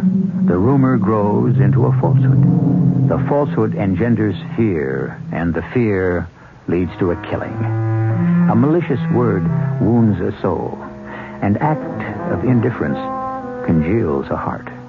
For good or for evil, nothing is lost. Our mystery drama, Nobody Dies, was written especially for the Mystery Theater by Elspeth Eric and stars Terry Keane and Ann Shepard. It is sponsored in part by True Value Hardware Stores and Buick Motor Division.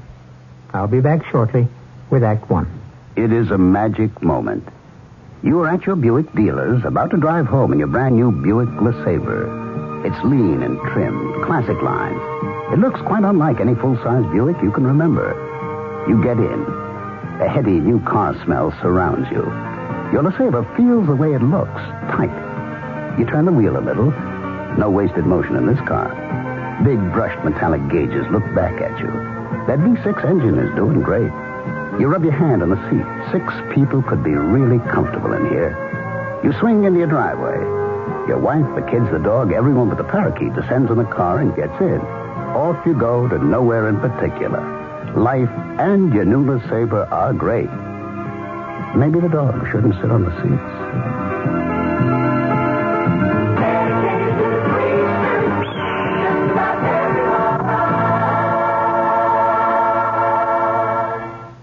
This is Dave Herman. Seats are available for this Sunday afternoon's Jets-Bengals football game. You can get them at the Jets ticket office, 598 Madison Avenue, at Shea Stadium ticket window, and, of course, at the gate on Sunday.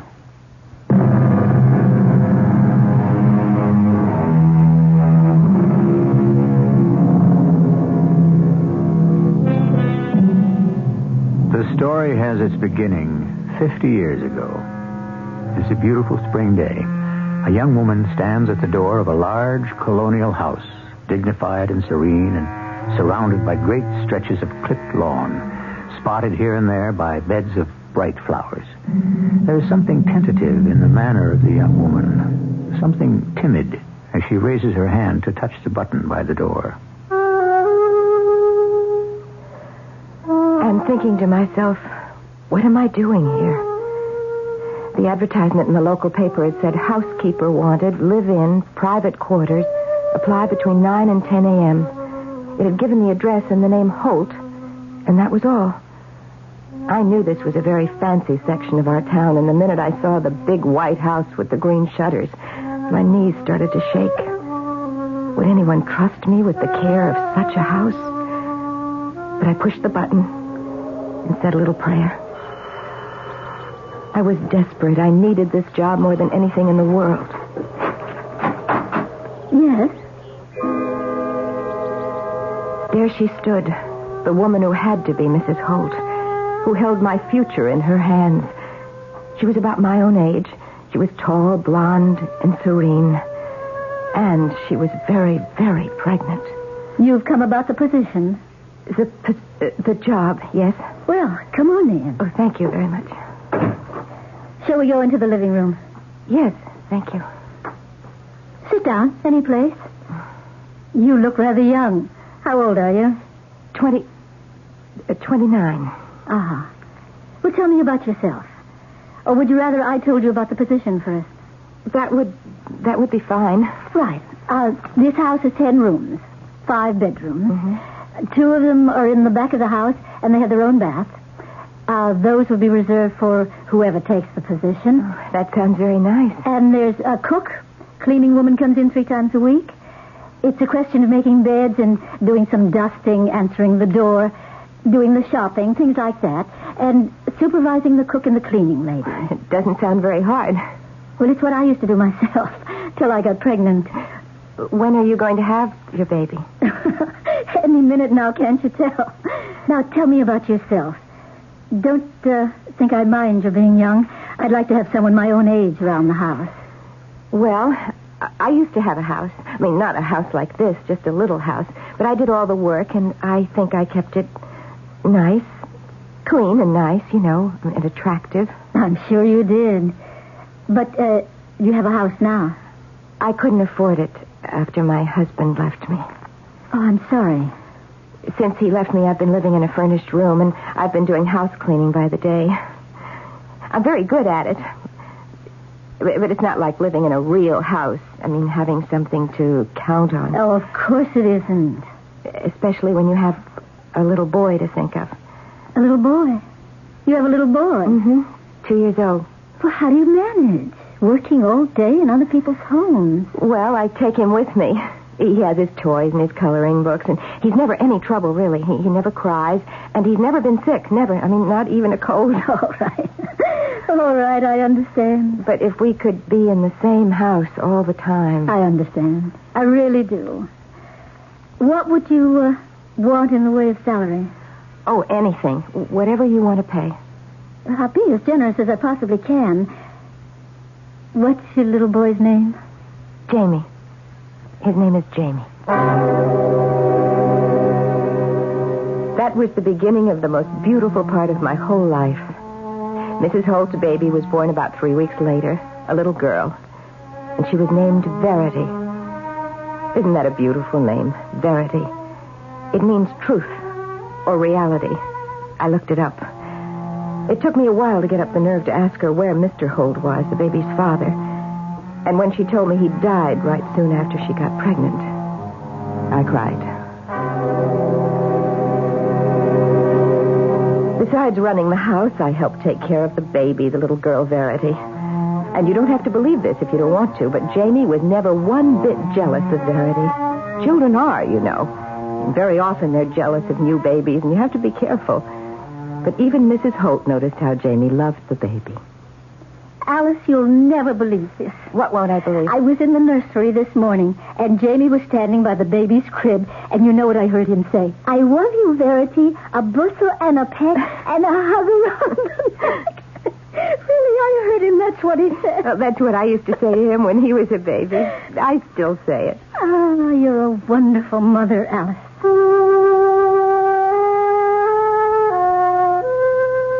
Life just went on that way, and I was as happy as it was possible to be. Alice, look at this. What? Why, it's a drawing. In pastels. Of a little bird on a branch. Oh, it's very good, don't you think? It's very touching. Very sweet. Jamie gave it to me. Jamie? He made it in school. But he's only 8 years old. No. I'm going to frame it, and I'm going to hang it on the wall. That's the way it went. Every day better than the one before. And nothing but nice things to look forward to. Where did Jamie learn so much poetry, Alice? Well, I suppose he learned it in school. I heard him the other day. He and Verity were out here in the garden, and I could hear them through the window, loud and clear. Stay, O sweet, and do not rise. The light that shines comes from thine eyes. The day breaks not. It is my heart, because that you and I must part. Stay, or else my joys will die and perish in their infancy. Well, for heaven's sake. I happen to know that's John Donne from the 16th century, and why a boy of 14 would bother to learn it, I can't imagine. Jamie went on learning poetry. I never asked him about it, why he bothered. I thought it was nice that he did. One day I heard his voice in the conservatory. I stopped to listen, and then I realized he wasn't alone. For thy sweet love remembered such wealth brings, that then I scorned to change my state with kings. Oh, Jamie, that's beautiful. That's Shakespeare. Jamie was just 16.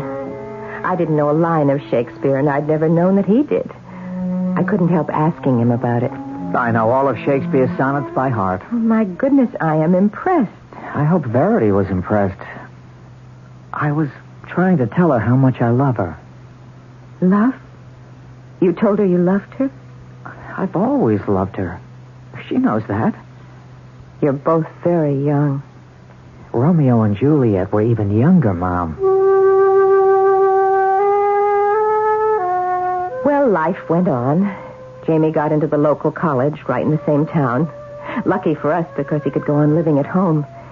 He'd finished his second year and Verity was enrolled to start that fall.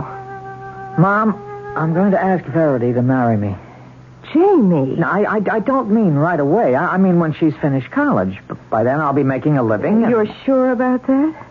Oh, of course I'm sure. Darling, there's no need to rush into anything, you know? I'm not rushing. I'm just asking her. But you'll meet other girls? Mom, I've loved Verity all my life. Don't you know that?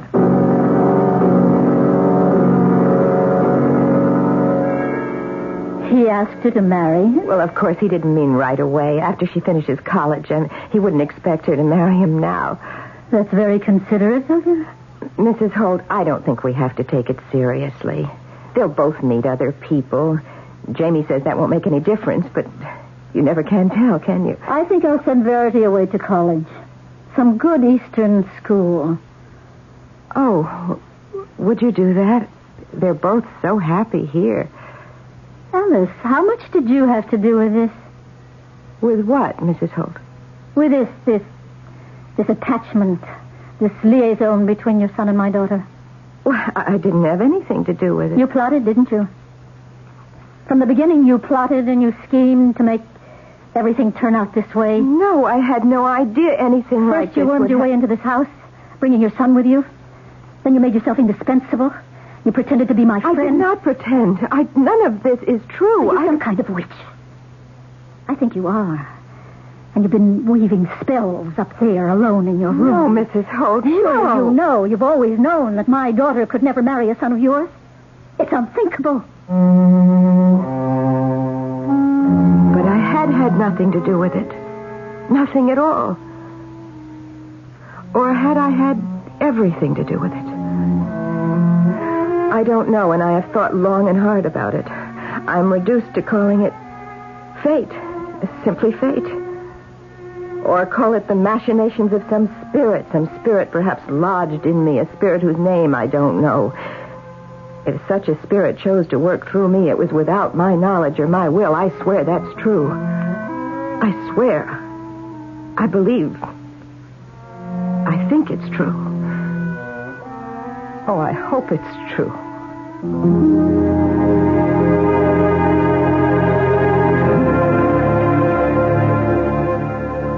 Of course, there are spirits in all of us. Spirits full of energy and of huge power. Some drive the people they inhabit to great accomplishment. Then, of course, there are other spirits, equally potent. Spirits which move their possessors to cowardice, to morbidity, to self-destruction, even to the annihilation of those they love. I'll be back shortly with Act 2. Just in time for Christmas, True Value hardware stores offer an expensive-looking watch at an inexpensive price. Hi, Pat Summerall to tell you about the Time Band Ladies Watch from Fairchild, the first low-priced digital watch that doesn't look inexpensive. It's stylishly slim, elegantly contoured, and has the dependable 5-function performance of expensive electronic digitals. It shows hours, minutes, month, day, and seconds on command. Has a quartz crystal that makes it capable of accuracy to within 1 minute a year. A calendar that automatically adjusts to the proper number of days in each month, so you only have to adjust it on leap year. And the Time Band Ladies Watch from your True Value hardware store is entirely solid state, so there are no moving parts to wear out, oil, or maintain. Get the expensive-looking Fairchild Time Band Ladies Watch for as low as $29.95 at participating True Value hardware stores. Remember, True Value, more than just a name, their way of doing business.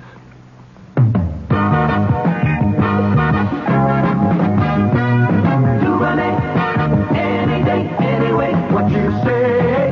Hey, Dubonnet is a really special drink that started over in France, but you can enjoy it right here.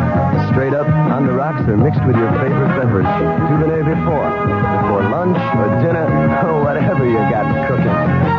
There's a drink you may not know about. It sort of whispers what those others have to shout. Dubonnet, anyway. A taste that's not too sweet. Oh no, it's not too tart. Girl, it's made for those who finish what they start. Dubonnet, any day, anyway, what you say. Dubonnet, a product of USA. Dubonnet Corp., New York, New York. Dubonnet, any day. Kitchen Lib means less cooking, more time for fun. So whether for family dinners, parties, or friends dropping in, Polish ham is your answer. Crocus or Atalanta brands. These are fully cooked right in the can. All gristle and bone have been removed, so you buy only lean, tender meat. This is great for your budget, too. All you need do is open the can and slice whatever quantity you need. Of course, you can also heat Polish ham if you prefer a warm meal. Crocus and Atalanta are the only imported hams to have continuously earned both the Parents Magazine seal of commendation and the Good Housekeeping seal. All this and great flavor, too, in handy 2, 3, 5, or 7-pound tins, or sliced in whatever quantity you need. Get Crocus or Atalanta hams at food stores in your neighborhood. You'll love its convenience. Your family will love its great taste. These have been imported for more than 25 years by New York Commodities Corporation. Available at all Acme supermarkets.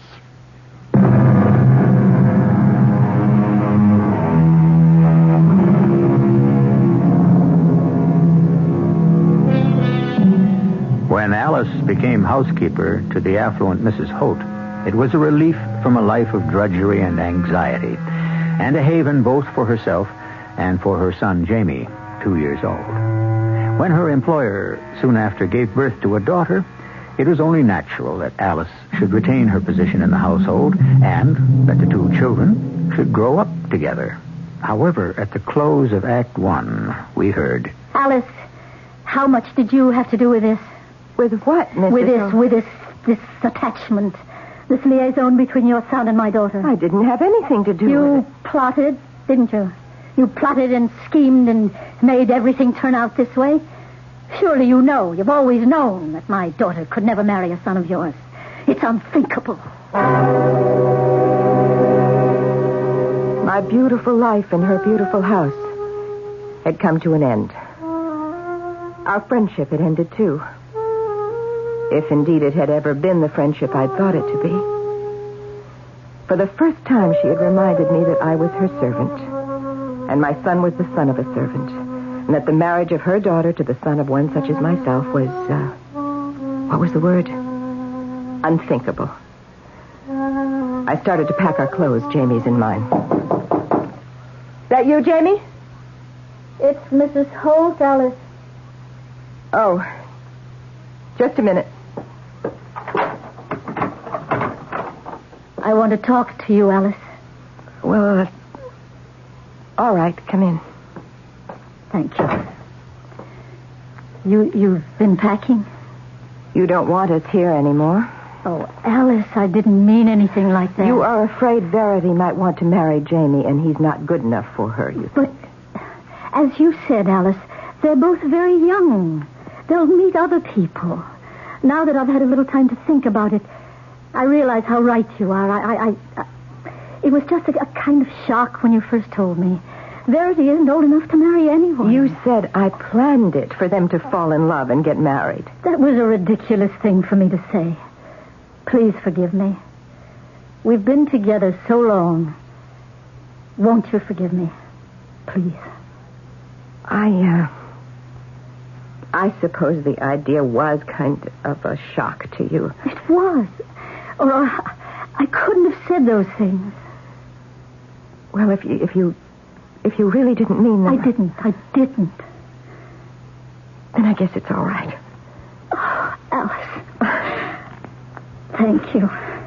You'll never regret it. And you will stay on here, won't you? I've always loved it here, Mrs. Holt. And so has Jamie. Then it's settled.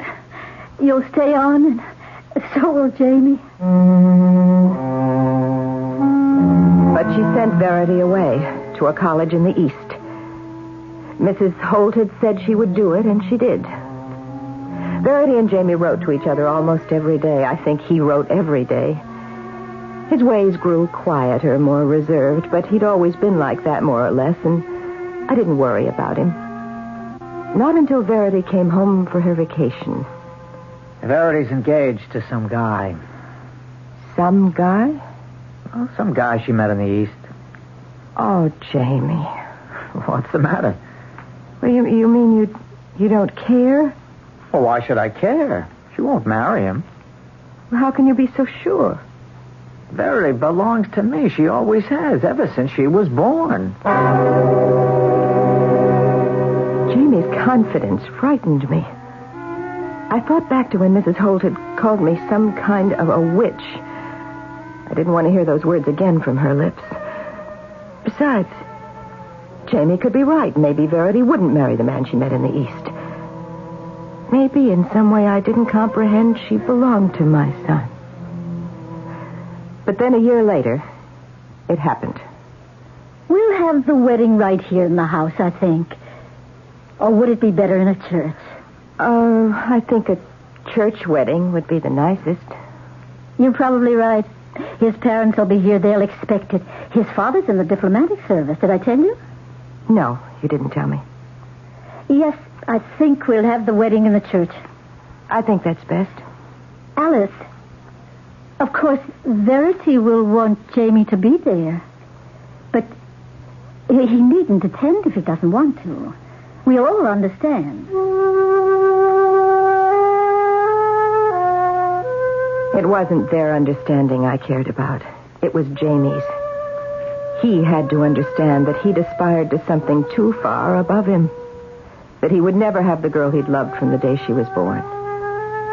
He had to understand and go on living as best he could, till some other girl could fill the void in his life. I'll be there. Why not? Jamie, if it's too painful... It will be painful, but that's all right. I'm so glad you're taking it this way.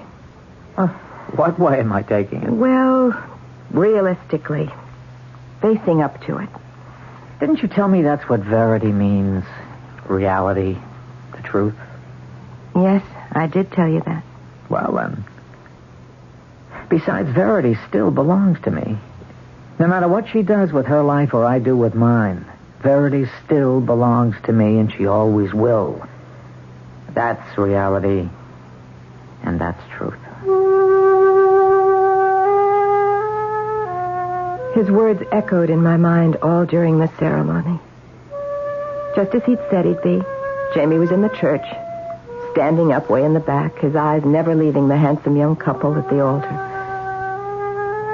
The young married couple took off on their honeymoon. Jamie went on to finish college, and Mrs. Holt and I went on in the big house. Not quite the friends we once had been, but on good terms. And one day... Another letter from Verity. It's from London. What does she have to say? Oh, lots of things.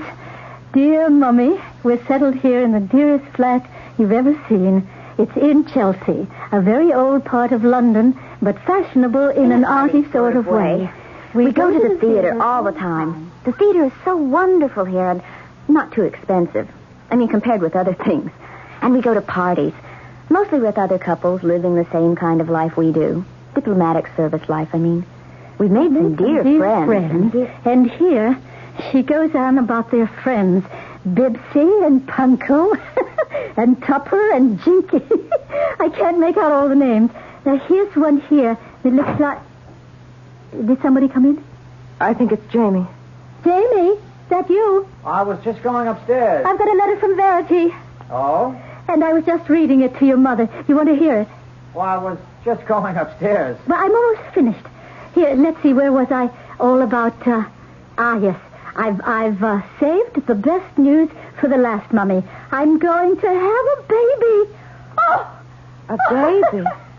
Verity's going to have a baby? Oh, why didn't she send me a cable or call up? When is she going to have it? She says, wait, not for 8 months, but she couldn't resist telling. Oh, I wonder if I should go over there. Or if she'll want to come here. Oh, dear me, there's so much to think about. My first grandchild. Imagine. Jamie? Where did Jamie go? Alice, I'm going to go down to the cable office and tell her to phone me collect tonight. I'll be back right away. Jamie? And, are you upstairs? I'll give her your love, Alice. Jamie? Where are you? Jamie? Jamie? Are you all right? Jamie! Oh, no, dear Lord, don't let it be. Don't let it... Oh, my... Jamie, what have you done? I missed one. Oh, you're bleeding. I missed twice. Your head is bleeding. It's not so easy to kill yourself. No, I'll get the doctor. No, don't leave me.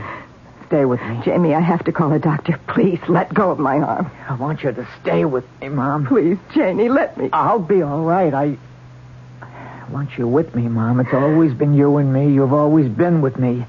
You've never gone off and left me. Don't go off and leave me now. Please, you've got to let me call the doctor, please. I won't die.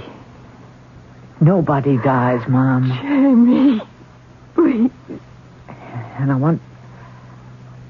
want you to tell that to Verity, Mom. Would you do that? Tell her nobody really dies. Everybody goes on and on. Please. Good old Mom. You're really the best. Oh, always there when I needed you. Always right nearby. Always where you could see me and hear me. Remember, Mom, all my life from way back. Be near me now, Mom. Listen to me now. Yes, all right. Did you understand what I told you? About what to tell Verity? You mean nobody dies? That's right. Tell her that. She'll understand. Just say, nobody dies. The blood was still running from his poor head, and he was still staring at me. But the hand that had been gripping my arm went limp, and I knew he was dead. The light had gone out of his eyes. The light had gone out of his life. My son was dead. My son was dead. I tried to take that in, even as his last words echoed through my mind. Nobody dies. Nobody dies.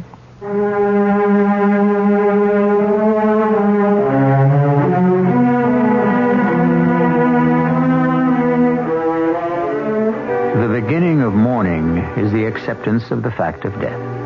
We twist and turn to evade the reality. We make up fantasies to deny it.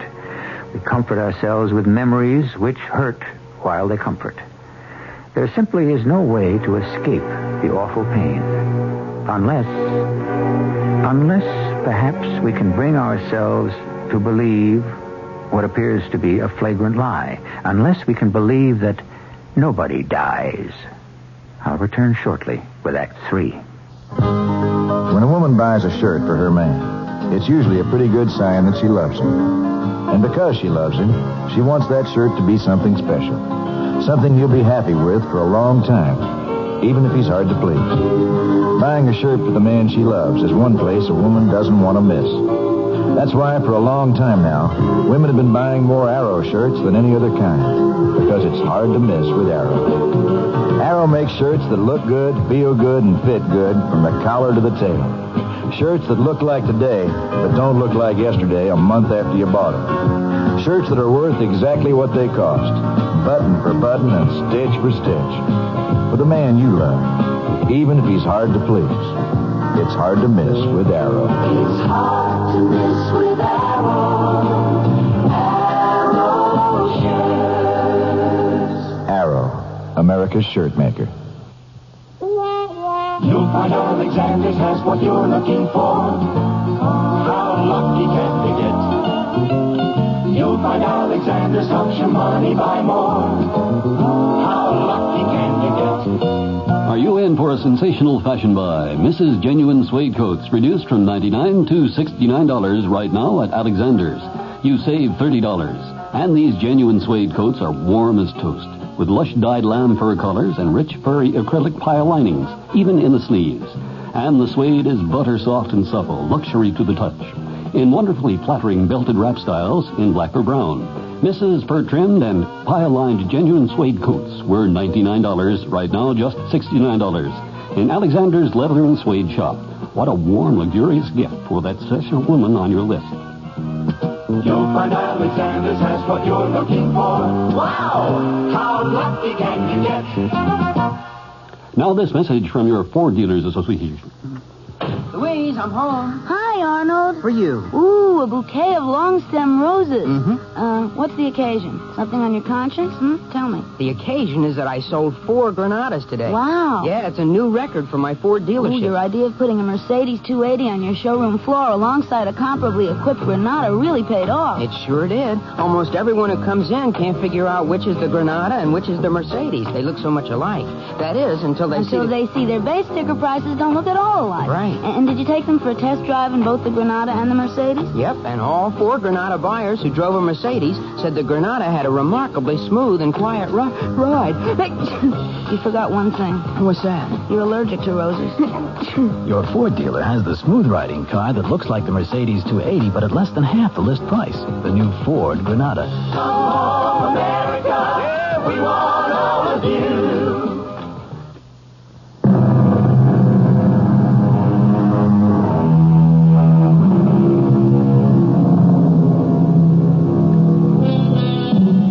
Toward the end of the act just completed, Alice's son Jamie shot himself after hearing the news that the girl he had loved all his life, who had married another man, was now preparing to give birth to that man's child. Holding fast to his mother's hand, Jamie had spoken his last words. Tell her that, Mom. Verity will understand. Tell her nobody dies. Mrs. Holt, of course, was dreadfully shocked when she came home, and I had to tell her what had happened. We never discussed it or referred to it in any way. But I'm certain she knew as well as I that the fact of Verity's being pregnant crushed Jamie's last hope that one day she might return to him. At any rate, Mrs. Holt persuaded her daughter to come back to her mother's house to have her child. Oh, Alice, it's so marvelous being here. You know, I really didn't know I'd need my mother so much. But the first time, you know how it is. It's all so new, so important. Your husband couldn't come with you? No, not right now. They can't spare him in London. Maybe later. Verity, I have something I want to give to you, if you don't mind. How could I possibly mind? Well, I don't want to make you sad, but, these are some of Jamie's baby clothes. Oh, Alice. Now, they may be old-fashioned by now. I don't know what babies wear these days. Not very much. But they are all made by hand, and you don't see much of that anymore. Oh, they're lovely. You know, Jamie was my dearest friend. For years and years, more than a friend, more like a brother. Loved you. I know he did. The last words he spoke before he died, they were for you. For me, really? He said, "Nobody dies, Mom. Tell Verity that. She'll understand. Nobody dies." That was the last thing he ever said. A couple of seconds later, he was dead. Alice. Verity, Do you know what he meant? Well, no, not exactly. He said that you would know. He was very definite about that. Well, perhaps he meant that as long as a person is remembered by the people who loved him, that he isn't really dead. You think that's what he meant? I can't think of anything else.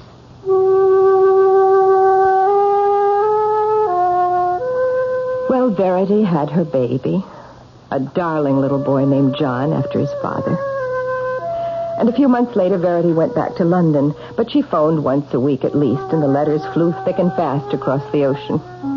Sometimes Verity would write to me about the baby, nice chatty notes full of all sorts of details. Then one day, I got a present in the mail. Well, imagine all the way from London. Imagine Verity thinking of me. That's really wonderful of her. What is it? Well, it's a drawing. Well, so it is. A drawing of a bird sitting on the branch of a tree. So it is. She said it's little John's first drawing, and she wants me to have it. Done in pastels? Yes. It's very good, don't you think? Alice, how old was Jamie when he did the picture of the bird sitting on a branch? I said I didn't remember, but I did. It was when Jamie was precisely the age that little John was when he painted his bird on a branch. One night the phone rang. It was London calling. Verity was on the other end, and Mrs. Holt told me to listen in on the upstairs extension. Verity? Mother? How are you, darling? I'm fine. How are you? Fine, fine. How's Alice? She's on the extension. Alice, say hello. I'm fine, Verity. How's the boy? He's marvelous, simply marvelous, almost as tall as I am. No. You mean it? And bright, you'd hardly believe it. Of course I'd believe it. Why wouldn't I? Well, I never was. Listen, he knows poetry, really. That's remarkable. He recited a whole poem to me today. Not a long poem. Well, I should hope. Something by John Donne. John Donne? 16th century. Can you imagine something about, stay, O sweet, and do not rise? I forget. The light that shines comes from your eyes. Yes, that's it. Alice, is that you? The day breaks not. It is my heart, because that you and I must part. You know it. You really know it. Stay, or else my joys will die and perish in their infancy. That's it. Can you imagine a young boy knowing something like that? Verity, my dear, we've talked long enough. Oh, but I have all kinds of things to tell you yet. Yes, it'll have to do for now. We're rather busy here. Oh, okay. Well, I'll call you next week then. Bye. Bye, Alice. Alice, will you come downstairs, please? There was nothing I could say to Mrs. Holt. Of course, it was the same poem Jamie had learned and recited at exactly the same age. But Jamie had died a full year before this boy was born. This boy lived 3,000 miles away in a foreign country. Then came the fateful day. Verity arrived from London. Darling, how wonderful you've come home. Mother? How are you, Verity? Welcome back. Alice? Darling, you don't look at all well. Don't I? Have you been ill? No. Did your husband come with you? No. No, my son came with me. Well, for heaven's sakes, where is he? Oh, he'll be along presently. I wanted to see you alone first. Well, I'll just go upstairs and see if Alice? Alice, please stay here. I want to talk to both of you. All right. Mother, this is going to come as a shock for you. My husband has left me. Oh, darling. Oh, Verity, I'm so sorry to hear that. Well, perhaps it's It's not final. It's final. Well, whatever happened, I'm sure it wasn't your fault. I don't know whose fault it was. There are always two sides to every... Maybe it was your fault, Alice. Mine? Or maybe it was the fault of your son. What could Jamie have to do with it? I believe that he was some kind of sorcerer or a wizard of some kind, and you are a witch and a hag. Verity, don't. I believe the two of you conspired against me from the very start, from the day you entered this house. What are you talking about? You don't know. You really don't know. I swear I don't know. Stay where you are, both of you. I have something to show you. Johnny? Johnny, can you come in here, please? Mrs. Holt, what's happened? Quiet, Alice. Mother? Alice? This is my son, John. Grandma, it's been so long. Now, how many years? A good many years. Well, you got a kiss for me? Of course, John. Of course, my boy. And you're Alice. Hello, Alice. I could only stare, dumbstruck, at the handsome young man who stood before me, holding out his hand, a warm, friendly smile on his face. For that face, that smile, that voice, all were exact replicas of the face and the smile and the voice of my dead son.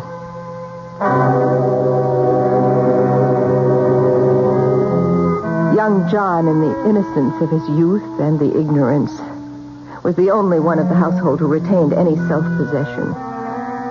Verity moved about the house with a tight mouth and baleful look. Mrs. Holt kept to her room most of the time. When I took her something to eat, she told me that Verity and John would stay on with her. John was going to teach at the local high school, and Verity... Well, where could Verity go? Verity's child was destined to be the precise image of Jamie. Why? I don't know. But I don't blame you. Perhaps you should. I hoped for so many years that they would marry and have a child. Perhaps all my hoping, my wishing, my praying for something that never came to pass. But you mustn't think Jamie had anything to do with it. Didn't he wish, hope, and pray? Yes, but he loved her so. He'd never have wanted anything like this to happen to her. I don't know. I cannot tell. But this I do know for a certainty. There are forces in the world over which we have no control. Alice, I think you best leave this house. Tonight, if possible. I did leave that night and moved into a furnished room. I got work almost immediately, cleaning by day, just as I'd done before Jamie and I became part of Mrs. Holt's household. Every now and then, I would walk by the high school just to catch a glimpse of young John who was teaching there. It was a thrill. Strange, macabre, but still a thrill to see that straight young figure, that fresh young face, so exactly like that of my dead son.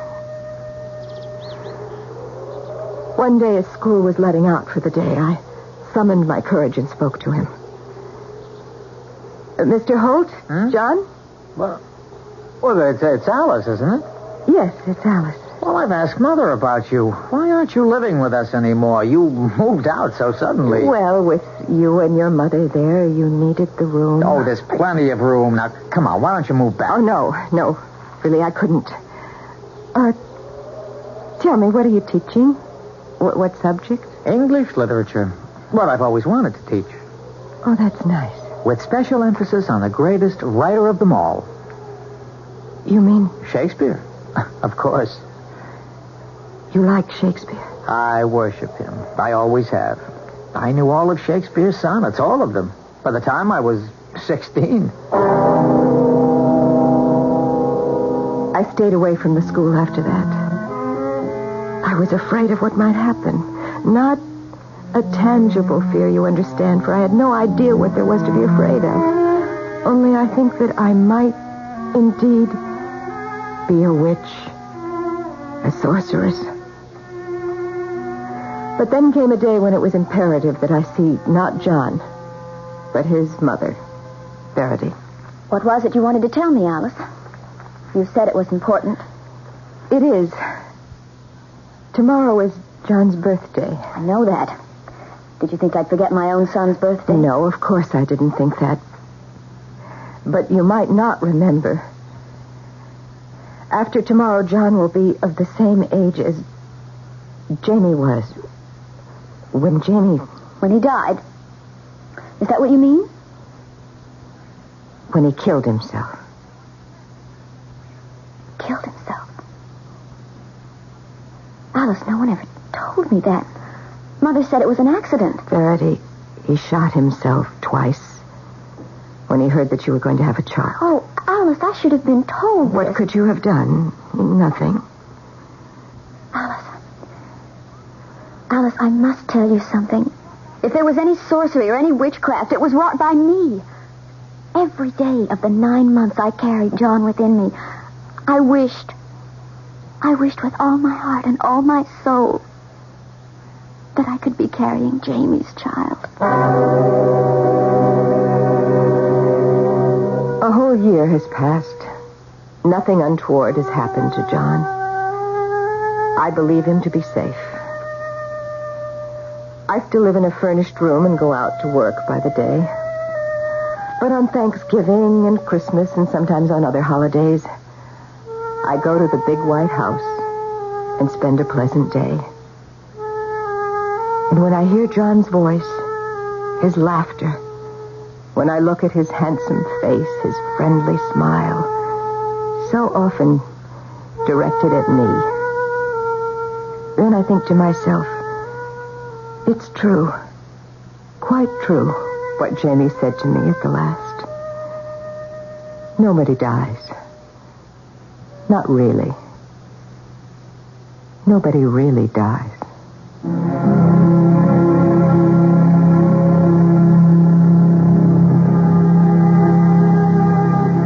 Our drama appears to end on a placid note. 4 people gathered round a festive table.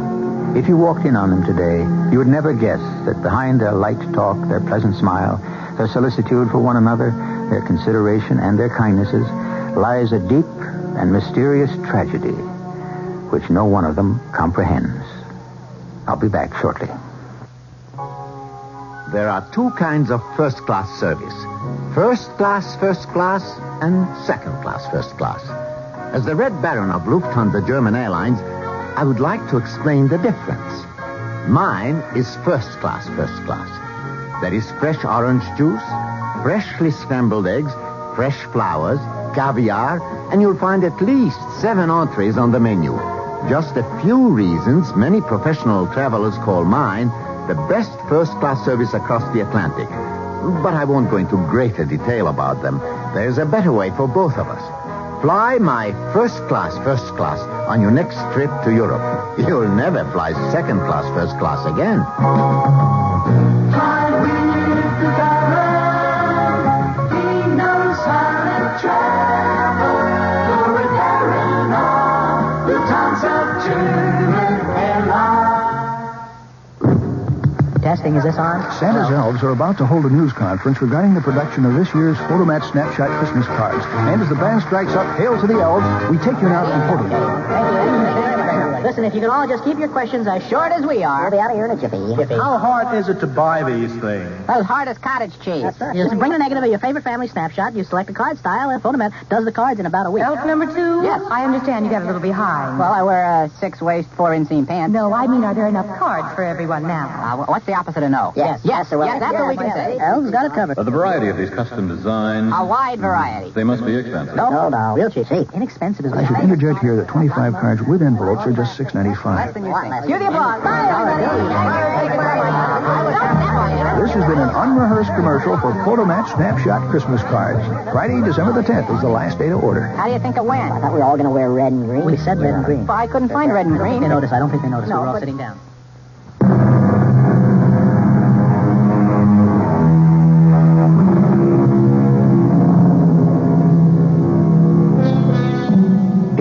there is a moral to be gleaned from our story, and I do not think there is, and certainly there was never meant to be, it is the old one.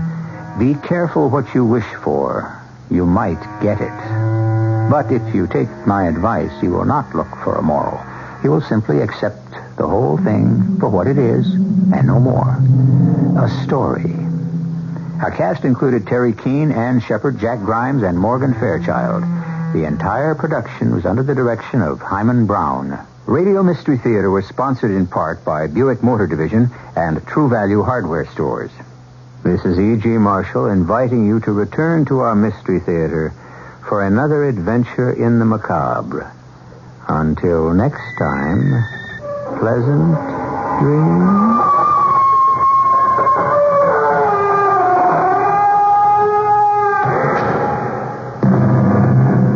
Mystery Theater was also brought to you in part by ShopRite Supermarkets, where you get a lot more for a little less. Furnished by CBS Radio.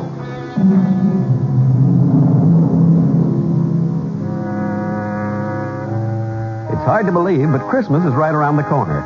This is Ray Heatherton reminding you your gift to the WOR Children's Christmas Fund will brighten it up for a lot of kids in this area. Give what you can. Send your check or money order to the WOR Children's Christmas Fund, Box 710, Times Square Station, New York, 10036. WOR, New York. City has big welfare mess. United Parcel strike settled. When is a surplus not a surplus? It's 26 degrees Fahrenheit, -3 Celsius. Cloudy outside. Weather watch outlook, cloudy tonight. Not so cold as last night. Good evening. John Wingate with the 8 o'clock report from WOR News. New York City has a big welfare scandal on its hands. Two agencies, the Investigations Commission and the Human Resources Administration, have come up with evidence of a really big welfare fraud. This said to have been on behalf of more than 600 public employees. They're accused of collecting almost $3 million in payments they did not deserve. The alleged cheats came from many parts of government, but the big guys and gals are said to be on the city payroll. For example, 247 listed as working for the Board of Education, 37 with the police department. The Investigations Commission Special Assistant Stuart Holzer tells WOR's Lester Smith these workers were employed regularly. People were employees who were earning a living working in these government agencies. They were not part-timers. Can you tell us, was the matching of the computer information of welfare recipients against those Social Security numbers, was that something that had been triggered for some particular reason, or was that a routine operation? This was a plan which was put into effect by the Human Resources Administration to attempt to find individuals on the welfare rolls who were not entitled to welfare. After they culled that information out, the matters involving criminal fraud were investigated further, and those are the ones that we're referring to here. In fact, I think the Human Resources Administration today projected that they would save some $14.5 million on an annualized basis for all forms of public assistance cheating, which they had discovered by use of these computer matches. Is there reason to believe, perhaps, that this is even more widespread than you have found, or have the computers done a pretty good job of turning up the culprits? Well, the computers have turned up a substantial number here, and we intend to continue this kind of thing in the future. Investigations Commission spokesman Stuart Holzer with WOR's Lester Smith. Striking Teamsters Union members have overwhelmingly okayed a new contract with United Parcel Service. That ends an 84-day strike. There's no immediate word, however, when UPS deliveries will resume in the 15 eastern states from Maine to South Carolina affected by the strike. Company and union officials had previously indicated operations could resume tomorrow if the new contract was ratified by the 17,000 striking Teamsters. The Teamster official, in announcing the results of the balloting, said the union members were available to go back to work, but he didn't indicate when they would return to their jobs. WOR 710 News Time. Exactly 3 minutes past 8 o'clock. Senator Frank Church has criticized the State Department for refusing to give a Senate committee information on negotiations between Saudi Arabia and a key U.S. oil firm. Church said the talks on the future status of Aramco, that's a consortium of 4 U.S. oil companies, in Saudi Arabian oil production will directly affect U.S. security and the price of oil. However, the Idaho Democrat says the State Department contends the talks are confidential. A Utah judge will consider tomorrow whether convicted killer Gary Gilmore will stand trial on another murder charge. The 36-year-old Gilmore had been sentenced to death for the killing of a Provo motel clerk last July. The execution has been stayed 3 times over the strong objections of Gilmore, who says he wants to die. WOR 710 News Time. Now 6 minutes past 8 p.m. Imported by the Miller Brewing Company, Milwaukee, Wisconsin. Harrison Golden, New York City Controller, says no gimmick is involved. That is, involved in the story, the city has a year-end surplus of $300 million. However, the money is there purely in an accounting sense, and it did not come from additional revenues. Golden tells WOR it indicates improved collections and a better cash flow. Well, surplus is an accounting term that refers to what levels of cash you have at the end of the year. And at the end of the year, we'll have more cash in hand, as we now project, than had been anticipated before some of these changes that the city has acted on and before some of our costs got reduced, borrowing costs because of lower interest rates and so forth.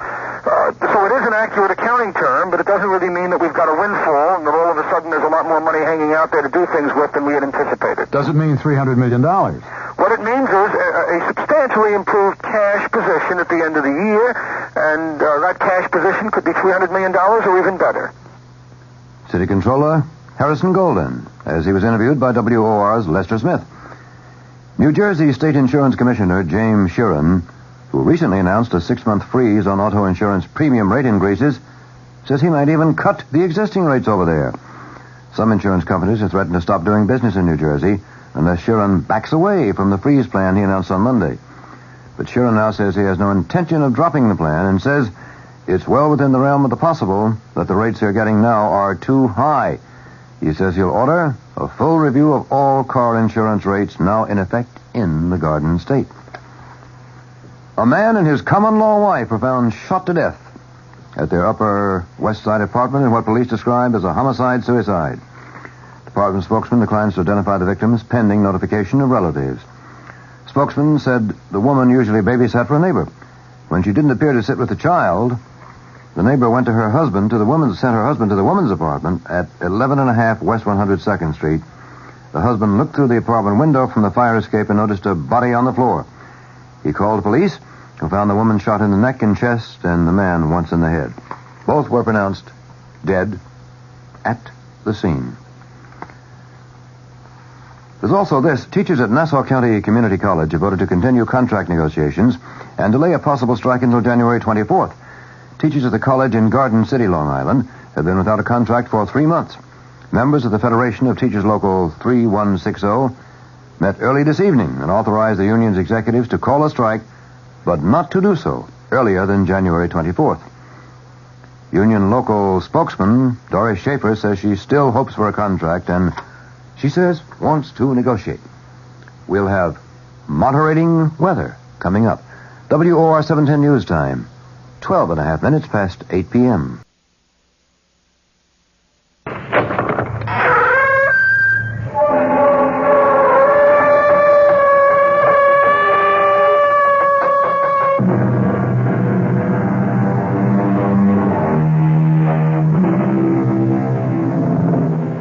Come in.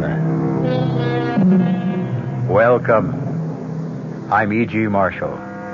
Welcome to another adventure into the incomprehensible. I like to think of myself as a thinking person, a reflective man, someone not given to fanciful imaginings. That's the way I like to think of myself. But is that the way I am? Because I must admit that my thinking has not solved many problems for me. My reflections have not carried me very far.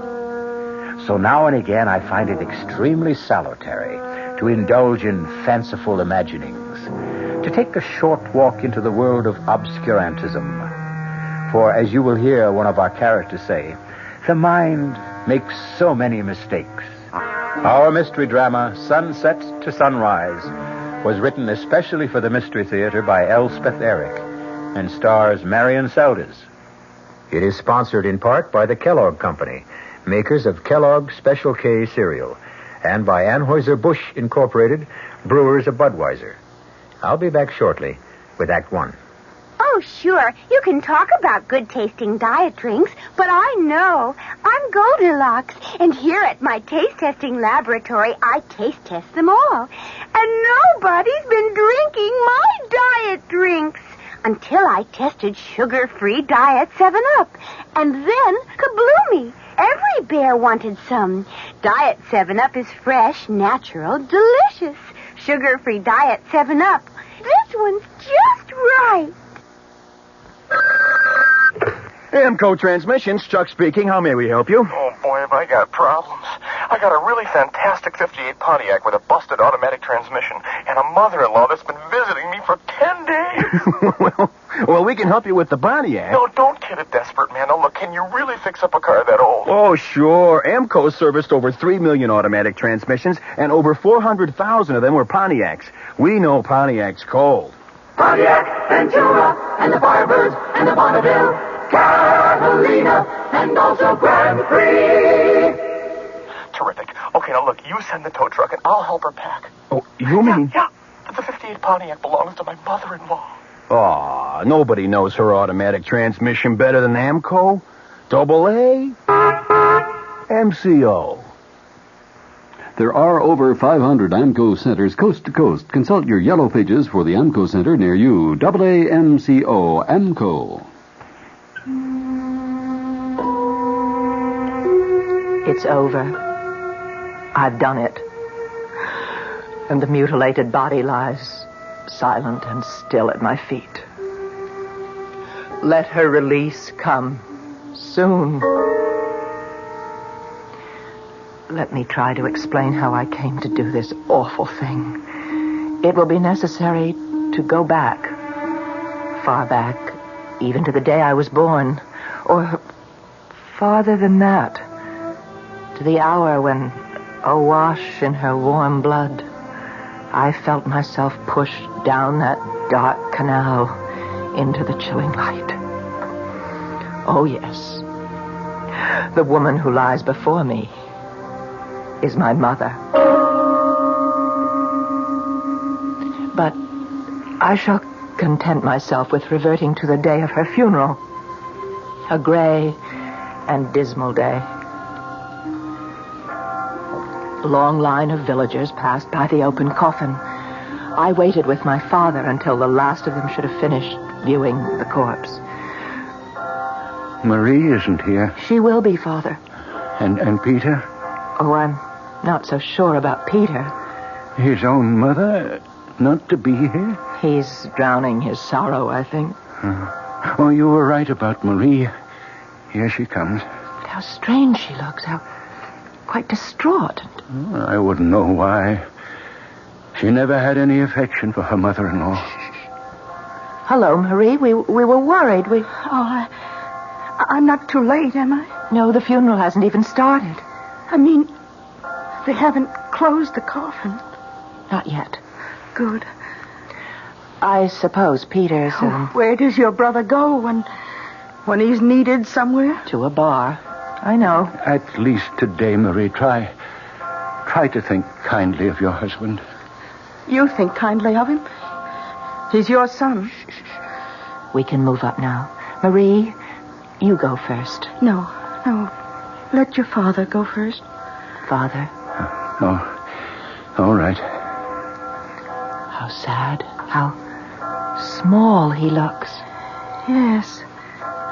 Small. You go next, Marie.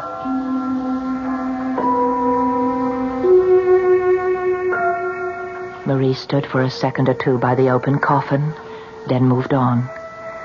Now it was my turn. My eyes filled suddenly with tears. And when I looked down at the quiet body, the expressionless face of my mother, I could scarcely make out her features. I shook the tears away, and I made an effort to see her clearly. Across her breast lay a long spray of wild roses. Without conscious thought, I did what I had never done while she lived. I leaned over and kissed her on the lips.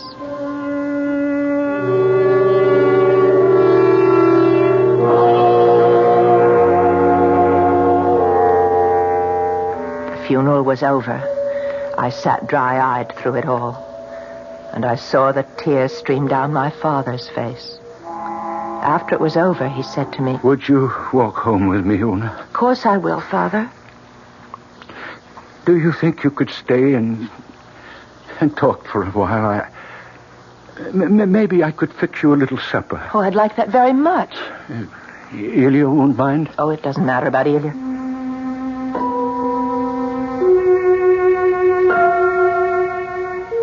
I took his hand. He let me have it like a trusting child. And we started down the road. The familiar landscape had embraced me all my life. And now it brought back sights and sounds from long ago. And on this day, most particularly, the sight and sound of my mother as I had known her. I saw her handsome, flushed face. I heard her voice. "How sharper than a serpent's tooth to have a thankless child. Oh, what have I done that was so wrong? Why am I being punished? To be given a daughter with no shame, no morals, no sense of decency." My father trudged on beside me without speaking. His tears had dried. He looked as he'd always looked. Very sweet, very simple. She had been the single love of his life. I had never heard him speak of any other woman. He'd fallen in love with her when she was 16 and waited 5 years to marry her. It was my mother who got me to marry him. But he wasn't really of my world. Nothing intellectual about him. What could you expect of a farmer? But marry him she did. And he never asked for anything else. The 2 children she bore him, first my brother Peter, then me, well, we were simply 2 minor gifts she added to the supreme one of herself. And Peter always belonged more to her than to him. It's hell to be poor, Peter. Never let it happen to you. Oh, the stories I could tell you about what poverty can do to the ardent soul. It took Peter a while to get started, but once he got his foot on the ladder, he climbed steadily to the top. And along the way, he married the prettiest girl in town, the dark-eyed Marie. We're here, Una. What? You were dreaming. We're at the house. Oh, yeah, I must have been dreaming. Oh, it's a long time. Very long time since you've been in the old house. 2 years. You're happy living with Ilya? I don't ask to be happy. But you're pleased with the arrangement? It pleases us both. Go on in. It looks the same. Well, nothing's changed. Can I get you something? A hot drink? No, you sit down and I'll get you something. Oh, take off your coat. Let me help you. Yes, thank you. What's this? What's inside your coat? What? Oh, that I forgot. Well, it's sewn in. Did you do that? What is it? Well, it's a sprig of blackthorn. Well, that's what I thought. Why is it sewn inside your coat? Marie put it there. Well, what on earth for? Una, sit down. You know, Marie's a strange girl. She came here from another country and where they believe strange things. Such as what? Well, you must know. Ilya must have told you. Ilya's parents were gypsies, but he's not. But he hasn't forgotten, has he? What they believe, the gypsies. You don't mean that you... They believe in the living dead. The dead who refuse to die. You mean vampires? That is what you mean, isn't it? I never said I believe. But you let her sew the blackthorn into your coat? Well, I couldn't stop her. But why now? Why today? Oh. You don't mean... Mother? Marie believes your mother has become a vampire. I wanted to laugh. We were sober, hard-working, God-fearing people. We were not superstitious, given to odd beliefs.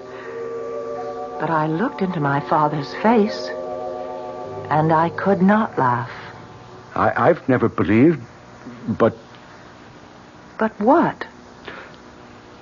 I have heard that people of great energy, enormous will, with a surpassing belief in themselves, these are the people who will not die. They refuse to die. When death is upon them, they are so angry that they will not submit. You know, Una, what energy your mother had, what a dominating person she was, how much she believed in herself. She never believed in us, only in herself. That's the way she was. And they say that people like that would rather live the evil life of a vampire than not live at all. Well, I can't believe it. It's horrible. Well, I don't want to believe it, but Marie seems so sure. Well, I'm going to talk to her right now. I won't stay for supper. Forgive me. I have to get this terrible notion out of Marie's head before she infects anyone else with it.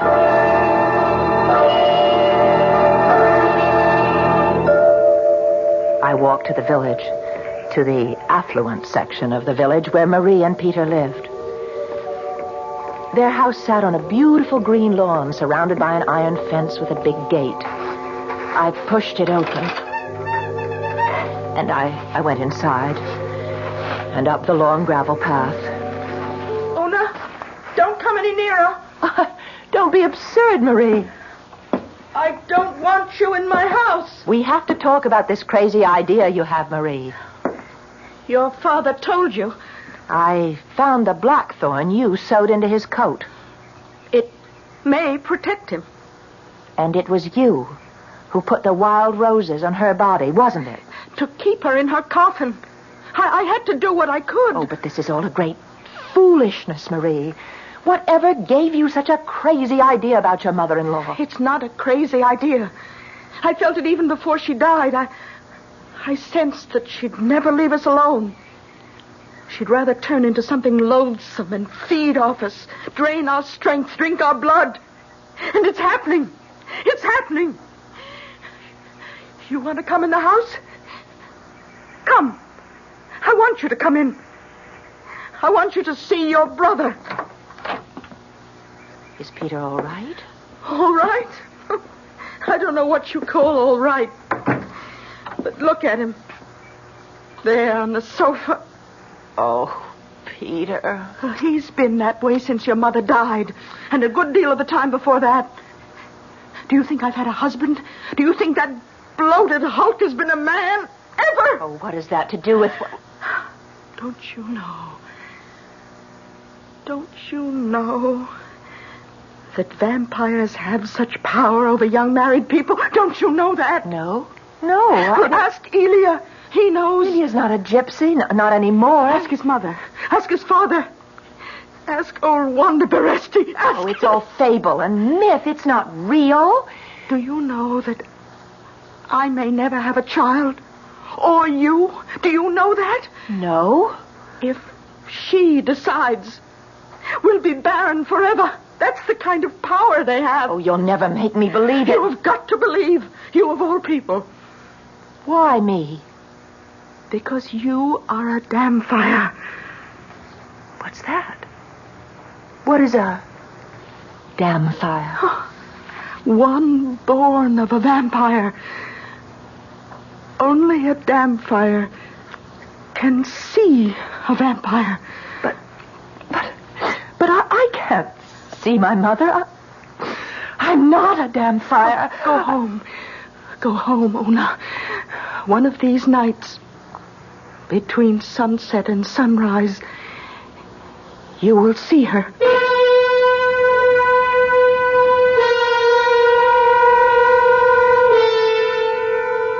We'll be back shortly with Act 2. When you say Budweiser, when you say Bud, you've said a lot of things nobody else can say. When you say You've gone as far as you can go to get the very best. When you say bud, you've said the word that means you like to do it all. When you say bud, it means you want the beer that's got a taste that's number one. When you say bud, you tell the world you know what makes it all the way. When you say bud, you say you care enough to only want the king of beers. There is no other one. There's only something less. Because the king of beers is leading all the rest. When you say Budweiser, you've said it all. Anheuser-Busch, St. Louis. Hey, Mom, what's for dinner? Hey, Mom, what you got? How about a no-cook dinner for a change? Serve a delicious spread of sliced meats, cheeses, salads, and crisp rolls from ShopRite's appetizer counter. You'll love the freshness, the fine quality, and the pleasing variety. This week's bit supplies are ShopRite freshly sliced chicken roll, half-pound, 69 cents. Imported Switzerland Swiss cheese, half-pound, 89 cents. ShopRite liverwurst, 99 cents a pound. Fresh macaroni salad, 39 cents a pound. So relax. Pick up a ready-to-eat dinner at the ShopRite appetizer counter. She loves the family. She wants the best. She does all that she can do. She lets ShopRite do the rest. Hey, Ma, what's for dinner? ShopRite has the answer. This is WOR New York, an RKO General Station, your station for Mystery Theater. But they're all superstition, Una. Handed down from generation to generation. You don't believe them? I used to when I was very young. You see, the stories were always about very, very powerful people. I think they couldn't get used to the idea that very powerful people could actually die. My mother was a very powerful woman. Ah, but she died, like everybody else, sooner or later. You never really knew my mother. I wasn't welcome in her house. I think I only came here to live with you to spite her. All my life she told me how immoral I was, how wicked, how filled with wild desires. And you were? Yes. And you knew where to take those wild desires, didn't you? Yes. And what man to give them to? Yes. Well, lucky me. It was to show her, to say yes to her. Yes, I am like that. Yes, I'm what you say. Yes, I'm loose and immoral and wicked and all those things. And yes, you're right not to love me because I'm not lovable. I'm hateful and vile. No, yes. No. You are not hateful. Oh, you don't know. I know enough. Lie still now. Let me hold you. Yes. Hold me.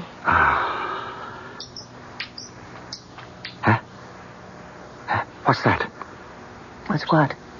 I thought I heard something. I don't hear anything. Don't you hear it? Listen. You don't...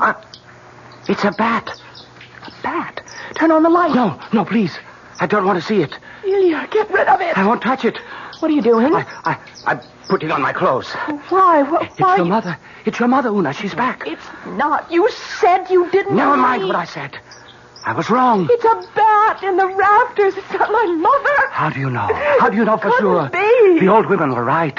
They come back, you see. No. They come back to live off the living and suck our blood. Ilya, where are you going? To my mother's house. Ilya, don't go.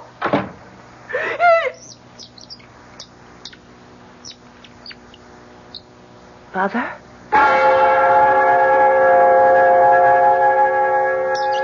All night long, I lay in the dark, listening to the bats swoop and chatter in the rafters.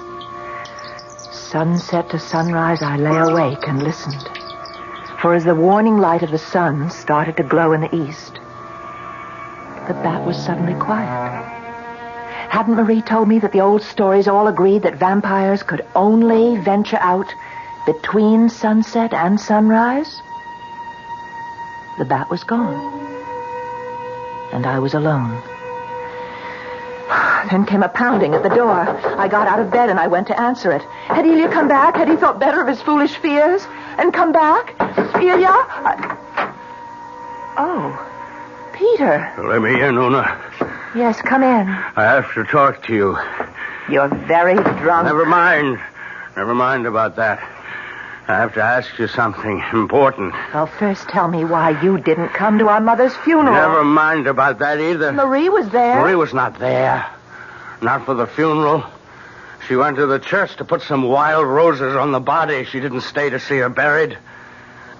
Not that she's really buried. Not that she'll ever be really buried. She'll be around for a long time till she's drained us all dry, and long after that, maybe forever, who knows? Do vampires ever really die? Peter, stop that. Our mother is not a vampire. Is it true? Marie says it's true. Is what true, Peter? Did you kiss her? When she was lying in her coffin, did you really kiss her? Yes, I did. Oh, no. Why did you do that? I don't know quite. I think it was because I'd never kissed her before, and I was sorry that I hadn't. Don't you know what you've done? I haven't done anything. You've put your lips to her poison. You've made yourself like her. I haven't done anything. I said goodbye to her. I kissed her goodbye, that's all. Don't you know that vampires spread their foul contagion on the living? Isn't it bad enough that you and I are damn fires just because she gave us birth? Stop it. I don't want you to talk this way. You and I can see her. Have you seen her? Of course I haven't. I have. Shall I tell you why I didn't come to the funeral? I was with her, that's why. She came to my room and stood in the door. She was very beautiful. She had on her white lace dress, and she smiled at me. You were drunk. She didn't mind. She just smiled. But then her smile grew wider and wider till the whole room was filled with her smile. It took away the sunshine. I tell you, Una. Peter, oh Lord. Come in. Peter, are you all right? Come in. The door's not locked. Oh, Marie. Yes. I thought he'd be here. Oh, don't try to move him. Let him sleep it off. He's just drunk. He's been drunk for days. Let him lie there. But just before you got here, he was trying to tell me that he saw our mother, that she came to his room. Only the damp fires can see a vampire. You made him believe it. Because it's true. And Una, there's something else that's true, and you'd best know it. Only a damp fire can kill a vampire. Kill? The best we others can do is try to protect ourselves with the blackthorn and the wild roses and all that. I will not listen. There is something you can do. You could help us to protect ourselves. Marie, I just don't believe in this superstitious... You don't. But we do. Nobody's slept a wink since the day she died. Oh, they know she'll go after us first, but no one in the village is really safe. Well, what do you want me to do? Move the body across the river. What for, in God's name? Wanda Beresti says it's very difficult for a vampire to cross over water. I don't believe any of this. I don't believe it's happening. Oh, it's happening, all right. And everyone believes it, but you... You can't make the rest of us live in this torment because you refuse to believe. You could be right. You will move the body across the river? Oh, I'll have to talk to Father. Oh, talk to him. Talk to him now. Before it's too late. I left Marie to get Peter home the best way she could. And I started off for my father's house. How could I ask him to disinter the body of his beloved wife only 2 days after she'd been laid to rest? What kind of daughter would nourish the horrid thought in her father's mind that his wife might be a vampire? Oh, how I needed someone to tell me what to do.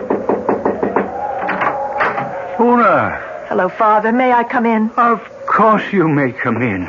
Oh, I'm so glad to see you. You're all right, aren't you? Yes, I'm all right. Oh, no, can you stay for a little while? As long as you like. Oh, good. I could make a little supper if you could stay that long. Father, Peter came to see me today. Oh?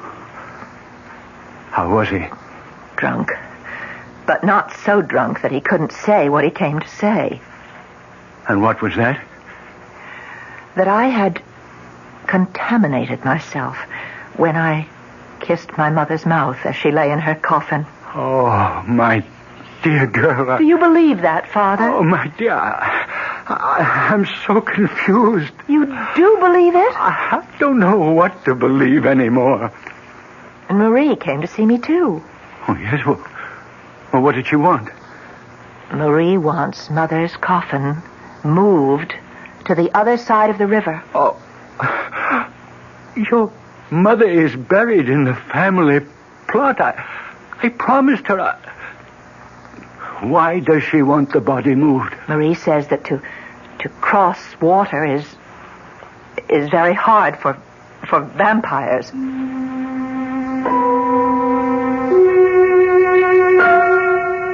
I could hardly bear the torment in my father's face.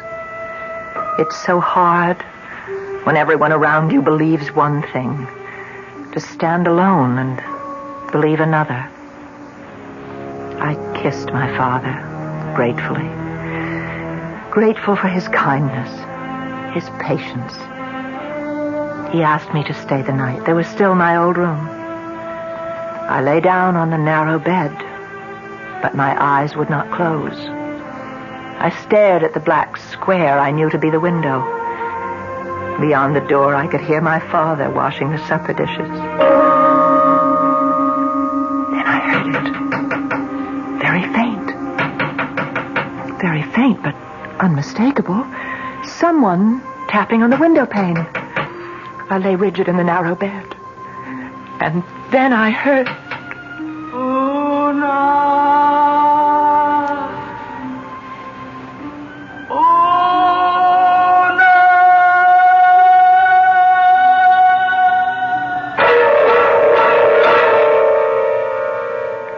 Is that how a vampire sounds? I don't know, or I tell you. Half a century ago, a vampire was actually tried in a London court. A gentleman it was, by the name of George Haig. Unhappily, we have no record of the gentleman's voice, and it all happened so long ago, I've no idea whether or not he was ever convicted. I'll be back shortly with Act 3. Great taste in the morning. Kellogg's has that wholesome taste to get you up and grinning. This is Jerry Coffer for Kellogg's Special K. You know, for years we've been talking about the Special K breakfast, a great way to start the day if you have a weight problem. You may have seen or heard our latest commercials, which symbolize the problem of being a few pounds overweight by using this ball and chain. That's the sound effect. But so many people have come to know the Special K breakfast that can help solve weight problems, they sometimes forget that Special K is America's favorite high-protein cereal. It has 8 essential vitamins and iron, and so delicious that lots of folks, kids as well as adults, eat Special K just for the sheer good taste of it. So we don't want you to think that you have to wear a ball and chain to eat Special K. All you need is an appreciation for the finer things of life, a 1-ounce bowl of Special K, 4 ounces of skim milk, tomato juice, coffee, and maybe a little sugar. The Special K breakfast can help you lose weight all by itself, but it really is a good start. Here's news from Queen Elizabeth II. Now you can sail to Europe on Queen Elizabeth II and fly home free. I'll repeat that. Sail to Europe on Queen Elizabeth II and fly back to New York free. She reaches Europe in 5 luxurious days. You have ample time for touring because you fly back. Meals and entertainment on board are included. A whole new crowd of people are discovering Queen Elizabeth II because she's affordable. And she's 4 swimming pools, 3 nightclubs, a discotheque, a gymnasium, a sauna, a casino, and 3 of the finest restaurants in the world. Sail first class grades A to H and fly home free. Sail tourist grades L to Q and S to U and fly home half fare. Flights are British Airways economy. You can stay in Europe up to 16 days. Call your travel agent or Cunard at 212-983-2510.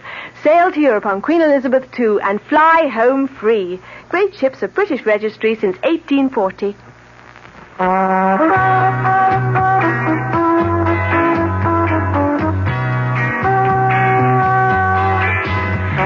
matter what you're saving for, that's what Suburban Savings for Suburban. Suburban Savings offers you an easy way to borrow without touching a penny in your regular savings passbook account. Just let Suburban loan you the money. It's called Suburban Savings Passbook Loan. You can borrow up to 90% of the total amount you have on deposit at reasonable rates, and you can pay off your loan at your convenience. When your loan is repaid, you still have all of your savings intact, plus interest. So if you need money, why not take a loan from Suburban without touching your savings? Suburban Savings Passbook Loan in New Jersey at Bayonne, Edgewater, Elmwood Park, Emerson, Hackettstown, Morris Plains, Nutley, Paramus, and Sparta.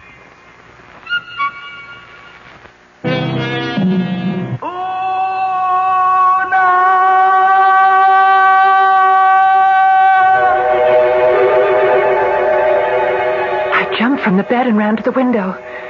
There was no moon, but the stars were very bright.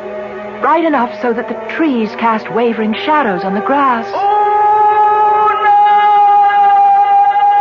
And then I saw her beneath a poplar tree just outside the window, dressed in white lace, her long hair falling to her waist. She lifted her face to the window, and by the light of the stars I saw it. Not hideous, not obscene, no, beautiful as it had been in life, but transfigured now by such appalling grief as I had never seen before. The dark eyes staring, the cheeks glistening with tears, the mouth stretched wide as it cried. I needed my father. I could not bear the sight of this apparition by myself. I heard him moving about in the kitchen, and I ran to him. Oh, Father! Father! She's here! What, dear? What did you say? She's here! Mother is here! Is she? No. She's beautiful. She's beautiful. Where is she? Outside the window. I heard her calling me, and I went to the window, and I saw her standing under the tree, and... Oh, Father... She looks so sad. Oh, my dear little girl, you've had a dream. It's not a dream. She's there. So soon after the funeral, it's natural for you to dream. You'll come with me. I'll show you. You're overwrought, dear child. Come with me, you'll see. If there were a moon, you'd see quite clearly, but even by the starlight, you can see. Look there. Where? I don't see it. Beneath the big poplar tree, right there. I don't see anything. In her white dress. Look at her. I can't see anything. Nothing but the grass and a few shadows. That's all. That's all? Oh, my dear child, you had a dream. No dream. I saw her. But you can't see her. She must be a vampire, and I am a damn fire. What are you saying? Only the offspring of a vampire can see the vampire. Peter said he saw her. I know I saw her. We are her offspring, Peter. And I are vampires. Oh, no, please, you don't know what you're saying. Oh, I know very well. Only a vampire can see a vampire. And only a vampire can kill a vampire. Well, then What are you doing, Ona? Gonna open this window? No, don't. And invite her in. Mother, come in. Come in. Your daughter is waiting to receive you. My father rushed from the room. I can't stay. I can't watch.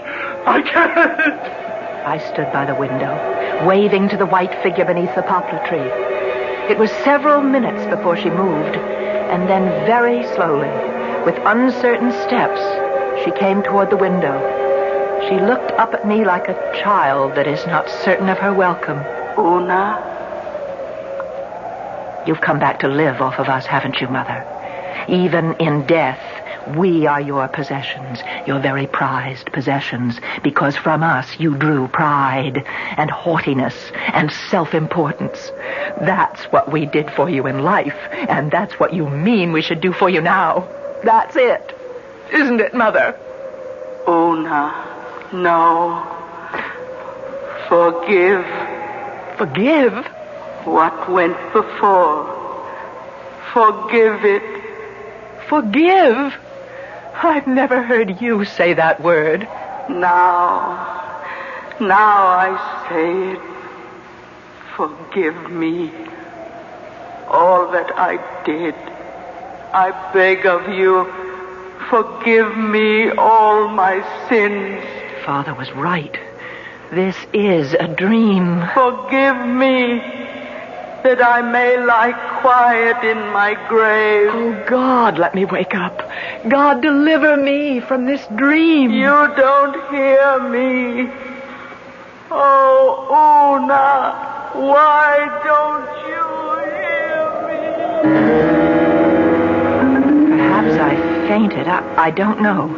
I suppose I did, because I remember nothing more until I was wakened by a knock on the door. I opened my eyes. I was lying on the floor next to the narrow bed, and the sun was streaming through the window. I got to my feet. Come in, Father. Ilya. Are you all right, Una? Yes, I'm all right. You look so pale. Oh, I had a bad night, a bad dream. Yes, your father told me. My father? He went to fetch you. That's why you're here? I would have come back to you anyway. I only went to see my mother to ask her what she knows about vampires. All the old women were there. Wanda Baresti and all the others. Oh, they must have filled you full of stories. Una, when a whole town believes that a vampire is loose, they become terrified. A vampire, Una, is soulless, mindless energy on the march, knowing neither good nor evil, only its own desires. And the vampire must be killed, Una. Do you know why? Lest we become like the vampire. We can become like that, Una, unless a stake is driven through the vampire's heart. And who is to do that? You know. Only a damn fire can kill a vampire. A stake must be driven through the throat of the corpse. If blood spurts from the throat, it is proof that a vampire lived in that body. Can I do such a thing to my own mother's corpse? It must be done before the sun sets, or she'll walk abroad tonight. Ilya, do you know that I thought she was here last night, in this very room? And she kept saying, forgive, forgive. And then, of course, I knew it was a dream, because my mother would never say such a thing as forgive. She was asking you to forgive her? Imagine a proud woman like my mother to say a thing like that. You heard her say, forgive me? In my dream, yes. I suppose it's because I hated her so much in life. I liked the idea that she was sorry for all the grief she'd caused us. Una, listen.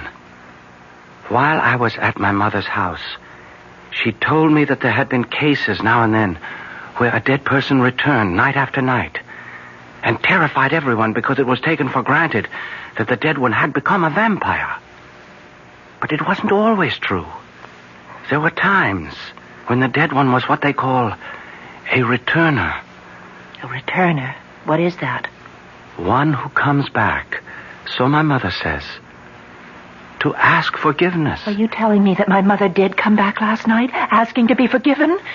That it was no dream? It's possible, isn't it? And if it is true, if she is a returner? You must get a writ of absolution from the bishop and place it on her body. How can I tell? How can I know that she is a returner and not a vampire? You'll have to go through with it before sundown. Oh, no. No. Drive a stake through my own mother's throat. Una, more than half the village believes your mother has become a vampire. Marie wants you to move her body across the river. And even my father is wearing the blackthorn in his coat. And even I. When I heard the bat in the rafters, I thought it might be your mother. You must have the grave opened, Una, and the coffin. And before the sun goes down, you must drive the stake into your mother's throat. Then we shall see whether she is a returner or that foul creature of the night, a vampire.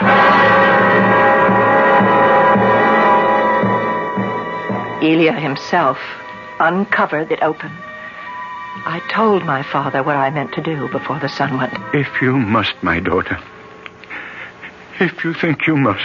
If she is really a vampire, Father, only I can do it. And I went to Peter and Marie. You wouldn't ask me to do it, Una. No, I wouldn't ask you, Peter. You're very brave, Una. I'd have been content if you'd only moved her body across the river. There's so much talk in the village. So much fear, so much horror. We must settle this thing once and for all.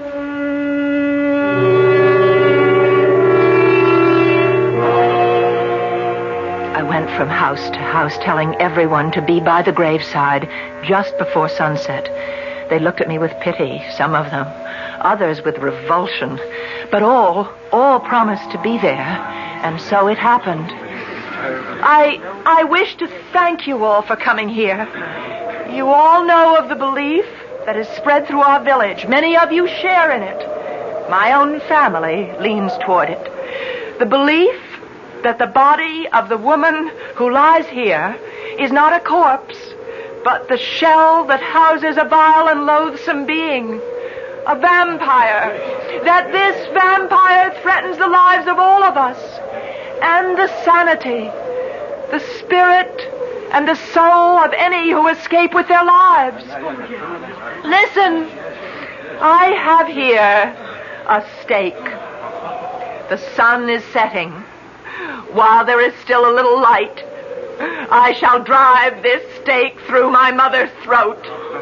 If blood gushes forth, then I shall have killed a vampire. I shall also have murdered my mother. If no blood comes from the body, we will know that she is no more than a returner who is asking forgiveness for the wrong she did in life. As we all one day will have to ask for forgiveness for the wrong we have done. Yes. Pray for me. Pray for me. Pray for yourselves. And if you can give her your forgiveness, the bishop will give her absolution. I hold the stake high for all of you to see. And now! There is no blood. Go. Send for the bishop.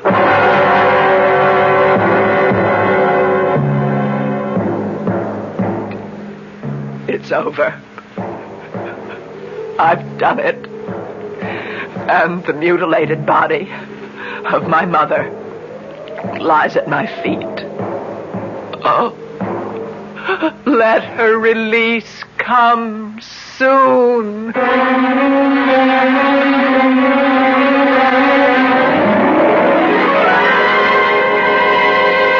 I'll be back shortly. Hi, Ms. Goldilocks here. Professionally taste-testing diet drinks can be very difficult, but I've just had to bear with it. Then I found sugar-free Diet 7-Up.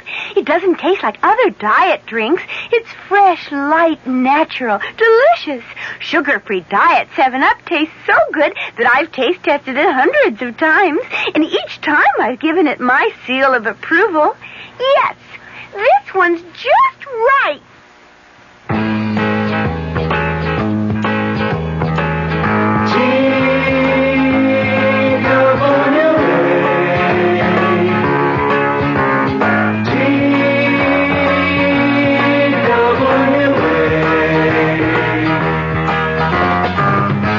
Saw thought you couldn't afford to fly to California this summer, TWA has some good news for you.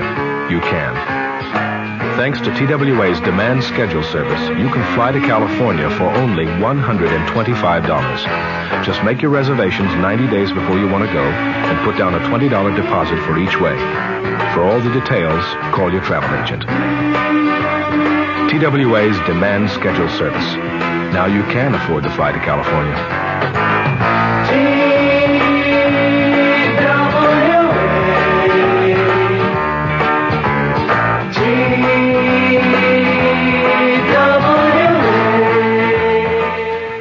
Tell me frankly, wouldn't you like to sleep every night on a $100 mattress? Suppose you could get one for just $69. Why envy friends who sleep in luxury when Huffman Coos has just what you want at such a tremendous reduction? This fair-traded Stearns & Foster famous label bedding has never been on sale before. Now Huffman Coos has it exclusively at this special down-to-earth price. Why such a big reduction? Because of soaring costs. This $100 Stearns & Foster beauty has been discontinued. Huffman Coos bought the entire inventory to bring you the $69 twin-size price. Full-size mattresses or box springs, originally $120, are now just $89 each. Queen-size sets complete, $219. King-size sets complete, just $319. So go to Huffman Coos at once. No more when these are gone. Tell them we sent you. You'll be glad we did. Our cast included Marion Seldes, Bryna Rayburn, William Johnston, and William Redfield. The entire production was under the direction of Hyman Brown. Radio Mystery Theater was sponsored in part by new sugar-free diet 7-Up. This is E.G. Marshall inviting you to return to our Mystery Theater for another adventure in the macabre. Until next time, pleasant dreams.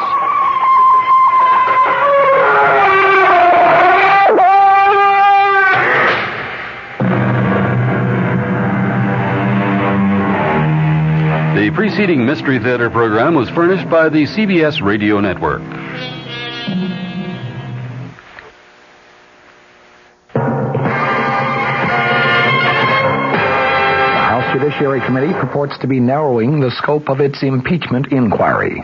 I'm Fulton Lewis in the Mutual Broadcasting System studios in Washington, D.C. My commentary after this. What has Sheridan done for you lately?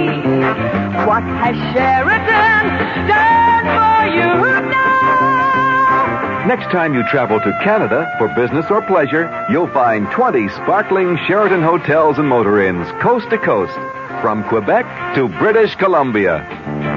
What has Sheridan done for you lately? In Toronto, the new Four Seasons Sheraton has a 5-story waterfall right in the lobby. In Vancouver, there are 2 new Sheratons. And for a reservation at any Sheraton, call 800-325-3535 or have your travel agent call. That's 800-325-3535. That's what Sheridan done for you lately.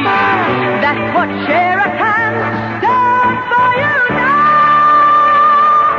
Sheraton Hotels and Motor Inns worldwide. The House Impeachment Inquiry staff reported today that it is concentrating its investigation on the major Watergate allegations and President Nixon's tax problems. The staff reported to the House Judiciary Committee that it is halting its inquiries into 15 of the 56 original allegations against the president. In each of the 15 cases, the staff said, either there is no substantial evidence known to the staff that supports an allegation of wrongdoing, or the evidence is insufficient to justify devoting the resources required to complete a thorough investigation. New Jersey Democrat Representative Peter Rodino, the chairman of the committee, emphasized that the final decision on dropping any allegation will be up to the committee members themselves. During today's 2.5-hour meeting, the committee also voted 34-4 to give the White House 5 additional days to respond to a subpoena for tapes of 42 presidential conversations. The White House response was put off until 10 a.m. next Tuesday. Most of the items set aside by the staff include allegations that presidential friends and big campaign contributors receive special favored treatment from government agencies. Also halted was the investigation of possible impeachable conduct in connection with the president's refusal to spend appropriated funds and his attempt to shut down the Office of Economic Opportunity without prior congressional approval.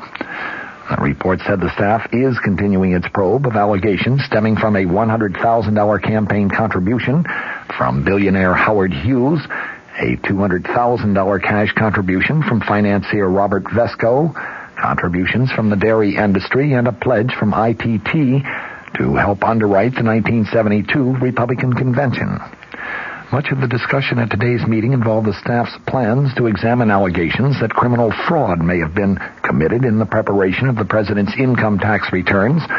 Both the Congressional Joint Committee on Internal Revenue Taxation and the IRS itself have declared that the president incorrectly prepared his pre-presidential papers. Both the committee and the IRS said that as a result of the disallowed deduction for those papers, as well as other disallowed items, the president owed more than $450,000 in additional taxes. The president, of course, has said that he will make that payment. The impeachment inquiry staff noted today that the Joint Committee made no investigation whether or not there was criminal tax fraud for which the president may be responsible. Such an investigation is underway by the Special Watergate Prosecutor's Office, but the impeachment staff said today it is likely to be prolonged and its result will not be available to the House Judiciary Committee under the committee's contemplated timetable. John Doerr, the chief counsel for the House impeachment inquiry, said the investigation of the president's taxes would concentrate on the gift of his presidential papers, but he emphasized investigation of tax fraud is a very complicated matter. Doerr said that he intends to ask the Internal Revenue Service for a copy of its report on the president's taxes.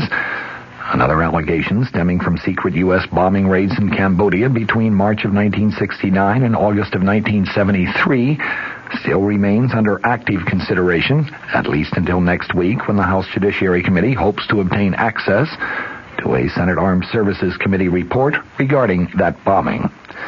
Several committee Democrats indicated that they would strongly oppose any attempt to drop the Cambodian bombing issue from the allegations against the president. Massachusetts Democrat Representative Robert Drinan asked Doerr if he intended to subpoena White House tapes of conversations about the bombing between the president and members of the Joint Chiefs of Staff. Doerr said no decision had been made as yet. Reverend Drinan said no decision, also said that he opposes halting the investigation into impoundment and the OEO shutdown. The Judiciary Committee staff said that it had reviewed more than 50 court decisions challenging the administration's authority to refuse to spend appropriated funds. While in many cases the courts did rule against the administration, the staff said it found no basis at all for listing impoundment as an impeachable offense. It made a similar determination in the case of the Office of Economic Opportunity, in which a federal judge in Washington also ruled that the administration had acted illegally. Here are some of the issues that are still under active investigation. Domestic surveillance activities alleged to have been conducted by or at the direction of the White House, political intelligence and espionage activities during the 1972 presidential campaign, of course the Watergate break-in and the subsequent cover-up, allegations that contributions to the president's re-election campaign were given in exchange for special ambassadorships, allegations that the White House attempted to use the Federal Communications Commission to control and retaliate against news media criticism, allegations that the White House attempted to use the Internal Revenue Service to harass political enemies. Among those on which investigation has been halted were allegations of White House involvement in illegal campaign contributions received from corporate funds and allegations concerning illegal campaign contributions from foreign nationals and from labor unions. Also, allegations that the White House caused friends of the president to be given favored treatment by the controller of the currency who was involved in the regulation of national banks. In addition, an allegation that the Antitrust Division of the Justice Department dropped an investigation of a corporation that is owned by a friend of the president.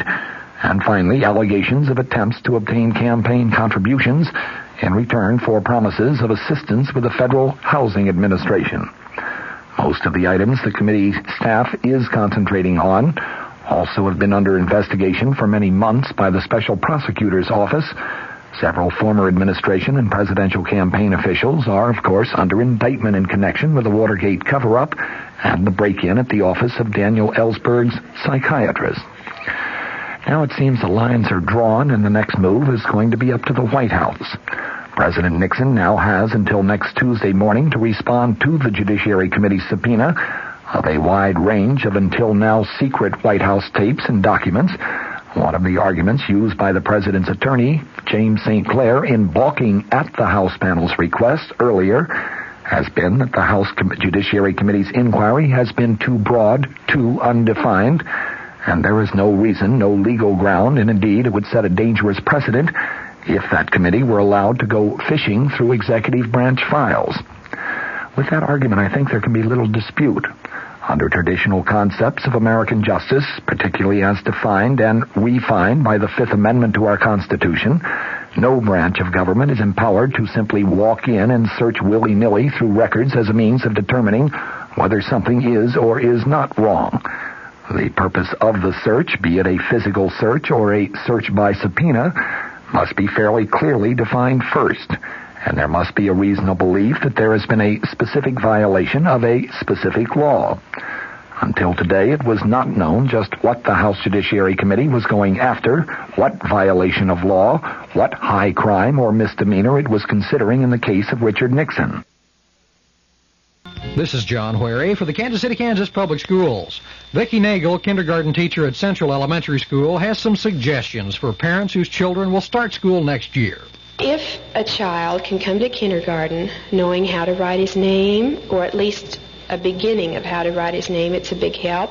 It would be really nice if they knew how to tie their shoes, knew how to button their coat, knew how to zip their coat, because when you get in a group, it's really helpful if they can all take care of that themselves. Some tips for helping kids get started right in school. Listen again when WDAF and your Kansas City, Kansas Public Schools present another school note. WDAF, Kansas City. Kansas City teachers and the school board have given overwhelming support to a contract hammered out during extensive bargaining with a federal mediator. Sunday's vote clears the way for reopening all 100 public schools today, or rather tomorrow. This is WDAF Kansas City. It's 11 o'clock. News of the hour on the hour from American Information Radio. This is Steve Powers from New York. And at this hour, a positive reaction to the acquittal of John Mitchell and Maurice Stans extends from the defendants themselves to the White House and to Geneva. For the defendants, the reaction was predictable. They were happy. Maurice Stans. Looking back, all I would like to say in conclusion is that even the book of Job has a very happy ending. And that's the way I feel today. Stans had praise for the jury, and so did John Mitchell. It was decided by 12 good American people, part of the cross-section of all of America. Mitchell says now he's going to take a vacation and a drink. The other side, that story coming up.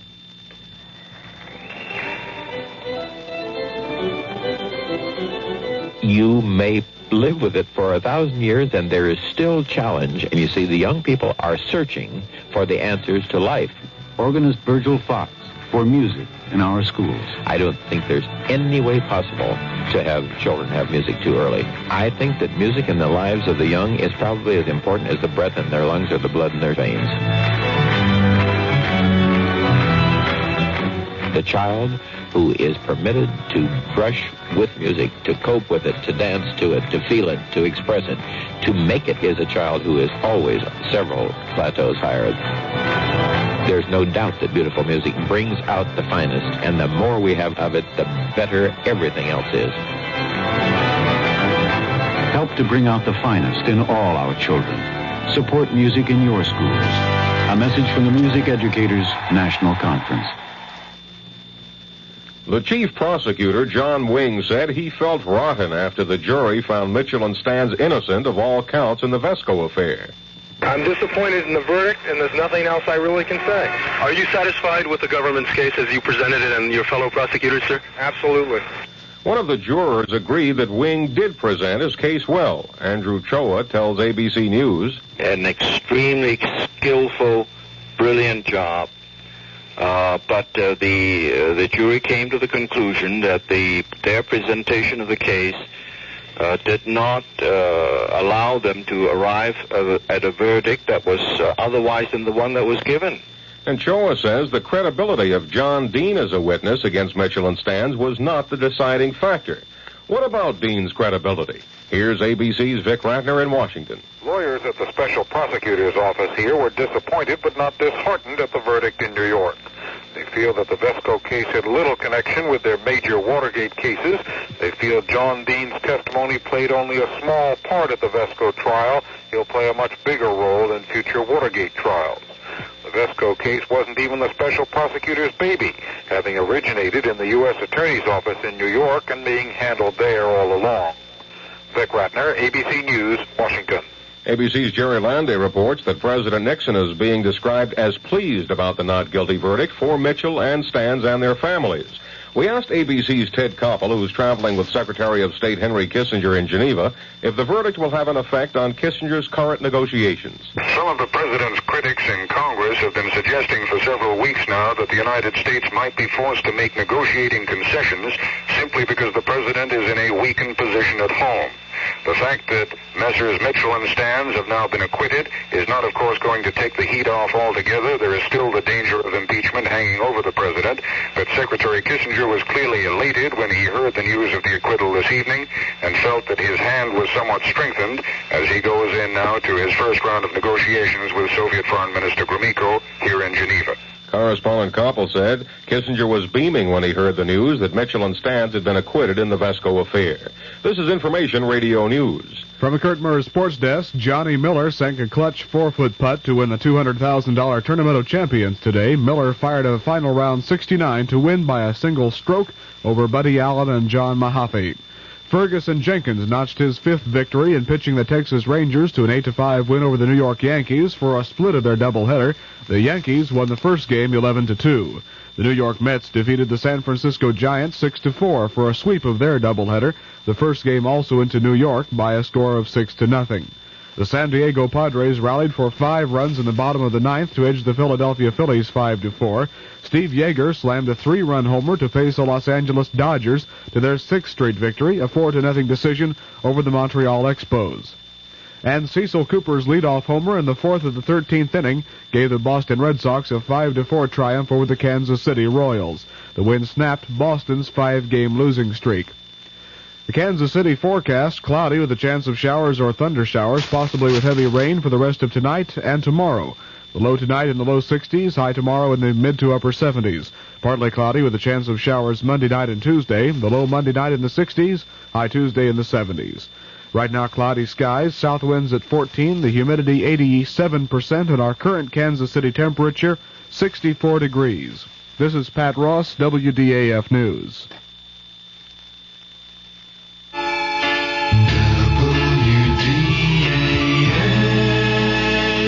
The CBS Radio Mystery Theater presents...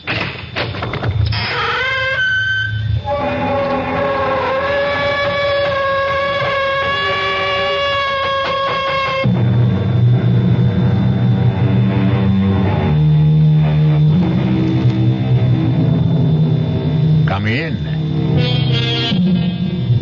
Welcome. I'm E.G. Marshall. Welcome to the sound of suspense, to the fear you can hear, to the world of terrifying imagination. They say, hell hath no fury like a woman scorned. And perhaps it's true. But the question is, how long can that fury endure? How long can the passions burn? Well, Miss Charity Youngblood was left waiting at the church some 200 years ago, and she still isn't over it. Sheriff's Office, Deputy Palmer speaking. Sheriff, there's someone who wants to murder me. Yes, sir. Your name, sir? Well, is that important? Yes, sir, it is. Well, I hesitate to give you my name because you might think I'm unbalanced. Now, why would I think that? Because of the peculiar circumstances involved. Why don't you let me be the judge of that? Well, this young lady wants to kill me, and she's armed. What's her name? Well, I wouldn't want her to get into trouble. What? She doesn't look like a killer, and besides, I can't prove it. It's just that I know it. Now, sir, calm yourself and tell me, why does she want to kill you? Because I broke our engagement. All right, it's possible. Now, when did you break that engagement? Oh, about 200 years ago.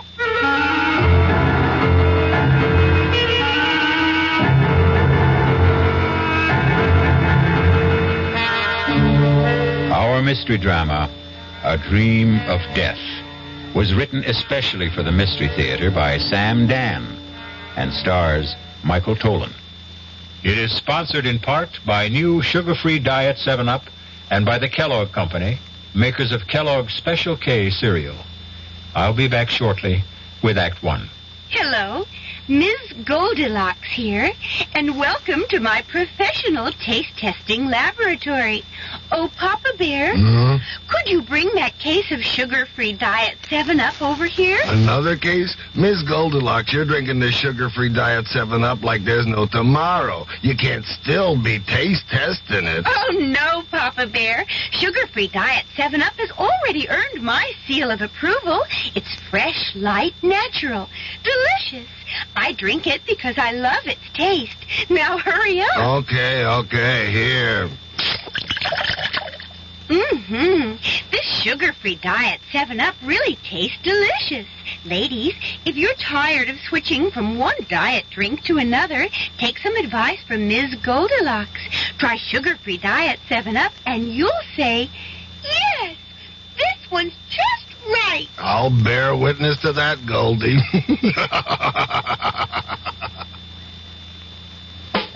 Young I may be, but still I'm a man. Just turned 18 and I'll do what I can to find me a place where I can be me.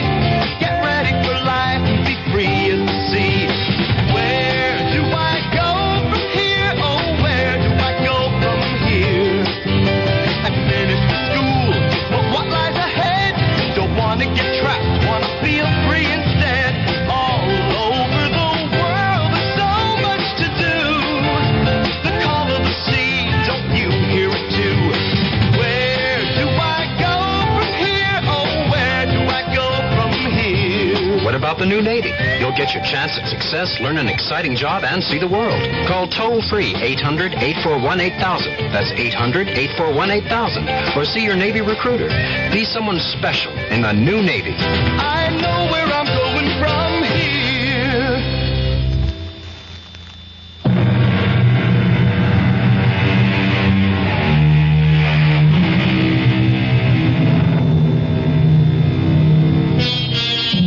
Sometimes a few notes of an incomplete melody may steal through your head. It isn't like any tune you know, and yet you've heard it before. For no reason, a name, a noise, an aroma may evoke a dim and distant memory. A memory of a place you cannot clearly remember, but it's a place you cannot completely forget. A great poet said, "Life is a dream, and even dreams are dreams." Perhaps. But sooner or later, there must be an awakening for every dream. And for Rexford Patterson, there was the rudest awakening of all. Hey, Patterson, wake up. Your lawyer's here. Huh? What? Your lawyer's here. Lawyer? Why? What do I want a lawyer for? Where am I? You're in a jailhouse. Jailhouse? How did I get... I demand to see a lawyer. Mister, no sooner said than done. He's all yours, Counselor. All right, Sheriff, if you would leave us. Bang on the door when you want out, Counselor. Who are you? Why am I in here? My name is Peter Evans. I'm an attorney. I was retained by the university on your behalf. Why do I need a lawyer? Why? Well, you're going to be tried for murder. Who is? You are. But that's impossible. You don't remember? Murder? Murder. No. Well, according to the sheriff, you were found unconscious on the floor of your study, and she'd been shot. Who? Your fiancée. Charity? I killed Charity? No. Madeline Betty, your fiancée, Madeline Betty Powers. Who's Charity? Charity Youngblood.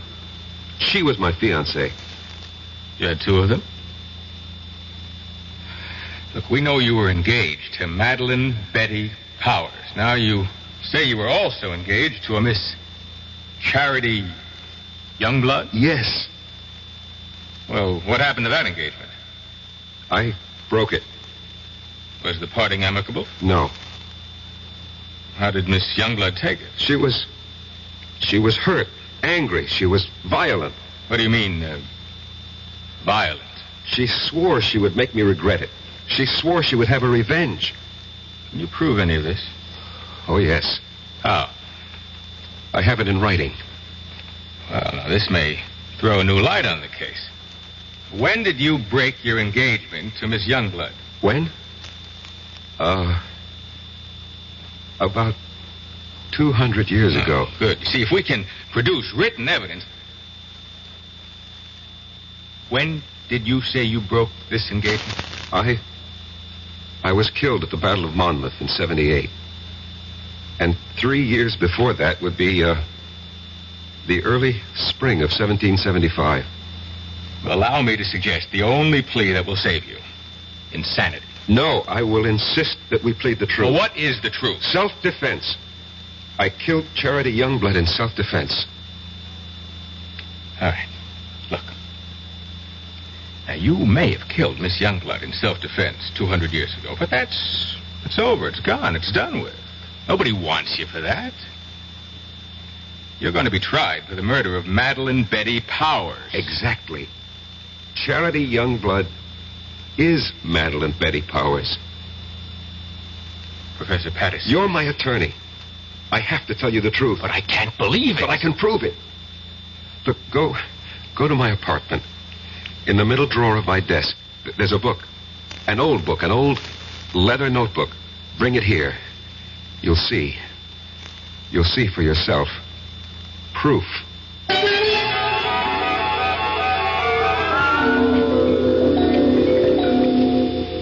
You read the book? Yes.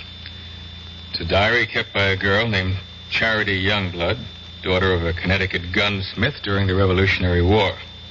She was jilted by a young officer named Eli Wallington. Naturally, she was quite upset about it. But where is the proof you promised me? I was that young officer. I was Eli Wallington. Oh, look, Professor Patterson, if I'm to represent you, you'll simply have to tell me... The truth. I know the truth. But I tell you the truth and you refuse to believe me. It's impossible to believe you. Impossible. That's the key word. Well, today's commonplace was yesterday's impossibility. People said it was impossible to transplant a heart, impossible to walk on the moon. You're talking about reincarnation. Last summer, I stopped at an antique shop in central Connecticut. Heaped high on a counter was a pile of old pictures, letters, books. I picked up that little notebook, the one you're now holding. I read that name, that hand-lettered name, Charity Youngblood. And suddenly I felt as if I'd been stabbed through the heart. I knew that name. I knew that name. Please, Professor Patterson. No, don't tell me to be calm. Don't humor me. Just listen to me. I knew that name. I knew the girl. I knew the time. I knew the place. Here, turn to the page where she describes how he proposed to her. Just don't see how all of... do it.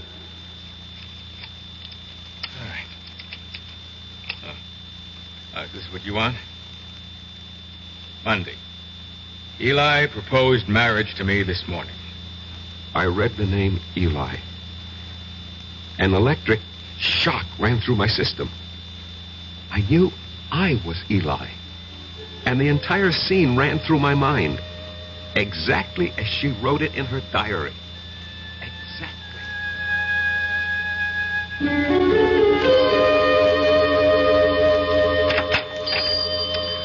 Good morning, Charity. high and mighty Lieutenant Eli Wallington. Come to see my father? Well, that pistol of yours isn't ready. I've come to see you, Charity. I've been foolish. It doesn't interest me. Charity, I love you. Oh, yes, you love me. Believe me. Oh, I believe you. You love me here. You love me now. But tomorrow you'll be somewhere else. You'll see someone else. You'll love someone else. Men are fools. We don't realize at first how important it is to have a woman who really loves us. And you love me. Please go. Marry me, Charity. Eli? We'll have the banns on Sunday and marry the week after. Now, come, close the shop. We'll go riding this morning. But I promised Father... Let's be together this morning. Come with me. Oh, Eli, you're a scoundrel. Yes, Charity. But I'm your scoundrel. You must never forget that, Eli. Never forget that.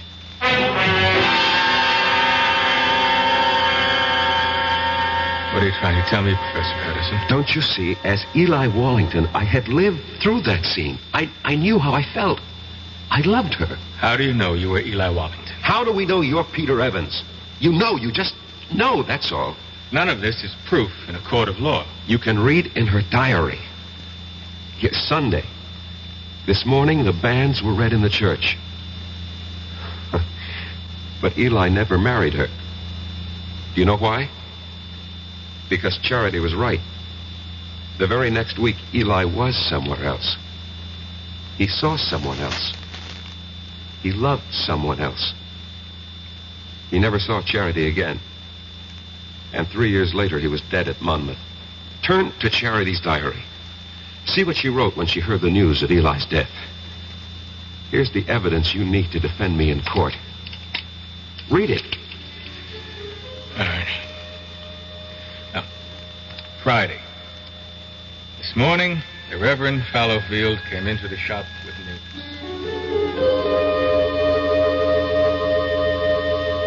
Charity, I am told that Eli Wallington has fallen at Monmouth. I thought you might wish to know. Thank you, Reverend. He died bravely for his country. And I hope you can find it in your heart to forgive him. I will not forgive him. Charity. On that Sunday, that awful Sunday, I swore I'd kill him. But the boy is already dead. He'll live again. I'll live again.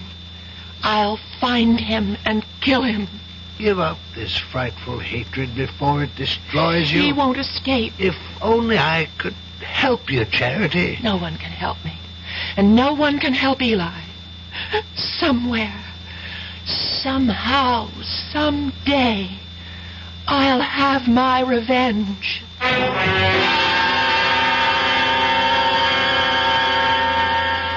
And when I picked up that diary in the antique shop, Mr. Evans, I was almost frozen with terror. I knew I had come back. Why shouldn't she? But you know something? After a while, I began to laugh at myself. Why? Well, for the same reason you're probably laughing at me. After all, we live in the modern, rational 20th century. Every night, I'd sit alone at home and wait for Charity to come and kill me. And nothing happened. She didn't show up. No. And you can't maintain an emotional pitch forever. And so soon, I stopped thinking about it. And then one afternoon, I was sitting in my study. Come in, it's not locked. Good afternoon, Professor Patterson. Yes. Let me see, you're Miss... Powers. Madeline Betty Powers. I'm scheduled for a conference at exactly 1500 hours. 1500 hours? 3 p.m. We use this terminology at the engineering school. Oh, I see. You're an engineering major, Miss Powers? Have you any objections? Oh, no, certainly not. Professor, I require 3 credits in the humanities for my degree. I chose your American history course. I am flattered. It was the only one open. You shouldn't have said that. Oh, I have no interest in the dead past, only in the dynamic present. How can I survive your course? First, show up for class, occasionally. Second, don't snore too loudly at my lectures. Third, write me a term paper. On what subject? Oh, any subject related to the Revolutionary War. I know what I'll do. I'll write a novel. Miss Powers, what are you saying? Yes, a novel. A novel about a girl. But, Miss Powers, you asked for an easy way out. A novel is the most difficult project. You know what gave me the idea for it, Professor? This antique pistol on your desk. What? Broken down, rusty old relic? It just came to me by just looking at it. I'll write about a girl whose father was a gunsmith. What did you say? In one of the 13 colonies, Connecticut. But, Miss Powers, do you know anything about Connecticut during the Revolution? No, I'll make it up. After all, it's a novel. Have you ever been to Connecticut? No, never in my life. Now, the girl, the heroine of my novel, will be beautiful, sexy. I can see her. I can just see what she looks like. And her name, I even know her name. What is it? I think I have a good one. Her name No, don't tell me. Write it down on a piece of paper. But don't let me see what you're writing. But why? Please do as I ask, Miss Powers. All right. You've written her name? Yes, Professor. Her name is Charity. Charity Youngblood. Professor Patterson. How did you know?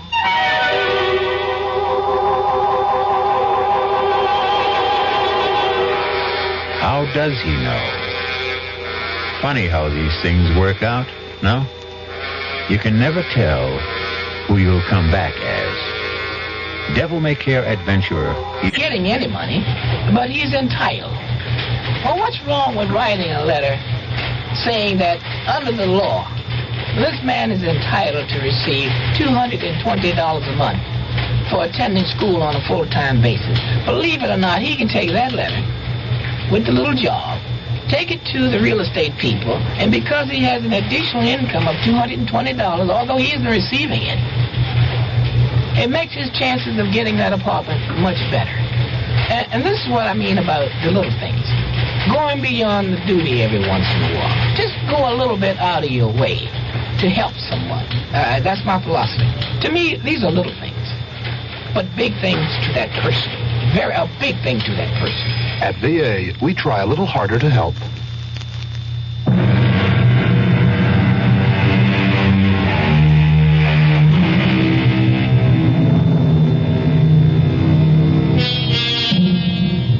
Professor Patterson, a quiet teacher of history, is in jail, accused of killing his fiancée. He doesn't deny it. What he's desperately trying to prove is that he killed the one he had 200 years ago. Where, Miss Powers, have you heard that name, Charity Youngblood, before? Nowhere. I made it up. You made it up? Well, Charity sounds like a name a girl might have had 200 years ago. And Youngblood has a kind of colonial quality to it. Charity Youngblood. It just sort of popped into my head. And everything just came to you, the whole idea for the novel, the heroine, her name, it all occurred to you just now? Yes, that's right, Professor Patterson. I simply can't account for it. It has no scientific basis. But suddenly, I have feelings that I've never experienced before. What sort of feelings? I can't describe them. Vague ideas, hazy pictures. Of what? But this woman, this girl, this Charity Youngblood, she's a creature of my own imagination. I only conjured her up a few moments ago, and yet she seems to be alive. Give it up, Miss Powers. You know, sometimes when you write fiction, the character takes over, and unless you're a skilled professional author, this can be dangerous. Just attend class, look intelligent, and you'll pass the course. Well, Professor, that wouldn't be ethical. Miss Powers, we'll just let that be our secret.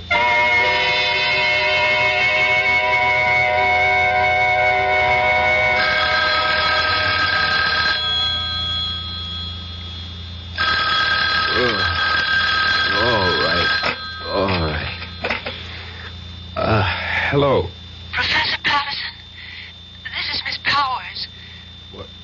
Miss Powers? Madeline Betty Powers. Did I wake you up? I'm sorry. I know it's midnight, but I must see you at once. Please. Well, It's important. Where? Well, I'm calling from the all-night cafeteria at the Student Union building. I'll be there. Oh, thank you, Professor.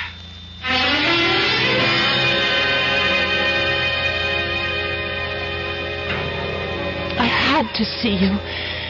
And I didn't think it would be proper for me to go to your apartment at this hour. Well, what seems to be the problem, Miss Powers? The story. The story? The story of Charity Youngblood. Well, I thought we decided to drop it. But that's the problem. I can't seem to get it out of my mind. Well, I'm sure you... It's taken over. I can't think of anything else. Well, I'm obsessed by it. This girl, Charity Youngblood. I know her so well, I sometimes think... No, you'll laugh. No, tell me. I sometimes think she's me. Well, of course she's you. What are you saying? Well, when you write fiction, every character has to be yourself in one form or another. No, it's more than that. It's a feeling in my bones. I seem to have an urge to do something. What? I don't know. But I keep writing. Now, I've written 20 pages so far, and most of the time it doesn't even seem that I'm the one who's doing the writing. I get the feeling that I'm just holding the pen, and my hand is being guided. I'd like you to read what I've written so far. Please. Miss Powers, you've been working too hard. No, I just feel that something is happening to me. I seem to feel I have some sort of mission. What kind of mission? Well, I don't know. But every day I feel it's becoming clearer. But I still have no idea of what it is.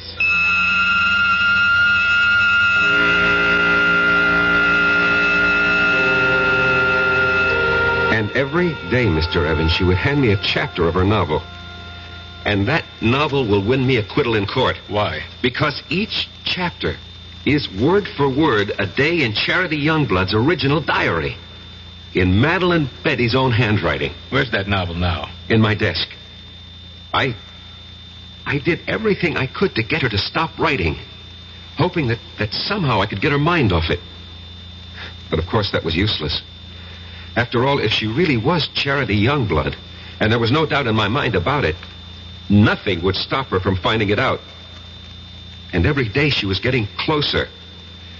Not just to Charity, but to me. Professor, I decided to give Charity a love interest. We're about to have the war, and I've created a young cavalry officer of the Connecticut Brigade. I have a name for him. Eli Wallington. Eli Wallington? Yes. Miss Powers, you've already written more than enough to earn a good grade. It's already longer than the average term paper. Oh, but I have to finish. Why? This whole thing started as a term project. Yes, it may have started that way, but now it's something that belongs to me, and I can't help it.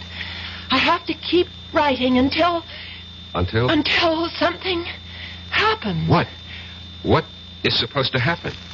I don't know. But I'm afraid. I'm very much afraid.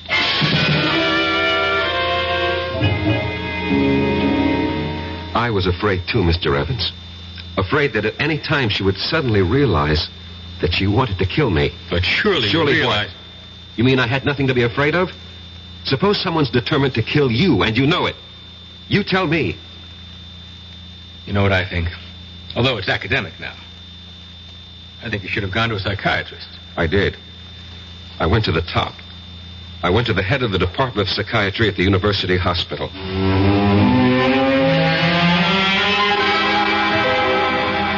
All right. Now, let us see if we can delve into the core of these hallucinations. No, let's not, Dr. Laufer. You see, these are not hallucinations. No? No. These are matters of fact. I know them to be true. You're talking about reincarnation. Yes. And you obviously don't believe in it. That's hardly the point. It may exist, for all I know. However, if it does, then we have no way of knowing who we were in a past lifetime. Perhaps we had no way of knowing. Perhaps today, with heightened powers of communication, perhaps our modern scientific technology has upset certain natural balances. Whatever. The fact is, I know. If you know, you know. What do you want me to do? Suggest a way I can live with it. I'm afraid I don't understand. Look, if a man was an alcoholic or a drug addict or a gambler, and he said to you, this is what's wrong with me, how do I live with it? What would you tell him? You are oversimplifying. I am I'll coin the word. Reincarnate. How do I live with it? Especially since my life is in danger. Very well. Why is your life in danger? I told you. Charity Youngblood wants her revenge. And she's here in the person of Madeline Betty Powers to exact it. Don't you see what you must do? No. This is all within the framework you yourself have created. If you remove the motive, you can prevent the crime. I still don't know what you mean. If she wants to kill you because you jilted her, well, all you have to do is give her satisfaction. How? Marry her. Marry her? Marry Madeline Betty? She's hardly my type. You're 32 years old. You're not married.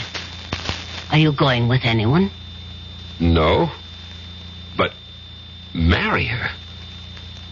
How do I know she'll have me? Were you once Eli Wallington? Yes. Was she once Charity Youngblood? Yes.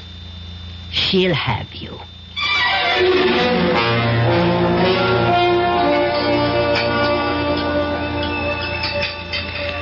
Oh, Professor Patterson, you really didn't have to take me to dinner. Well, our conference ran late. We have to eat. Well, I mean, to a place like this. Well, this is a very nice place. Or so I thought. Oh. Would you care to dance? Oh, no, thank you. I dance rather poorly. Oh, I can't believe that. Why can't you believe it?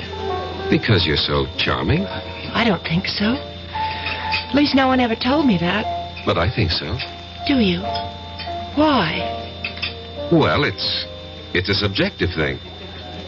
I lied to you just now. I said I dance poorly. The truth is, I don't dance at all. Now, how is that possible? Girls who don't get asked usually don't bother to learn. I don't know why I'm telling you all this. It's just that since the day I met you, I started thinking. I don't know how to describe it. Well, what were you thinking? Oh, crazy things. That is, for me. I suddenly wanted to write a book. Why, I'll never know. And I began thinking of a girl who lived hundreds of years ago in a place I've never heard of. I can't understand it. Madeline Betty, maybe I can help you. Would you, Professor Patterson? Rex. Go on, say it. Call me Rex. Rex. I've also felt something since the time you walked into my study for conference. And I've been trying to analyze it. And I finally discovered what it is. It's love. Professor Patterson. Rex. And so I'm asking you, I hope that you will marry me.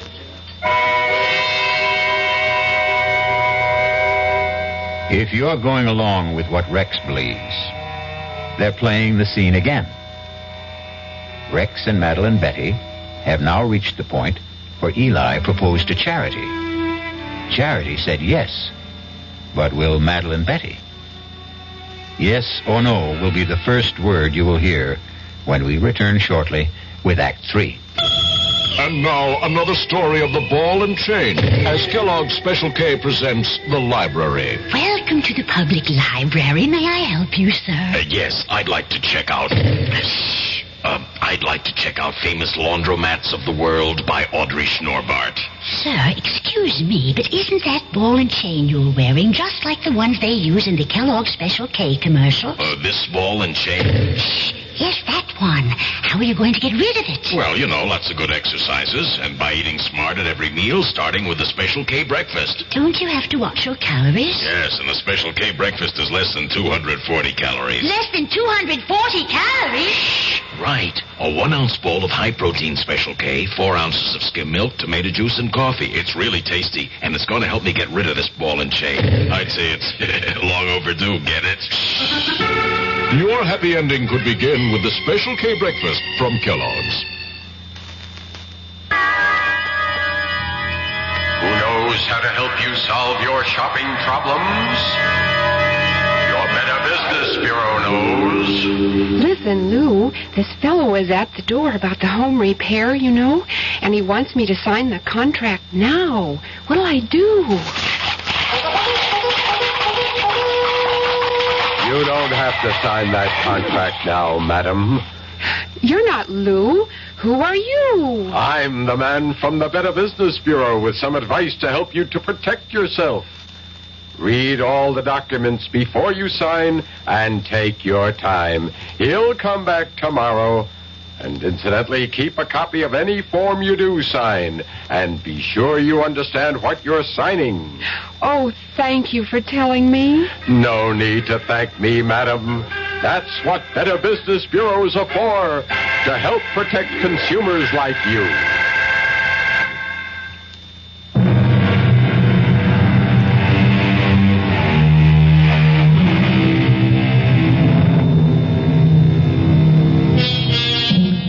Eliminate the motive, and you prevent the crime. Excellent advice. And Rexford Patterson has taken it. He has just proposed to Madeline Betty Powers because it's the only way he can think of to keep her from killing him. And now, she looks at him and says, Yes, Professor Patterson. Yes. You can't agree to marry a man and call him Professor Patterson. Rex. I know it's sudden, Madeline Betty. We can get married after you graduate. Oh, I'll marry you anytime you say, Rex. I love you. I love you, too. I fell in love with you. Must have been at first sight. Why? Why? Because you're handsome. I was hoping I had other qualities. Oh, you do. You do. But being handsome's part of it. Why did you fall in love with me? Because you're beautiful. Oh. No, you don't believe it. No, Well, I feel beautiful. You make me feel beautiful. Oh, Rex. I can't believe this is happening to me. It's happening. It's happening to both of us. And I'll be such a good wife for you. What is it? Oh, my head. What's the matter? Suddenly feels so light, so clear. Well, that's good. And different. Different? Yes, different. How? The book. You know the novel that I'm writing for the course? Yes. All of a sudden, I don't want to write it anymore. Why not? I don't know how it came into my head in the first place. Just as suddenly as it came, it's gone out. Gone out? That girl, Charity? Oh, yes, Charity, the heroine of your book. Yes, that's her name? Yes, I seem to remember. Well, she's gone from my mind, too. I simply can't understand how it happened. Well, why bother? Yes, that's right. Oh, why bother about anything except us?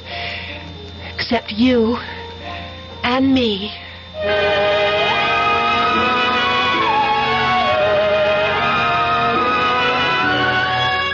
So you proposed to a professor and you were accepted.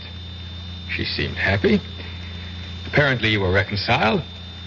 What was the problem? The problem was, Mr. Evans, I didn't really love her. Just as Eli didn't really love Charity. But within the theory you'd set up... Don't call it a theory. It's a fact. Oh, whatever. But this is what you had to do. You had to marry the girl. And I tried hard. But she made it impossible. She was... What did she do?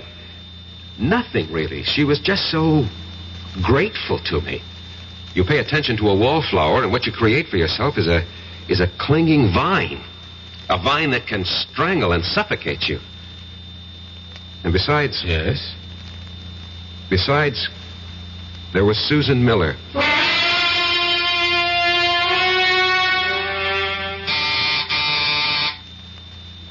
Come in, Madeline Betty. I'm not Madeline Betty, but I came in anyhow. Well, how do you do? Professor Patterson? Yes? I'm Susan Miller, of the English department. You're new here. Oh, I received my teaching appointment last week. Early American Lit. A favorite field of mine. Well, that's the scoop on campus. Anything early American, see Rex Patterson. I just thought we'd chat. Fix you a drink? A soft one. Naturally. Diet, if you have it. I'm watching my weight. Why? I think it's most attractive the way it is. Well, if you think so, I'll keep it that way.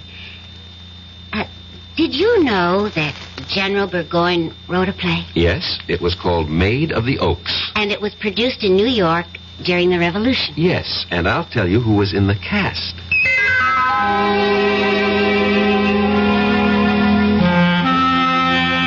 And that's how it all started, Mr. Evans. Easy, relaxed, delightful. There is such a thing as love at first sight. And it was there for both of us. But Madeline Betty. Madeline Betty. Well, I knew I had to do something about her. Yeah, exactly. So you killed her. No. No, that's not the reason. You wanted to marry Susan Miller. It never reached that point. I mean, we didn't get that far. But the prosecution will know about Susan Miller. No. They don't have to. No one really knew. No one? No one. Except Susan, myself, and Madeline Betty.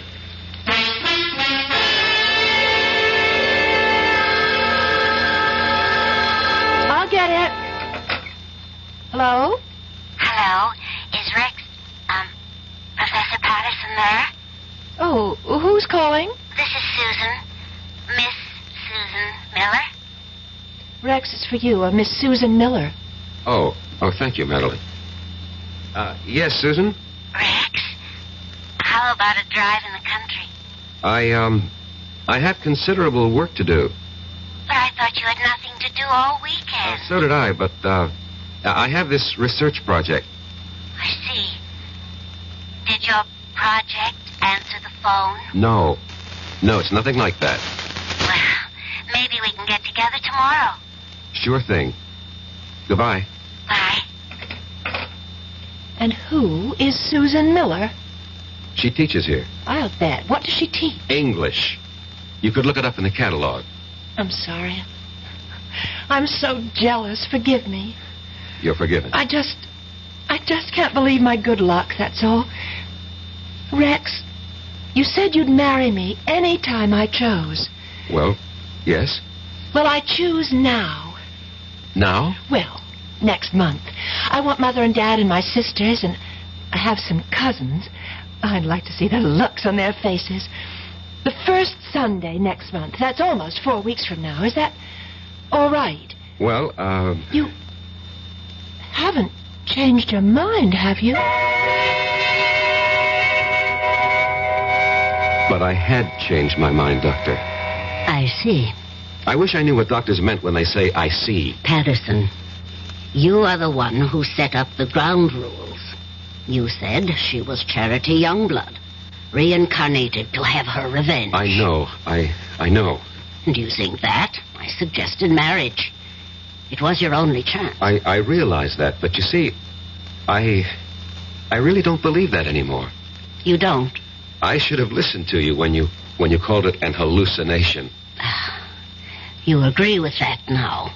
I think I do. What caused this radical change? I'm in love. With whom? A woman. A woman? Yes, a woman. Not a girl, not an immature, neurotic girl, but a woman. A woman who is beautiful, intelligent, who has everything in common with me, who has something to offer me, just as I have something to offer her. And what of Madeline Betty or Charity Youngblood? Charity Youngblood was an adolescent delusion. You're hardly an adolescent. In many respects, I was. I fell in love with the idea of Charity Youngblood, this voluptuous creature, but... Yes. You grow up when you meet a real woman. As I said before, you're hardly a boy. It takes some of us longer than others. And Madeline Betty? What of her? She'll have to grow up, too. Somehow, all this, it doesn't seem fair to her. Life itself is unfair, Doctor. You make everything seem very neat. Somehow, I don't think you'll be able to unwrap the package as easily as you think. But why? Why? I told you, Madeline Betty. I told you. You said you loved me. I thought I did. No. Please, Madeline Betty, don't make this difficult for both of us. Oh, Rex, please, marry me. No, it wouldn't be right. I told everyone, my parents, my sister, my friends. Oh, Rex, what can I tell them now? Would you want us to live a lie? I don't care. Rex, why did you do this to me? These things happen. You loved because I was here. You went somewhere else. You saw someone else. Now you love someone else. What do you say? I don't know what I'm saying. Look, you'll find someone else, too. I'm sorry, Rex. I've been speaking to you like a fool. You want to break our engagement? Only because it would be best for both of us. For whatever reason. I won't stand in your way. Excuse me. Hello? Rex? Could you... She doesn't have to call back. I'm leaving. But before I go, Rex, I'd like to have a memento of us. I'll leave you what I wrote about Charity Youngblood, and, could I have... Anything, Madeline Betty. That... Anything. Pistol, that old, broken, antique pistol? Well, certainly, of course. Well, goodbye, Eli. What did you say? Nothing. What did you call me? I called you by your name. Goodbye.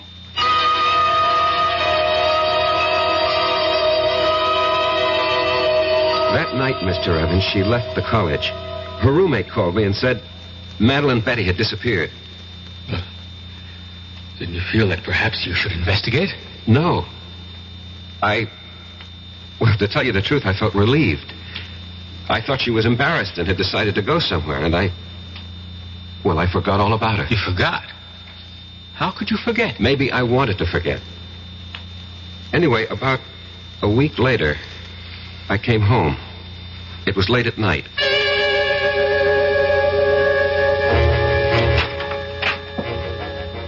Good evening. What are you doing here? I have a key, remember? Look, what can I do for you? Nothing. Ask me what I can do for you. Well, what? I can kill you. What do you say? Yes. I can kill you very easily. And I'm going to. Madeline Betty, Who are you talking to? My name is Charity. Charity? Yes, Eli. Charity. Remember Charity? No, you're Madeline It's Betty. It's taken me such a long time to find you, Eli. Such a long time. Listen to me. I'm not Eli. I'm Rex Patterson, and you're not Charity. You're Madeline Betty Powers. Sweet talk, Eli. You always could do it, but it doesn't go with me anymore. Look, Madeline Betty, I'll have to ask you to leave. Oh, I will. After I kill you. No, you can't kill me. I can. With this. What are you talking about? With that rusty old antique pistol? No, not anymore. I brought it home to Father, to Isaiah Youngblood's gun shop, and I said, Father, fix this pistol. And he did, you see, how he cleaned it and oiled it. See how it shines now. Madeline Don't Betty. move any closer, not one step closer. See how it sparkles. He gave it a new frammer and a fresh flint, fitted a new flash pan, and then primed it. Poured in the powder, rammed home the ball, and now it's ready to fire. Charity, no. Get away from me. Take your hands off. No. Get away Drop from it. me. Let go of me, Eli. Charity, Eli. drop it.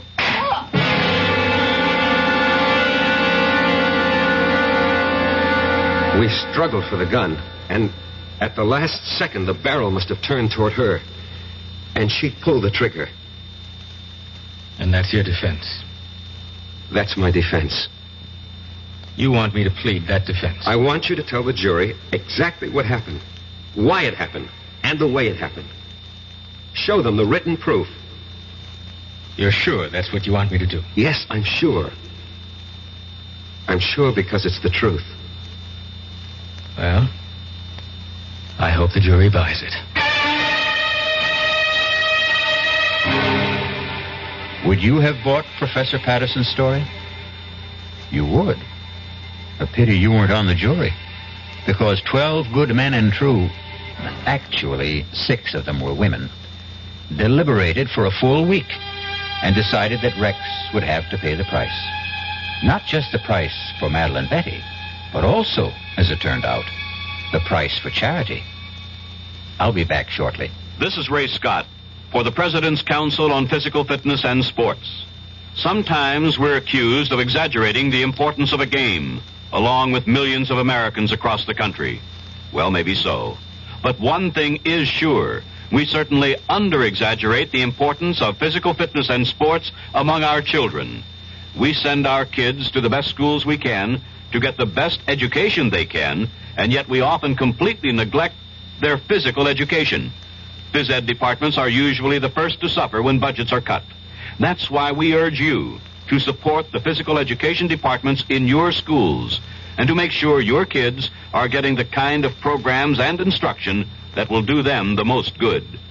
Physical fitness can help them develop into healthier adults and help them live up to their full potential. For more information, write the President's Council on Physical Fitness and Sports, Washington, D.C., 20201.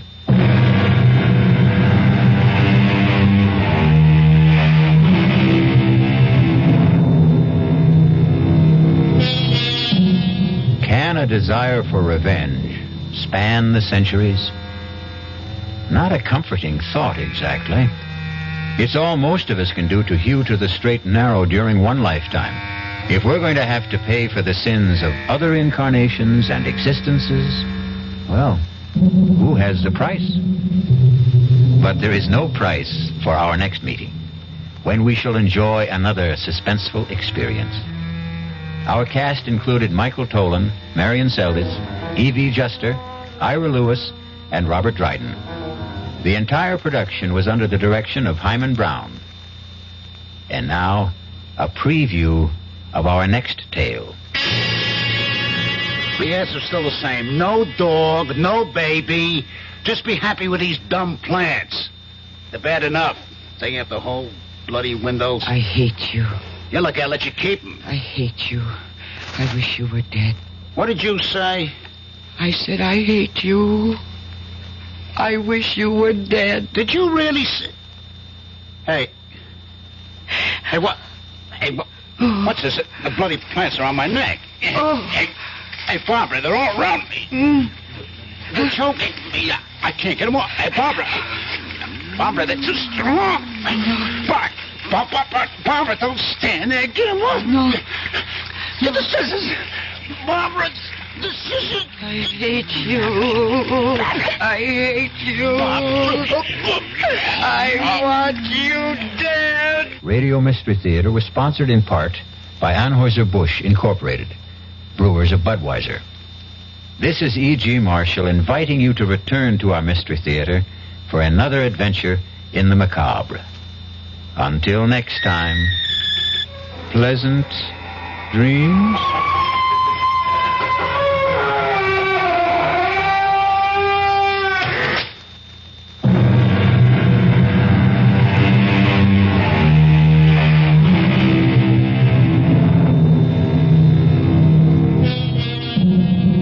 WDAF. CBS News. The gas bubble is dissipating at the Harrisburg nuclear site. This is Reed Collins reporting on the CBS Radio Network. It is showing dramatic decreases in size. That phrase from a federal nuclear official gave Pennsylvanians a lift today. The hydrogen bubble, which had interfered with the efforts to cool down the nuclear reactor, has diminished and temperatures near the core are reported reducing. Energy Chief James Schlesinger was asked about the situation following some testimony today on Capitol Hill. Nelson Benton has the story. Energy Secretary Schlesinger rejected as premature demands by some that nuclear reactors similar in design to the one at 3 Mile Island be shut down for technical study. Schlesinger spoke with reporters at the Capitol about the Pennsylvania nuclear accident. The problem at the moment seems to be on its way to resolution. The core is cooling. The gas bubble is being reduced. I think that all of us should withhold judgment until we have had the opportunity to look at this incident in the light of total experience. Schlesinger said he expects President Carter to disclose new administration energy policies this week, possibly in a nationally broadcast address. Nelson Benton, CBS News, Capitol Hill. News continues after this. Denture wearers, if you're tired of switching from paste to powders and back again, try something different. Ezo denture cushions. Unlike pastes and powders, Ezo cushions are a soft, pliable, all-natural product that form a cushion between gums and dentures. They don't dissolve like pastes or powders, so they hold all day without afternoon slippage. And Ezo denture cushions leave no bad taste or odor. For temporary relief until you see your dentist, try Ezo denture cushions. That's Ezo, E-Z-O. When you have a lot of surfaces to clean, grab your partner, Fantastic, the multi-surface spray cleaner. It cleans fiberglass, stainless steel, porcelain, plastic, enamel, vinyl, chrome. Fantastic spray cleaner. Clean surface after surface. Republican efforts to cool down federal spending collapsed today in the House of Representatives. Treasury Secretary Blumenthal wrote a letter to the House Speaker warning that some $8 billion worth of Social Security checks already in the mail would bounce unless Congress approved a new and higher debt ceiling and did it right away. Treasury sources also were saying that Blumenthal had ordered a halt to the mailing of the income tax refund checks. The House, faced with the possibility of a mini default by Uncle Sam, quickly abandoned the argument over balanced budgets and sent the ceiling razor to the president's desk. With the Teamsters and the truckers at odds, thousands of auto workers are being put on short shift. At GM and Ford plants, an estimated 48,000 assembly line workers were sent home early today. The truckers began shutting down when the Teamsters announced they would strike the firms selectively. Fire destroyed a boarding house in Farmington, Missouri today, and authorities say at least 25 people were killed. The dead included some elderly and some mental outpatients from a nearby state hospital. A fire official says the roof of the place collapsed, trapping many of those in their nightclothes. 9 persons had died in a boarding house fire in Connellsville, Pennsylvania, and most of these victims were elderly. Several persons, 4 of them policemen, were in intensive care in Dayton, Ohio today after a prisoner in the jail set fire to a padded cell, padded with a plastic-coated material that filled the place with smoke.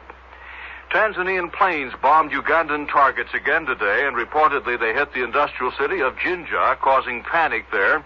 Reports from the area say President Amin entered Jinja shortly after the bombing, calmed the residents down, and declared that that will be the place for his last stand. More news in a minute. I'm confused. What do doctors recommend for pain today? Doctor's number one choice is the pain reliever in Anacin. Doctor's number one choice? A recent report shows the ingredient in Anacin was recommended 5 million times last year for pain of headache, backache, minor arthritis, and muscle aches. Anacin is strong, a combination of medical ingredients free of stomach upset for millions. So the ingredient in Anacin is the doctor's choice. Doctor's number one choice. Get Anacin. Use only as directed. Boy, I love beef ravioli. Chef Boyardee beef ravioli. It's a real Italian meal with taste and feel for all your family. Why do I love it? Because my whole family loves Chef Boyardee beef ravioli, delicious meat-filled macaroni pies, smothered in a rich tomato sauce. It's still less than 35 cents a serving when I buy a large-size can from Chef Boyardee. Boyardee! Oh, boy! On Wall Street now, the Dow Industrial Average is down 7.54, the volume 24.5 million shares. Atlantis, the lost city, has been found once again. A Russian scientist says it's right where Plato said it was, west of Gibraltar, out on the Atlantic Ocean. There are flat-topped mountains 300 to 600 feet below the surface. This according to the professor Aksionov, and among them are ruins which he claims a Soviet research vessel has taken pictures of.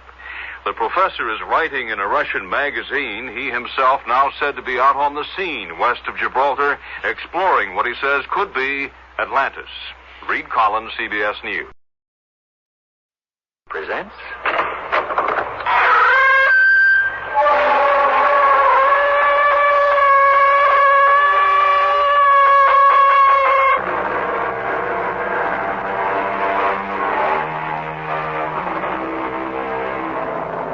Come in.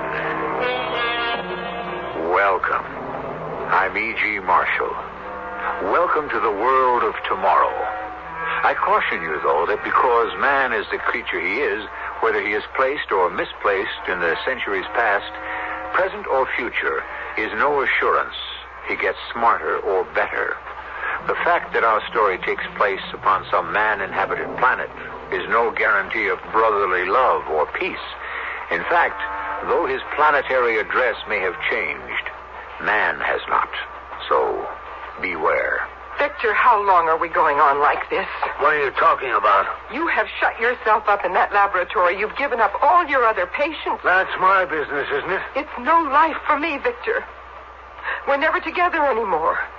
All I do is bring you pounds and pounds of baby food 3 times a day.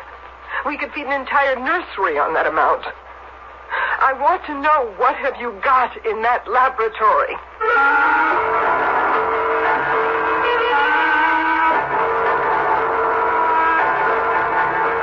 Our mystery drama, The Permanent Man, adapted from a tale by William Morrow, especially for Mystery Theater by Gerald Keane, stars Robert Dryden. It is sponsored in part by Contact, the 12-hour cold capsule. I'll be back shortly with Act 1. At the drugstore, they told me there's a powerful anti-itch drug I can buy without a doctor's prescription. Now I use Bicozine cream as directed. No more burning, embarrassing itching. No more scratching. Bicozine actually speeds healing. Bicozine cream. What a relief.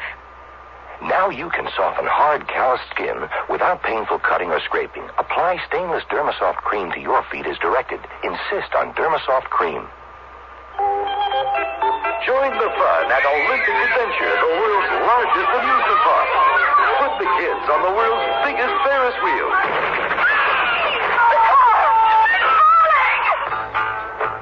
Read Amusement Park, the novel that takes you into the beds and boardrooms of those men and women whose manipulations turn a day's fun into a nightmare of death. Read Amusement Park by Robert Stewart Nathan and get set for the ride of your life. Amusement Park, now in paperback from Fawcett. Take a walk down the long aisles of the huge Applejack store out west. It's mind-boggling and eye-goggling to see section after section of wines from every point on the globe. Nowhere, and really nowhere in the Rocky Mountain area, will you find the selection offered at Applejack.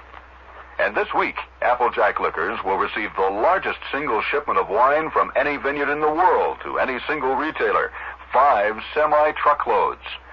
These are famous Sebastiani wines, on sale this Thursday, Friday, and Saturday, and only a volume buy of this magnitude can offer you such a large savings. Check Thursday's Rocky Mountain News or Denver Post for a list of varieties and prices. Then put a bottle of California history on your Easter dinner table with Sebastiani from Applejack, a veritable supermarket of palate-teasing potions. Out west at 32nd and Youngfield, just off I-70 at exit 264. The special Sebastiani sale ends Saturday.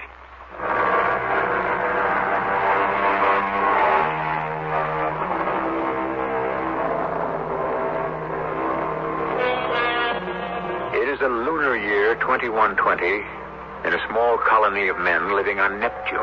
As everyone knows, oxygenated life on Neptune is only possible inside a geodesic dome.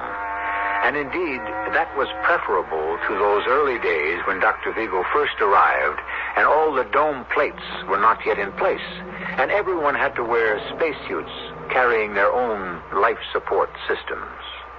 Doc Vigo had arrived on a shuttle in 2099, and let me tell you, the Neptunians were glad to see him. In fact, they had built him his own dwelling right near the spaceport, where everybody and anybody with stellar ills could get to see him. Next. Are you the security police? That's what the sign says. Your papers, please. All in order. You're on the 0300 to Venus? Yes, sir. Have you had clearance from Dr. Vigo? Clearance? Health check. What did you say your name was? Oh, it's Tech. T-E-C-H. I don't see a doctor's check-off here. Well, I have the district overchief's signature. Isn't that enough?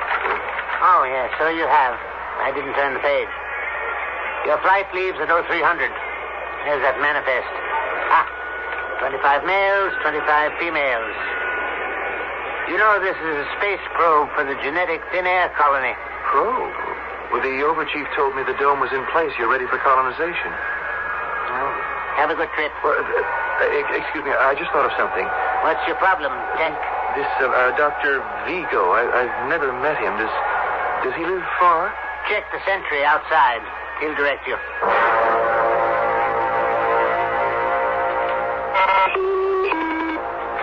Who is it? My name is Tech. Face the lens. Don't turn away. I'd like to see Dr. Vigo. What about? You don't look sick? Well, it's a little hard to explain being outside and talking into a camera lens in the door. I can't take any more charity patients this month. Well, I'm not asking for charity. I have 300 credits in my account. Well, why didn't you say so? Just a minute.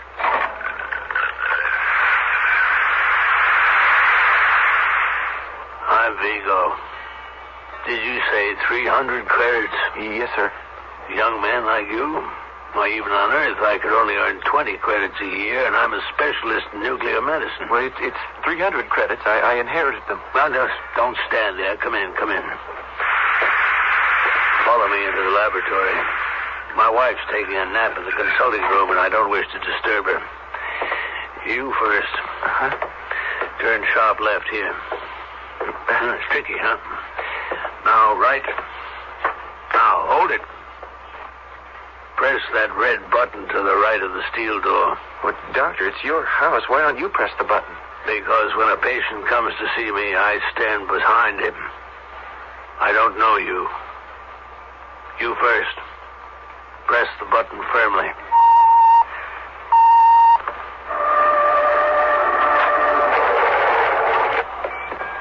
Go to that chair you see facing the marble desk and sit down. Right. Hey, excuse me while I take a look at this scope. What is it? It's an adaptation of the heat-seek installations. Well, what does it show you? That you're not armed. Doctor, don't you trust me?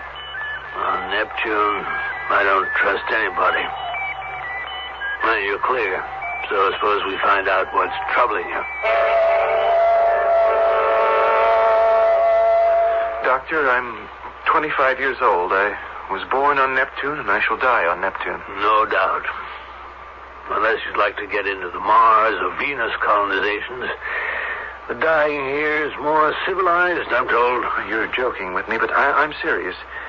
I don't think I have long to live. What did you say your name was? Tech. I'll tell you something, Tech. 75% of my patients also believe death is around the corner. My own wife, same thing. It's due to the rationing of oxygen inside the dome. It's affected many people here. But you've got to fight it. Things will get better. You'll adapt. Already they've clamped down on immigration, so there'll be more oxygen for those of us who live here. I can give you some medication to heighten your awareness and desire to go on from day to day. But I don't want that, Doctor. You wish to die? we're all going to, isn't that so? Someday. So, I've decided the most rational thing to do is to give my body to science. When did you decide that? Oh, I've had it in my mind for some time. It's not a hasty thought. It's a noble thought, Take. Well, if you just fill out this form and have it notarized and put through the interstellar bio-recording channels, when I get it back cleared, I'll put it in the files. When your time comes, it's all automatic. Science will get your corpus. But you don't understand, Doctor. I wish to donate my body to science now. You wish me to kill you? Yes. I have no patience with that nonsense. If you're serious and wish to do away with yourself, go do it by yourself. Put on the suit, head for the airlock, leave the dome, open the suit, and let the atmosphere squash you flat. Now, will you please go? I didn't mean to make you angry, Doctor. You've taken up enough of my time and insulted me to boot. If you please, the way out is the way you came in. Dr. Vigo, don't dismiss me until you've had a chance to hear me out. Now, isn't it more valuable for medical research to have a healthy young specimen for examination and teaching than a decayed, aged corpse? Tech, you're simply foolish. You think you're in trouble. Life has no meaning. I don't want to know what it is. Well, Doctor, wouldn't my body, dead or alive, help blaze a trail? Did you say dead or alive? Oh, why not? A human guinea pig. You're insane. You better surrender yourself to the authorities and be sent to an asylum for treatment. Doctor, I've heard about you. You think I came to you by accident? I could have taken the shuttle to Johns Hopkins or the Lennon Institute and made them the same offer. No, I didn't, you. If I'm handing over my body for research, I want it to be new research. New trails, as you put it. Not some tired old experiments on DNA or longevity or prenatal determination. I know you've been doing analysis and verification on humans. Well, experiment on me. Well, why does your conscience bother you now? That's a good question, Tech. I've never denied there's some research which can only be conducted while the subject remains alive and conscious. But that's not what I want. You can keep my heart beating or my organs functioning. If I say yes, that's up to you. But I will only hand over what is mine to give. My mind, if you can guarantee I will no longer be able to think or to remember. No thinking. No memory. What is it you wish to forget? There's nothing on Neptune I wish to remember. You see, all my life, I wanted to be a priest, to devote myself to God's work, and that's been denied me. I was born at the wrong time, too late. 900 years ago, I might have joined the Crusades. I was born into this world of scientific know-how. No room for the spirit, no room for miracles or devotion to a deity. So, I hope that if my brain no longer has to deal with insignificant man, perhaps God will rescue me and take me to a world no rocket can reach. Doctor, I'm willing to take that chance.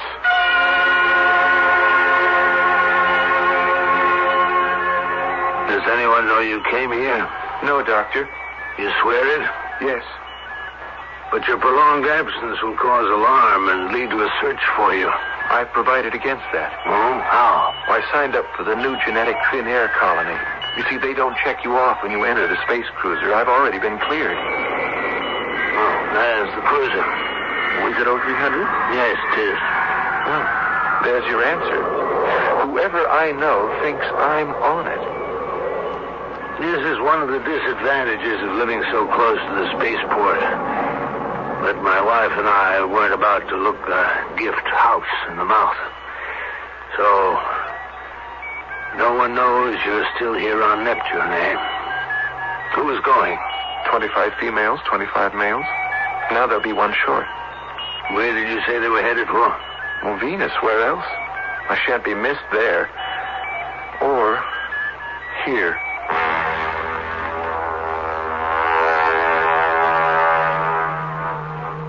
Tell me, how is your heart? No, don't tell me. You wouldn't know. Lie down on that couch and we'll soon find out. Give me your wrist. Are you taking my pulse? Be quiet. 5, 6, 7, and 8. Fine. 85. Quite good. How did you figure that? Count for 6 seconds and multiply by 10. Good, strong pulse. Have you ever had any heart irregularities? Well, none that I know of. But I don't understand the question. I mean, if you're going... I don't wish to inflict any unnecessary pain. Now, take. Before I begin, think again. Coldly, calmly, dispassionately. You have absolutely no desire to change your mind? None whatsoever. What's that liquid you're pouring in that glass? The first liquid you must drink. Take.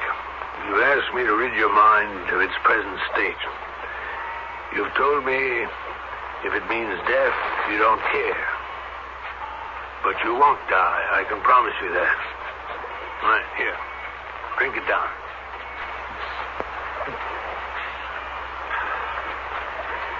Thank you. What if I swallow that? How long will it take to have an effect? 10 minutes. You have reached down from your seat with the gods, Doctor, and have lifted me up to glorious peace and rest. Close your eyes, young man. If you only knew how I have prayed for this moment. But I'm not offering you death, you know that. You are giving me the end of this mechanized horror we call the 21st century. No, I'm not promising you that either. The facts of life on Neptune won't change, only your awareness. To stop knowing, being aware. Tech, your body now belongs to science. Doctor, what can you tell? What shall I be used for? You will be the first human ever to undergo a brain transplant.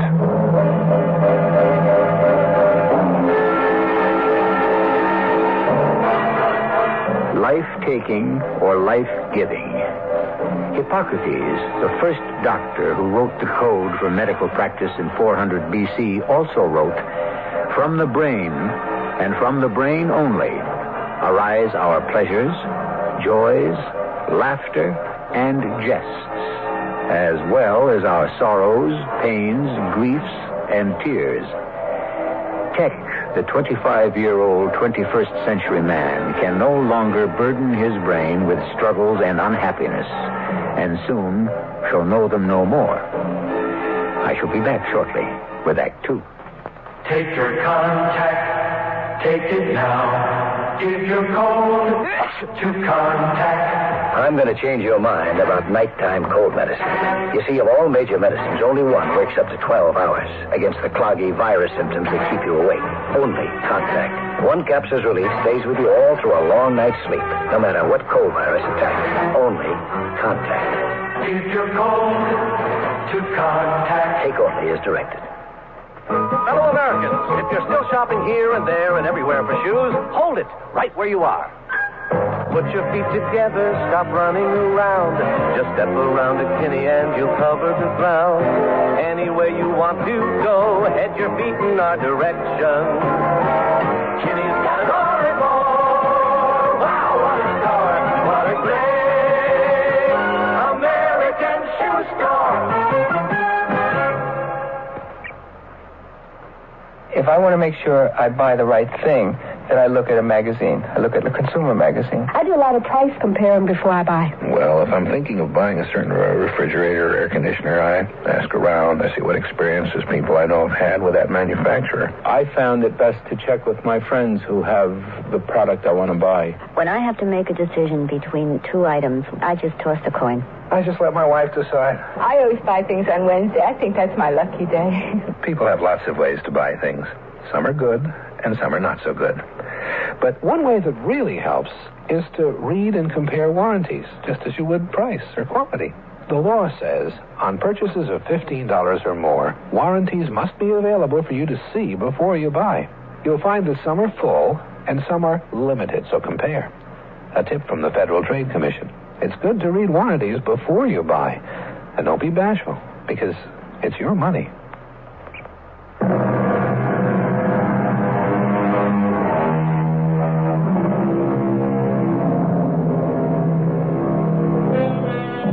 We are revealing life in the year 2120 under a crystal plexiglass dome rising 700 feet at its peak. Outside, on this inhospitable planet Neptune, it is cold and nitrogen-laden.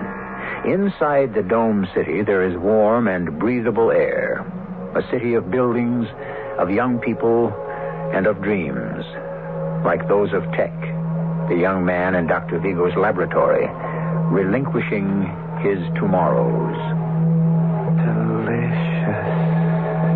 Delicious. I feel it going. Doctor. Reflexes weakening. Doctor. Eyesight going. Can you feel my hand on your arm, Tech? I'm gripping your arm tightly. Feel? Numb. Extremities are numb. Doctor. Past hearing. Can you hear me snapping my fingers at your ear? Tech, can you? Hearing's gone. Dripping.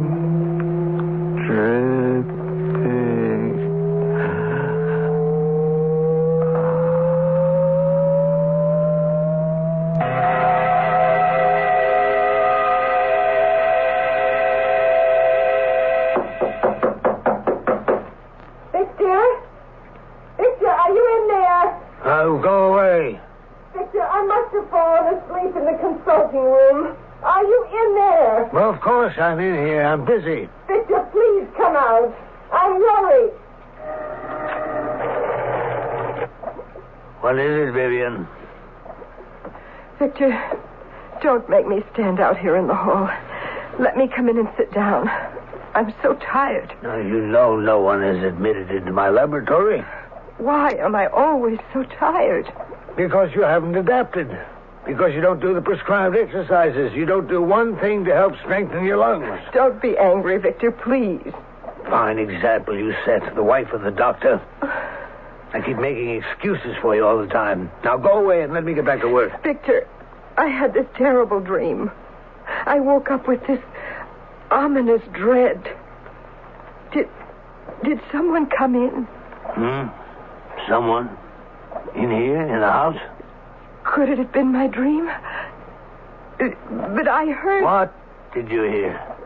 I thought I heard someone in the house just now. I don't know. I was sure I heard footsteps. Walking up the stairs. 2 people. Yourself and someone else. Vivian, I'm shutting this door. I do not wish to be disturbed. If the security people call and they need me, tell them not today. I can't see anyone today. I don't care how many space travelers need health clearances. Understand? Oh, yes, dear. You'd better go to bed. You're dead on your feet.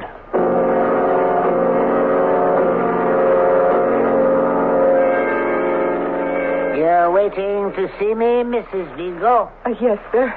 Are you the security police for this district? Yes. What's on your mind? May I talk to you privately?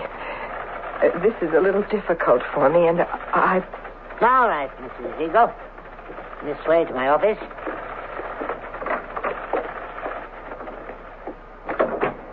Please do seat yourself. Does Dr. Vigo know you're here? That's just the point, sir. He doesn't. Oh? Can I ask you, sir, what I'm going to tell you, that you'll keep it confidential? You have my word. If the doctor ever found out that I've come here to the security police, I mean, his own wife... You have my word, Mrs. Vigo. But why? I don't understand. I suppose I ought to know better, to trust what he does completely, but what's been going on in our house for weeks now, in his laboratory, it's so horrible. I'm afraid to live under the same roof any longer.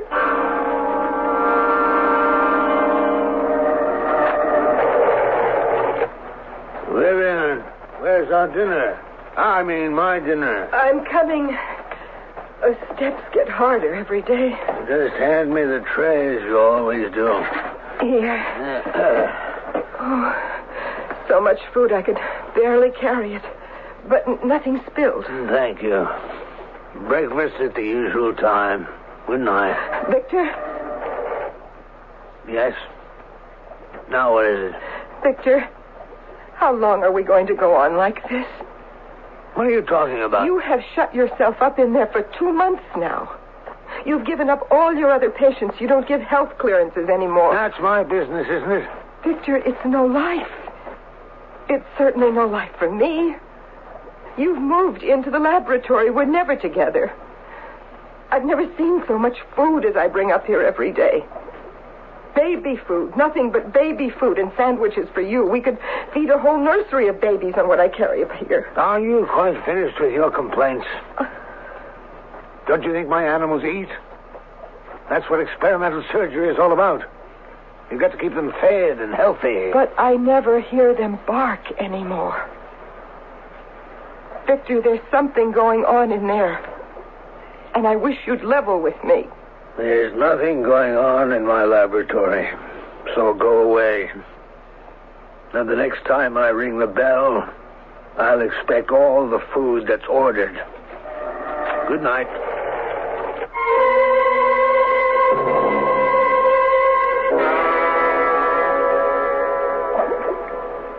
Here we are, my dear Tech. Spinach and carrots, and now let's see what's in this dish. Oh, you'll like this. Oh, nice hot sweet potatoes, all mashed up so they'll go down easily. Oh, my dear Tech, I know it's annoying for you to be tied down so, but it's for both our sakes. I'll have to tie down your arms if you carry on like that. Now put them down at your sides. There's a good boy. Now, we'll just open up this nutrition hatch in your neck. And there goes your food. Good, isn't it?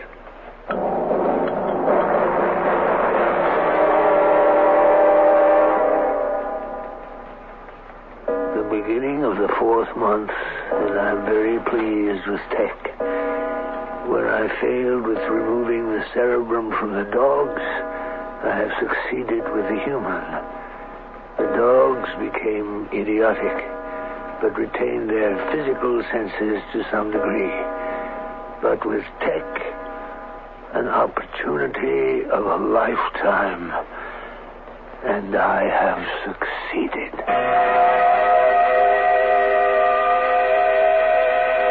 An opportunity of a lifetime, and I have succeeded. As we go, you say these are your husband's actual notes? Yes, they are, sir.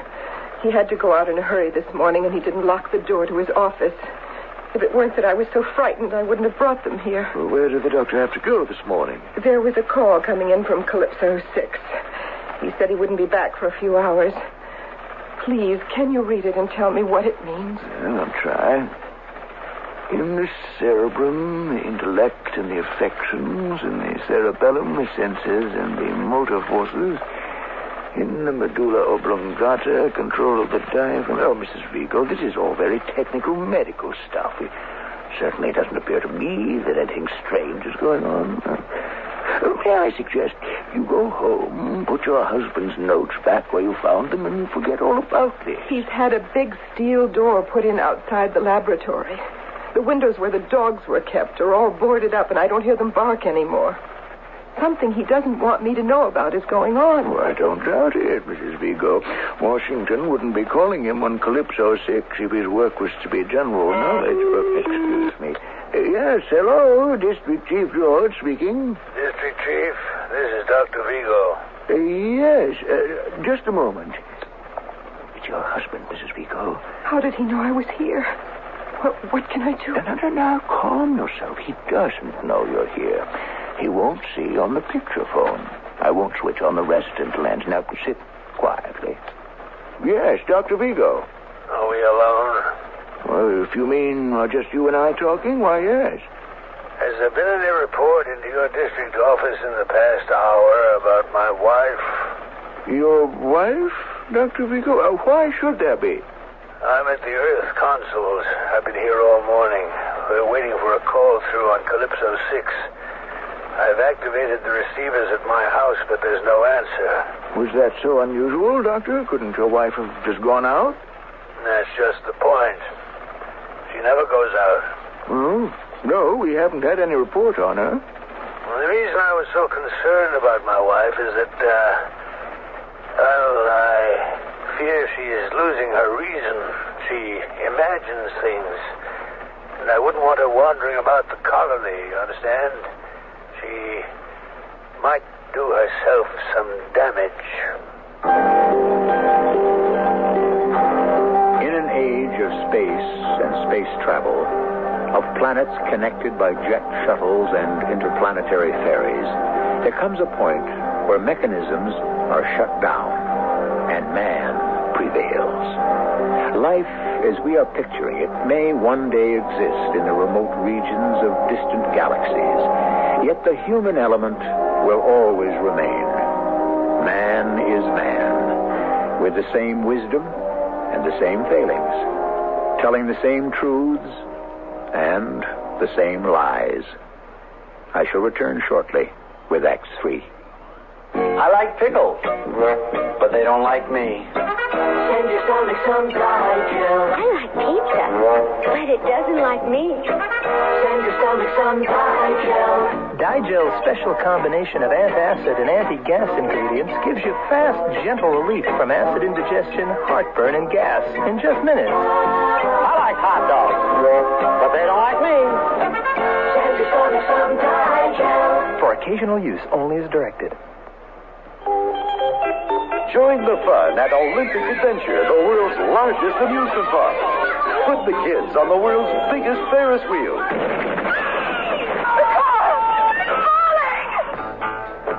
Read Amusement Park, the novel that takes you into the beds and boardrooms of those men and women whose manipulations turn a day's fun into a nightmare of death. Read Amusement Park by Robert Stewart Nathan and get set for the ride of your life. Amusement Park, now in paperback from Fawcett. You've changed, Bernard. You're not the man I married. What do you mean, Francine? Remember the way you were, vulnerable. You made mistakes. But now, look, you're confident. Everything you do turns out right. It's that book you sent away for.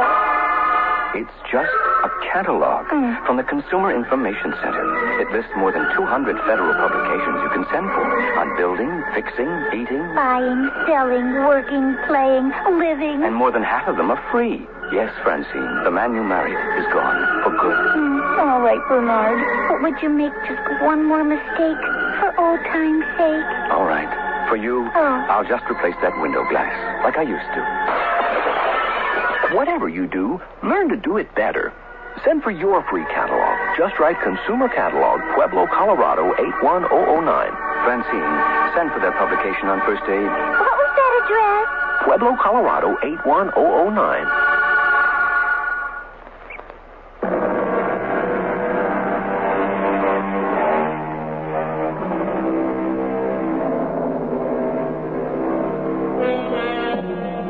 What a strange society it is, this colony on the planet Neptune, bounded by plexiglass, half a globe encasing 10 round miles. Picture it, the tallest structure on an airstrip outside the sphere, a tail-standing spaceship, 300 feet high, dwarfing humans around it. And there are always humans, always a finger to activate a solenoid, a voice to activate a switch, an eye to read a scope, if they remain sane enough. I heard what my husband said, but I don't think you believe him either. He said he doubted my sanity. Well, now, he didn't put it quite that way. Don't you see why he said it? Just in case I might be telling people what I know about his work as I'm telling you. Now, these papers you took this morning from your husband's laboratory, is he going to miss them? I hope not. And you're quite convinced Dr. Vigo is no longer confining himself to experiment with animals, that somehow he has, let's call it a human guinea pig? I don't know if it's human. It eats and eats. It makes terrifying noises. But he won't let you see what he's doing. Oh, no. My husband gets very angry when I bring up the food trays if I stand in the door too long. Mm-hmm. And he just said, well, you heard him, that you are imagining things, Mrs. Vigo.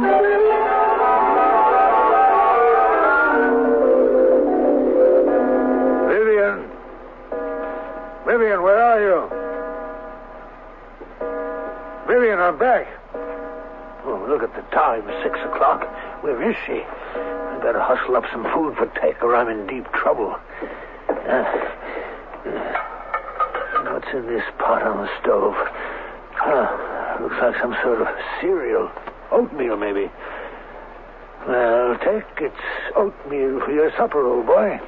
Don't blame me. Which burner is it? She's back. Stupid, forgot her key. Coming! Dr. Vigo? Who are you? Oh, we spoke a few hours ago. District Chief George. Oh, yes. Come on in. I thought you were my wife. Well, it's about your wife I've come to see you, Doctor. You know, part of my job is to smooth troubled waters, especially if they concern our important colonists. You found her? Yes. As a matter of fact, we're holding her right now. Yeah, but I need her here. I'd better get her. No, I can't leave right now. Would you please bring her along? Doctor, we're inclined to agree with you. Your wife does talk a little irrationally. Yes, I know that. I told you that. But right now, I need her here. Well, I was going to recommend... does Mrs. Vigo have any relatives on Earth? You mean still alive? I don't know. I think so. Well, I was going to recommend... Dr. Vigo, do you smell something burning? Great galaxies, it's the oatmeal.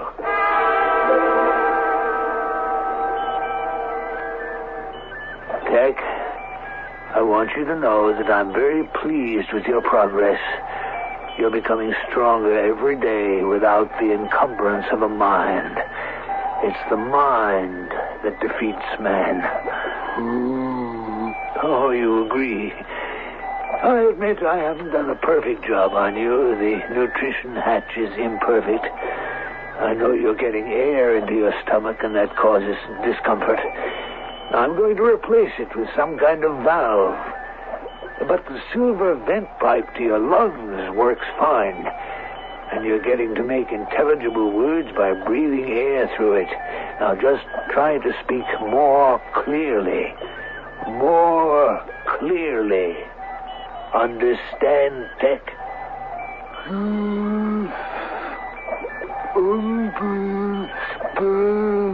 Excellent. I knew you'd master speaking. Purely a matter of sound vibrations and resonance. That metal plate on your chest is your ears. A diaphragm which vibrates to all sounds, voices included.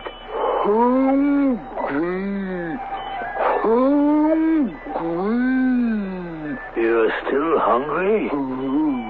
I've given you plenty to eat. No more until morning. Hey, what are you doing? Let go of me. Put your arms down, you big ox. Let go of me. You're squeezing the breath out of me. Stop.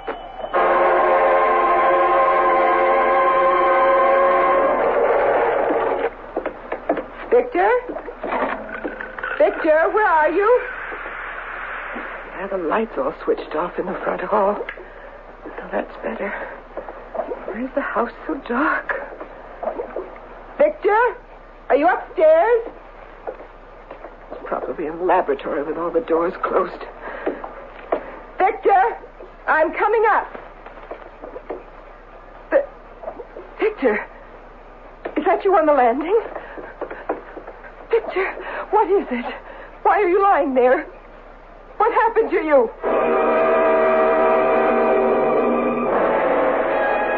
Oh, my poor darling. How do you feel now? I'm all right. I must have fainted or something. You're overworking, that's why. Vivian, will you promise me something? Anything. Oh, Victor, do you realize this is the first conversation you and I have had together in months? It wasn't about bringing food to the laboratory. And you won't tell a soul until I'm ready? I promise. What time is it? Midnight. I think he's asleep by now. I'm going to show you something, Vivian.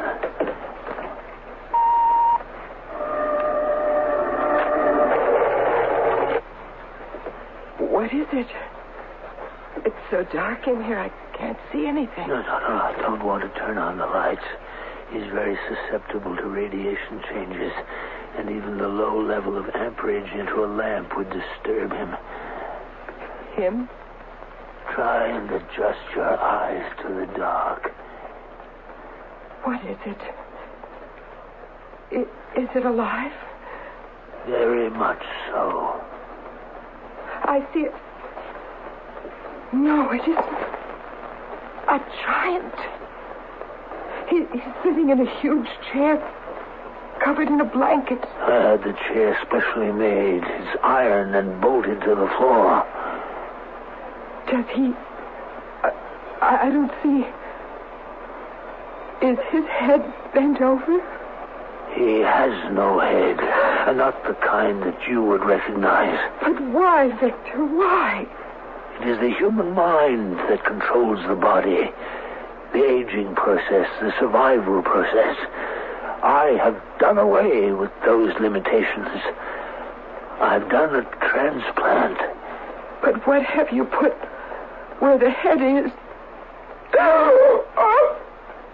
Vivian, come closer. Now can you see what I've done? Oh, the poor creature. But why? Why? What's the good of it? Tech is twice the size of an ordinary man. You are looking at a boon to mankind. But that thing up there where his neck was... hair, ears, cheeks, nose, mouth, they're all useless appendages. They stop up, they sag, they interfere. Hearing and sight are not necessary. Tech can tell everything, respond, and obey by reacting to vibrations. He can be ordered. He will fulfill. Now, he won't hurt you, Vivian. In fact, I think he likes you. He's so enormous. It's so frightening. He won't wait now. He keeps eating and growing, and he needs his sleep. I'm going to light this kerosene lamp. Electrical current wakes him, but fire does not. Now, I'm holding it high. Hear that? Can you hear him? What is he doing? Breathing through a tube. Now you can see his head plainly. No, a round metal ball on top of his shoulders. And that's all. My research and discovery. The silver tube on his right is what he's breathing through. And here on the left, the nutrition hatch leading to his stomach. Those gigantic arms and fingers. Was he a real person once?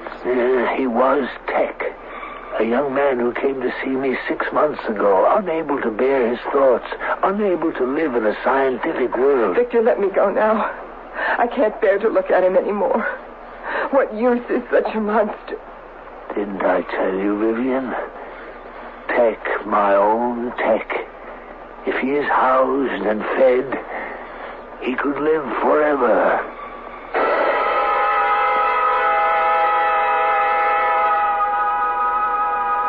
"6 months. Tech has an insatiable hunger. He can no longer stand erect in the laboratory, but must hunch over. 11 feet high, 5 feet across. A living machine. I don't know how to stop the growing process. If I cut down on his food, he rampages around and is almost uncontrollable. Tomorrow, I shall put in a code call to Washington on Calypso 6 to tell them that I have created the permanent man." Victor? Yes, it's me. I'm just leaving for the Earth Console. Victor, I don't want to stay in the house alone with it. Let me come with you. You can't. If something should happen, someone has to give the alarm. But besides, you have nothing to fear from Tech. Tech reacts through vibrations. All these months, as he has been growing, it's you who have brought him his trays of food. He cares for you. Don't say it. I swear to you, he would never, never hurt you. All right. Before you go out, Victor, take me up to the laboratory. I want to see for myself.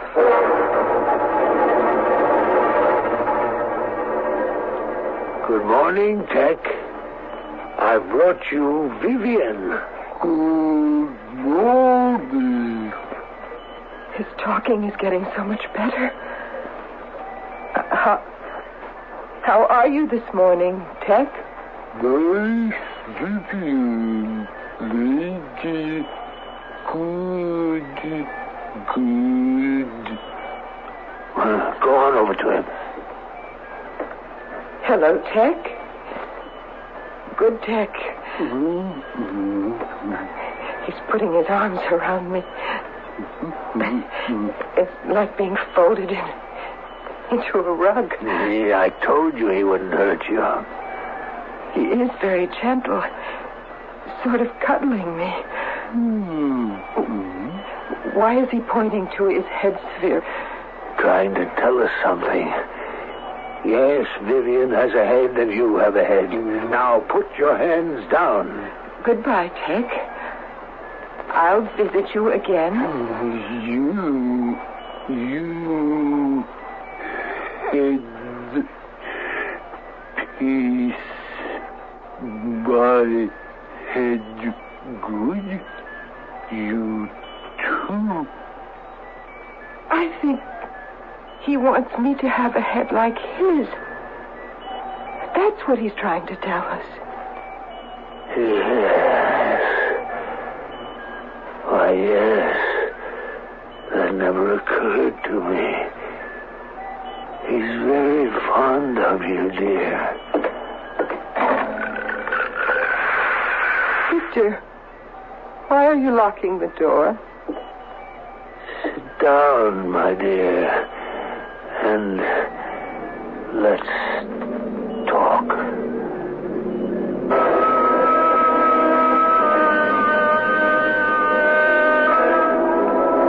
The space age of Horizons Unlimited began over 20 years ago in October 1957, when the Russian Sputnik orbited the Earth.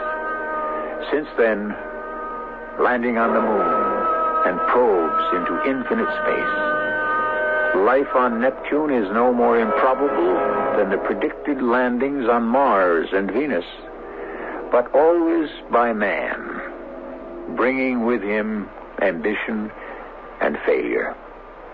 I shall return in a moment. I'm Susan Anton, and there is a better way to sleep. The perfect sleeper. It's a good feeling to sleep the night away on a perfect sleeper. Be a perfect sleeper. Buy a perfect sleeper, When the have it, from the Signature One to the fabulous Avanti with Pillow Soft Top. Choose from a full range of comfort and firmness combinations and enjoy firm, deep support for your back and luxurious comfort on top for you. Be a perfect sleeper. Buy a perfect sleeper, perfect sleeper. Bastard. Be a perfect sleeper. Buy a perfect sleeper, perfect sleeper. Bastard.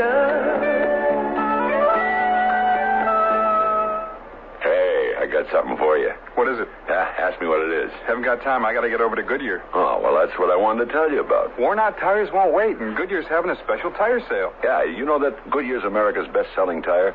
And it's on sale right now at your Goodyear store. Oh, you know that? Yeah, I got to get over there. I haven't seen a sale like this since the tall ship sailed into New York City. What does that mean? It's April Auto Fest time. This week only, save from 15 to 20% on American Eagle Radial's Goodyear smooth-riding flex-stem belted tires. See your Goodyear retailer now.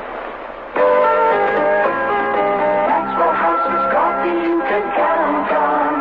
Maxwell House, good to the last drop. Maxwell House is good morning. Maxwell House is good company. Good to the last drop. Maxwell House. Maxwell House, coffee you can count on. Always smells good. Always tastes good. Always good to the last drop. Maxwell House is good coffee. Good to the last drop. Maxwell House.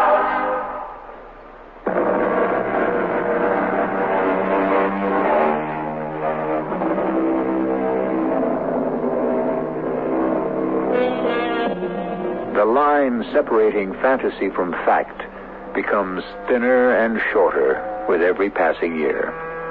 Man is constantly chinning himself on his own dreams, trying to outdo himself, avoiding death, seeking permanence.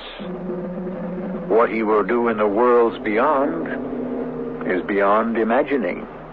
In the meantime, we of Mystery Theater will try to guess. Our cast included Robert Dryden, Terry Keane, and Russell Horton. The entire production was under the direction of Hyman Brown.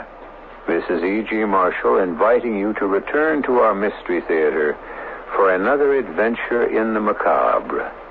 Until next time, pleasant dreams.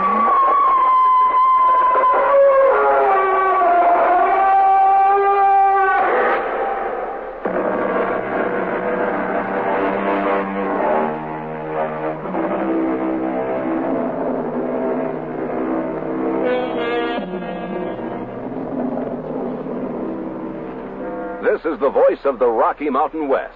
Radio 85, KOA, Denver.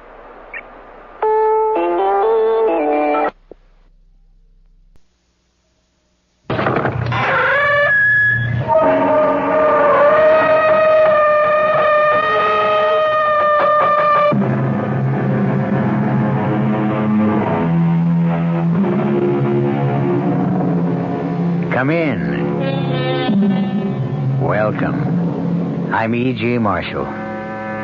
The human brain, we are told, contains 3 layers, areas. The conscious, the subconscious, and the unconscious. We have, all of us, experienced the effects of these areas, especially that strange no-man's land between waking and sleeping, between dreams and reality, when we are never quite sure where we are, or at times even what we are. So then, we can understand, relate to Vicky Carson's strange adventure. Our mystery drama, The Garden, was written especially for the Mystery Theater by George Lothar and stars Jennifer Harmon and Jack Grimes. It is sponsored in part by Buick Motor Division and Anheuser-Busch Incorporated, Brewers of Budweiser. I'll be back shortly with Act 1. Say, do you know what happens this time of year? The swallows come back to Capistrano. Nope. The buzzards come back to Hinkley Ridge, Ohio? No. Bulldogs all over the world begin to shed? Not even close. Oh. This, my friend, is the time of year when you can get a super little deal on the practical but elegant Buick Apollo. And just between you and me, it may very well be the best chance you'll ever have to buy a Buick. I could have sworn this was Buzzard Day in Hinkley. Hey, Mom, what's for dinner? Hey, ma'am, what you got? What's for dinner? Your ShopRite supermarket suggests choice beef first cut chuck steaks, just 59 cents a pound this week. Save 2 on smoked hams. Shank portion, 69 cents a pound. Butt portion, 79 cents a pound. For a quick meal, try Swanson's frozen Hungry Man dinners, just 99 cents each. For dessert, ShopRite's produce department is featuring fresh honeydew melons, 79 cents each. They're great, topped with ice cream. There's a lot more for a little less at your ShopRite. Stop in soon at ShopRite. She loves her family. She wants the best. She does all that she can do. She lets ShopRite do the rest. Hey, Ma, what's for dinner? ShopRite has the answer. Well, good evening, Mystery Theater fans. This is Gene Shepard, and we're sitting here having a very friendly roundtable discussion with many of our listeners who gather nightly here at the 710 spot on the dial. And if you'd like to join our little evening gatherings, I'm on every night at, let's see, it's 9:15 now. 9:15. You write that down. And make sure that you bring all the things you need to be prepared for a fantastic evening. I'm on every night from 9:15 until 10. Join our little group some night. We sit around and discuss the world and enjoy life and walk around in the weeds and just be people. 9:15 on WOR.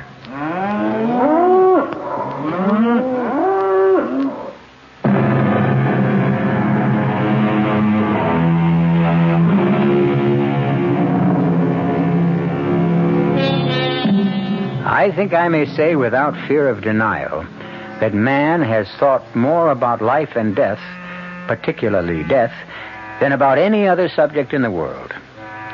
Some say that death is the end of us. Others that it is a rebirth. Others, well, no matter, for no one really knows. Or perhaps they do. Perhaps at least two people know. Vicky Carson and Jack Gibbons, who... But enough. Let them, not I, tell their story. Oh, where am I? How did I get into this terrible place? This forest, this jungle. Help me. Please, someone help me. Hello? Hello? Hello? Who are you? Where are you? There's such a fog, I can't see. Keep calling. Keep saying something, anything, so I can follow the direction of your voice. Oh, yes. Well, say something. I don't know what to say. Anything. Say it. Oh, damn, I'm caught again. These blasted thorns. You hear me? Say something, anything. A poem, a prayer. A prayer. Oh, all right. I don't know any prayers. Wait, I know. Now is the time for all good men to come to the aid of their country. Okay, keep saying it. Yeah, now is the time for all good men to come to the aid of their country. Now is the time for all good men to come to the aid of their... Okay, that's enough. I've reached you. Oh, you poor man. You're all scratched. You're bleeding. You're covered with mud. You'd be, too, if you'd been trying for I don't know how long to fight your way out of this jungle. Oh. Who are you? Vicky Carson. Jack Gibbons. What was that crazy stuff you were giving out with? Crazy stuff? Now is the time for all good men to something or other. Oh, that. It's an exercise they give you in typing school. I guess I did it so many times I'll never forget it. Oh, you go to a typing school? Well, I did before I became a secretary. I was a secretary, you see, and... Well, that's funny. Well, what? I said I was a secretary. I spoke of myself in the past tense as if I was dead or like that. Well, you're anything but dead, you ask me. Now, nobody as beautiful as you could be dead. Oh, thank you. Where are we? What is this place? Well, you got me. You don't know? No. All I know is I'm here somehow, and Oh, this place, it scares me. I'll tell you the truth, me too. The trees... God, I don't know, maybe it's the heavy gray fog, but the trees all look deformed. Evil. kind of evil. Yeah, and the plants, the flowers. I don't know. There's something about them. Hey, we can't just stand here and never get out. We'll do that. Come on. Where to? Yeah, I don't know. We'll just keep walking till we get somewhere. All right, whatever you say. Well, all right, come on. I can't move. I caught on something, my ankle. Something's around my ankle. Oh, here, let me see what... Hey! Something wrapped around my neck all of a sudden. The vines. Vines hanging from the tree. Jack, I think they're alive. Damned if they don't seem to be. My body now, the vines are wrapping themselves around my... I'm strangling. Crushing me. Crushing. Jack, help me. I can't help myself. You need help? The fire hose. Man. Good Lord, it's like a giant. I said, you need help. Yes, help. Well, help us. It'll cost you. Cost us? I help you, you gotta pay. Pay? I got something you need. You want it, you pay for it. Oh, anything. Remember that. Now stand still, the two of you, while I rip these vines away. There. There. You're free. Oh, thank you. Thank you. Yeah, thanks. Who are you? You can call me Mordred. Well, what is this place, this awful jungle? It's not a jungle. It's a garden. A garden? I know. Looks more like a jungle. Well, that's what happens to gardens when nobody cares. See you. No, wait. Don't leave us alone. Don't worry. I'll be around again to collect. Collect? What you owe me. You said if I helped you, you'd pay anything. You will.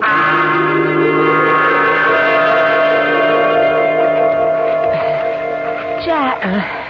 Oh, Jack, can't we rest a little? No, Vicky, we gotta keep moving. Gotta find a way out.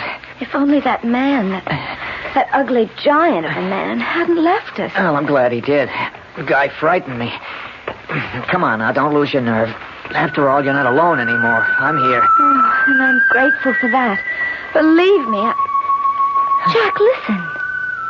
Yeah, I hear it, too. Sounds. Whatever it is, it sounds lovely and charming. Come on, let's see if we can locate it. Oh, Jack, not so fast.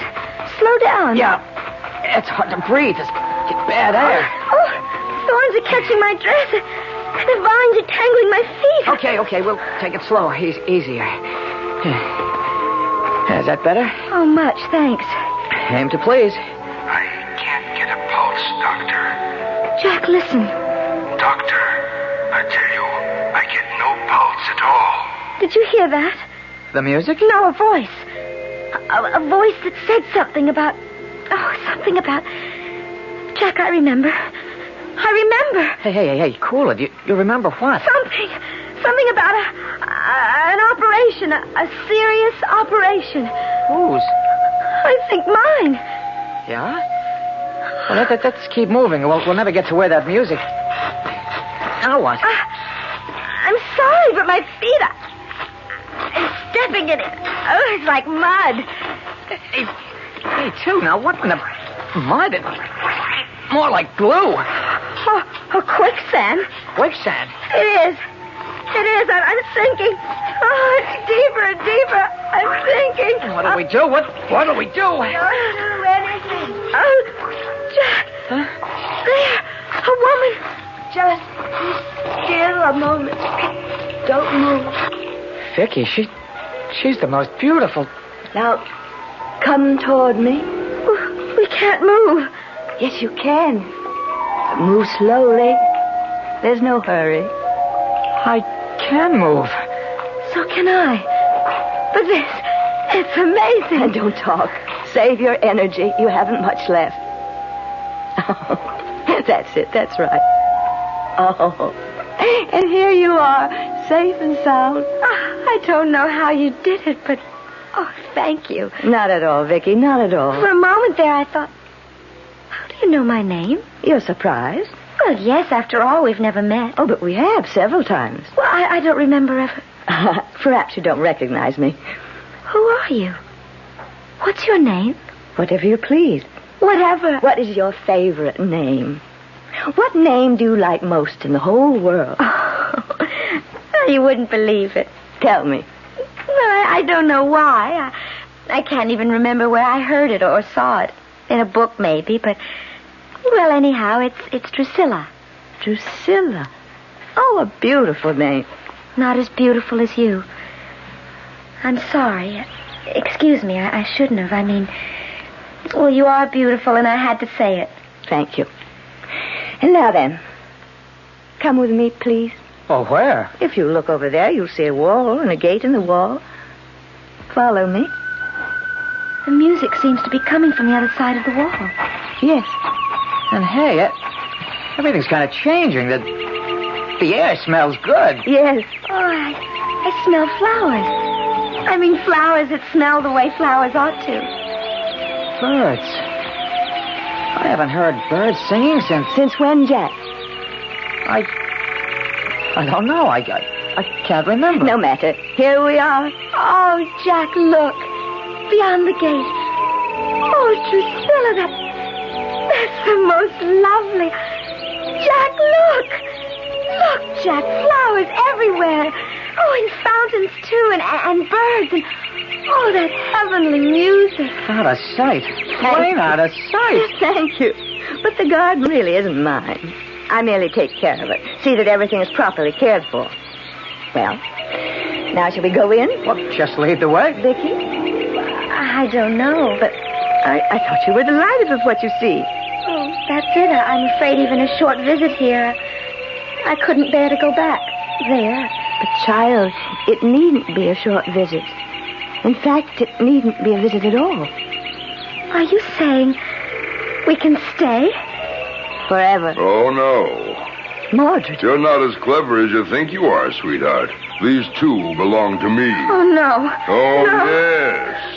You seem to have forgot that you owe me and haven't paid. Mordred, let them go. Not me, sweetheart. Not till they've paid in full.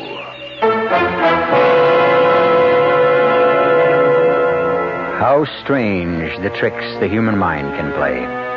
Is it some sort of dream Vicky and Jack are going through?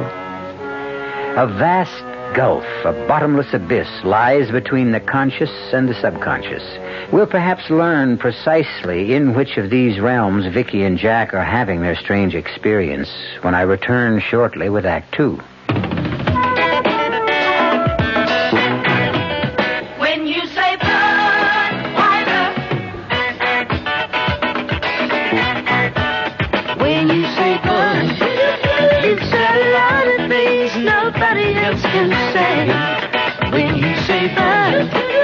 You've gone as far as you can go to get the very best. Yeah. When you say bye, you tell the world you know what makes it all away. When you say bye, you say you care enough to only want the king of peace. There is no other one. There's only something left. Because the king of fears is leading all the rest. When you say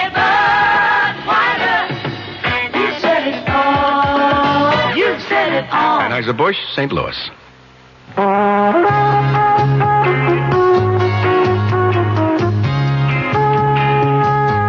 Suburban Savings in northern New Jersey would like to set you straight on savings. Straight off, Suburban offers you the highest interest allowed by law. A big 7.90% effective annual yield on Suburban's 7.50% savings certificates. And Suburban guarantees it from 4 to 10 years. Minimum $2,500. Federal regulations allow premature withdrawals on savings certificates, provided prescribed federal penalties are adhered to. Of course, Suburban also has a whole selection of other savings plans that keep your savings headed in the right direction, straight up. Why not head straight over to your nearest Suburban Savings office, conveniently located in Bayonne, Edgewater, Elmwood Park, Emerson, Hackettstown, Morris Plains, Nutley, Paramus, Sparta, and Wayne, and let them set you straight on savings.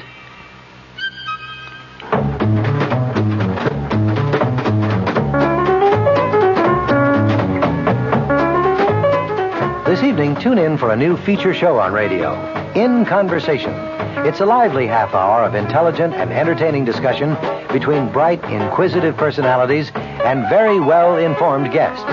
We'll be offering conversation on politics, theater, the media, sports, music, books, the press, filmmaking, and humor. Our hosts change almost every night, and this week you'll be hearing Nat Hentoff, author, journalist, and social critic, actress Celeste Holm, Arthur Knight, film critic, and tonight, Brendan Gill, author and drama critic for The New Yorker magazine. That's In Conversation, tonight and every weeknight. That's Tonight at 10, here at 7:10.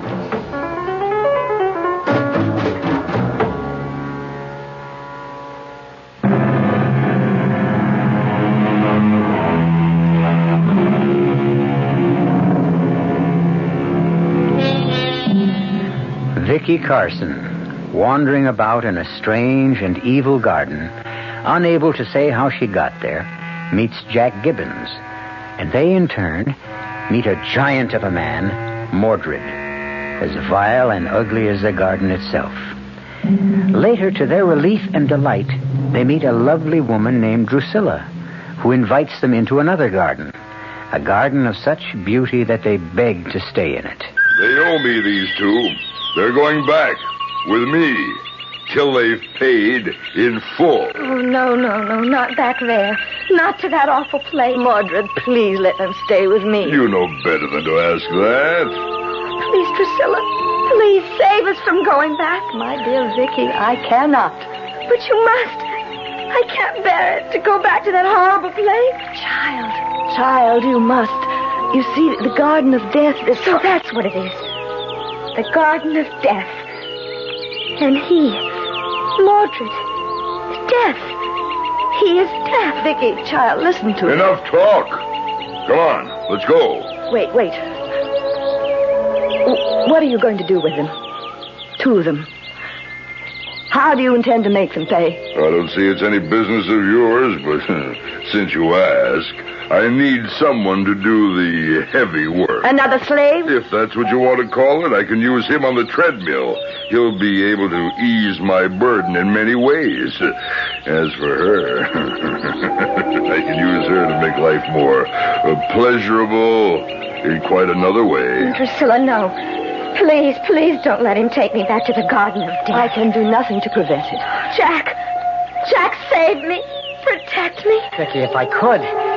But I'm no match for Mordred. He could break me in two. Funny you should put it that way, Mr. Gibbons. That's exactly what I intend to do.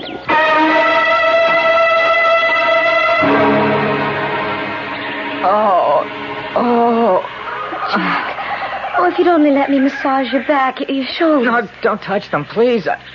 I'm in such agony, I couldn't stand it, not even to be touched. Oh, it's horrible. Horrible. Horrible isn't the word for what he's doing to me. There is no word. I'm on that treadmill 12 hours a day. 12 hours. Horrible. For me, too. You? Oh, you gotta be kidding. Look at you. Dressed like a queen. Your hair, your skin, your nails. Nobody was ever kept better than you. Kept? Yes. Like a prize animal. And me like a dog. What he's doing to me, words can't describe. Broken back, I'm afraid. Broken back. Oh, car accident. I'm remembering. Car accident? What car accident? I don't exactly remember, but don't remember. Was I drunk? Jack? Yes, I think I was drunk and out of control. Car out of control. Lumbar vertebrae. Third, fourth, fifth. Smash. That voice. What voice? I don't hear any. I do. I don't. Not now, but I thought. The way I did? The way I thought I heard someone saying they couldn't